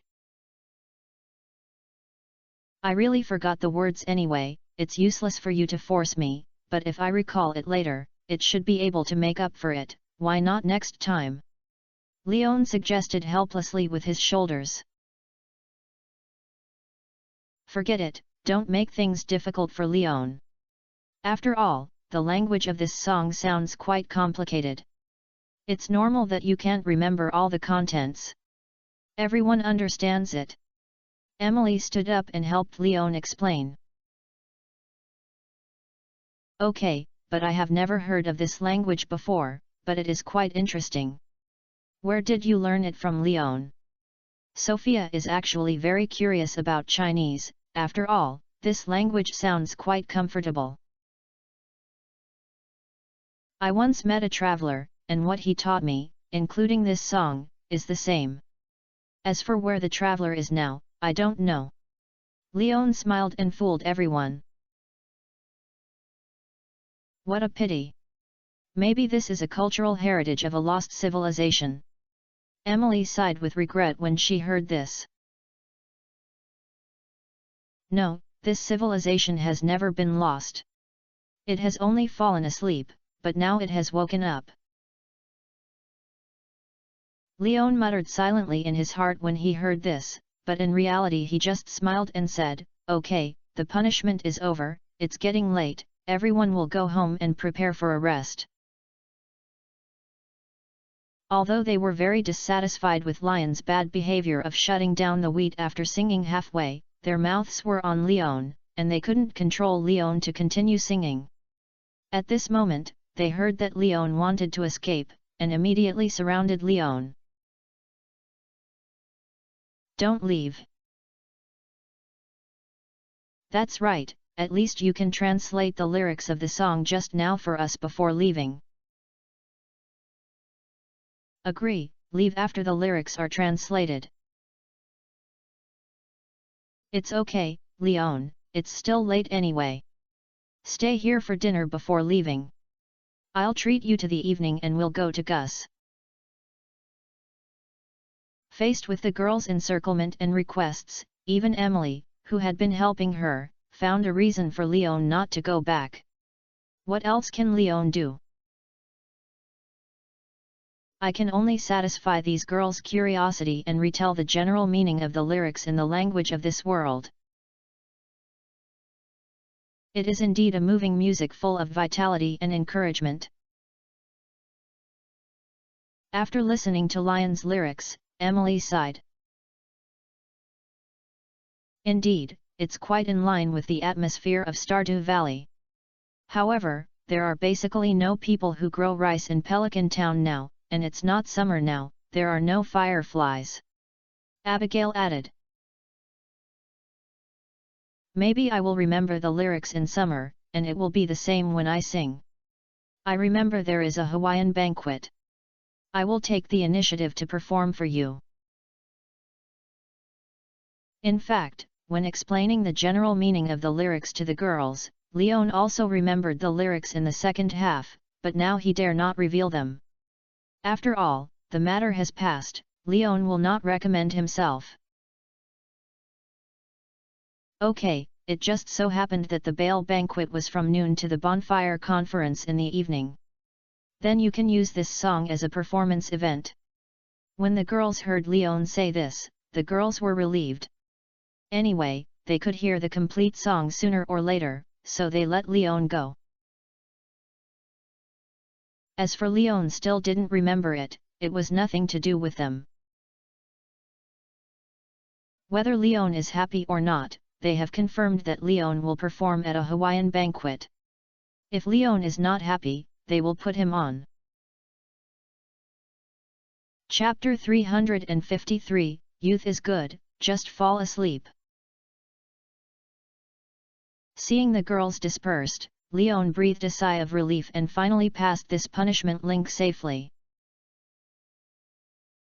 Next, as Emily said, the group changed places and came to Gus' Star Bar to start their second dinner today. Perhaps because it was raining, there were not many people in Gus' Bar, which made everyone relax a lot.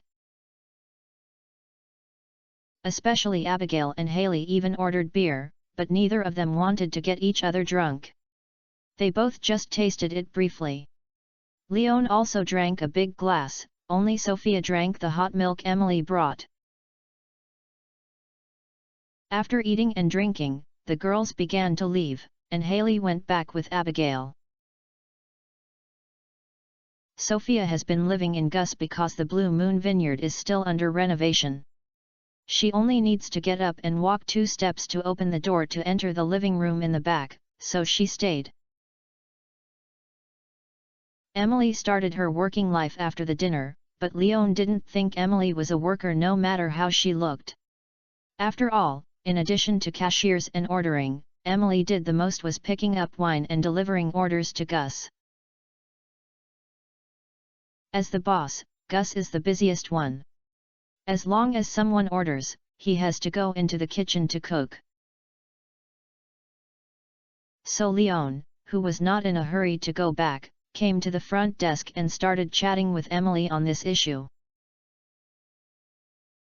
Actually, I want to help Gus do more, but he doesn't want me to do this, and I can't do anything about it. Faced with Lyon's doubts, Emily explained helplessly. How much salary does Nagus pay you every month? Leon asked. Well, I really didn't care. After all, the money was transferred directly to my bank card, and I didn't count it in detail, because I didn't care about my salary. I came here to help Gus work, mainly for spending the boring afternoons and evening life here. The tavern was very lively, and I like it. After Emily explained, she couldn't help asking Leon. Doesn't it feel strange? Why do I work like this? No, it feels quite normal, understandable. Leon smiled and comforted Emily. She was so far away. Leon had seen a rich second generation who was even more bizarre than Emily. I don't care about the company that costs hundreds of millions of yuan at home, and I ride a small electric donkey to do errands all day long, especially when I like to start taking orders after 10 o'clock in the evening. At this time, the orders you receive are basically to go to the hotel bar, and the delivery is basically all kinds of orders. Recharge strategic supplies such as ammunition and small umbrellas. Leon once asked him what he was looking for, and his answer was, I just want to try my luck to see if I can meet someone who is catching a villain. Look, the lives and pursuits of rich people are sometimes so simple, so Emily's reason seems much more normal than this old guy. I always feel that, Leon, you are different from others. Emily looked at Leon with some surprise when she heard this. For the first time when many people knew that I was a waiter here, they said I was crazy, especially when my former alumni came to Stardew Valley to play, they even said that I was degenerate. Not everyone can choose the life they like, as long as they live happily. After all, life is not a stage play, there are not so many audiences, right? Leon asked Emily with a smile. Very philosophical words, thank you, Leon. Emily smiled when she heard this, and there was a little more affection and recognition in her eyes when she looked at Leon. I won't talk about this anymore. Let's talk about the key points. When will our dance training start? Leon shrugged, without explaining that this sentence was copied by himself. Instead, he asked about the dance training questions he had talked with Emily during the day. I can do it anytime, as long as you have time. Emily replied, because this kind of dance is really not difficult. I think with your wisdom, you can master it in at most 2 hours. Then let's go tomorrow afternoon. I'm done with work and come to see you? Or should we make an appointment with a place to meet? Leon suggested. Well, yes, let's make an appointment, just under the big tree in the coal forest. No one disturbs you, the environment is also very good. Then bring the radio to wait for you. Emily said sure. Okay, then let's gather in the coal forest tomorrow afternoon. You can continue working, it's time for me to go back. After making an appointment, Leon said goodbye to Emily and then left the Starfruit bar. It was still raining outside, and the rainy days in Xingd Valley seemed to have not stopped. As long as there was rain, it would definitely fall from morning to midnight. Leon, wearing a sailor hat, did not block the steps back from the rain. It was just that riding a bicycle in the rain was in jail, so Leon could only walk back honestly. However, it feels good to walk in the original nature on rainy days. There is no need to worry about passing vehicles on the road, and there is no need to avoid passers-by in a hurry. There is only Leon, the traveler, on the muddy road. What I heard was the crackling sound of raindrops in the canopy of trees, and the fresh fragrance of grass, wood, and soil came from the tip of my nose. At this moment, Leon felt calm in his heart to a very peaceful state. At this moment, Leon felt that all the plants around him were full of vitality, which made Leon actually have the illusion of breathing with the plants. You merge with nature again, and forest magic is strengthened. I don't know how long it lasted in this state, but when Leon came to his senses, he heard the system's broadcast. Seeing this, Leon quickly opened his panel and took a look at the description of forest magic in his special ability. Forest magic: if you have the magic of the forest, you will naturally regard you as your own child. The description of forest magic has a line of text than before, which is to naturally treat you as your own child, but Leon did not see the specific effect or change. System, explain it. Leon, who doesn't know this, naturally needs to ask about the system that issues the notification. But the system did not respond to Leon at all, and Leon was not asking questions. This is not the first time that the system was pretending to be dead. Leon has become used to it. The system does not answer. Leon can also find Mr. Linus. After all, the old man also possesses forest magic and should be able to detect his own changes. But now it's late at night, it's a bit unkind to disturb the old man at this point. Leon thinks it's better to visit him tomorrow. Although Linus should be quite disgusted with Leon now, Leon felt that he was just accusing of being upright. As long as you bring some delicious food to deliver it tomorrow morning, Mr. Linus should be able to solve the problem for Leon. Leon, who thought it through, quickly returned to Red Star Farm. After taking a shower, he waited for his hair to dry naturally, and then lay down. Young is good, just fall asleep when you fall down. It seems that you don't need to wait for him to come. After Leon fell asleep, Linus, in front of his tent at the foot of the northern foothills, said a little embarrassedly. After complaining about Leon, he returned to the tent with helpless look and lay down. Chapter 354 Druid. No, it's a succubus. When the sunlight shone into the room the next day, Leon opened his eyes.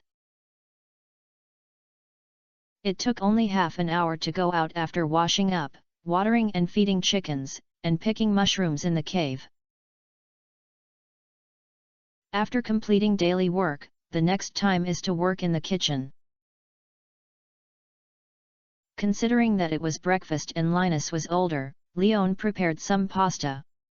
Although the old man could kill himself with one hand, Leon felt that he still had to take care of his digestive ability. So the breakfast Leon chose hand-rolled noodles, served with a boiled egg and half a shallot. After filling a large bowl, I put it in my backpack.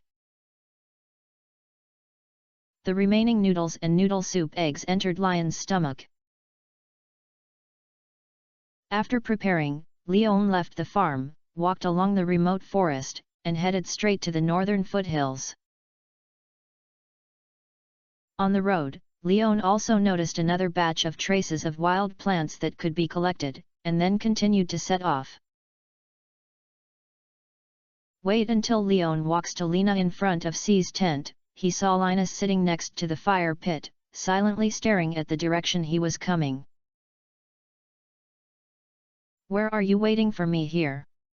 Leon smiled and leaned over and sat opposite Linus. At the same time, he took out the prepared hand-rolled noodles and handed them to Linus. "Try it, the hand-rolled noodles in the morning are very warm." "I'm sorry, I didn't let me wait for you for so long." Linus was a little surprised that Leon would bring breakfast for himself, but he was not polite. After holding the bowl, he took out a pair of clean chopsticks from somewhere. He started to suck the soup and sucked the noodles, and occasionally took a bite of soft boiled eggs. "You can use this thing too." Looking at the chopsticks in Linus's hand, Leon really didn't expect that the old man would have such tableware. There are no knives, forks, and spoons in the wild. This kind of tableware is the best use. Is it strange? Linus asked back at Leon in confusion. "No wonder, it's just an unexpected feeling." Leon shook his head and replied, then waited for Linus to finish eating, then took the empty bowl and put it away, and spoke. "It seems you know the purpose of me coming to you." "Well, after all, the transformation and fluctuations of forest magic on you last night were too obvious. I am also the holder of forest magic, so I can naturally feel the joy conveyed by the plants," Linus explained. "But I feel that there is no change from before." Leon complained in a daze when he heard this. "There is no feeling of being transformed, and there is no special ability." Although forest magic is called magic, it is very different from magic itself. Linus explained slowly. Forest magic is a blessing from nature. There are two types of children who are favored by nature. One is a wild beast. The preferred beast will become a son of the wilderness with wisdom and special abilities with the help of nature. The other is that we humans, who are recognized by nature and will awaken the blessing of forest magic. Ordinary magicians use spells to borrow the contract of elements to drive elements to serve them. However, forest magic is different. The relationship between the holder and nature is equal and mutually influential. For example, you now have your own farm, so you can grow crops and raise animals. These animals and plants will bring you some material feedback and vitality supplements. This is the kindness that nature is giving back to your nature, and what you give back to nature is the vitality that these animals and plants grow when they grow. This is a win-win cooperation model, and as a partner, you will be valued by nature, which means that as long as you are a natural creature, you will basically not make things difficult for you, and will even get close to you and please you. Speaking of this, Linus raised his arm, and then a butterfly flew over from a distance and landed on Linus' finger, as well behaved as a pet. You can also try it out. After looking at the butterfly on his hand, Linus showed it in front of Leon and encouraged Leon. Leon slowly stretched out his hand when he heard this. Sure enough, when Leon stretched out his hand, the butterfly flapped its wings and landed on Lion's hand. The moment it fell into Lion's hand, Leon actually noticed the emotions conveyed by the butterfly. It was a feeling of attachment and relaxation, just like a child snuggling in his parents' arms. Did you feel its emotions? Looking at Lion's surprised expression, Linus smiled and said, "This is the affinity of nature. All living things in nature will have kindness and trust in you. As long as you don't take the initiative to hurt them, they will also provide you with some help. For example, if you get lost in the wild, you can look for local animals and let them lead you. For example, if you are hungry in the wild, you can find them. Under the conditions within your ability, they will also provide you with some food. Even you can let powerful beasts protect you and let the free birds act as sentinels for you. As long as you want, these natural children will do their best to help you. Of course, the premise of all this is based on not affecting their lives. For example, you cannot let an animal mother who needs to take care of her cubs abandon her children to help you, nor can you let a little squirrel who cannot even fill her stomach bring you food, etc. It looks like a druid," Leon complained. Yes, forest magic is the prerequisite for becoming a druid. It is only with the advancement of human technology and the transformation of a large number of industrialization. Now few people can become sons of the forest. Without the supplement of fresh blood, the inheritance of this sect has disappeared. Linus sighed. I didn't have this kind of experience before. Is it because of my forest magic transformation? Leon asked. Yeah. Linus nodded, you are now the real son of the forest, and you were only considered to be the follower before. Can I further improve the effect of forest magic? Leon continued to ask. Of course, you have to explore the method yourself. After all, everyone has a different understanding of nature. My experience may be a wrong reference for you, and you should not think about quickly allowing forest magic to complete a secondary transformation and develop in accordance with its natural development. It's a bit of a shadow of Taoism. Hearing Linus's advice, Leon inexplicably thought of the core idea in Taoist culture, following the heavens and adapting to the times. Man follows the earth follows the sky follows the Tao, and the Tao follows nature. By the way, I'll remind you in kind next, although humans have mastered civilization with the help of BA, they are born in nature, so you should pay attention to your current influence. Looking at Lion's contemplative look, Linus couldn't help but remind Leon again. Ah! Leon was stunned for a moment when he heard this, then reacted and asked back, it means I can attract humans now. Well, but unlike animals, humans will have their own values and judge them. They will not recognize you unconditionally as animals, but they will still have good feelings and kindness towards you. Linus confirmed. It's interesting. Leon couldn't help but raise his lips when he heard this. Isn't this the aura of succubus? This is a good thing. It is definitely a powerful auxiliary ability for his future planning. Thank you for your 100 starting point coins reward for your favorite farming. My brother is familiar with me. I am embarrassed to be polite. Thank you for your support and encouragement. I love you. Chapter 355 Have you eaten it? Linus looked at Lion's expression and knew that this kid was not holding back his weight, so he immediately reminded him. I'll tell you boy, Don't take advantage of this kind of advantage. You also said that humans will judge based on their own values, and will not believe me unconditionally. Even if I want to do bad things, others will have to agree, right? Leon quickly restrained the expression on his face and explained. Yes, but this is based on the fact that you are a sloppy old tramp like me. Don't you know what you look like? Linus complained without hesitation. As long as you are willing to go to a bar in a big city, there are too many things you can do. When I was young, I didn't have experienced the same scenes as you. I don't know what you think. Did you play so much when you were young? Leon did not answer Linus' concerns, but was surprised by Linus' past. It's all the past, and it doesn't make any sense to mention it.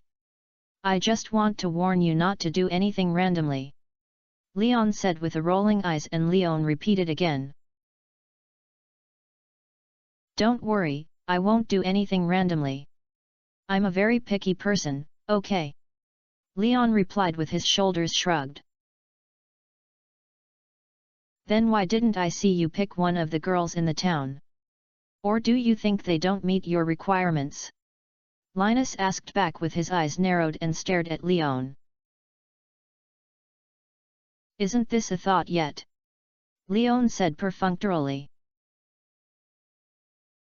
Haha, I won't care about your affairs, but you should pay attention to one thing, that I have no objection to being a playboy, but you also have to consider whether the existence behind these girls can tolerate your behavior after the matter is exposed. Linus said earnestly. You mean Abigail? Leon asked back. It's more than that, but I won't tell you who else. Please be careful, you'll disappear from my eyes right now. Linus said to Leon with a sneer, then got into the tent and zipped the curtain of the tent. Apart from Abigail, has the backer of Master Rasmides?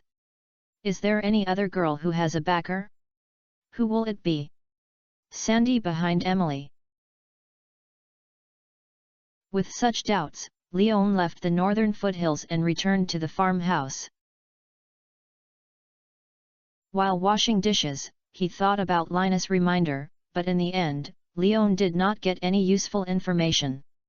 After all, there was too little information, and it was obvious that it was not worth much reference when analyzing the information in the game, because there were too many variables in the real world. For example, the appearance of Sophia is something that is not available in the game. Unable to figure it out, Leon simply took out the tea leaves given by Caroline, picked up a small handful of them with 3 fingers and put them in a cup.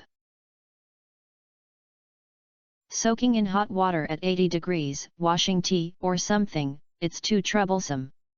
It's not easy to rinse directly with 100 degrees of boiling water. It is already the greatest respect Leon has made for the tea ceremony. The tea leaves soaked in hot water quickly stretch out their original shape. The small leaves are green and the hot water soaked in it begins to show a green color. What comes to the nose is the unique light tea fragrance of green tea.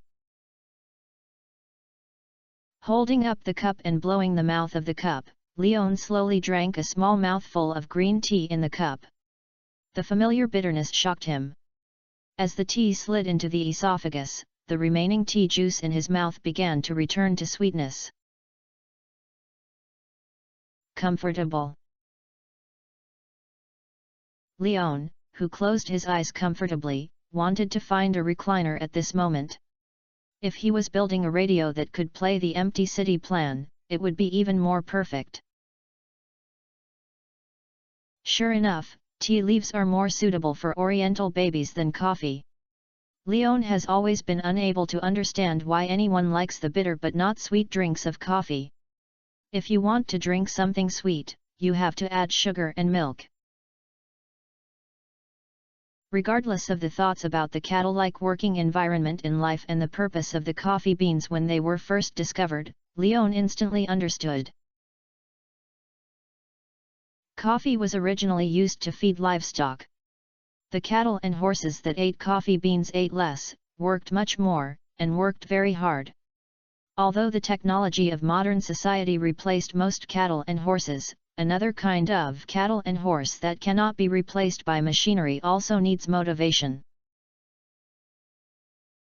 Thinking about his current leisure life, Leon couldn't help but hold up the teacup in his hand and laughed out loud.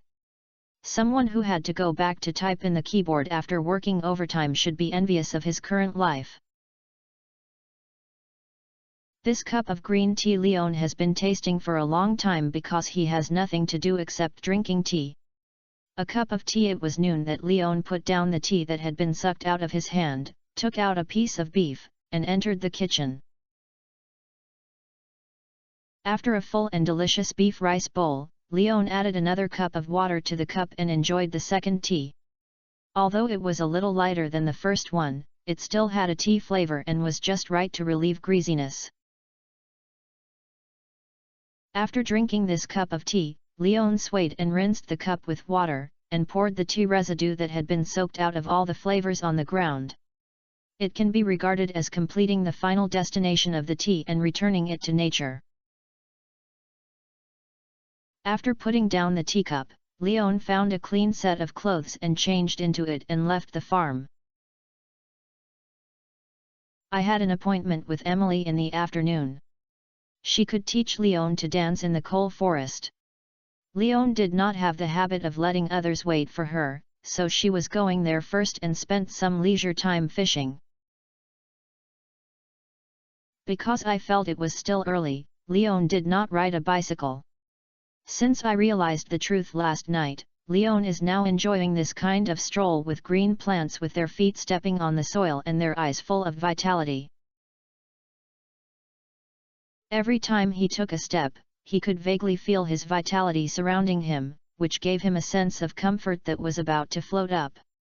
It was an indescribable but very beautiful feeling. If you have to give an example, it is similar to finding a stove when it is about to freeze. When it is about to dry, it enters an air-conditioned room with a constant temperature of 24 degrees. The coal forest is still so quiet. Apart from Marnie's pasture on the edge of the coal forest, there are basically no traces of man-made life here. So the road is basically full of weeds and bushes, and tall trees are everywhere, which makes Leon feel more comfortable. When Leon walked to the coal forest and found the big tree that the two agreed to, they did not see Emily appear, but instead saw another figure of Meow Meng that they had not seen for a long time. "Hi, Leah, long time no see, have you eaten?" Leah was sketching under the tree. This was the first time that the two met since Easter Egg Festival, so Leon greeted her after seeing Leah. "Good noon, Leon, are you here to fish?" Leah raised her head and responded to Leon's greeting, but when she saw Leon, she was a little lost. "I heard that the two old men cursed in the early morning and could not fall asleep even if they tried their best.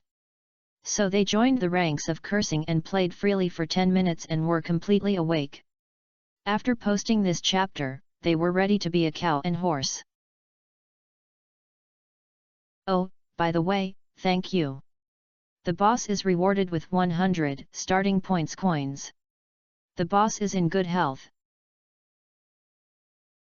Chapter 356 Dream Chaser. Unlike in the past, today's Leon is particularly friendly and eye-catching. His appearance has obviously not changed much, and as I saw before, Leah still couldn't help but take a look at it. It was precisely these two eyes that suddenly burst into infinite inspiration in Leah's heart. She was still thinking about how to carve the gloomy wood that Leon gave her into what shape. Now seeing the current Leon, Leah understood what kind of work she should shape it into. The desire for creation made Leah want to leave the painting board in front and the natural landscape painting that only completed the background. She wanted to return to her cottage and transform all the inspiration into reality, but looking at Leon, who was her inspiration, she was reluctant to leave immediately. Leon noticed that Leah said hello to her right, and her eyes fell into a tangled expression, with a look of confusion. When he said hello, he thought that Leah would have new senses now. After all, Leah is now wearing a natural affinity for forest magic after being strengthened. It may make people happy, or immune calm, but no matter how he thinks, Leah never thought that Leah's expression would be entangled. This made Leon a little embarrassed, feeling that he was thinking too much.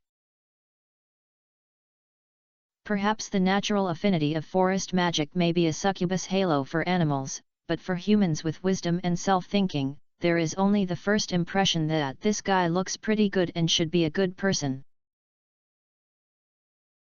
Since you are busy, I won't disturb you anymore, you are busy with yours. In order not to allow Leah to continue to maintain this entangled expression, Leon sensibly chose to stagger it with Leah, but as soon as Leah spoke, Leah got up and opened her arms to block Leah's way. Well, you didn't bother me, I'm just thinking about the statue I'm going to give you. Lee, who stood up, noticed that her reckless interception was a bit abrupt, and hurriedly explained to Leon. Why is that? That's fine. Leon breathed a sigh of relief when he heard that Leah was struggling because of this problem. He thought that Leah didn't know how to evade this mature farmer because of his appearance. Seeing that Leon was not raising his foot to avoid him, Leah couldn't help but smile, looked at Leon again, thinking of the oil painting he had just started writing, and couldn't help asking, Leon, are you busy now? I'm not busy, is there anything wrong? Leon shook his head and replied, looking at Leah's expectant gaze. Can you please be my model? I'm creating a new painting. I originally planned to make the scenery, but when I saw you, I found that integrating you into the scenery would make the painting even better. I don't know how to describe it, but I always feel that you and the surroundings naturally seem to be integrated, which makes people want to record its description. Leah heard the words he answered immediately. Does it take a long time? Leon didn't mind being a model. He had to wait for Emily to come over anyway, but he was worried that Leah would take a long time. When Emily came, he couldn't let Emily wait, right? He agreed to be a model, and after Emily appeared, he went to learn dancing with Emily, and was abrupt. So if this painting took too long to draw, Leon thought it would be better to reject Leah first. At least this won't make Lee Pacific embarrassed. It doesn't take too long, at most half an hour. Leah replied confidently. As long as the general composition is completed, it is not a problem whether Leon is there or not. It's half an hour, there's no problem. After hearing Leah's answer, Leon agreed to Leah's proposal. After all, it's just past 12 o'clock, and it's lunch time, so Emily shouldn't have come so early. Since he agreed to Leah as a model, Leon brought it into the role and asked Leah first. Do you need me to make any specific posture? No, just choose the most comfortable position you feel, but you need to stay in a specific area. Lee shook her head, and then guided Leon in the oil painting background area he chose. There happened to be a thick oak tree here, so Leon naturally leaned on the trunk and asked Leah, is this position okay? Yes, it's perfect. Lee, who was sitting in front of the easel, looked at Leon after hearing this and nodded immediately. Then you start. As sure there was no problem, Leon maintained this position and focused his attention on Leah's painting. Although the drawing board blocked most of Lee's body, occasionally Lee could still see Lee's face when she poked her head out to take a picture. I don't know if it was the influence of the sun or Lion's eyes were dazed. He always felt that as Leah poked her head out to observe her and the surrounding scenery, her cheeks were redder, and the time for the probe was shorter and shorter. This girl has a bad memory? Or is there too many details that need to be observed in painting? Because she was bored, Leon began to analyze the behavior of Leah, who had to poke her head out from behind the easel every 10 seconds. I don't know if it was because of the complaints in my heart that were noticed by Lee, or if Lee had completed the consideration of details. After that, Lee basically took a minute or two to look at her head, and her face began to return to a fair and healthy appearance with a slightly bloody color. Okay, please, Leon, when this work is completed, I will invite you as the first admirer. I hope my work will not disappoint you. After a long time, Leah finally put down the brush in her hand, got up and came to Leon to inform him of the end of the painting. Can't you watch it now? Leon left the oak tree that he had been leaning against, and tried to walk to Leah's easel to see Leah's work using herself as a model. No, it's still a semi-finished product and is not suitable for display. But Lee, who noticed Lion's action, turned around and took the easel and hid it behind her, not allowing Leon to see it. Okay, this may be the reserve of you artists, so I'll appreciate it when you finish it. Leon did not force it and gave a reasonable explanation for Leah's concealment behavior. Leah smiled and said, I can't call myself an artist, I'm just an art lover. But I think you will succeed sooner or later. You have this talent and are willing to come to this remote country for the pursuit of art. With this pursuit and choice for art, you have surpassed many people who only say but don't do it. Thinking that Leah had really successfully held her own art exhibition in the game, Leah encouraged. Then I'll lend you auspicious words. Leah felt warm when she heard this. So far, Leon seemed to be the first person to support her dream. It was obvious that the two had known each other for a while, but Lee felt that Leon knew her better than her ex-girlfriend. This made her unable to help lower her head, so as not to let Leon see her somewhat wet eyes. Sometimes a word of recognition from others will really touch people who have been repeatedly slandered on the road to pursuing dreams from the bottom of their hearts. Chapter 357 Exclusive Dance Song. I should go back.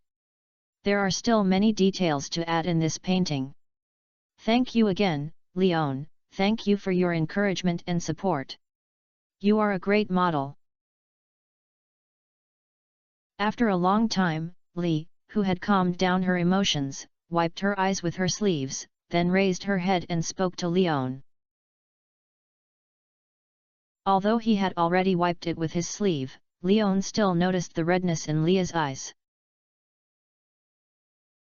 This girl who escaped from the big city and her family and friends and came to Stardew Valley to pursue her dreams, Leon didn't know how many grievances and misunderstandings she encountered, but judging from her encouragement, Leah's previous life was really difficult.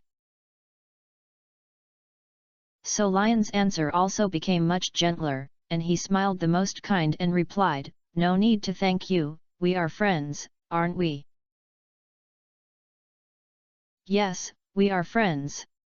Lee nodded and repeated as she heard this, feeling that her tears were almost unbearable, so she quickly turned her head and said, "Then I'll leave first. I wish you a happy afternoon." After saying that, Lee turned around and wanted to leave, as if she was about to run away. "Okay, I wish you the best work." Leon did not stop Leah. What she needs now should be a space that belongs to her own to relieve her emotional fluctuations. However, towards Leah's back as she left, Leah raised her hand and waved her goodbye to Leah. Leah did not look back because she could not control the tears that gushed out of her eyes at this moment, but she still heard Lion's voice, which made her unable to help but raise her free left hand behind her back and waved her hand to signal that she could hear Lion's blessing. When Leah disappeared into Lion's eyes and her back was blocked by the lush vegetation of the coal forest, Leon then put down his hand, sighed silently, and returned to normal state, then took out the fishing rod and began his original plan to fish and kill time. As a result, as soon as he threw the rod, he watched the hook sink into the water, and watched the ripples splashing on the water. He heard Emily's voice leaving from a distance. "Leon, I'm here, I'll keep you waiting for a long time." When the main owner comes, Leon can no longer fish.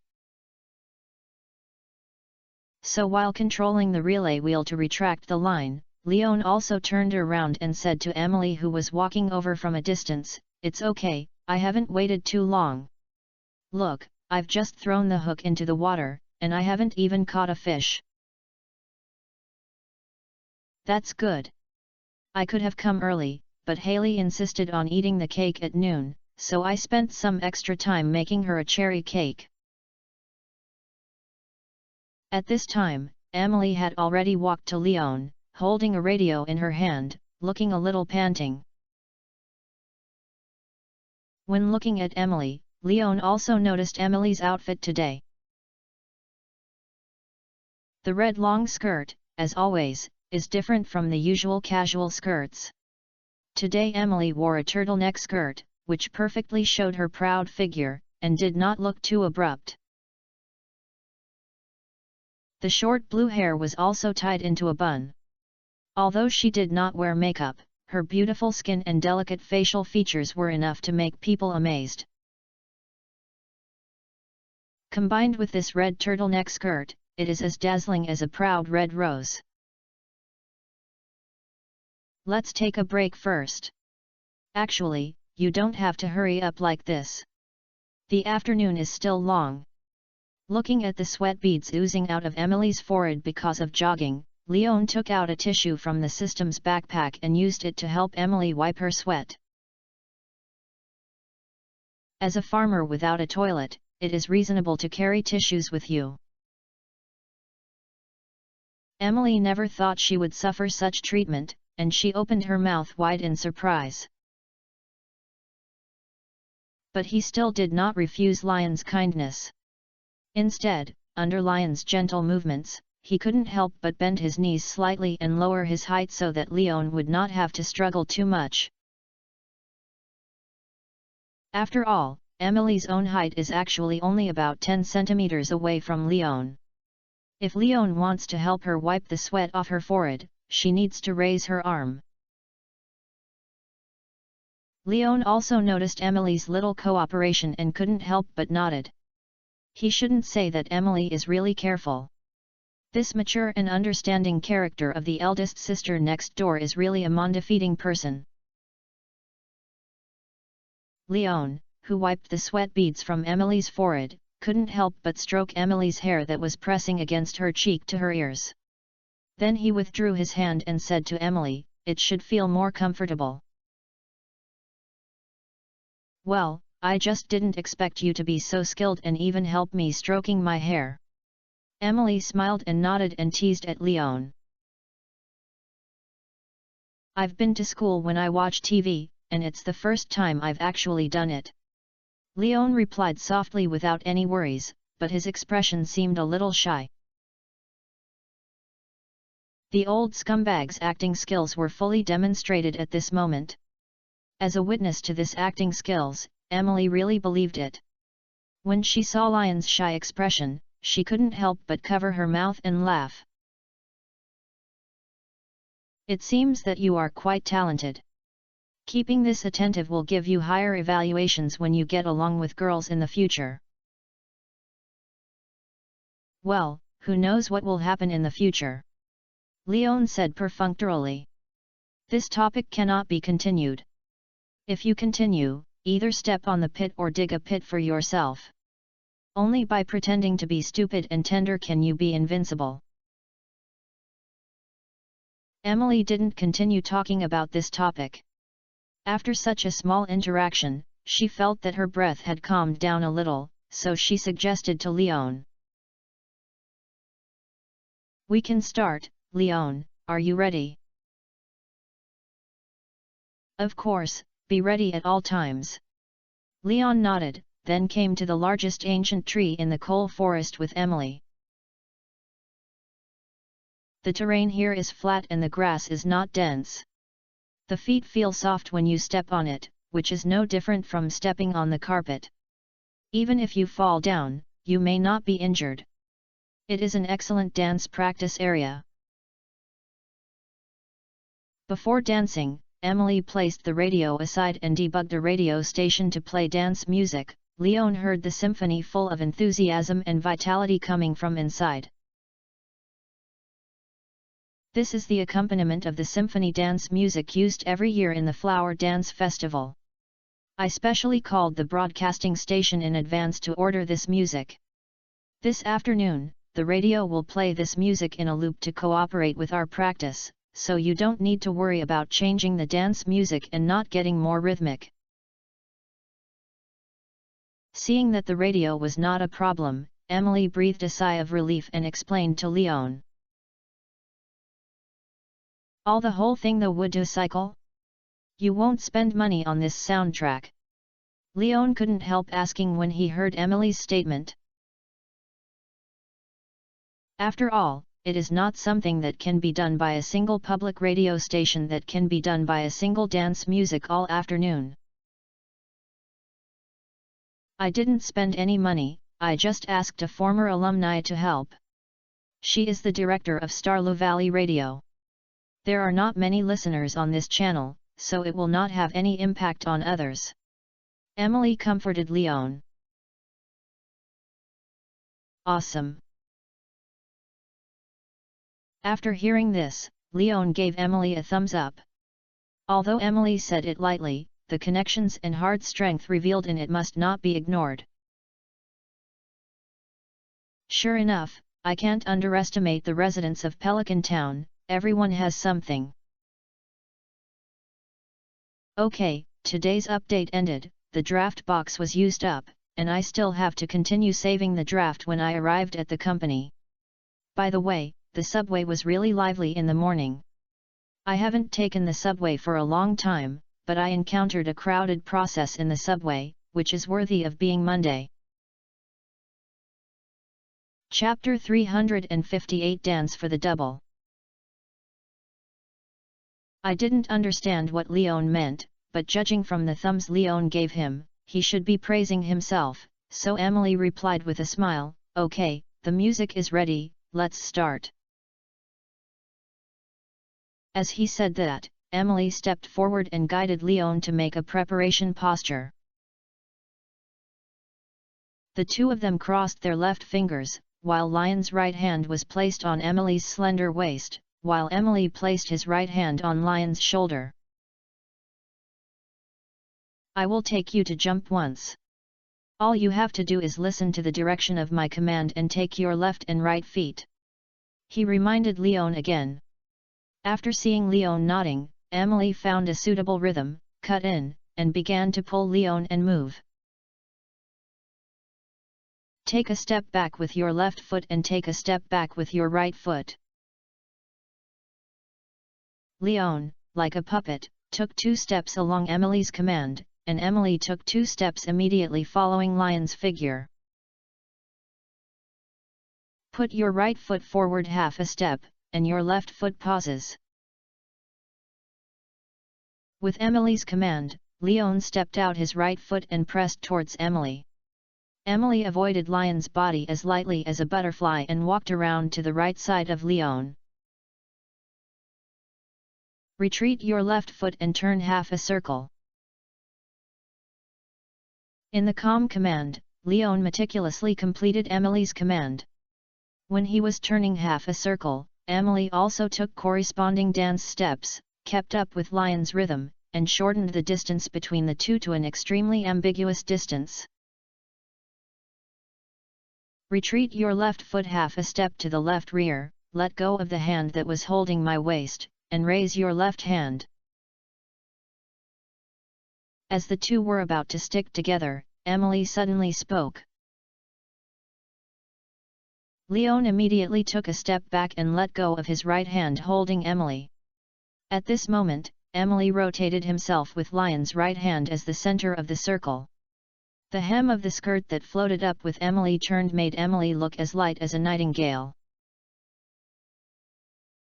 Continue to hug me and turn it with me. Again, Emily leaned against Lion's arms and said softly. Leon also held Emily's waist again and slowly turned with Emily on the spot. The crossed footsteps did not affect each other, but were like two parallel lines, but their upper bodies were tightly fitted at this moment, and they could not hide their heartbeats under the accompaniment of the symphony. I knew you were talented, Leon. Seeing that Leon could still keep up with his own pace without his command, Emily raised her head with relief and praised Leon. You're better taught. Leon lowered his head and answered as he admired the blush on Emily's face. He didn't expect that he had never stepped on Emily's toes until now. He didn't know whether it was because he did have a talent for dancing or simply because he relied on his talent to treat this duo dance as an impact from a close fight. Continue, I won't command you this time. Just follow my steps. I'll try to maintain such a tacit understanding. Emily suggested to Leon with a smile, and then accelerated her pace a little.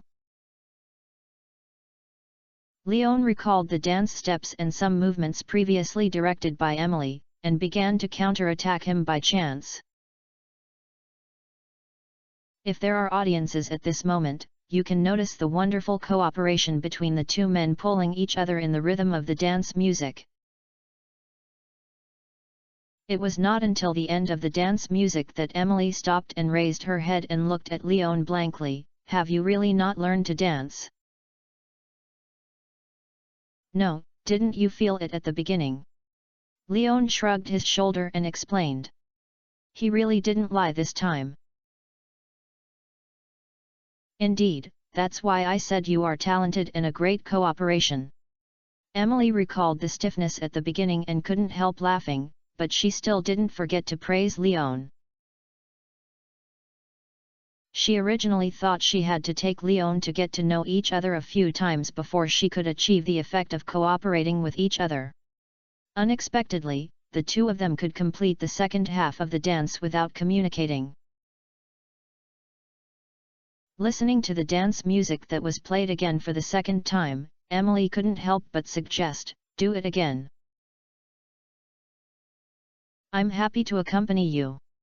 Leon did not refuse, and naturally grabbed Emily's left hand, put his right hand on Emily's waist and started the second round of dance. This time without Emily's command, Lion's dance steps and movements gradually became proficient. With Emily's cooperation, the two of them were as posed as the wind, the willow branches swaying in the middle, and the light dance steps left a graceful arc on the grass. As the two danced, Leon and Emily became more and more skillful in cooperation. In the end, Leon could even serve as the subject to guide Emily's movements. With Emily turning around and entering her arms, the dance music ended at this moment. Leon gently relaxed Emily's hands and waist. Let's have a rest.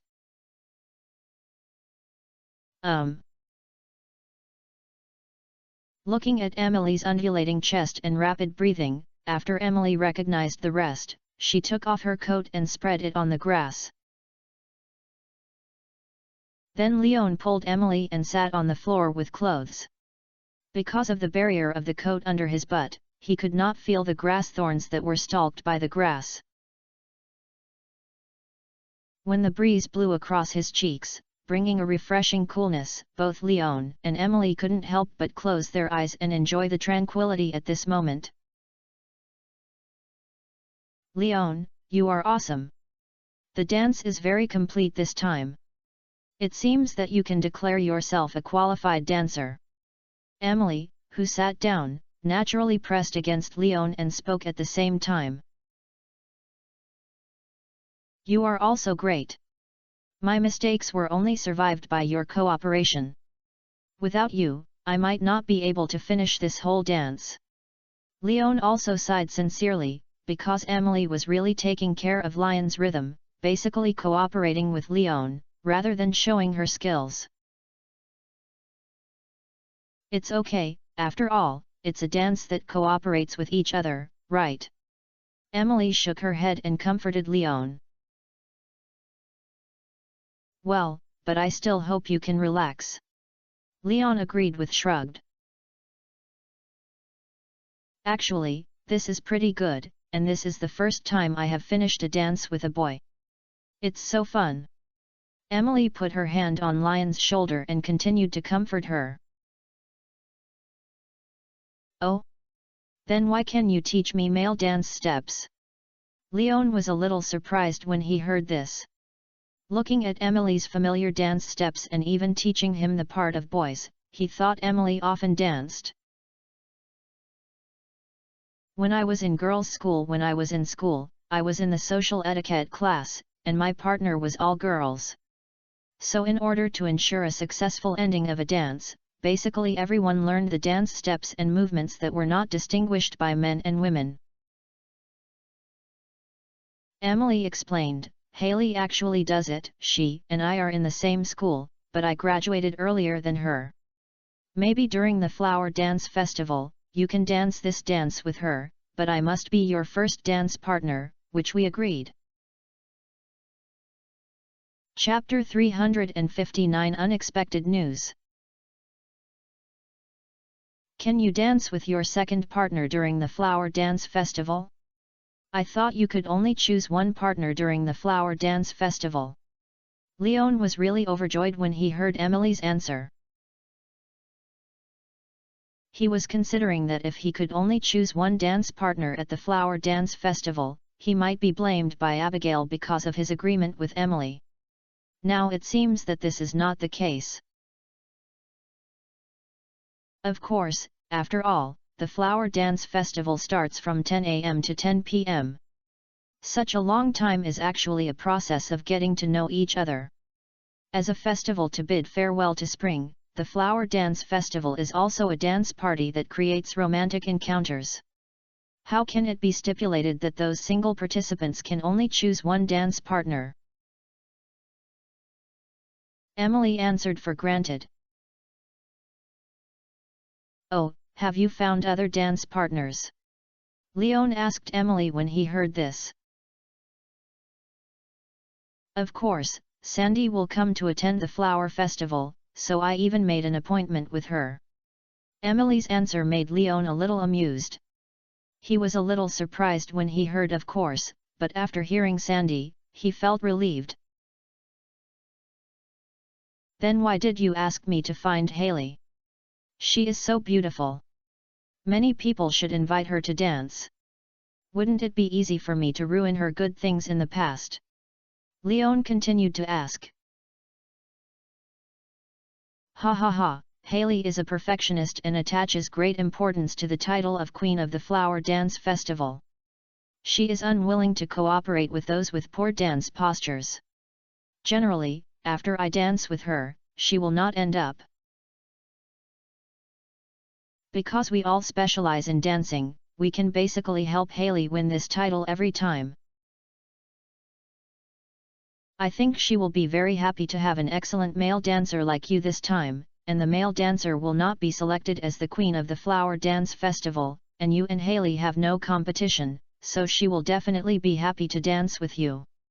Emily explained with a smile. Let's talk about it then. Let's talk to me about the situation of last year's flower dance festival. I'm quite curious about this festival. Leon did not answer Emily immediately. After all, he didn't know if Haley would be happy. To help wishfully may cause unnecessary embarrassment, and Lion's second dance partner was still favored by Abigail. If it were before, Leon might think that Abigail was not short of dance partners, but after formally contacting Abigail for so long, he could see that this girl was lonely in Pelican Town. On such a lively festival, Leon didn't want Abigail to appear out of place. Last year's flower dance festival, nothing special is there. Everyone is participating in the festival normally. Gus prepares food, and Mr. Pierre still doesn't forget to do business. Everyone dances, but the people in Pelican Town are actually more like audiences for the flower dance festival. The most lively and longest dance time is the foreign tourists who come to participate in the flower dance festival, including Haley and I. They just went to find others to enjoy the flowers after dancing. Emily thought about it for a long time before she recalled the rough scene of last year's flower dance festival. Judging from the time Emily recalled, last year's flower dance festival did not seem to have any highlights or special plots worthy of her memory. I thought everyone was very enthusiastic during the flower dance festival. Leon complained when he heard this. After all, there are festivals every year. If it weren't for the traditional festival in Stardew Valley, and there were basically no people in the town on the day of the flower dance festival, and basically no young people in the town would have participated in this festival. Emily added. Oh? Can the festival be absent? Leon was quite surprised to hear the news. Well, after all, it's not mandatory, and no one will participate in every festival. Let's take the flower dance festival as an example. Sebastian hasn't been to the flower dance festival in recent years because he was always called up by tourists and women, which made him very uncomfortable. Although Sam was also called out by many people, he was still happy. Abigail also hates the flower festival, but he was forced to be pulled over by Caroline every time. Emily said, giving an example. Didn't you think of forming a dance partner with each other before? Leon thought of his first time participating in the flower dance festival in the game. Because he had been farming and fishing, he ignored the cultivation of favorable feelings of the strategy characters in the town, which led to his enthusiasm to participate in the flower dance festival, but he could only become a spectator's past, and he couldn't help but inquire. No, why do you think so? If the younger generation in Pelican Town could really come together, they would have determined their relationship with each other long ago, so why wouldn't the flower dance festival be used as an opportunity? Emily looked at Leon in confusion and asked. It's nothing, I just feel that the flower dance festival in reality seems to be different from the flower dance festival I imagined. Leon shook his head and explained. When the flower dance festival comes, you can experience it yourself. Emily comforted with a smile.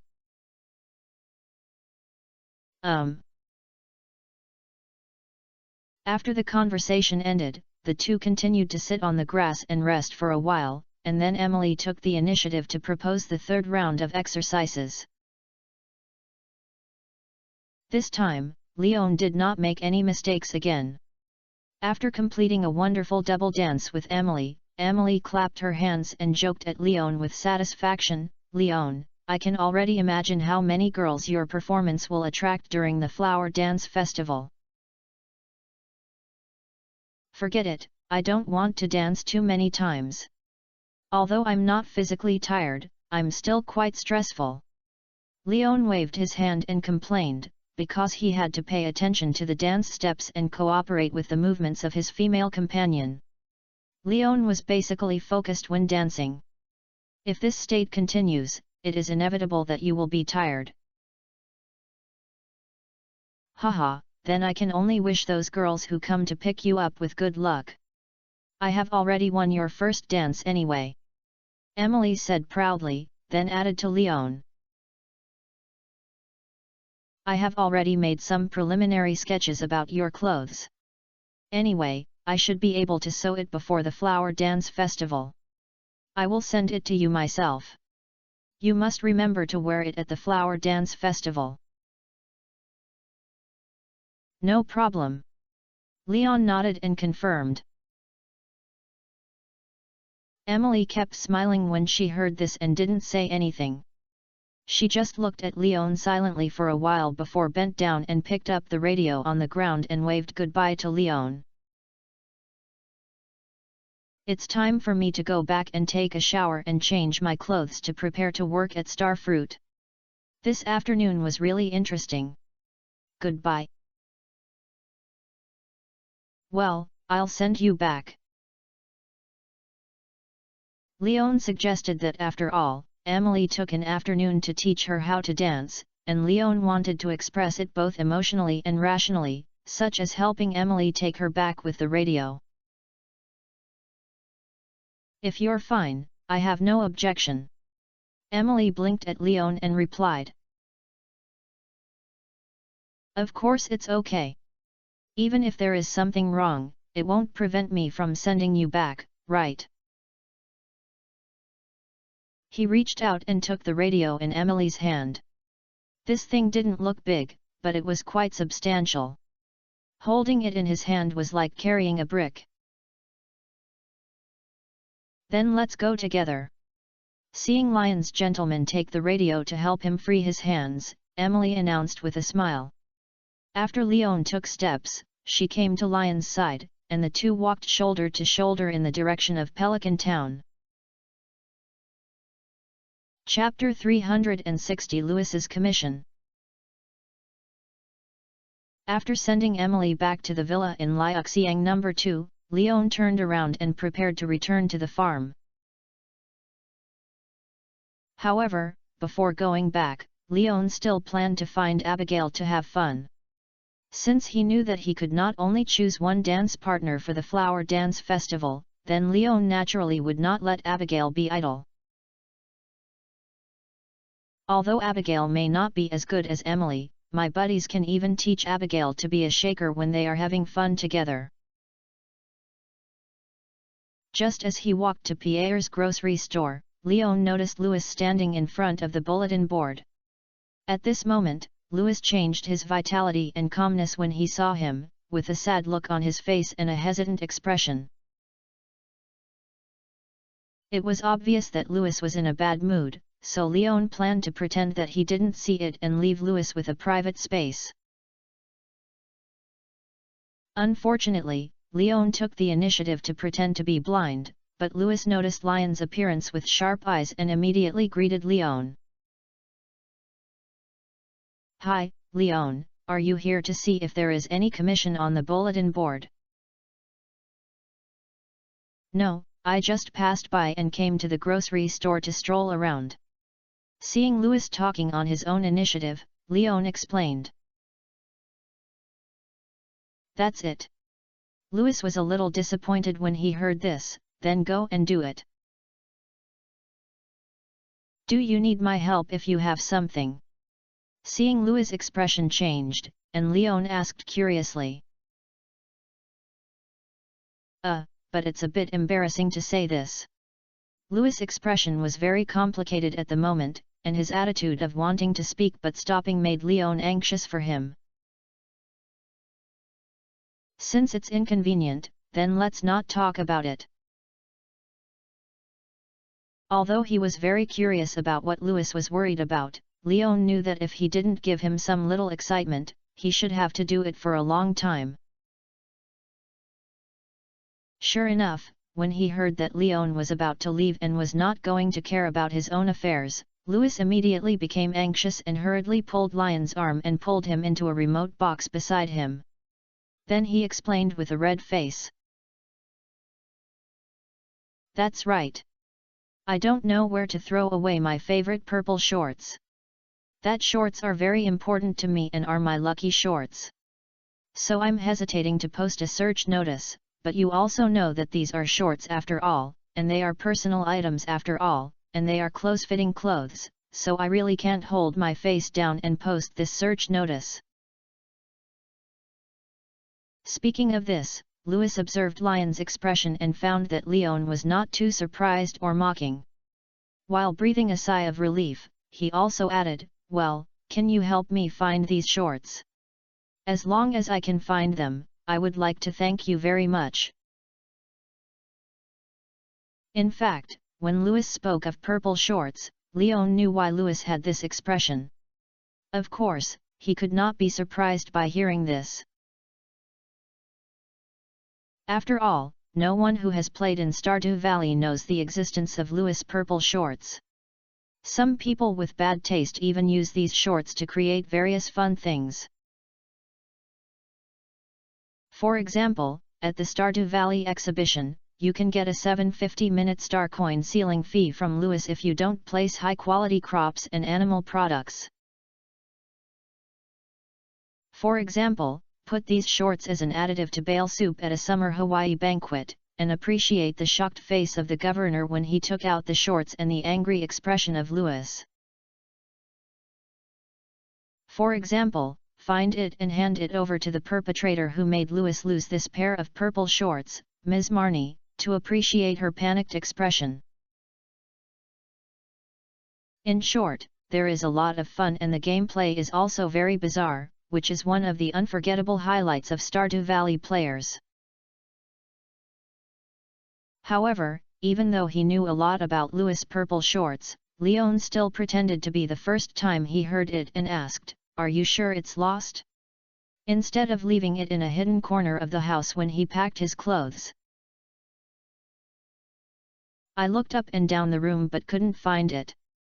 Louis shook his head, his eyes kept dodging when he said this. It was obvious that he was lying. This surprised Leon. He thought Louis should know where his purple shorts were lost, but he didn't dare to get them. Leon, who has been eating melons all year round, keenly felt that there was a big melon inside.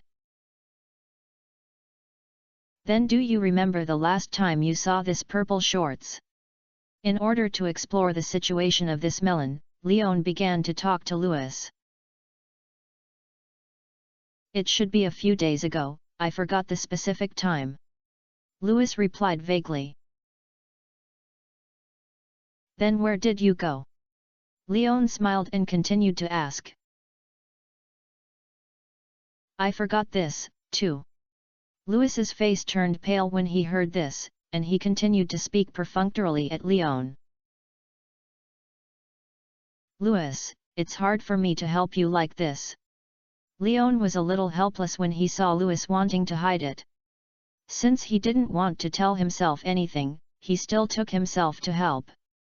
Isn't this self-contradictory? "Well, I know this will make you embarrassed, Leon, but I really forgot, but if you really want to help me, maybe I think you should go to Marnie's side to take a look." Louis's face turned blue and red when he heard this, and finally he gritted his teeth and whispered to Leon. "Oh? Wherever Marnie?" Leon couldn't help but rise up and repeated after hearing this. "I just think Marnie should know that after all, we have a good relationship. Occasionally, Marnie will help me with some housework. You know, I need to pay attention to the whole town alone, and I don't have much time to do things like cleaning." Louis explained with a stern face.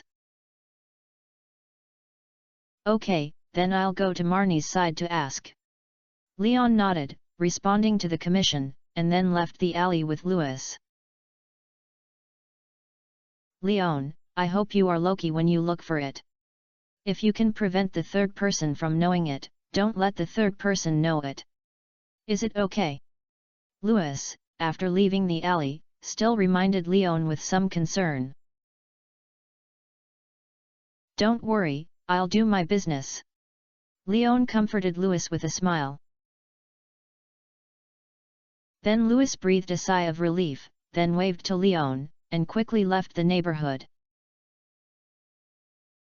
Leon was not in a hurry to ask Louis for the shorts. Anyway, his shorts were placed in Marnie's room, so it would be the same when he went to get them. Let's go to Abigail first. When he pushed the door open and entered Pierre's grocery store, Leon saw Pierre turning his pen boredly at the front desk. After Pierre saw Leon, he became energetic in an instant. Oh, Leon! Are you here to buy seeds or come to Abigail? I'm here to find Abigail. Leon replied directly, because he couldn't open the door and drill into the living area of Pierre's house like in the game. Leon was worried that Pierre would call the police. It's really a coincidence that she went out in the afternoon. If you are not in a hurry, you can wait for her here. She should be able to come back before dinner. You can have dinner with us at that time. Pierre suggested. There's no need. Ms. Caroline has been busy for a long time yesterday, so she won't cause trouble for her. Since Abigail is not here, Leon doesn't plan to stay for too long.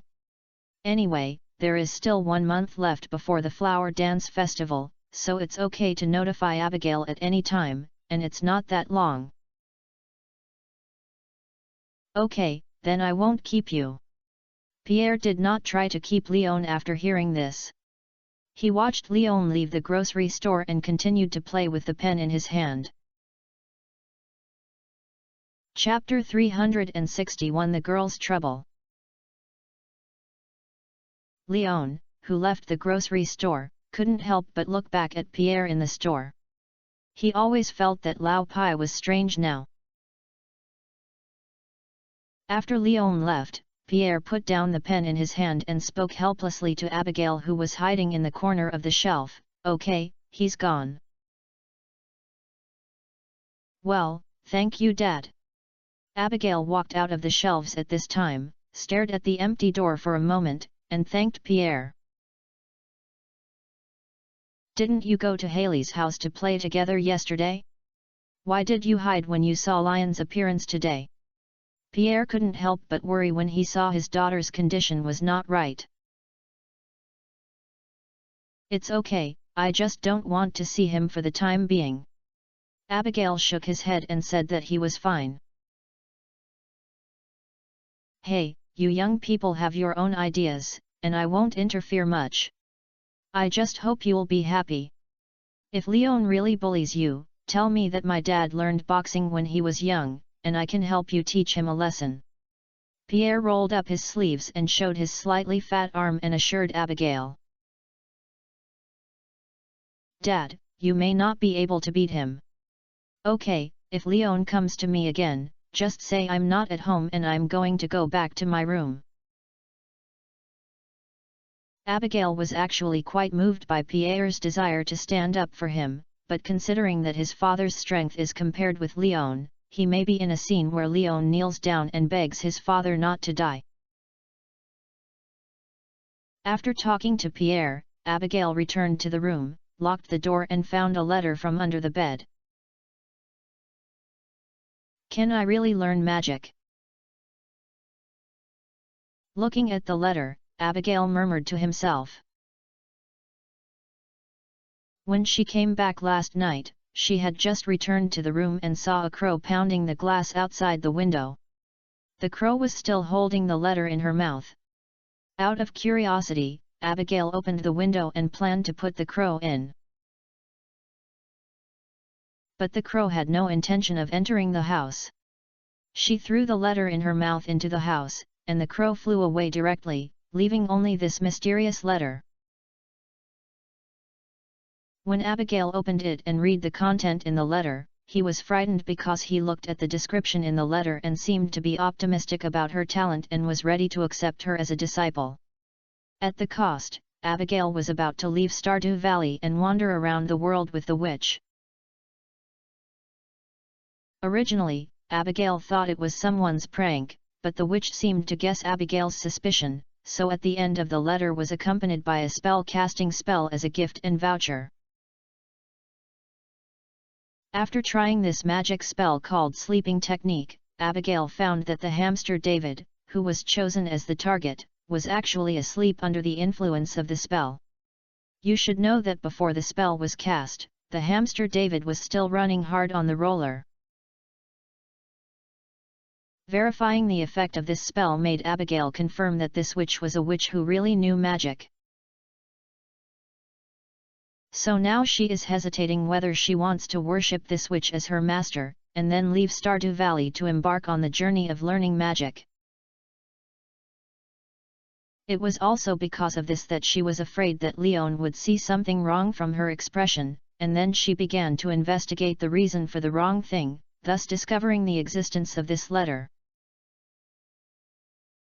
The witch who sent her letter clearly stated in the letter that she did not want to be discovered by others. If someone other than Abigail saw this letter, then the outsider would bear the curse specially prepared by the witch. After taking out the letter from the envelope and reading it again, Abigail took the letter and hid it in the most remote corner under the bed. The letter said that the 3 days from the moment Abigail received the letter were given time to consider. If Abigail was willing to learn magic, then take a bus to the Yuba forging platform in the Calico Desert within these 3 days to wait for the witch to pick her up. If Abigail did not appear within 3 days, the witch would assume that Abigail gave up this opportunity to study and would never contact Abigail again from then on. It's only 3 days to think about it, it's so hard to choose. Thinking of these contents, Abigail couldn't help but cover his head and lay on the bed and shrank into a ball. In fact, she still wants to learn magic, because magic must be cool and powerful. After learning magic and becoming a witch, she can unscrupulously venture into various mysterious places, find treasures, and fulfill her childhood dreams. But when learning magic, you have to leave Stardew Valley and follow the witch to wander around the world.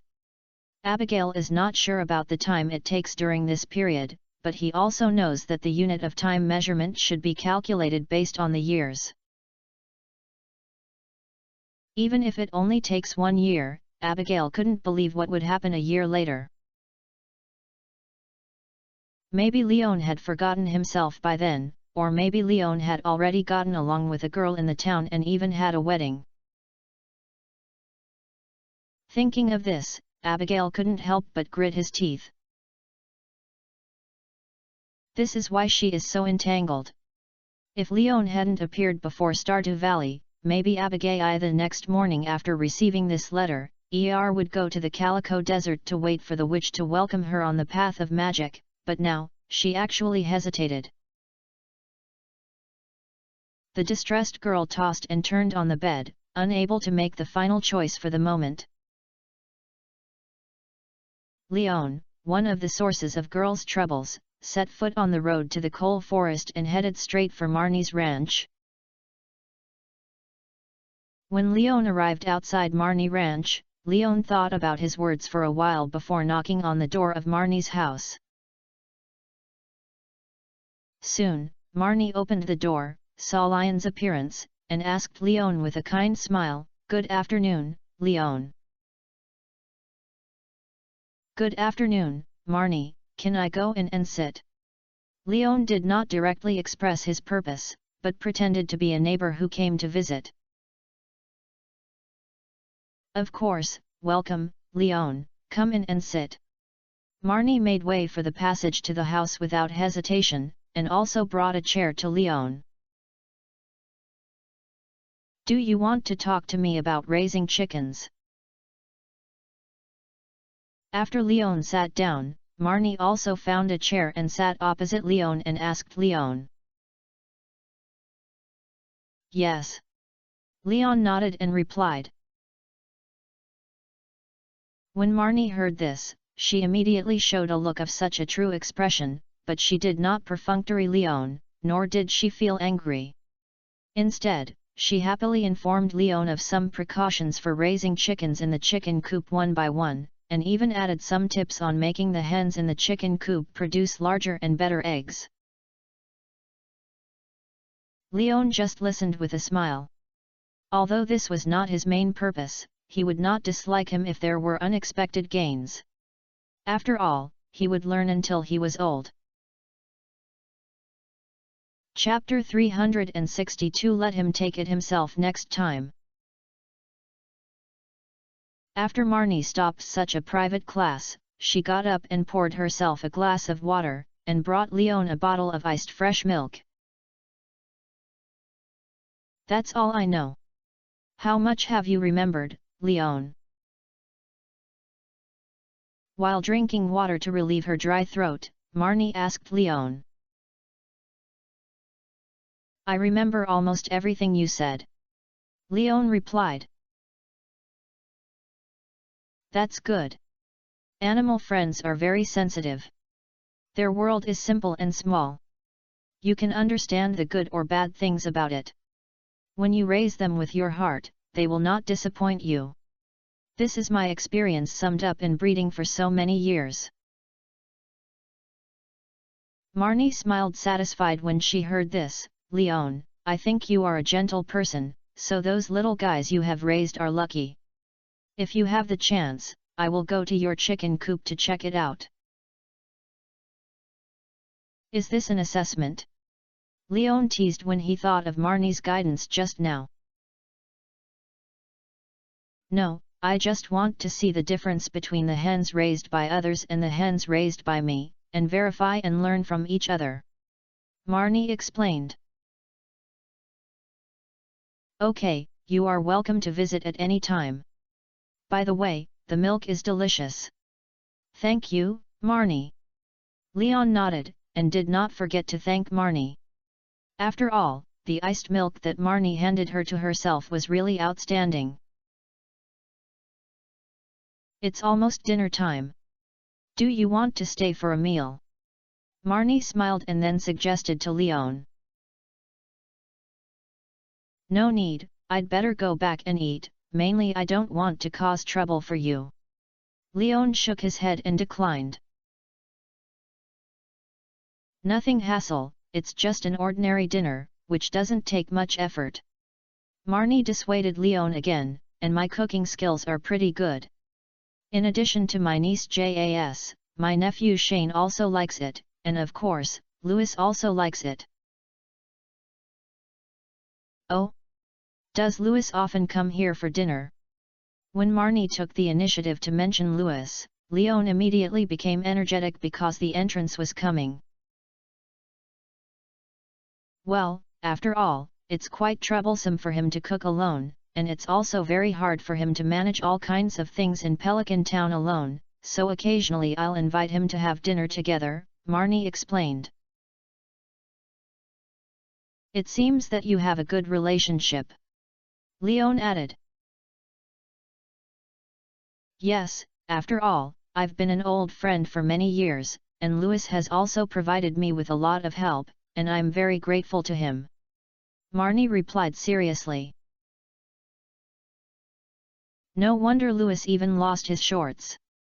He could think of asking me to ask you about the situation. I can understand if you say that. Seeing that the time was almost the same, Leon made his main purpose this time clear, but his way of speaking was not so direct. It seemed like asking, but in fact it was more like an unintentional sigh. Marnie blushed at the moment after hearing what Leon said, and even her speech became stumbling. Ah! Louis, let you ask me? Why don't he ask such a private matter by himself? Maybe I feel it's too embarrassing, so I entrusted it to me. After all, according to seniority, Louis is my elder. Should it be normal for the younger generation to help the elders solve their problems? Leon explained. Why? Then it seems that he trusts you very much, Leon. Did he tell you something else? Marnie couldn't help but tentatively at Leon after hearing this. Are you talking about your dating with Louis in private? Leon naturally understood what Marnie was trying to ask, and directly pointed it out. You know, as expected. When Marnie heard Lion's words, her face turned red in an instant, and she lowered her head, not daring to look at Lion's face. That, actually, well, we are indeed dating, I admit that. There's nothing to be shy about, Marnie, you're not married, he's not married, you're both singles, it's normal to be together. If you want to feel ashamed, it's Louis, after all, he's sorry for you. Looking at Marnie's ashamed attitude, Leon couldn't help but defend Marnie. I think you must be willing to make this good news public, but Louis dare not, right? It seems that he really trusts you very much. You know even this kind of thing. Well, I won't hide it from you. Leon, it's true, but you also have to understand Louis, he has his own difficulties. Although Leon was very happy for her to speak, out of love for Louis, she chose to help Louis explain and maintain Louis' image as the mayor. If he and I were together openly, it would inevitably make people wonder whether Louis would treat me and others as fairly as before. I am one of the suppliers of Pelican Town and a taxpayer of Pelican Town's finance every year. If it were you, Leon, do you think Louis, as the mayor, and as the mayor's girlfriend or even wife, would he be charged the same taxes as others? I think it will, because even if Louis is unwilling to charge your taxes, you will not forget to make up for it. You are the person who supports Louis's work the most and will not make it difficult for Louis to do it for this. Leon replied firmly, after all, Marnie is a standard model of good wife. Even if Louis intends to give Marnie a small treat, Marnie probably won't agree. This kind of excellent lady is definitely the best choice for marriage. If Marnie hadn't been older and had a distorted figure, Leon would probably have to fight for it. Leon, thank you for your trust. Although we don't have much contact, it seems that you know me very well, which surprised me. Marnie looked at Leon in surprise, because all Leon said were her words. This is also what Louis told me. He said you are the most perfect partner and told me many of your advantages. Leon smiled and threw the credit to Louis.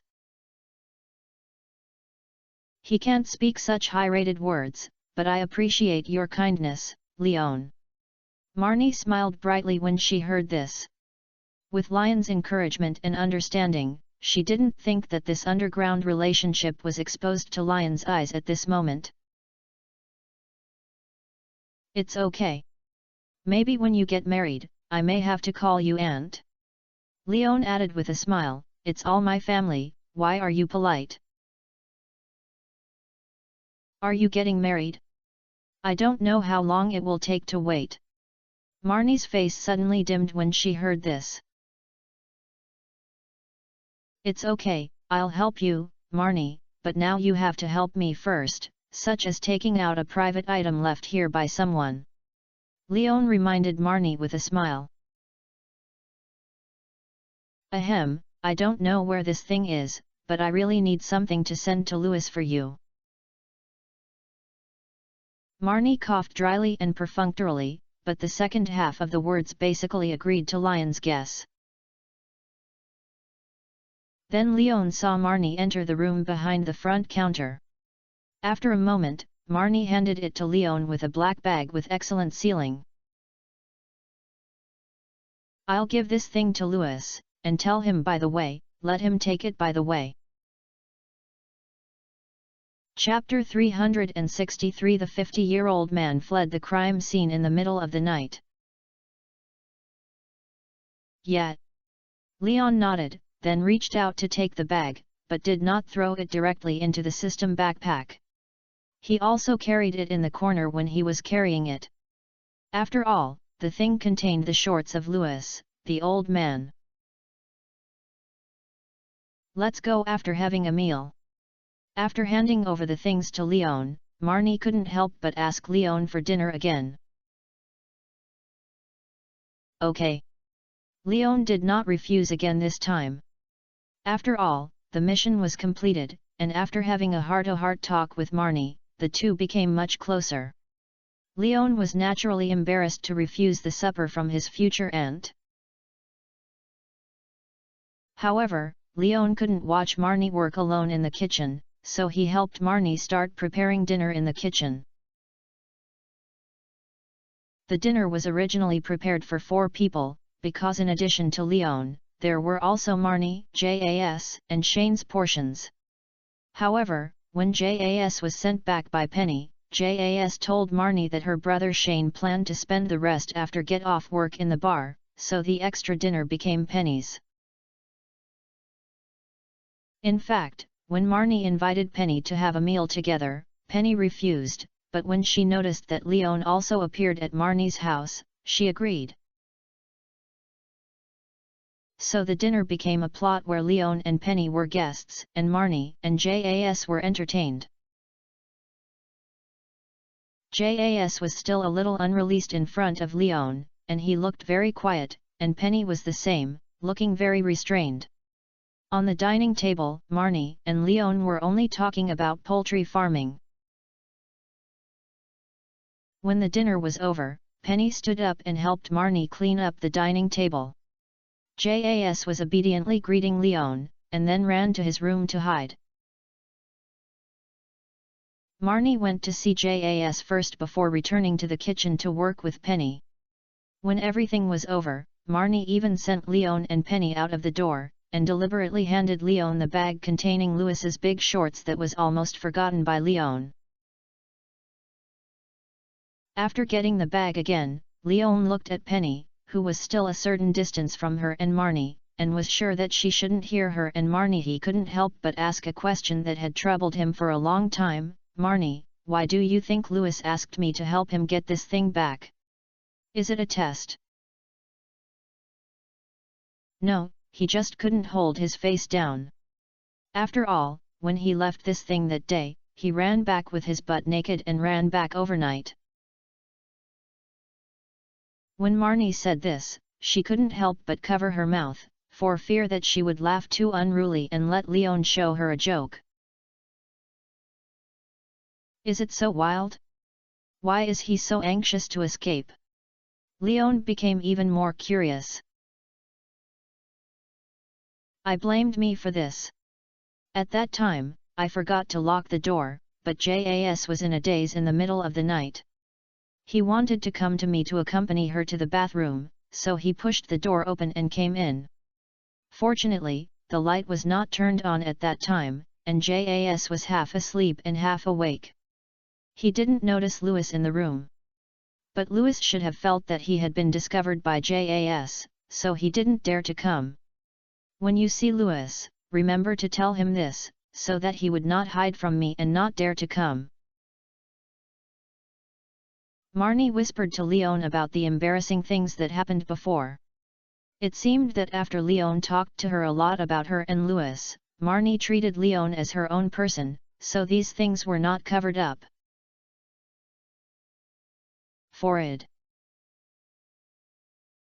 Leon is really a little uncomfortable at this moment, because this matter is quite explosive for him, who once lived in the era of the information explosion. Okay, I'll help you with the message. Thank you for your dinner. Goodbye, Marnie. Goodbye, Leon, welcome to come often. Marnie also said goodbye to Leon with a smile, then watched Leon leave with Penny, muttering to herself, what a good kid. It would be even better if he could get along with Penny. On the other side, Penny, who was heading towards Pelican Town with Leon, was slightly behind Leon at this moment. Seeing Leon and herself heading in the same direction, she couldn't help asking, Leon, are you going to drink at Starfruit? No, I have something to go to Louis's house to discuss with him. Leon slowed down and waited for Penny to catch up, explaining at the same time. Oh, that's it, I'll tell you why you went to Pelican Town instead of directly interspersing from the coal forest into your farm. Only then did Penny understand why Leon was walking with her. Is it possible? I am alone and I'm not worried about you walking so late at night, so I found an excuse to send you back. Looking at Penny's face, Leon couldn't help but tease. I don't think so. If you were, you would say this directly, rather than make excuses. Penny did not blush by Lion's whispers, but instead analyzed seriously. Why? It seems that I am a reckless man in your eyes. Leon couldn't help but laugh at himself when he heard this. No, I just think you are not the kind of person who likes to cover up. Penny quickly waved his hand and explained to Leon. Anyway, let's talk. Leon did not continue to tease Penny on this topic, but instead changed the topic. How is Pam's situation recently? It's great. Since my mother started working, she has reduced the frequency of drinking a lot. I don't need to worry that she is drunk in the bar, because she herself knows that excessive drinking will lead to the possibility of danger in driving a bus the next day, so she comes back sober every time and goes to bed early to rest. What about you? Leon continued to ask. Me? I'd better be the same as before. I teach JAS and Vincent every day, and continue reading during the break, and prepare for the teacher qualification exam. Penny replied. After getting this certificate, are you planning to be a teacher in a big city? Leon couldn't help asking after hearing this. I have this consideration, but I won't go there in a short time, because Vincent and JAS have not completed all the primary school courses, so I have to wait until they finish these before thinking about other things. When Penny said this, she couldn't help but look up at the starry sky. Pelican Town is not big, and it has not established its own school. If the children want to study, they have to run to Zuzu City hundreds of kilometers away to go to school. Vincent and JAS are too young and do not have the ability to take care of themselves. It's better to wait until they are older to make Ms. Marnie and Ms. Jody feel more at ease, so they still need me, a rural teacher who is not qualified to practice. Leon also looked up at the sky like Penny. The night sky of Pelican Town is beautiful. Without the rendering of neon lights and the haze of heavy industry, just look up and you can see the stars in the sky. Leon did not continue to discuss Penny's explanation. Leon felt that Penny's actions were not qualified to evaluate, but this did not prevent him from paying respect to Penny's choice. Because Penny's behavior is the same as those teaching teachers who are not for gilding, but simply want to give children in remote areas a chance to change their lives. This made Leon feel that the girl was glowing at the moment, and the intensity of this light was no less than the stars in the sky. Chapter 364 Pi Transaction. Along the way, the two of them said nothing, but just silently headed towards their respective destinations, and walked to the vicinity of Louis's house before Leon spoke. I'm here. When you go back, pay attention to foreign objects on the ground. Well, I know, so do you. Remember to go back and rest early after the talk. Penny replied. Leaving Penny, Leon knocked on the door of Louis's house, and soon Louis was wearing Eda tan nightgown opened the door. Oh, it's you, Leon. Seeing that the person at the door was Leon, Louis was stunned for a moment, with a slightly disappointed expression. Not me, who is it? Marnie. Leon teased when he saw Louis' expression. Ahem, don't talk nonsense. I'm just curious who will come to me in the middle of the night. Louis explained seriously with a serious face. Then he made aside the position and let Leon come in.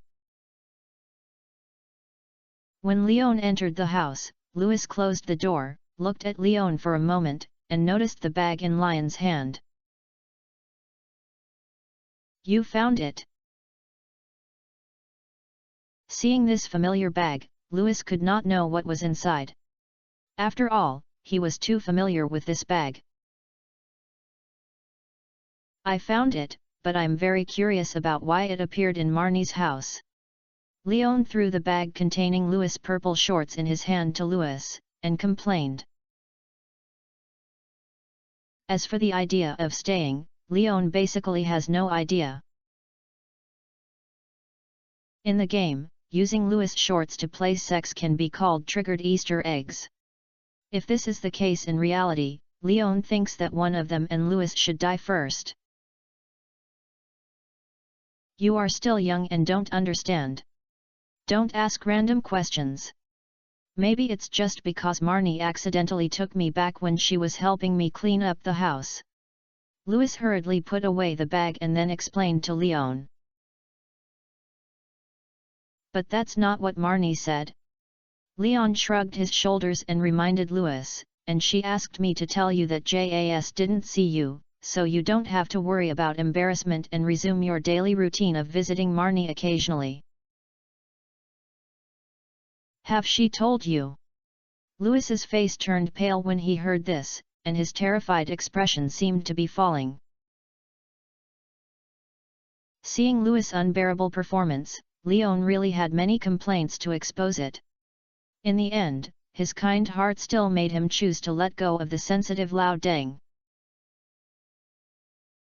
"Don't worry, I won't tell others, you don't need to worry, and I support you two together. Marnie is a very good lady, Louis, you should be considerate of her." "I will, thank you, Leon. The matter here is actually very complicated. I don't want too many people to know about Marnie and me." Louis was relieved when he heard that Leon could keep it secret for him, and at the same time he had not forgotten to remind Leon again of the importance of keeping his mouth shut. What else can Leon say? Louis read about him and Marnie too pessimistically. He still remembered reading a post in his previous life. Described as the mayor, Louis did nothing about the damaged bus and the old and scrapped community center. He ignored the problems of children in the town going to school and some extremely poor families, and chose a well-known drunkard in the town as a bus driver. Everything he did could make his career very badly evaluate. But in this way, everyone in Pelican's Town still chose to believe him and let him continue to serve as the mayor of Pelican's Town. However, he was worried about the problem of his twilight love with Marnie. What is this, not an unfair worry? However, Louis couldn't think so. Leon felt that it was useless to persuade Louis. It would be better to stimulate him than to persuade him. Leon has a way to help Marnie take down Louis. It depends on whether Marnie herself is willing to cooperate. Leon didn't say anything. Louis didn't want to ignore Leon. She returned to her desk, searched for it, took out 2 lottery tickets and handed them to Leon. "This is the reward for helping me find things this time, thank you, Leon." Looking at the 2 lottery tickets handed over by Louis, Leon did not accept it, but asked, "Give 2 at a time, some of them have passed." Leon remembers that this kind of prize ticket is the best neighbor selection activity that can complete the most commissioned tasks every month. When I first talked to Louis about this, Louis gave Leon one and tried it out. Now I just helped Louis find a shorts and gave 2 more. If this is Louis' own thing, he would give it if he is happy, but the gift in this thing seemed to be sponsored by others. Louis was a bit generous to others when he did this. "It doesn't matter. He originally gave me the prize tickets to assign, and you can do me a big favor during this commission. If I give you money directly, you will definitely refuse. But it's different for me to give you this prize ticket. Whatever you can draw is your own luck, and this should be the most suitable, thank you. Louis explained patiently to Leon. Leon wanted to complain when he heard this. If Louis really wanted to give money, he wouldn't refuse. Now that the money is gone, he has changed 2 lottery tickets. Leon feels that he is still losing money. After all, if you complete Louis Short's mission in the game, you will get a reward of 750G. But let's just be the lottery ticket.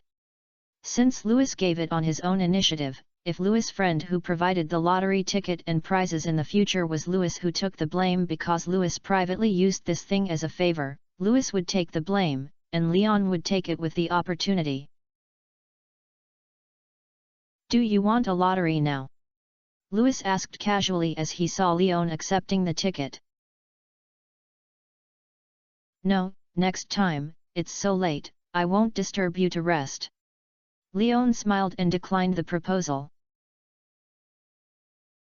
Although you can save it by drawing the lottery ticket now, he had a little more effort, but because the pickaxe was upgraded from Clint, Leon had not been to see Velvic's divination today recently.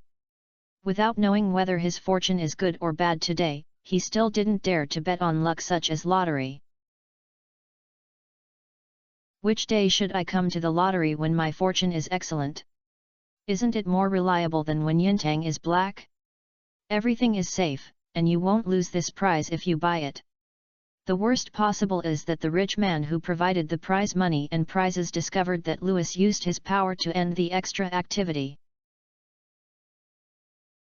But if this happens, Leon thinks it doesn't matter whether the 2 lottery tickets are used or not. After all, his lottery tickets were also given by Louis. If something really happens, how can he be embarrassed to use this way to obtain the lottery tickets that are not formal? Chapter 365, I'm squatting at home and going out. After saying goodbye to Louis, Leon took out his bicycle and rode back to the farm after going out. Although it is a good feeling to be close to the land and nature when walking, it is getting late now. Leon has to get up early tomorrow to work, so naturally the sooner it is better. When he returned to the farm, Leon quickly took a shower and changed into a new set of clothes. He washed the clothes he had saved up recently and hung them on the drying rope behind the house. Then he returned to the house, wiped his hair drying and went to bed to rest. While resting in Leon, a guy wearing a top hat and sunglasses on a dark night, and also had blue and light blue skin hovering over the Stardew Valley in an airplane. If Leon saw the other person's appearance, he would definitely recognize this person, just Mr. Chi, whom he wanted to meet. It's a pity that Leon is asleep now, and Mr. Chi is still flying now, so he can't go to heaven to talk to this boss. Although the way you get the second prize is not very compliant, the process of getting the prize has given me a fun, so the special welcome ceremony prepared for you is also open. I hope it can bring you some good fun in Stardew Valley. Mr. Chi, who drove the plane to the sky above the Red Star Farm, stared at the small wooden house under his feet and murmured to himself. Then Mr. Chi threw a letter below. The letter slowly floated down, but there was no wind in the air blowing away, but it floated into the mailbox next to the wooden house in Leon as if it had been locked. After delivering the letter, Mr. Chi flew away from the sky above the Red Star Farm with a plane. However, at the moment when the plane was flying, countless small blue boxes fell from the tail of the plane. After these small blue boxes touched the ground, they magically integrated into trees, grass, rivers, seawater, and even rocks. After Mr. Chi disappeared over the Stardew Valley with the plane, Rasmades walked out of the Mage Tower, looked at the direction of Mr. Chi's departure, and silently removed the colorful magic shield on his body. It's really rare that Mr. Chi has gone out. Did he think of some new fun again? Razmedes spoke softly. It should be, otherwise he wouldn't go out, and I think the reason for his appearance is probably related to Leon. The breeze blew through Razmedes's ears, bringing Linus's voice.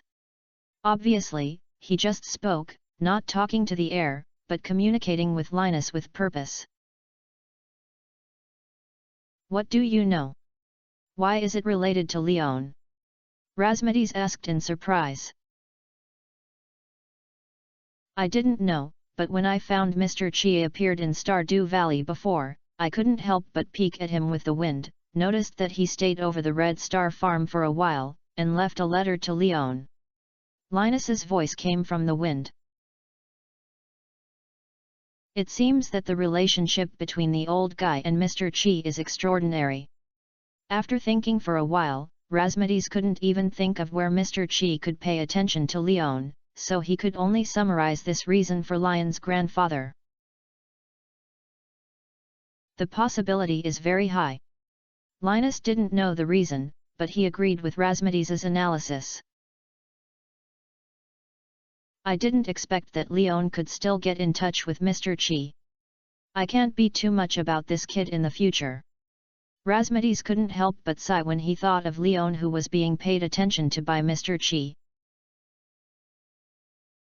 You are afraid that he will harm your granddaughter, so you won't be able to do anything bad. Linus complained to his old friend without hesitation. The child's choice is made by the child himself. I have no right to interfere. You don't have to use such things to stimulate me. Razmedes replied, shook his head. What do you think about your old friend, the prank that the witch from the castle village made against your granddaughter? Linus asked after hearing this. I looked open with my eyes.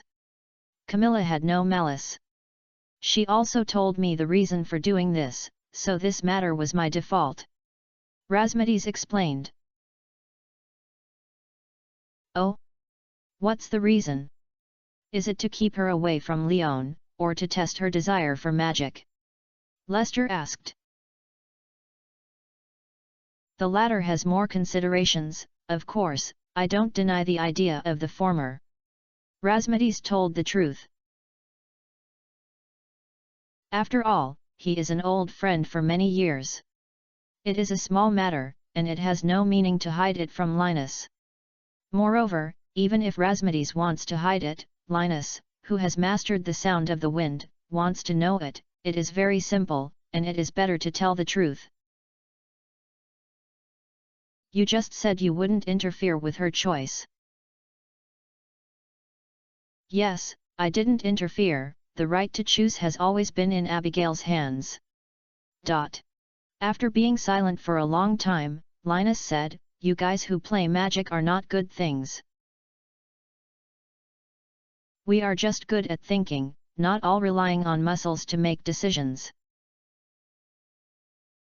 After Razmedes finished speaking, he returned to the Mage Tower. The sealed Mage Tower wind could not enter, so Linus could no longer communicate with Razmedes. At this moment, Linus, who was roasting fire in front of the tent, could not get a response no matter how he called Razmedes, and the wind could not find Razmedes's trace, so he realized that he was blocked from Razmedes's communication. Okay, then let you see what the decisions the muscles make. At this moment, Linus suddenly opened his eyes wide, opened his mouth and blew out the burning fire in front of him, and then said viciously. Then Linus got up and returned to the tent, took out an old scroll, then put his finger in his mouth and whistled. The whistle sounded, and an elegant black cat emerged from the void, and after seeing Linus, he stretched out his claws. Linus first handed the scroll out, then took out a piece of amethyst and threw it to the black cat. The black cat opened its mouth and swallowed the gem directly into its mouth. After a satisfied meow, the tail behind it suddenly stretched out and rolled up the scroll in Linus's hand. Then the black cat stretched out its sharp claws and passed through the air. The space claws in front of the black cat were torn apart. The black cat directly penetrated into it and disappeared in front of Linus. After a moment, the black cat appeared again, and the scroll of its tail had disappeared, replaced by a thick iron book. Black Cat threw the book to Linus. After confirming that Linus caught it, he tore open the space and disappeared again. Linus didn't care about the whereabouts of the black cat. After opening the iron book, he looked at the contents, nodded with satisfaction, and then disappeared into the night with the book. Chapter 366 Eastern Mine. The next day, Leon got up quickly and started washing. Following closely behind is going out to water and feed the chickens and walk around the cave. After finishing his daily work on the farm, Leon had time to prepare breakfast for himself. While the noodles in the pot were still cooking, Leon opened the kitchen and searched his email. He hadn't looked at the email for a few days. He should have saved some of the payment for the shipment recently. After Leon opened his email, he noticed that there were actually several letters lying inside. 2 letters came from the Farewell Chamber of Commerce, 1 from the Stardew Valley Forum, and the last letter was not signed. First, he opened the letter from the Long Travel Chamber of Commerce and took out the money stored there. Leon then opened the letter from the Stardew Valley Forum, which also contained money, 500G, and a letter. After a glance, Leon probably understood the reason why the Stardew Valley Forum sent him money was due to the interview fee of the previous interview. And the last unsigned letter was really surprised after Leon opened it. Leon. Although we haven't had time to meet, I appreciate your activity very much, so I have prepared some special gifts for you, buried in every corner of Stardew Valley. As for how to find these gifts, you have to find them yourself. Regarding the lottery tickets that Lewis gives you, you can use them at will, and don't worry that I will blame you for this. I hope you can be lucky enough to get some special items I have prepared for you in the lottery machine. Another point is to remember to use your intelligence and talents to complete my test of you. I know you have a lot of things to ask me, and I also have a lot of commissions to hand over to you, but that's the rule. If you want to come to my club, you must show your abilities and wisdom. Looking forward to meeting you. Together. So that's it. The person who provides the prize tickets and prizes is Mr. Chi. No wonder there are so many strange things, but what the hell is this special gift? After carefully reading the letter twice, Leon had no idea about this special gift. However, since Mr. Chi said it, Leon would not think that this was a prank. Anyway, the gift was placed in Stardew Valley, and it seemed that it was not a single one. Going to search for it in your spare time can add some extra activities to your daily life. After checking all the letters, Leon returned to the kitchen and finished eating noodles, washed up the dishes, returned to the wooden house, and turned on the TV. Velvic's divination channel is still open, and Lion's arrival also allowed Velvic to give the answer to Lion's fortune today as soon as possible. All the same things are stable, and destiny is in Lion's own hands.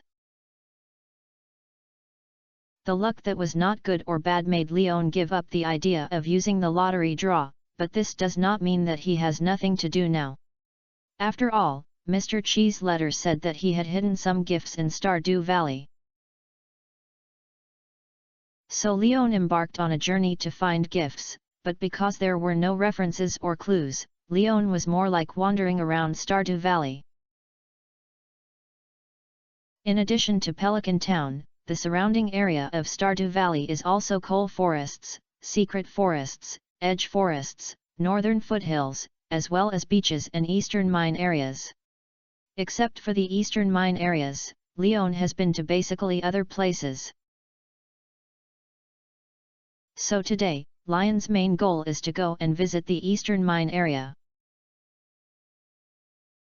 After passing Pelican Town and heading straight to the east, on the road in front of the library, Leon found a road that could leave Pelican Town and go east. This is not available in the game. I haven't gotten involved there before. The main reason is that Leon has never paid attention to this path. In the game, this side is a dead end with fences blocked. Inertial thinking makes him not think about exploring this side at all. But today, because I was deliberately looking for the eastern mine, Leon noticed this path. So Leon continued to move along this road, crossed a small forest, and found that it was suddenly clear ahead. What caught my eye was a wide dirt road. The exposed soil on the road proved that people often walked here. On both sides of the road, there were green grasslands and trees growing casually. What attracted Leon the most was the signposts standing next to the road. Leftward arrow Pelican Town. Rightward arrow Seagull Bridge. There are only two signs on the road sign, which correspond to the east and west areas of the road. Is Seagull Bridge? A name I haven't seen before. Seeing the guidance on the sign, Leon became interested, so he continued to walk along the dirt road to the east. On the way, he passed a large open space surrounded by fences, but the fence was too high. Moreover, the entrance was blocked by two large wooden barrels, so Leon did not go in to explore because the open space seen by his eyes was basically overgrown with weeds, which was obviously some kind of abandoned land. By passing this open space, at the end of the road, the path changed from east to north, and continued to move forward and crossed another bush. Leon saw the so-called Seagull Bridge. It was a wide stone bridge, with thick piers inserted into the wide water surface under the bridge. The length of this Seagull Bridge is about 30 meters. At the end of the bridge, a blocked gate can be seen. After walking through the Seagull Bridge, Leon saw the scene behind this large iron gate. It was a gathering place where various wooden single-family huts were built. Although it was not visible deeper, the rolling coal black smoke showed that the production activities carried out inside should be related to smelting and forging. There is also a sign hanging on the big iron door. Mine areas are dangerous, and people in non-mining areas are prohibited from entering. Is this the eastern mine? No wonder I saw those miners appearing in Pelican Town. It turned out that there were their sheds here. When Leon saw the sign, he understood that he had found the location of the eastern mine. It's a pity that this place has been blocked, so I'm afraid I can't get in. Even if I can get in, I'm still placed in Clint's place to upgrade, so I can't do anything if I go in. Sir, is there anything wrong? He noticed that Leon was standing outside the big iron gate. A security guard with a big waist and round waist walked out of the security room next to the iron gate and asked Leon through the big iron gate. It's okay, I just came over and took a look. Leon explained, shaking his head. Then you'd better stay away from this area because it's a private territory. If you want to do something unnecessary, I may expel you." The security guard tightened his face when he heard this, and his hands were placed on the iron stick at his waist. "Don't be so sensitive. I'm really just here to hang out. I have recently moved to Pelican Town and have not been here yet, so I came here for a walk," Leon said helplessly when he saw this. "It has nothing to do with me, please leave here, sir." The security guard still had a stern face, looking like he was unable to get in, so Leon had to leave. Those who know may think this is a mining area, and those who don't know think it is a prison. After all, looking through the big iron gate, the buildings and scenes inside, as well as the oppressive force of the security guards, are really similar to those of the prisons Leon have been to before. Chapter 367 Mystery Box. Although the contractors at the eastern mine do not welcome them, Leon is not a waste of time. At least he discovered the brand new location of Seagull Bridge. Although this place looks like an ordinary stone bridge, it is an excellent fishing spot in the eyes of the fisherman Leon. Based on the principle that everyone came, Leon naturally took out the fishing rod without hesitation, hung the bait, and threw the fishing line under the bridge. The bridge deck is about 4 meters high from the water surface, so the fishing line is pulled long, but Leon is not worried because the total length of the fishing line in the reel of his fiberglass fishing rod starts at 100 meters. On the calm lake, the fish floated quietly on the water surface. After waiting for a while, Leon finally saw the fish float move, and then directly lifted the pole to hang the greedy fish in the water and dragged it out of the water. Judging from the strength of struggle and the movement of the water, this was a little fish. After dragging it ashore, Leon felt a sense of depression inexplicably. Because the fish hanging on the hook is not as long as a little finger of Leon, the silver scales and nose tip touch the size of a white paper, and the grey-brown tail is also like a brush. This is a little guy with a size comparable to a small white strip. Minox, fish, a small fish that lives in a river. Oh! Is the name I haven't seen before a new variety. In the game, Leon had completed the collection of all fishing pictures, but he had never caught a small fish of this size and name in the picture books or the game. He was quite surprised when he saw the annotations and information given by the system. Sure enough, there are new gains from the new map. The Seagull Bridge that is not available in the game and the Minota that has not appeared in the game have made Leon very interested in the fish division in the waters under the bridge. Continue to cast the rod and use the daily fishing gain buff and continued fishing in the waters under the Seagull Bridge.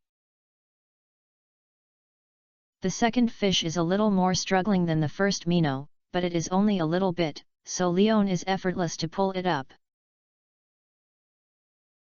Just waiting for the fish to be dragged ashore, Leon was stunned.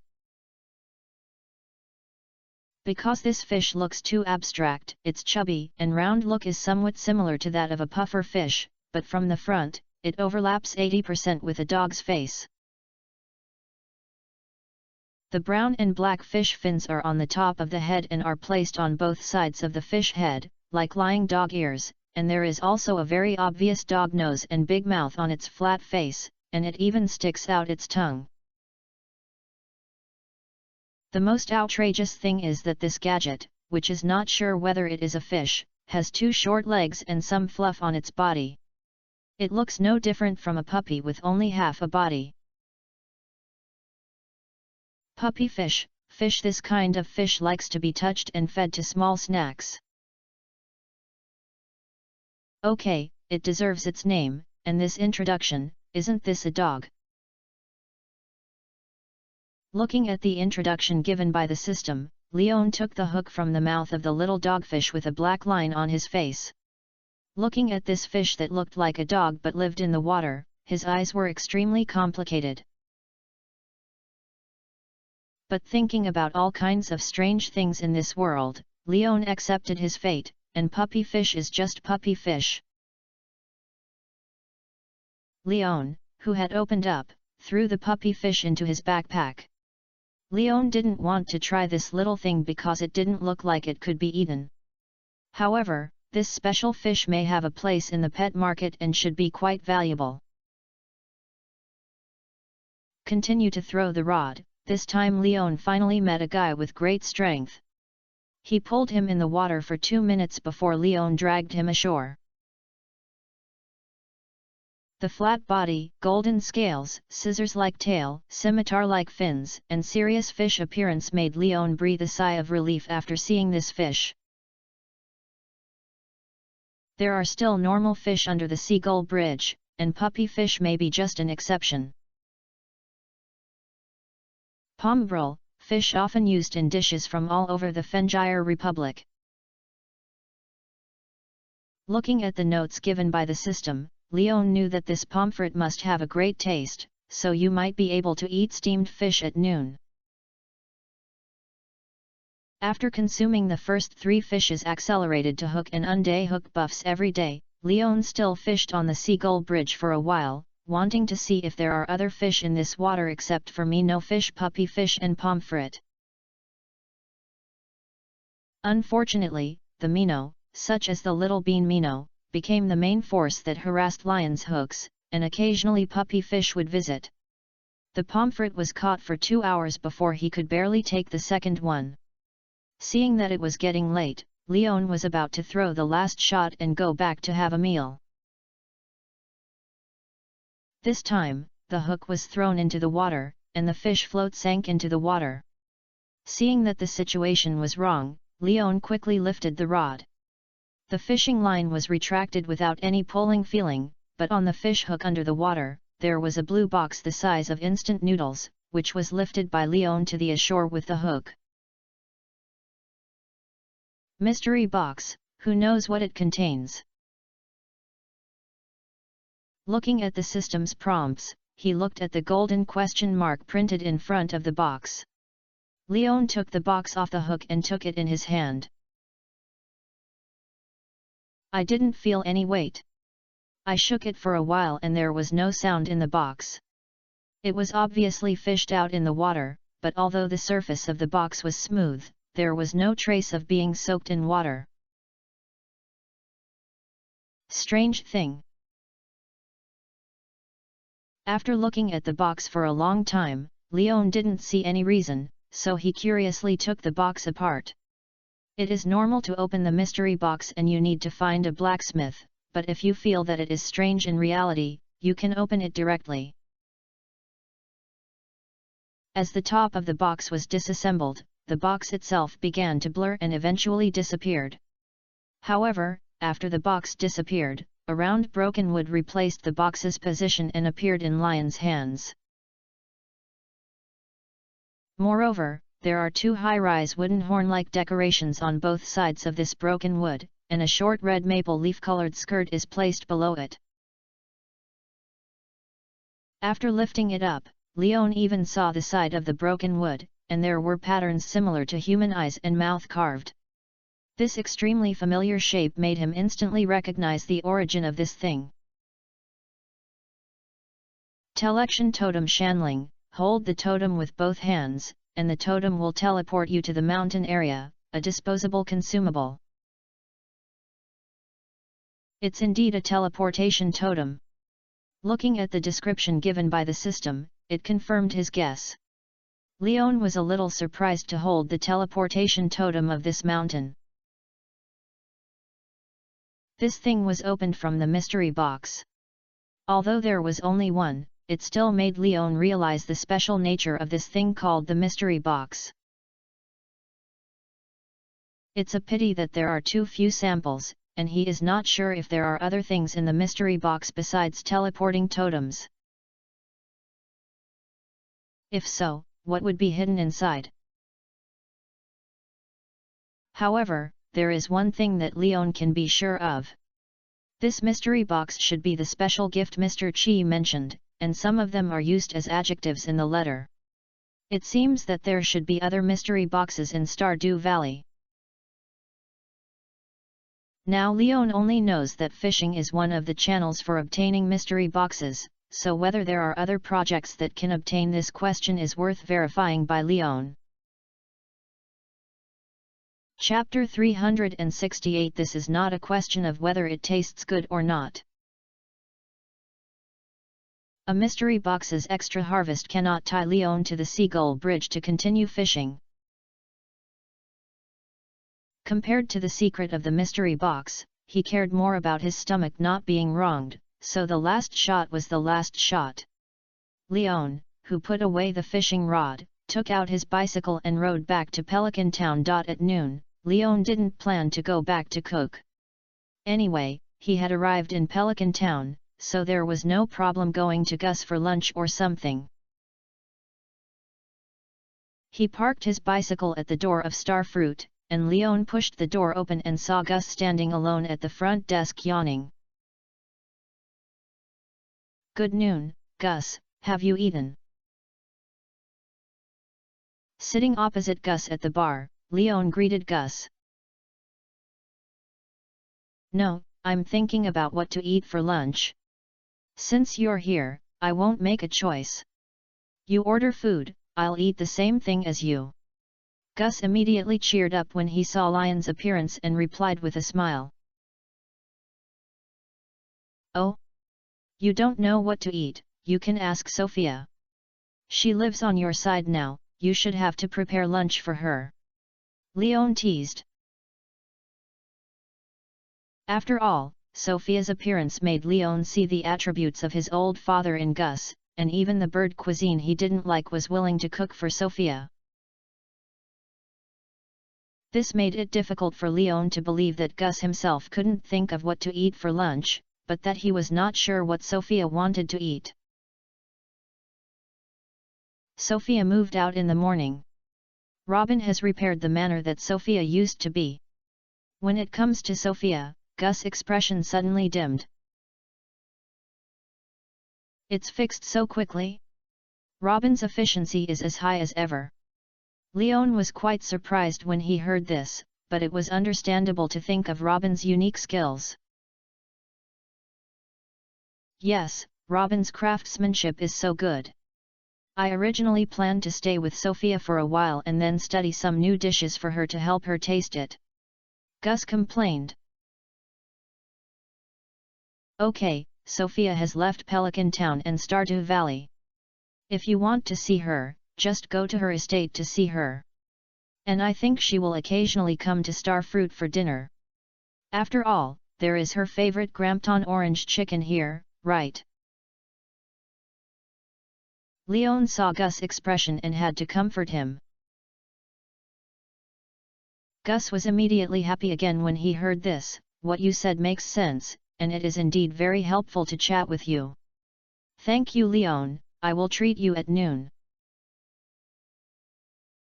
"Forget it, if you open the door and do business, you can lose money like this, so there is no need to treat you.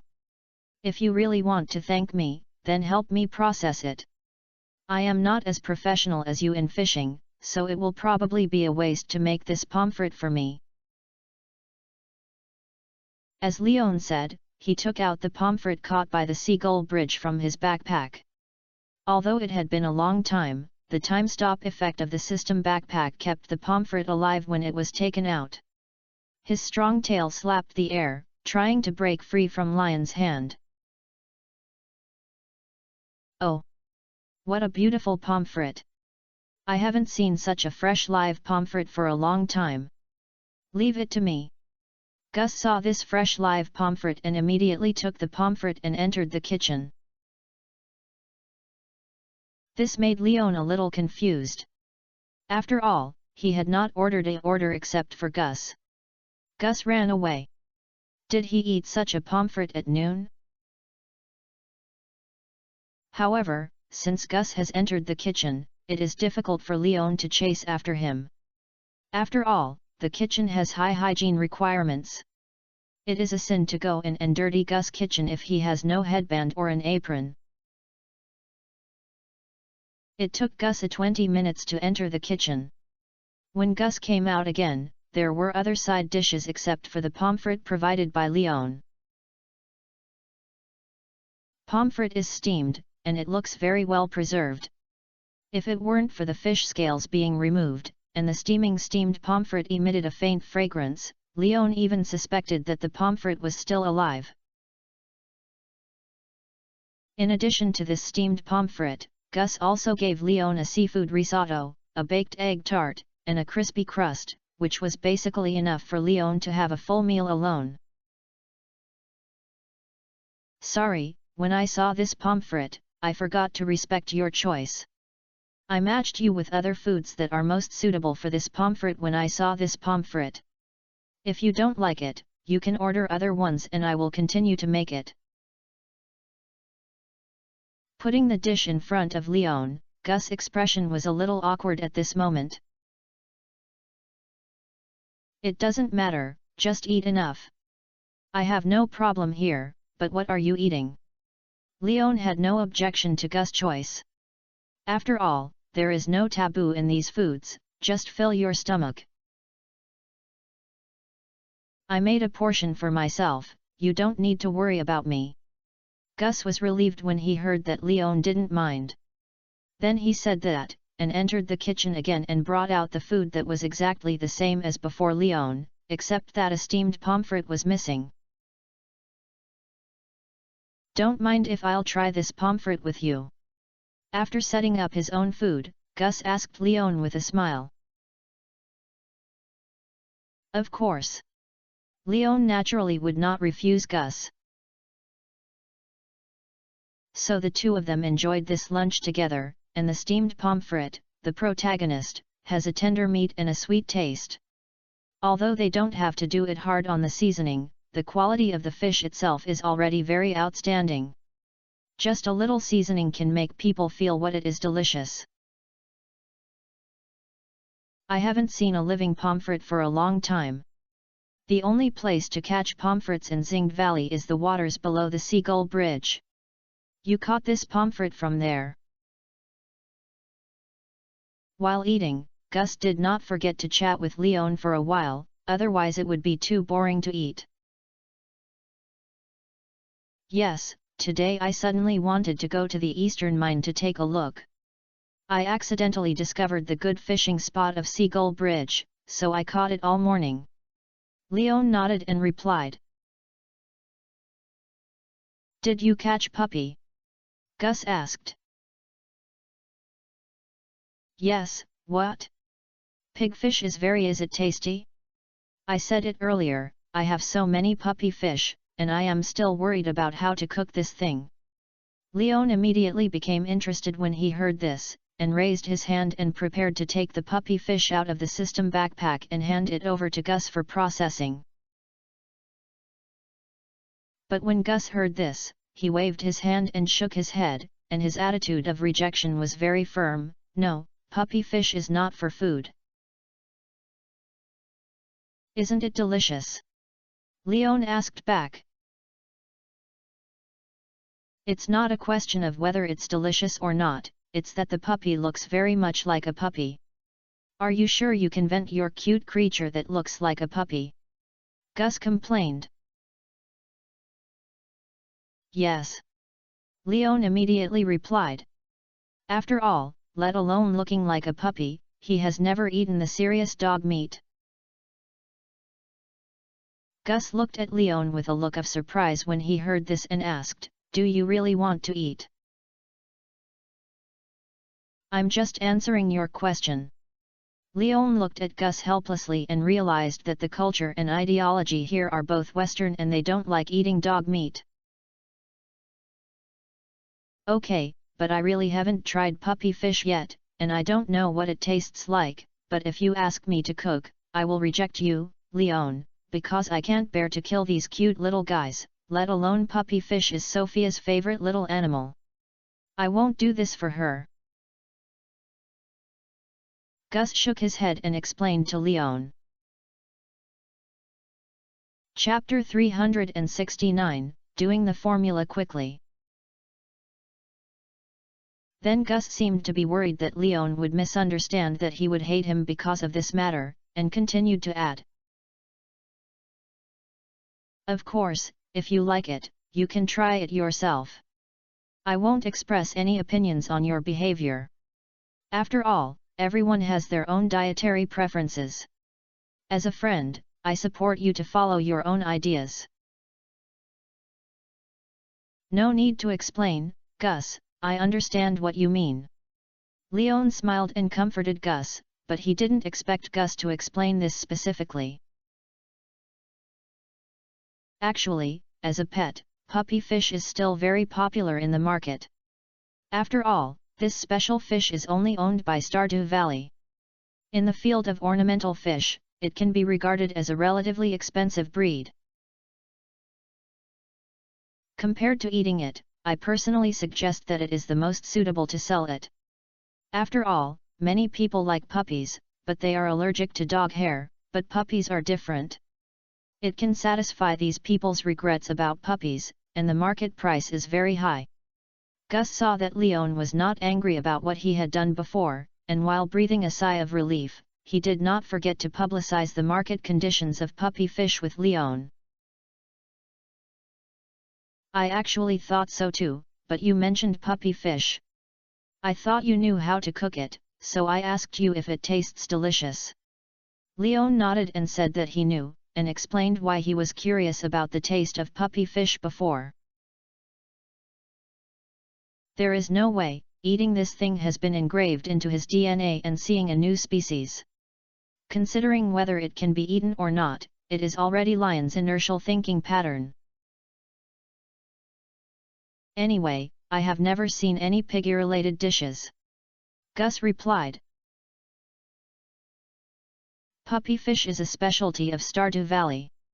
If no one deliberately catches it in large quantities, the occasional flow of the market is basically sold as pet fish, so basically no one will try cooking puppy fish. Then let's not eat it. Do you have any cooking methods for another Mino from Seagull Bridge? Hearing Gus's statement, Leon completely dismissed the smell of puppy fish. After all, the first person to eat crabs may find the deliciousness of crabs, but it may also be because the crab is a poisonous species. Leon is still not willing to take risks for this unknown. Minox, I know that you just need to remove the internal organs, shave the fish scales, and then fry them at high temperature until they are golden and crispy and then eat them directly. If you don't feel satisfied, you can also dip them in jam, mustard, or butter. Gus explained to Leon. Oh, I understand. Leon nodded when he heard this. He had also had such a cooking idea. After all, in his opinion, the Mino should be similar to the white strips. By the way, Leon, can your puppy be sold to me? I plan to give it to Sophia as a gift for moving. It should be quite lonely for her to live alone in such a big house. Having this puppy be with her most favorite puppy can make her less lonely, Gus said. We don't have to buy or sell our relationship. You just need to take it directly. Leon took out a living puppy and handed it to Gus. Gus immediately took the puppy fish and sent it to the fish tank in the kitchen. After all, he does not have the special storage ability of Leon. Although the puppy fish looks like a puppy, it is still a fish after all. If you leave the water source for too long, you will die. When Gus put the puppy fish in his hand, he returned to the bar. Thank you, Leon, I will tell Sophia that you gave it to you. No need. Leon waved his hand and declined Gus' proposal. Okay. Gus didn't force it and continued to chat with Leon. By the time the two of them had finished lunch, including the steamed pomfret, there was only one complete fish bone left, and the lions stopped the tableware in their hands. How much? After wiping his mouth with a tissue, Leon was about to pay for the lunch. But Gus shook his head. No need to pay, I'll eat yours. Pomfret, and even took you a puppy fish, it was enough to pay for the meal. That's okay. Leon shrugged and agreed to Gus' statement. If Gus just ate pomfret, he would definitely choose to pay with a tough attitude. After all, although the pomfret is provided by Leon, the cooker is Gus, which can be said to be bothered. But Gus now took another puppy and forced himself to pay. Even if this puppy is a favor, it is a good thing for Leon and Gus to offset this favor by using this puppy as lunch. Then I'll go back first. Thinking that Gus might have to take the puppy to see Sophia in the afternoon, Leon extinguished his plan to chat with Gus for a while and took the initiative to say goodbye. Yet Gus didn't stop Leon either, and nodded and waved his hand at Leon. Goodbye, Leon, I welcome you at any time. Of course, I won't let go of the cooking made by a chef like you. Leon smiled and joked with Gus, then left the Starfruit bar. After going out and riding on his bicycle, Leon headed towards the blacksmith shop. Several days have passed, and Leon is not sure whether his pickaxe has been upgraded in Clint's hands, so he plans to take a look.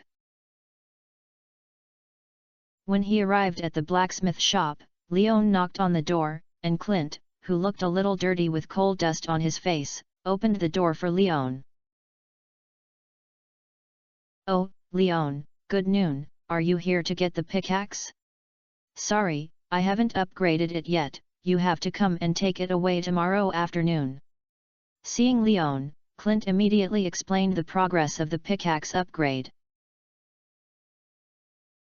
Clint, don't panic. I'm here to see it. I'm not in a hurry. Don't put too much pressure on yourself. Leon comforted Clint with a smile. Actually, I'm not in a hurry, because upgrading the tool room requires a specific process. If you want the pickaxe to completely integrate the strength of absorbing the metal ingot, you need professional potion soaking. These times will be dead. Clint explained to Leon after hearing this. Such professional answers and straightforward attitude made Leon a little amused, but it made him seem a little self-indulgent. Okay, you are professional, I'll listen to you. Did I say the wrong thing?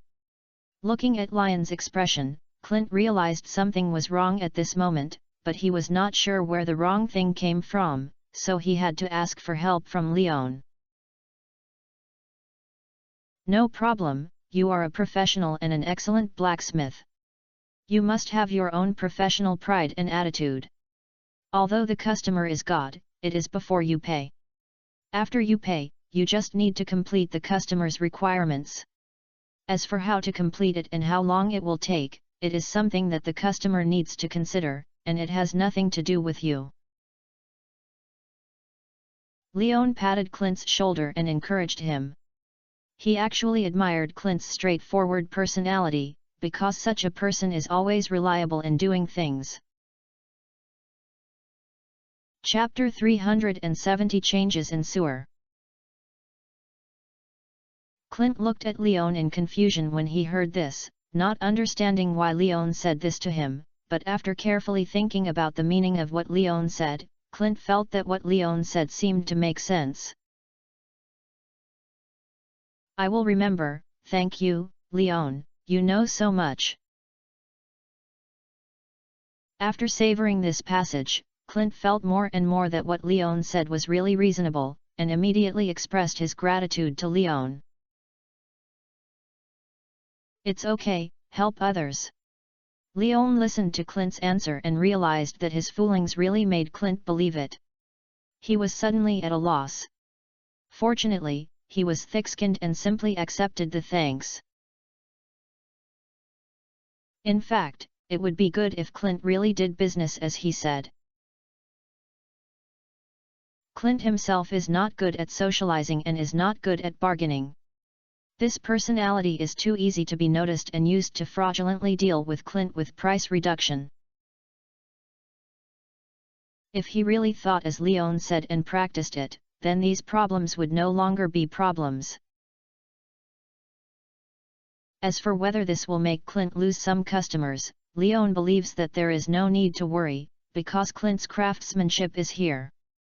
Customers who really know goods will definitely tolerate the temper of a forging master, and may even think that Clint has such a temper because of confidence in his forging strength, and may not be able to make Clint have a better reputation. Do you want to come in and sit there? Clint didn't know what Leon was thinking, but the two of them stood in the house and the other outside the house, making him feel that he was impolite, so he asked Leon to invite him into the house. Okay, but are you busy now? Leon nodded, and then before entering the door, he felt the heat wave coming from the blacksmith shop. It was obviously much higher than the temperature outside, so he couldn't help but say sure. I'm busy, and I ordered a batch of new pickaxes from the eastern mine, and I'm making them. Clint replied. Then I won't disturb you anymore, you can keep busy. Leon rejected Clint's invitation after hearing this. Sorry, I don't know you're busy, I'm disturbing you. It doesn't matter. It's just a little delay that I'll just work for a while at night. It's no different for me. This time, Clint comforted Leon. But Leon was even more ashamed when he heard it or was comforting. Because of his chat, others took time to cooperate, and eventually the other party was forced to work overtime. It was too unauthentic. Don't, you're busy with yours, it's time for me to leave. Really, let's go to Starfruit to have a drink next time, I'll dinner. Thinking of this, Leon hurriedly said to Clint. Then, without waiting for Clint to answer, Leon waved his hand to say goodbye to Clint, and then took off on his bicycle. Oh, walk slowly. Clint, who had been slow to react, just finished saying this when he noticed that Leon had already ridden his car and ran far away, so he could only stand there and scratch his head awkwardly, then closed the door of the blacksmith shop and continued to go to the orders for the eastern mines. Leaving Clint's blacksmith shop, Leon didn't know where he went for a while. After thinking for a while, he finally decided to go to the coal forest to sweep a circle of wild plants. After all, if you accumulate a lot, these wild-picked plants are not unprofitable, let alone you can get a better experience in wild-picked grades. It is definitely one of the best choices when you are bored. Moreover, the path Leon chose was not to go straight to the coal forest from Pelican Town, but to go around the sewer where Korobes is located, because Leon hadn't been looking for Korobes for a long time. Bypassing the cemetery, entering the fenced sewer entrance, took out the rusty key, opened the large lock of the sewer, opened the manhole cover of the sewer, and Leon climbed down the stairs. When Leon's feet landed on the passage in the sewer, he noticed that the surrounding environment had changed a little more than when he came last time. There are more glowing moss on the sewer walls, and the originally pungent smell in the sewer has been diluted. Although it still has a little smell, it is not as strong as before.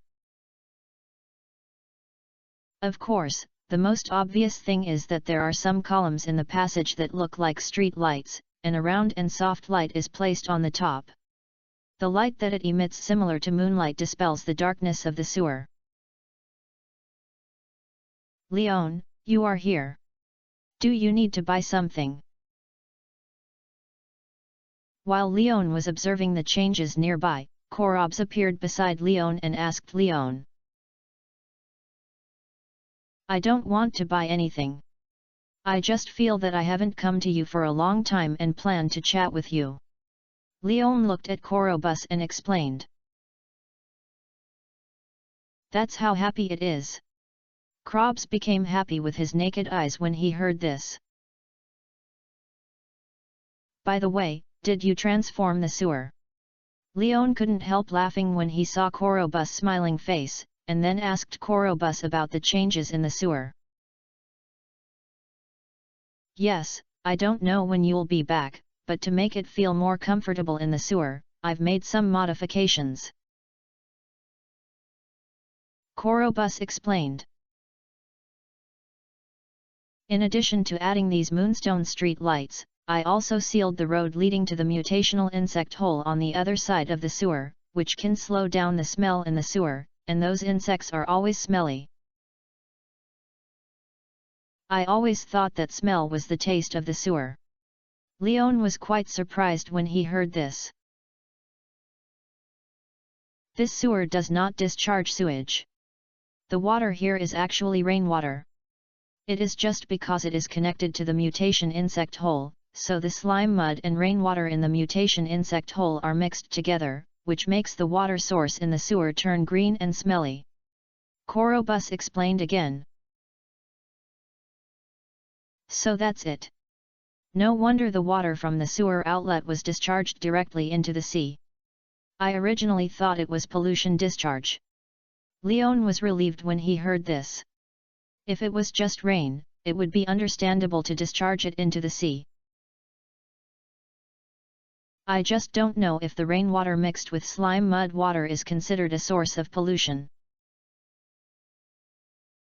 The residents of Pelican Town above us all love the environment of Stardew Valley. I am sure of this. The sewage discharge pipeline is on the other side of the town, and it leads to the sewage treatment plant outside Stardew Valley. Korobus answered to Leon. You seem to be very familiar with Stardew Valley. It seems that you have been sneaking out to play over the years. Leon couldn't help but tease at Korobus when he heard this. I only go out late at night. The night is the best protective color for me. I hate the sun, but I like the moon. The moonlight is comfortable on my body.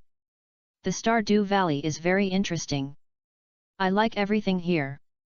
It is much more friendly than the City of Elements. I once met a homeless man who even greeted me politely when he saw me. Speaking of this topic, Korobus talked to Leon about his experiences and mentality of traveling at night. When Leon almost stopped hearing, a homeless man greeted Korobus. Because there is basically only one homeless man in Stardew Valley, and his attitude towards Shadowman, the shadow assassin who has already belonged to the darkness, should have the most say. After all, as the person involved, it was soaked in the water by Linus for a whole day. I started to make the updates, and I gave you 3 updates first. Take the rest slowly. Today I asked for a leave because I was still 1.20,000 words away. It was obvious that I couldn't finish writing when I was working, so it was better to ask for leave. Don't worry, I have the promised 30,000 words. Chapter 371. Chapter 370. Which immortal is the bookseller? After discovering the Shadow Man, Linus did not take action directly, but waved his hand to express his kindness. It was obvious that Master Rasmades said hello to him in advance. Thinking of this, Leon couldn't help but look at Korobus, who was still happy, sighing that if Korobus hadn't been special, he might not have met this Shadowman friend. It seems that this question inspired Korobus' desire to share. Korobus chattered about himself outside the night. Leon did not interrupt the experience, because many of the things that Korobus said were quite interesting. For example, at midnight, it once heard a strange scream in a bush not far from the cemetery, which seemed to be the voice of a woman, which scared Korobus. Directly retracted back to the sewer. I also saw a little pink-haired girl crying late at night and fainted by relying on a tombstone in the cemetery. Korob said that he had never seen such a sad human. He even met a big dog in Pelican Town. The big dog was very friendly to it, but Korobus was a little afraid of the big dog's sharp fangs, so he could only watch the big dog from a distance. However, Korobus occasionally found some discarded fresh food for him in the trash can of a nearby building and fed it to the big dog, which also made the big dog more kind to Korobus. Every time he saw Korobus appear, he would show his belly and signal to Korobus to touch it, but Korobus still had the courage to touch it. These experiences made Leon feel Krobus' yearning for human society and Krobus' loneliness. So Leon couldn't help asking, "Have you ever considered when you move to the surface?" "No, although I can walk on the surface at night, I don't like the sunlight during the day. If I leave the sewer, I still have to find a place to hide from the sunlight, so it's the same for me where I live. Anyway, I can go out at night." Korobus shook his head. "And not all humans will remain kind-hearted when they see me. I am a shadow man after all. In the eyes of humans, I belong to the ranks of monsters. Even if I don't hurt them, they will also become afraid and hostile to me because of my appearance." Well.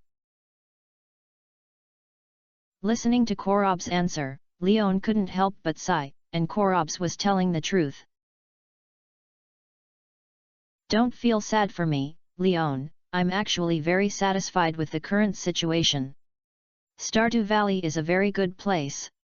Here, I feel very at ease. This is much quieter than my compatriots who only know how to fight in the mine. I've lived better than most shadow men." Looking at Lion's sigh for his answer, Korobs walked to Leon and comforted him.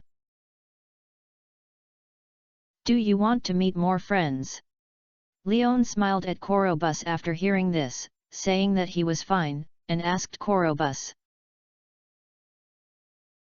"I don't know, after all, the Guardians don't like to let me approach humans actively because it will make humans feel panic. Once people find a monster living in the sewer under the town, I might be moving, so I don't want to take risks." Korobus shook his head. Although he said so, Leon could still hear from his words that Korobus was eager to have more people to chat with, or friends. "Maybe I can find you a new friend who is not afraid and even interested in you." Leon couldn't help but think of Abigail, who was lawless and without taboos. She had great enthusiasm for these strange things and should be able to accept Korobus, a special shadowman friend. "Are you a new friend?" Korobs's empty eyes narrowed into a line when he heard this, and his tone was full of yearning. "Isn't he afraid of me? Will he help me keep the secret of living in the sewer like you?" "It's her, and I think she will keep a secret for you. You can trust her like I do." Leon nodded and confirmed. "In this case, maybe I'm going to prepare a gift for this new friend. Does she have something she likes especially? I can go to the City of Elements to prepare some for her as a meeting gift." Korobus immediately asked Leon. "She likes purple gems, pumpkins, pufferfish, weapons, and some monster-related things. Her dream is to become an explorer who can explore treasures everywhere, and is a very special girl." Leon shared Abigail's preferences with Korobus. "As an explorer, that's a very dangerous profession.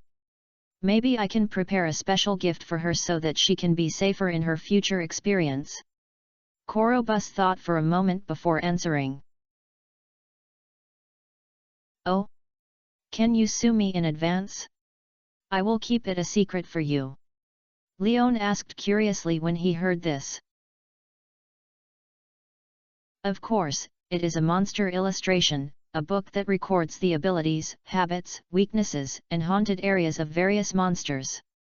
This should allow her to know the weaknesses and dangers of some monsters in advance during her future adventure journey, avoid dangers well, and reduce the combat time and the possibility of injury in battle. Korobus explained.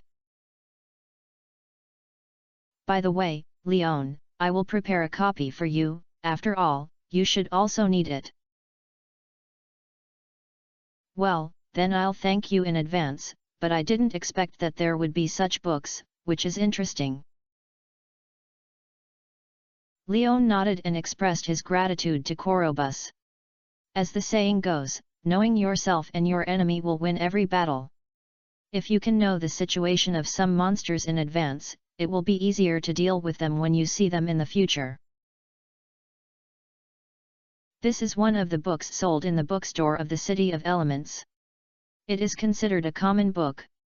In fact, there are other special magic books that provide readers with some special knowledge and abilities. However, this kind of magic books rarely appear in bookstores, and only sells them in bookshops. Korobus said to Leon Kopp. Bookseller? Is the merchant who specializes in selling this kind of special book and publication? Leon asked Rode. Well, yes. Korobus nodded and then said to Leon. Do you know? Leon, the bookseller actually appears in Stardew Valley every month, but he never promotes himself or attracts customers. He only sets up his own stall on a secret hillside in Stardew Valley and stays there all day. When night falls, he will leave in a hot air balloon and wait until he comes back next month. If he doesn't do publicity, then who do he want to sell his book? When Leon heard the bookseller Korobus talk about, he was speechless. He also had such a special businessman he didn't know about in Stardew Valley. I haven't seen it in the game, so Leon knew nothing about booksellers. In reality, this bookseller did not promote it, and even found a remote place to set up a stall. Who can find this? Chapter 372, Buy, you have to buy even if you lose everything. I don't know either. Bookseller is a very mysterious person. Maybe you can ask the guardian. He should know bookseller very well. After all people with special abilities need the guardian's permission to enter Stardew Valley. Korobus shook his head and explained. Okay, thank you for your information, Korobs, chatting with you always gives me some new gains. Leon nodded and expressed his gratitude to Korobs. After all, if it weren't for Korobs mentioning, Leon really didn't know that there was a special businessman in Stardew Valley. Well, then you go find the guardian now. Korobus reminded Leon. Don't chat anymore. Leon didn't expect that Korobus would take the initiative to ask him to leave. I've talked enough, right? Korobus replied. Okay, then goodbye, I will come to see you next time. I will bring new friends. Leon nodded and then said goodbye to Korobus. This time he walked over from the outlet of the sewer. The passage he made himself on the fence at the outlet of the sewer has not been repaired yet, so Leon could still use this hole to drill out and directly reach the open space in the northeast corner of the coal forest. It took a long time since I came here, and many green onions grew again. Based on the principle that everything comes, Leon naturally did not let go of these gifts from nature, and pulled them all into his backpack. Green onions are good things, they can be used for seasoning and sold for money. In addition, the small insects parasitic at the roots can provide an extra rich protein buffet to the chicks in their chicken coop. In addition to being cheaper, there are basically no disadvantages. After collecting the green onions, Leon followed the path by the river and headed straight to Razmedis's mage tower. Leon never spared all kinds of wild plants I encountered on the road. The three of them did not fall into the wasabi leek and dandelion, but they didn't see daffodils much. When I arrived at Leon, I came to the mage tower and knocked on the door directly. After a while, Razmedis opened the door for Leon, and after opening it, he returned to the house and continued to work hard on his own affairs. Leon didn't feel that he was neglected. Razmedis had this personality. It was already very worthy of Lion's face to be able to open the door for himself. Leon, who entered the house, looked at Razmedis standing in front of a huge crucible, and from time to time added some things that he didn't want to eat. After these things were put into it, the purple-black soup in the crucible rolled up one bubble after another, and after the bubbles burst, it emitted a wonderful smell that made people feel very comfortable and refreshing. Ning-Shen Potion is an auxiliary potion provided by the Secret Academy to allow the apprentice of the wizard to enter a meditation state. If you want it, you can give you a few bottles after I finish cooking it. Looking at Leon looking at the crucible in front of him, Razmedis spoke. Hehe, then I'm not polite. Leon actually had no idea of asking for it, but just thought that the pot of soup smelled very comfortable, so he couldn't help but take a look at it and listen to it for a while. Unexpectedly, Razmedis had such a wonderful misunderstanding. Leon would naturally not be polite if he could get such a good thing for free. Tell me, what's the problem with coming to see me? Just leave here quickly if you have nothing to do. Looking at Lion's smiling face, Razmedis was a little unhappy, especially when he thought that this guy had dinner with Caroline a few days ago and took away the tea that Caroline had saved for a quarter. I have something to do. I want to ask if you know the bookseller who comes to Stardew Valley every month. Seeing this, Leon quickly explained his purpose, and at the same time wondered why Razmedis seemed to be impatient with him. When did he offend him again? Oh, you said Marcelo, he does come to Stardew Valley every month to sell books he wrote. Why, are you interested in his books?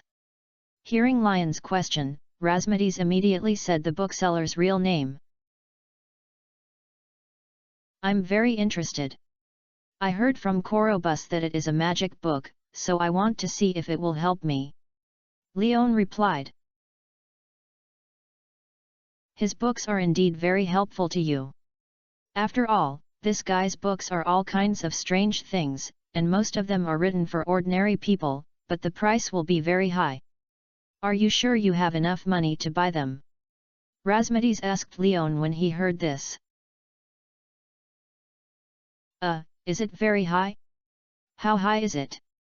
Leon was stunned when he heard this. He just thought about it. The magic of these books has never considered the price of these books. Special books start with 5 figures, and some publications also cost at least 5,000 G. Although it is a little more expensive, it is worth it. Razmedis reminded. His. Leon couldn't help but gasp when he heard this price. The price was really a bit expensive. No wonder Razmedis said that he might not have enough money to buy it. But since Razmedis has already said that it is worth the money, it proves that these books are indeed helpful to Leon, and may be very helpful, so Leon gritted his teeth and said, buy it, you have to buy it even if you lose everything. Anyway, I have money, and I don't spend much money. I don't have any interest when I keep the money, so why don't I spend it? Well, it's not bad. I didn't expect that you would have such a casual view of money. At least in terms of mentality, you have gradually become disconnected from the category of ordinary people. Lion's answer surprised Razmedes. After all, it is not easy to ask an ordinary person to spend a lot of money to buy knowledge these days.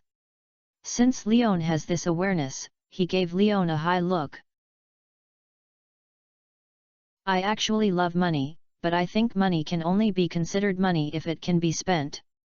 If you have endless money or disdainful deposits, I can help you spend it on your behalf. Leon shrugged his shoulder and explained, and at the same time he did not forget to fool Razmedes. If he was really not interested in money, he might not be able to get a big guy's small vault. I do not care about money, but this money can save me a lot of trouble. I can buy back a lot of magic materials and special items that are useful to me, so you don't need to worry about me. Razmedes rolled his eyes speechlessly and complained. Haha, it's okay, I'm just considering you. Since you don't have any trouble with money, I won't bother you. Leon took this matter perfunctorily and let it go for free, and he threw it away directly and thought nothing had happened. Chapter 373, Go into the village secretly and shoot. About Marcello's book stall, when he comes to Stardew Valley next time, you can see it yourself. His hot air balloon will land on the hillside behind the supermarket in Pelican Town. Razmedes ignored Leon and continued to instruct Lion's bookseller's information. Then how do I know when he will come back? Leon asked. It's very simple. You wake up early every morning and look at the sky. As long as you see a cloud group connected in the sky, it means that Marcello is coming. His hot air balloon is a flying prop blessed by magic. Every time he runs, it will disrupt the clouds. This is the best clue to find him. Razmedes explained. It seems that Mr. Marcello has no enemies, otherwise if he has such an obvious trajectory and an enemy, he would have been chased to death long ago. Leon sighed. No, he has it, but no one dares to fight with him. Although he is a bookseller, he is actually a retired guardian. You don't think that if you don't have the ability to ensure your safety, anyone dares to fly in the sky, right? Except for the areas where humans are active, the other sky is basically the territory of flying creatures such as flying dragons, flying snakes, ghosts, and other flying creatures, which belong to the flight forbidden area. Razmedes complained. Then how do I remember that there are planes in this world? Leon asked after hearing this. Then have you paid attention to the routes of these aircraft? They are basically flying within the Empire. Have you ever seen cross-border and cross-sea flights?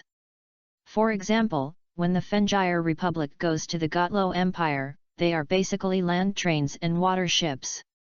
Even a mage like me who doesn't care about the lives of ordinary people knows, why don't you know? Razmedes complained to Leon in anger, if you have nothing to do, don't run around. Occasionally, I'm not good to read books and newspapers in the room, and read news. Ahem, understand. Leon hurriedly nodded and agreed with Razmedes' speech. Are there any other questions? Razmedes looked at Lion's advice, but he didn't continue to make things difficult for Leon, and instead asked Leon. Yes, when I was fishing today, I caught a thing called mystery box, and a teleportation totem was opened inside. I wanted to ask, is there any other way to get this box besides fishing? Since Razmedes spoke up on his own initiative, Leon naturally would not be polite. Mystery box? This is a small event held by a certain existence. I don't know the situation, but what I can guarantee is that this box only has benefits and no harm to you. If you want to find more boxes, just explore it yourself. Razmedes' mouth twitched when he heard this, and then answered Lion's question with an extremely perfunctory attitude. This made Leon unable to figure out whether Razmedes knew whether the spreader of this mystery box was Mr. Chi, so Leon asked Razmedes. "Then do you know Mr. Chi?" "I don't know, I don't understand, I'm not interested. I'm just a secluded wizard living in Zingla Valley. I only know about Zingla Valley. Okay, it's time to go back. Remember what I said, read more books and newspapers." Razmedes directly rejected the third consecutive time, and then before Leon could speak, he reached out and teleported Leon directly back to Red Star Farm. "How do you feel about Master Razmedes Mr. Chi has an inexplicable fear. Is it my illusion?" Looking at the familiar farm scenes around, Leon recalled Razmedes's answer and expression just now and began to think. However, since Razmedes cannot explain, Leon did not intend to make things difficult for Razmedes. He has introduced himself to the bookseller information, which is a great help. It is a bit unreasonable to gain more attention. Besides Razmedes, Leon is not without the second existence who is willing to answer questions and answer questions for him. As the saying goes, if there is an old man in the family, he will have a treasure, and the mage has not gotten the answer, and Leon can help Leon. Thinking of this, Leon left the farm again and headed towards the northern foothills. Although I now have a teleportation totem from a mountain, and I just need to hold it up to the northern foothills, saving about 20 minutes of travel time, Leon plans to use such a good teleportation method as a trump card for escaping. In the future, if you encounter any dangerous situation, you can return to Stardew Valley by lifting the totem to save time on your way, which would be a waste. After Leon arrived at the northern foothills and found Linus's tent, he found that there was no sign of Linus in the fire pit or the convertible. However, interestingly, Linus seemed to know that Leon would come, so he left a letter on the sleeping bag inside the tent. The envelope also specifically wrote a letter to Leon in big words.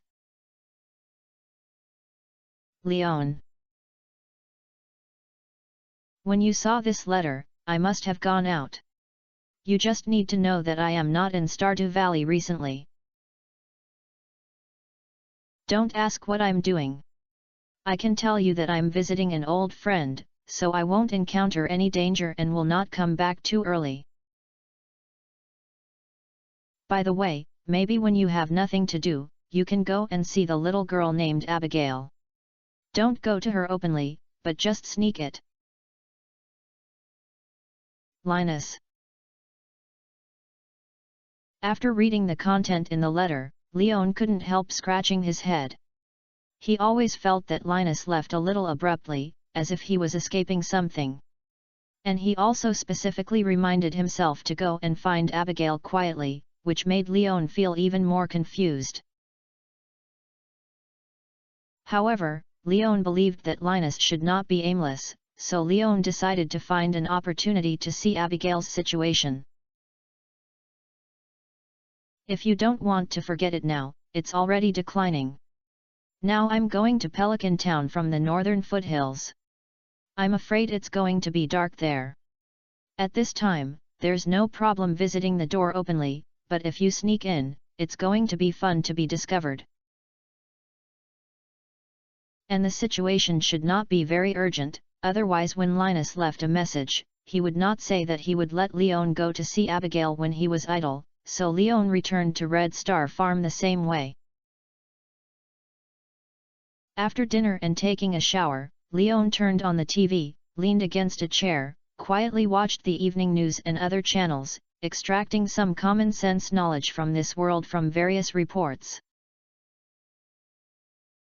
What Razmedes said is indeed very reasonable. Lion's understanding of the world is too shallow. Not to mention the mysterious aspect, even the common sense that ordinary people have subtly learned in their lives and growth. For example, Leon knew through Penny that people who entered Red Star Farm without her consent were illegal invasions.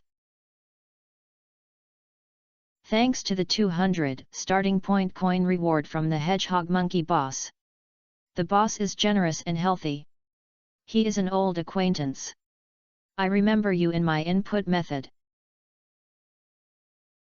Chapter 374 Fruit Bats Grow Up. After watching the news for more than 2 hours, Leon turned off the TV while yawning. The news is really boring. It is basically trivial matters of parents, and the big events are nothing more than a certain group enlisting, or the Hoja supermarket has once again expanded its own branches, etc.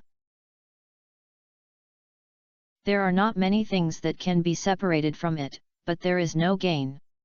At least Leon can learn from these news that the Fengyre Republic has strong national strength and very stable social and economic structure.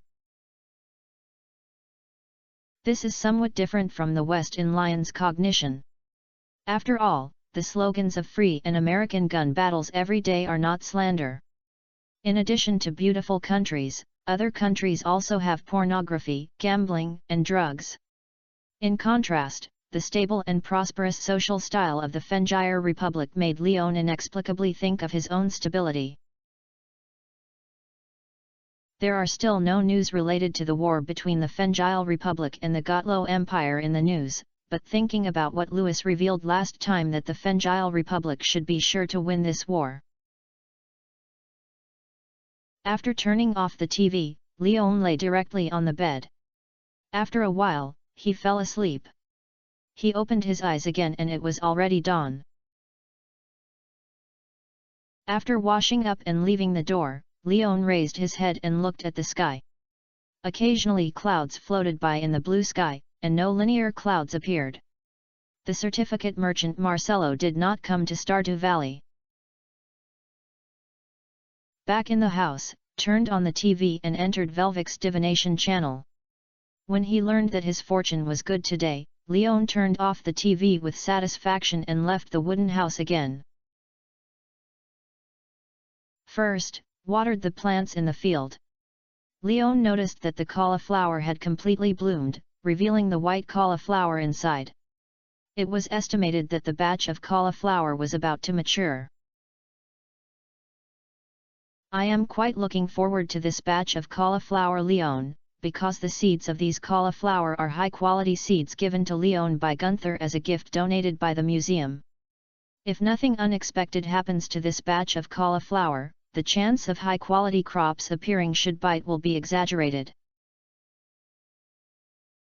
In addition to cauliflower, rhubarb also shows signs of ripening, green beans are hung with the second crop of fruits, and parsnips and carrots are also growing well. In the next few days, Leon may experience the joy of a bumper harvest. After picking the green beans, Leon threw them into the shipping box, and threw them in with the puppy fish that was received yesterday. Leon planned to stay and fry them. He was very curious about which tastes better than the small fish he liked to eat. If the taste is not bad, Naoang plans to go fishing for more minnow fish and come back to dry it into dried fish. This is an extremely delicious side dish for rice. After dealing with the matter in the field, Leon went to the chicken coop. This morning, he did not prepare rice grains to feed the chickens. Instead, he took out the green onions that he pulled out yesterday, peeled off the outer skin of the green onion roots, and threw them on the ground. The hens with full feathers and plump body came over and accurately pecked away the small insects that were boarding the green onion roots.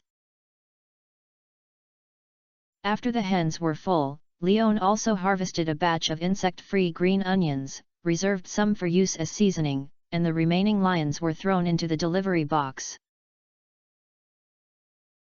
Then I went to the cave.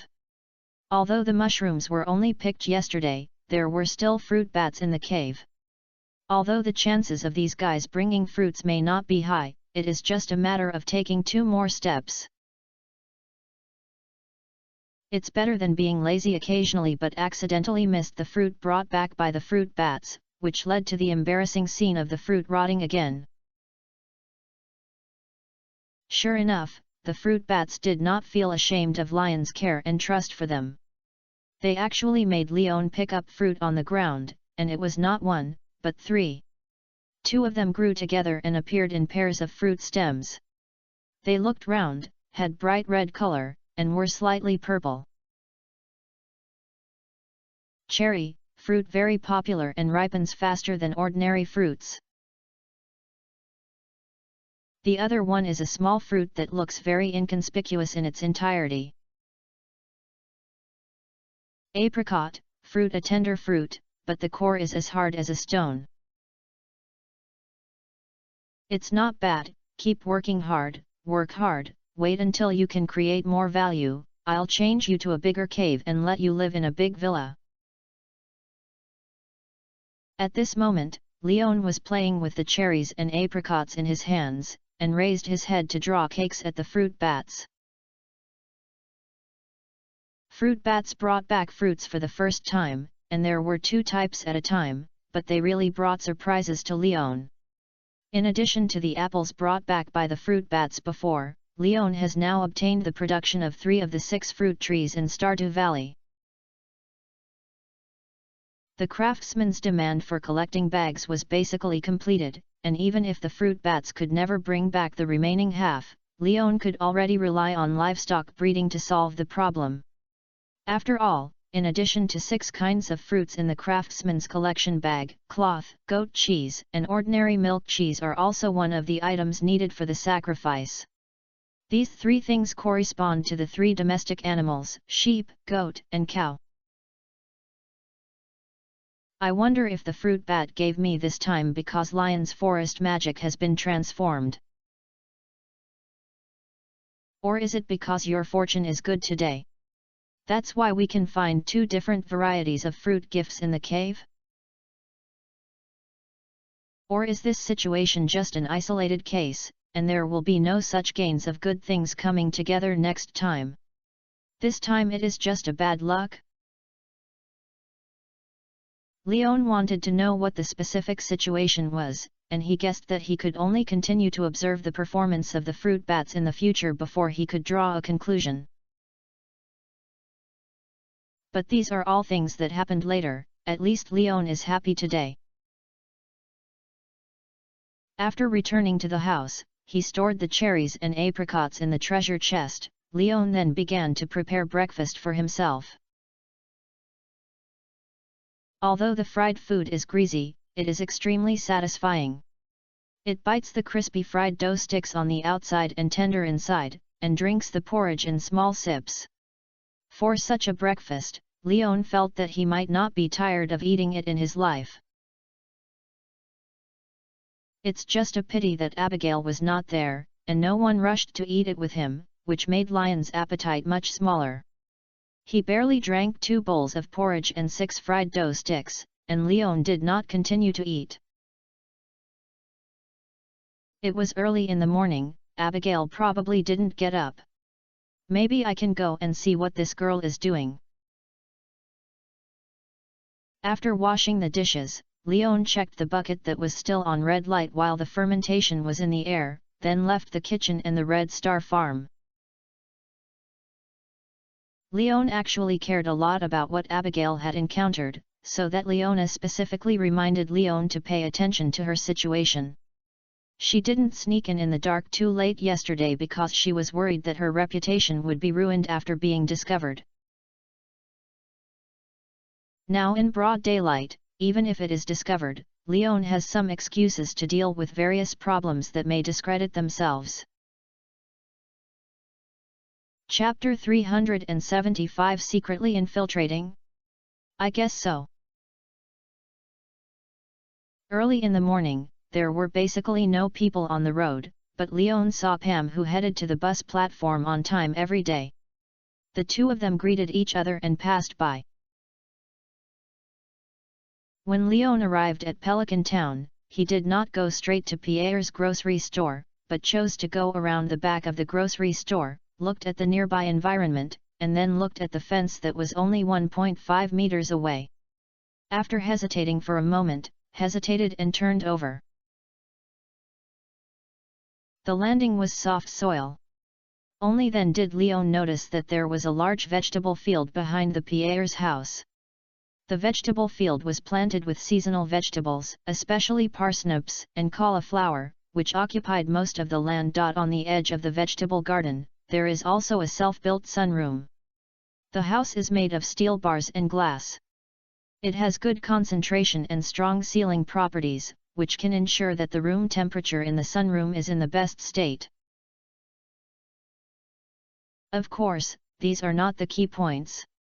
The key point is that the sunroom is transparent, so Leon can see the situation in the sunroom. Caroline, who is watering the flowers in the sunroom, also see Leon, who walks unusually into the backyard. Caroline opened her mouth and seemed to say something, but the sound insulation effect of the sunroom was quite good, so Caroline's voice did not come, but Leon still understood the other party's intention to express his meaning from his shocked and surprised gaze. Leon quickly waved his hand. Knowing that Caroline couldn't hear what he said, Caroline could not hear, so he stretched out his fingers to block his mouth, signaling Caroline to silence, and at the same time, he gestured again, pointing to Abigail's bedroom. Fortunately, when I came to have dinner last time, Leon inspected the distribution of rooms in the living area of Pierre's house, so I knew the location of Abigail's room. Otherwise, Leon would not be able to point to Abigail's room, so that Caroline could understand that her target was not her. Caroline also understood what Leon meant under Leon's actions, especially when Leon pointed to Abigail's room. He couldn't help laughing. Then Leon saw Caroline placing OK at him, then clenched his fists and made a cheerful move for Leon, making Leon look question marks. However, looking at Caroline's situation, Leon knew that the other party would not choose to call the police, nor would he shout Pierre to come to catch the thief. Leon breathed a sigh of relief, and then touched Abigail's room under Caroline's gaze. The young people nowadays are really interesting. They actually thought of meeting in this way. Could it be that I acted too seriously, so Leon and Abigail misunderstood that I opposed the contact between the two? Or was it because Pierre made a fuss to intimidate Leon, who left his precious daughter? When Caroline in the sunroom could not see Leon, Caroline then picked up the watering can again to water the flowers in the sunroom, and was also muttering about the possibility of Leon appearing here. But she just said that Caroline did not intend to disturb Leon's special meeting. On the contrary, she wanted to see what kind of story would happen after Abigail saw Leon, who was seen by Abigail. However, considering that the two might have many conversations that others were inconvenient to hear, Caroline still resisted the curiosity, and after watering the flowers in front of her, she left the sunroom and called Pierre, who was checking the shelves in the front hall to prevent the two little guys from being noticed by Pierre. On the other side, Leon had already touched Abigail's house. The windows in Pelican Town basically did not have the habit of installing anti-theft windows, so Leon didn't need to worry about being blocked by anti-theft windows. However, he did not come here to steal fragrance and jade, so he just squatted outside the wall, only revealing half of his head, observing Abigail's room. Luckily, Abigail did not have the habit of sleeping, and had already gotten up, put on his clothes, and sat on the head of the bed with his back to the window. Because she could only see her back, Leon didn't know what Abigail was doing, but judging from her performance of shaking her head from time to time, Abigail now seemed quite entangled. Continuing to observe, Leon also noticed that there was a large suitcase at the head of Abigail's bed. Looking at the bulging posture inside, it should be full of things. Is she planning to go far? Leon speculated when he saw this suitcase. The situation is unknown. Leon chooses to continue observing. Abigail on the bed was still facing the window. This movement lasted for a long time before he got up and walked towards the window. Leon noticed this scene and directly shrank his head back, hiding his body completely under the window, ensuring that he would not be discovered by Abigail, and his ears were pressed against the wall, listening carefully to Abigail's movements. After Abigail's footsteps moved away from the window and after hearing the sound of the door opening, Leon tried to poke his head out and looked inside the house. He found that Abigail had left the room, but his suitcase was not taken away. "Have you gone for breakfast?" Leon thought, then stood up, continued to look inside the house, looked around the furnishings, and finally noticed some interesting places. On the desk next to the window, Leon saw a disassembled letter and a folded letter paper. Looking at the wrinkles on the letter paper, it must have been read by Abigail many times. Intuition tells Leon that something wrong with Abigail should have something to do with this letter. Now you just need to open the window, flip in and get the letter, and Leon will know what is going on. It just seems a bit unlawful to do this, and if you see something you shouldn't see, now and doesn't know how to face Abigail in the future. Just when Leon was tangled, the letter paper on the table actually floated up in the windless environment inside the house. What's even more outrageous is that the window above Lion's head was pushed open quietly at this moment. It happened that Leon was squatting on the ground and leaning against the wall and struggling with his back to the window, so he didn't notice this scene. The letter paper was floating, slowly floating outside the window as if it was being pulled, and finally fell into Lion's hand. Still struggling with whether I want to, Leon, who was about to enter the house to steal the letter, looked at the letter paper that suddenly floated to his hand. He was stunned. He raised his head and noticed that the window had been opened at some point, which really made him feel nervous. Then Leon quickly stood up and looked into the house, and found that there was no one inside. He was not discovered by Abigail as he thought. He breathed a sigh of relief.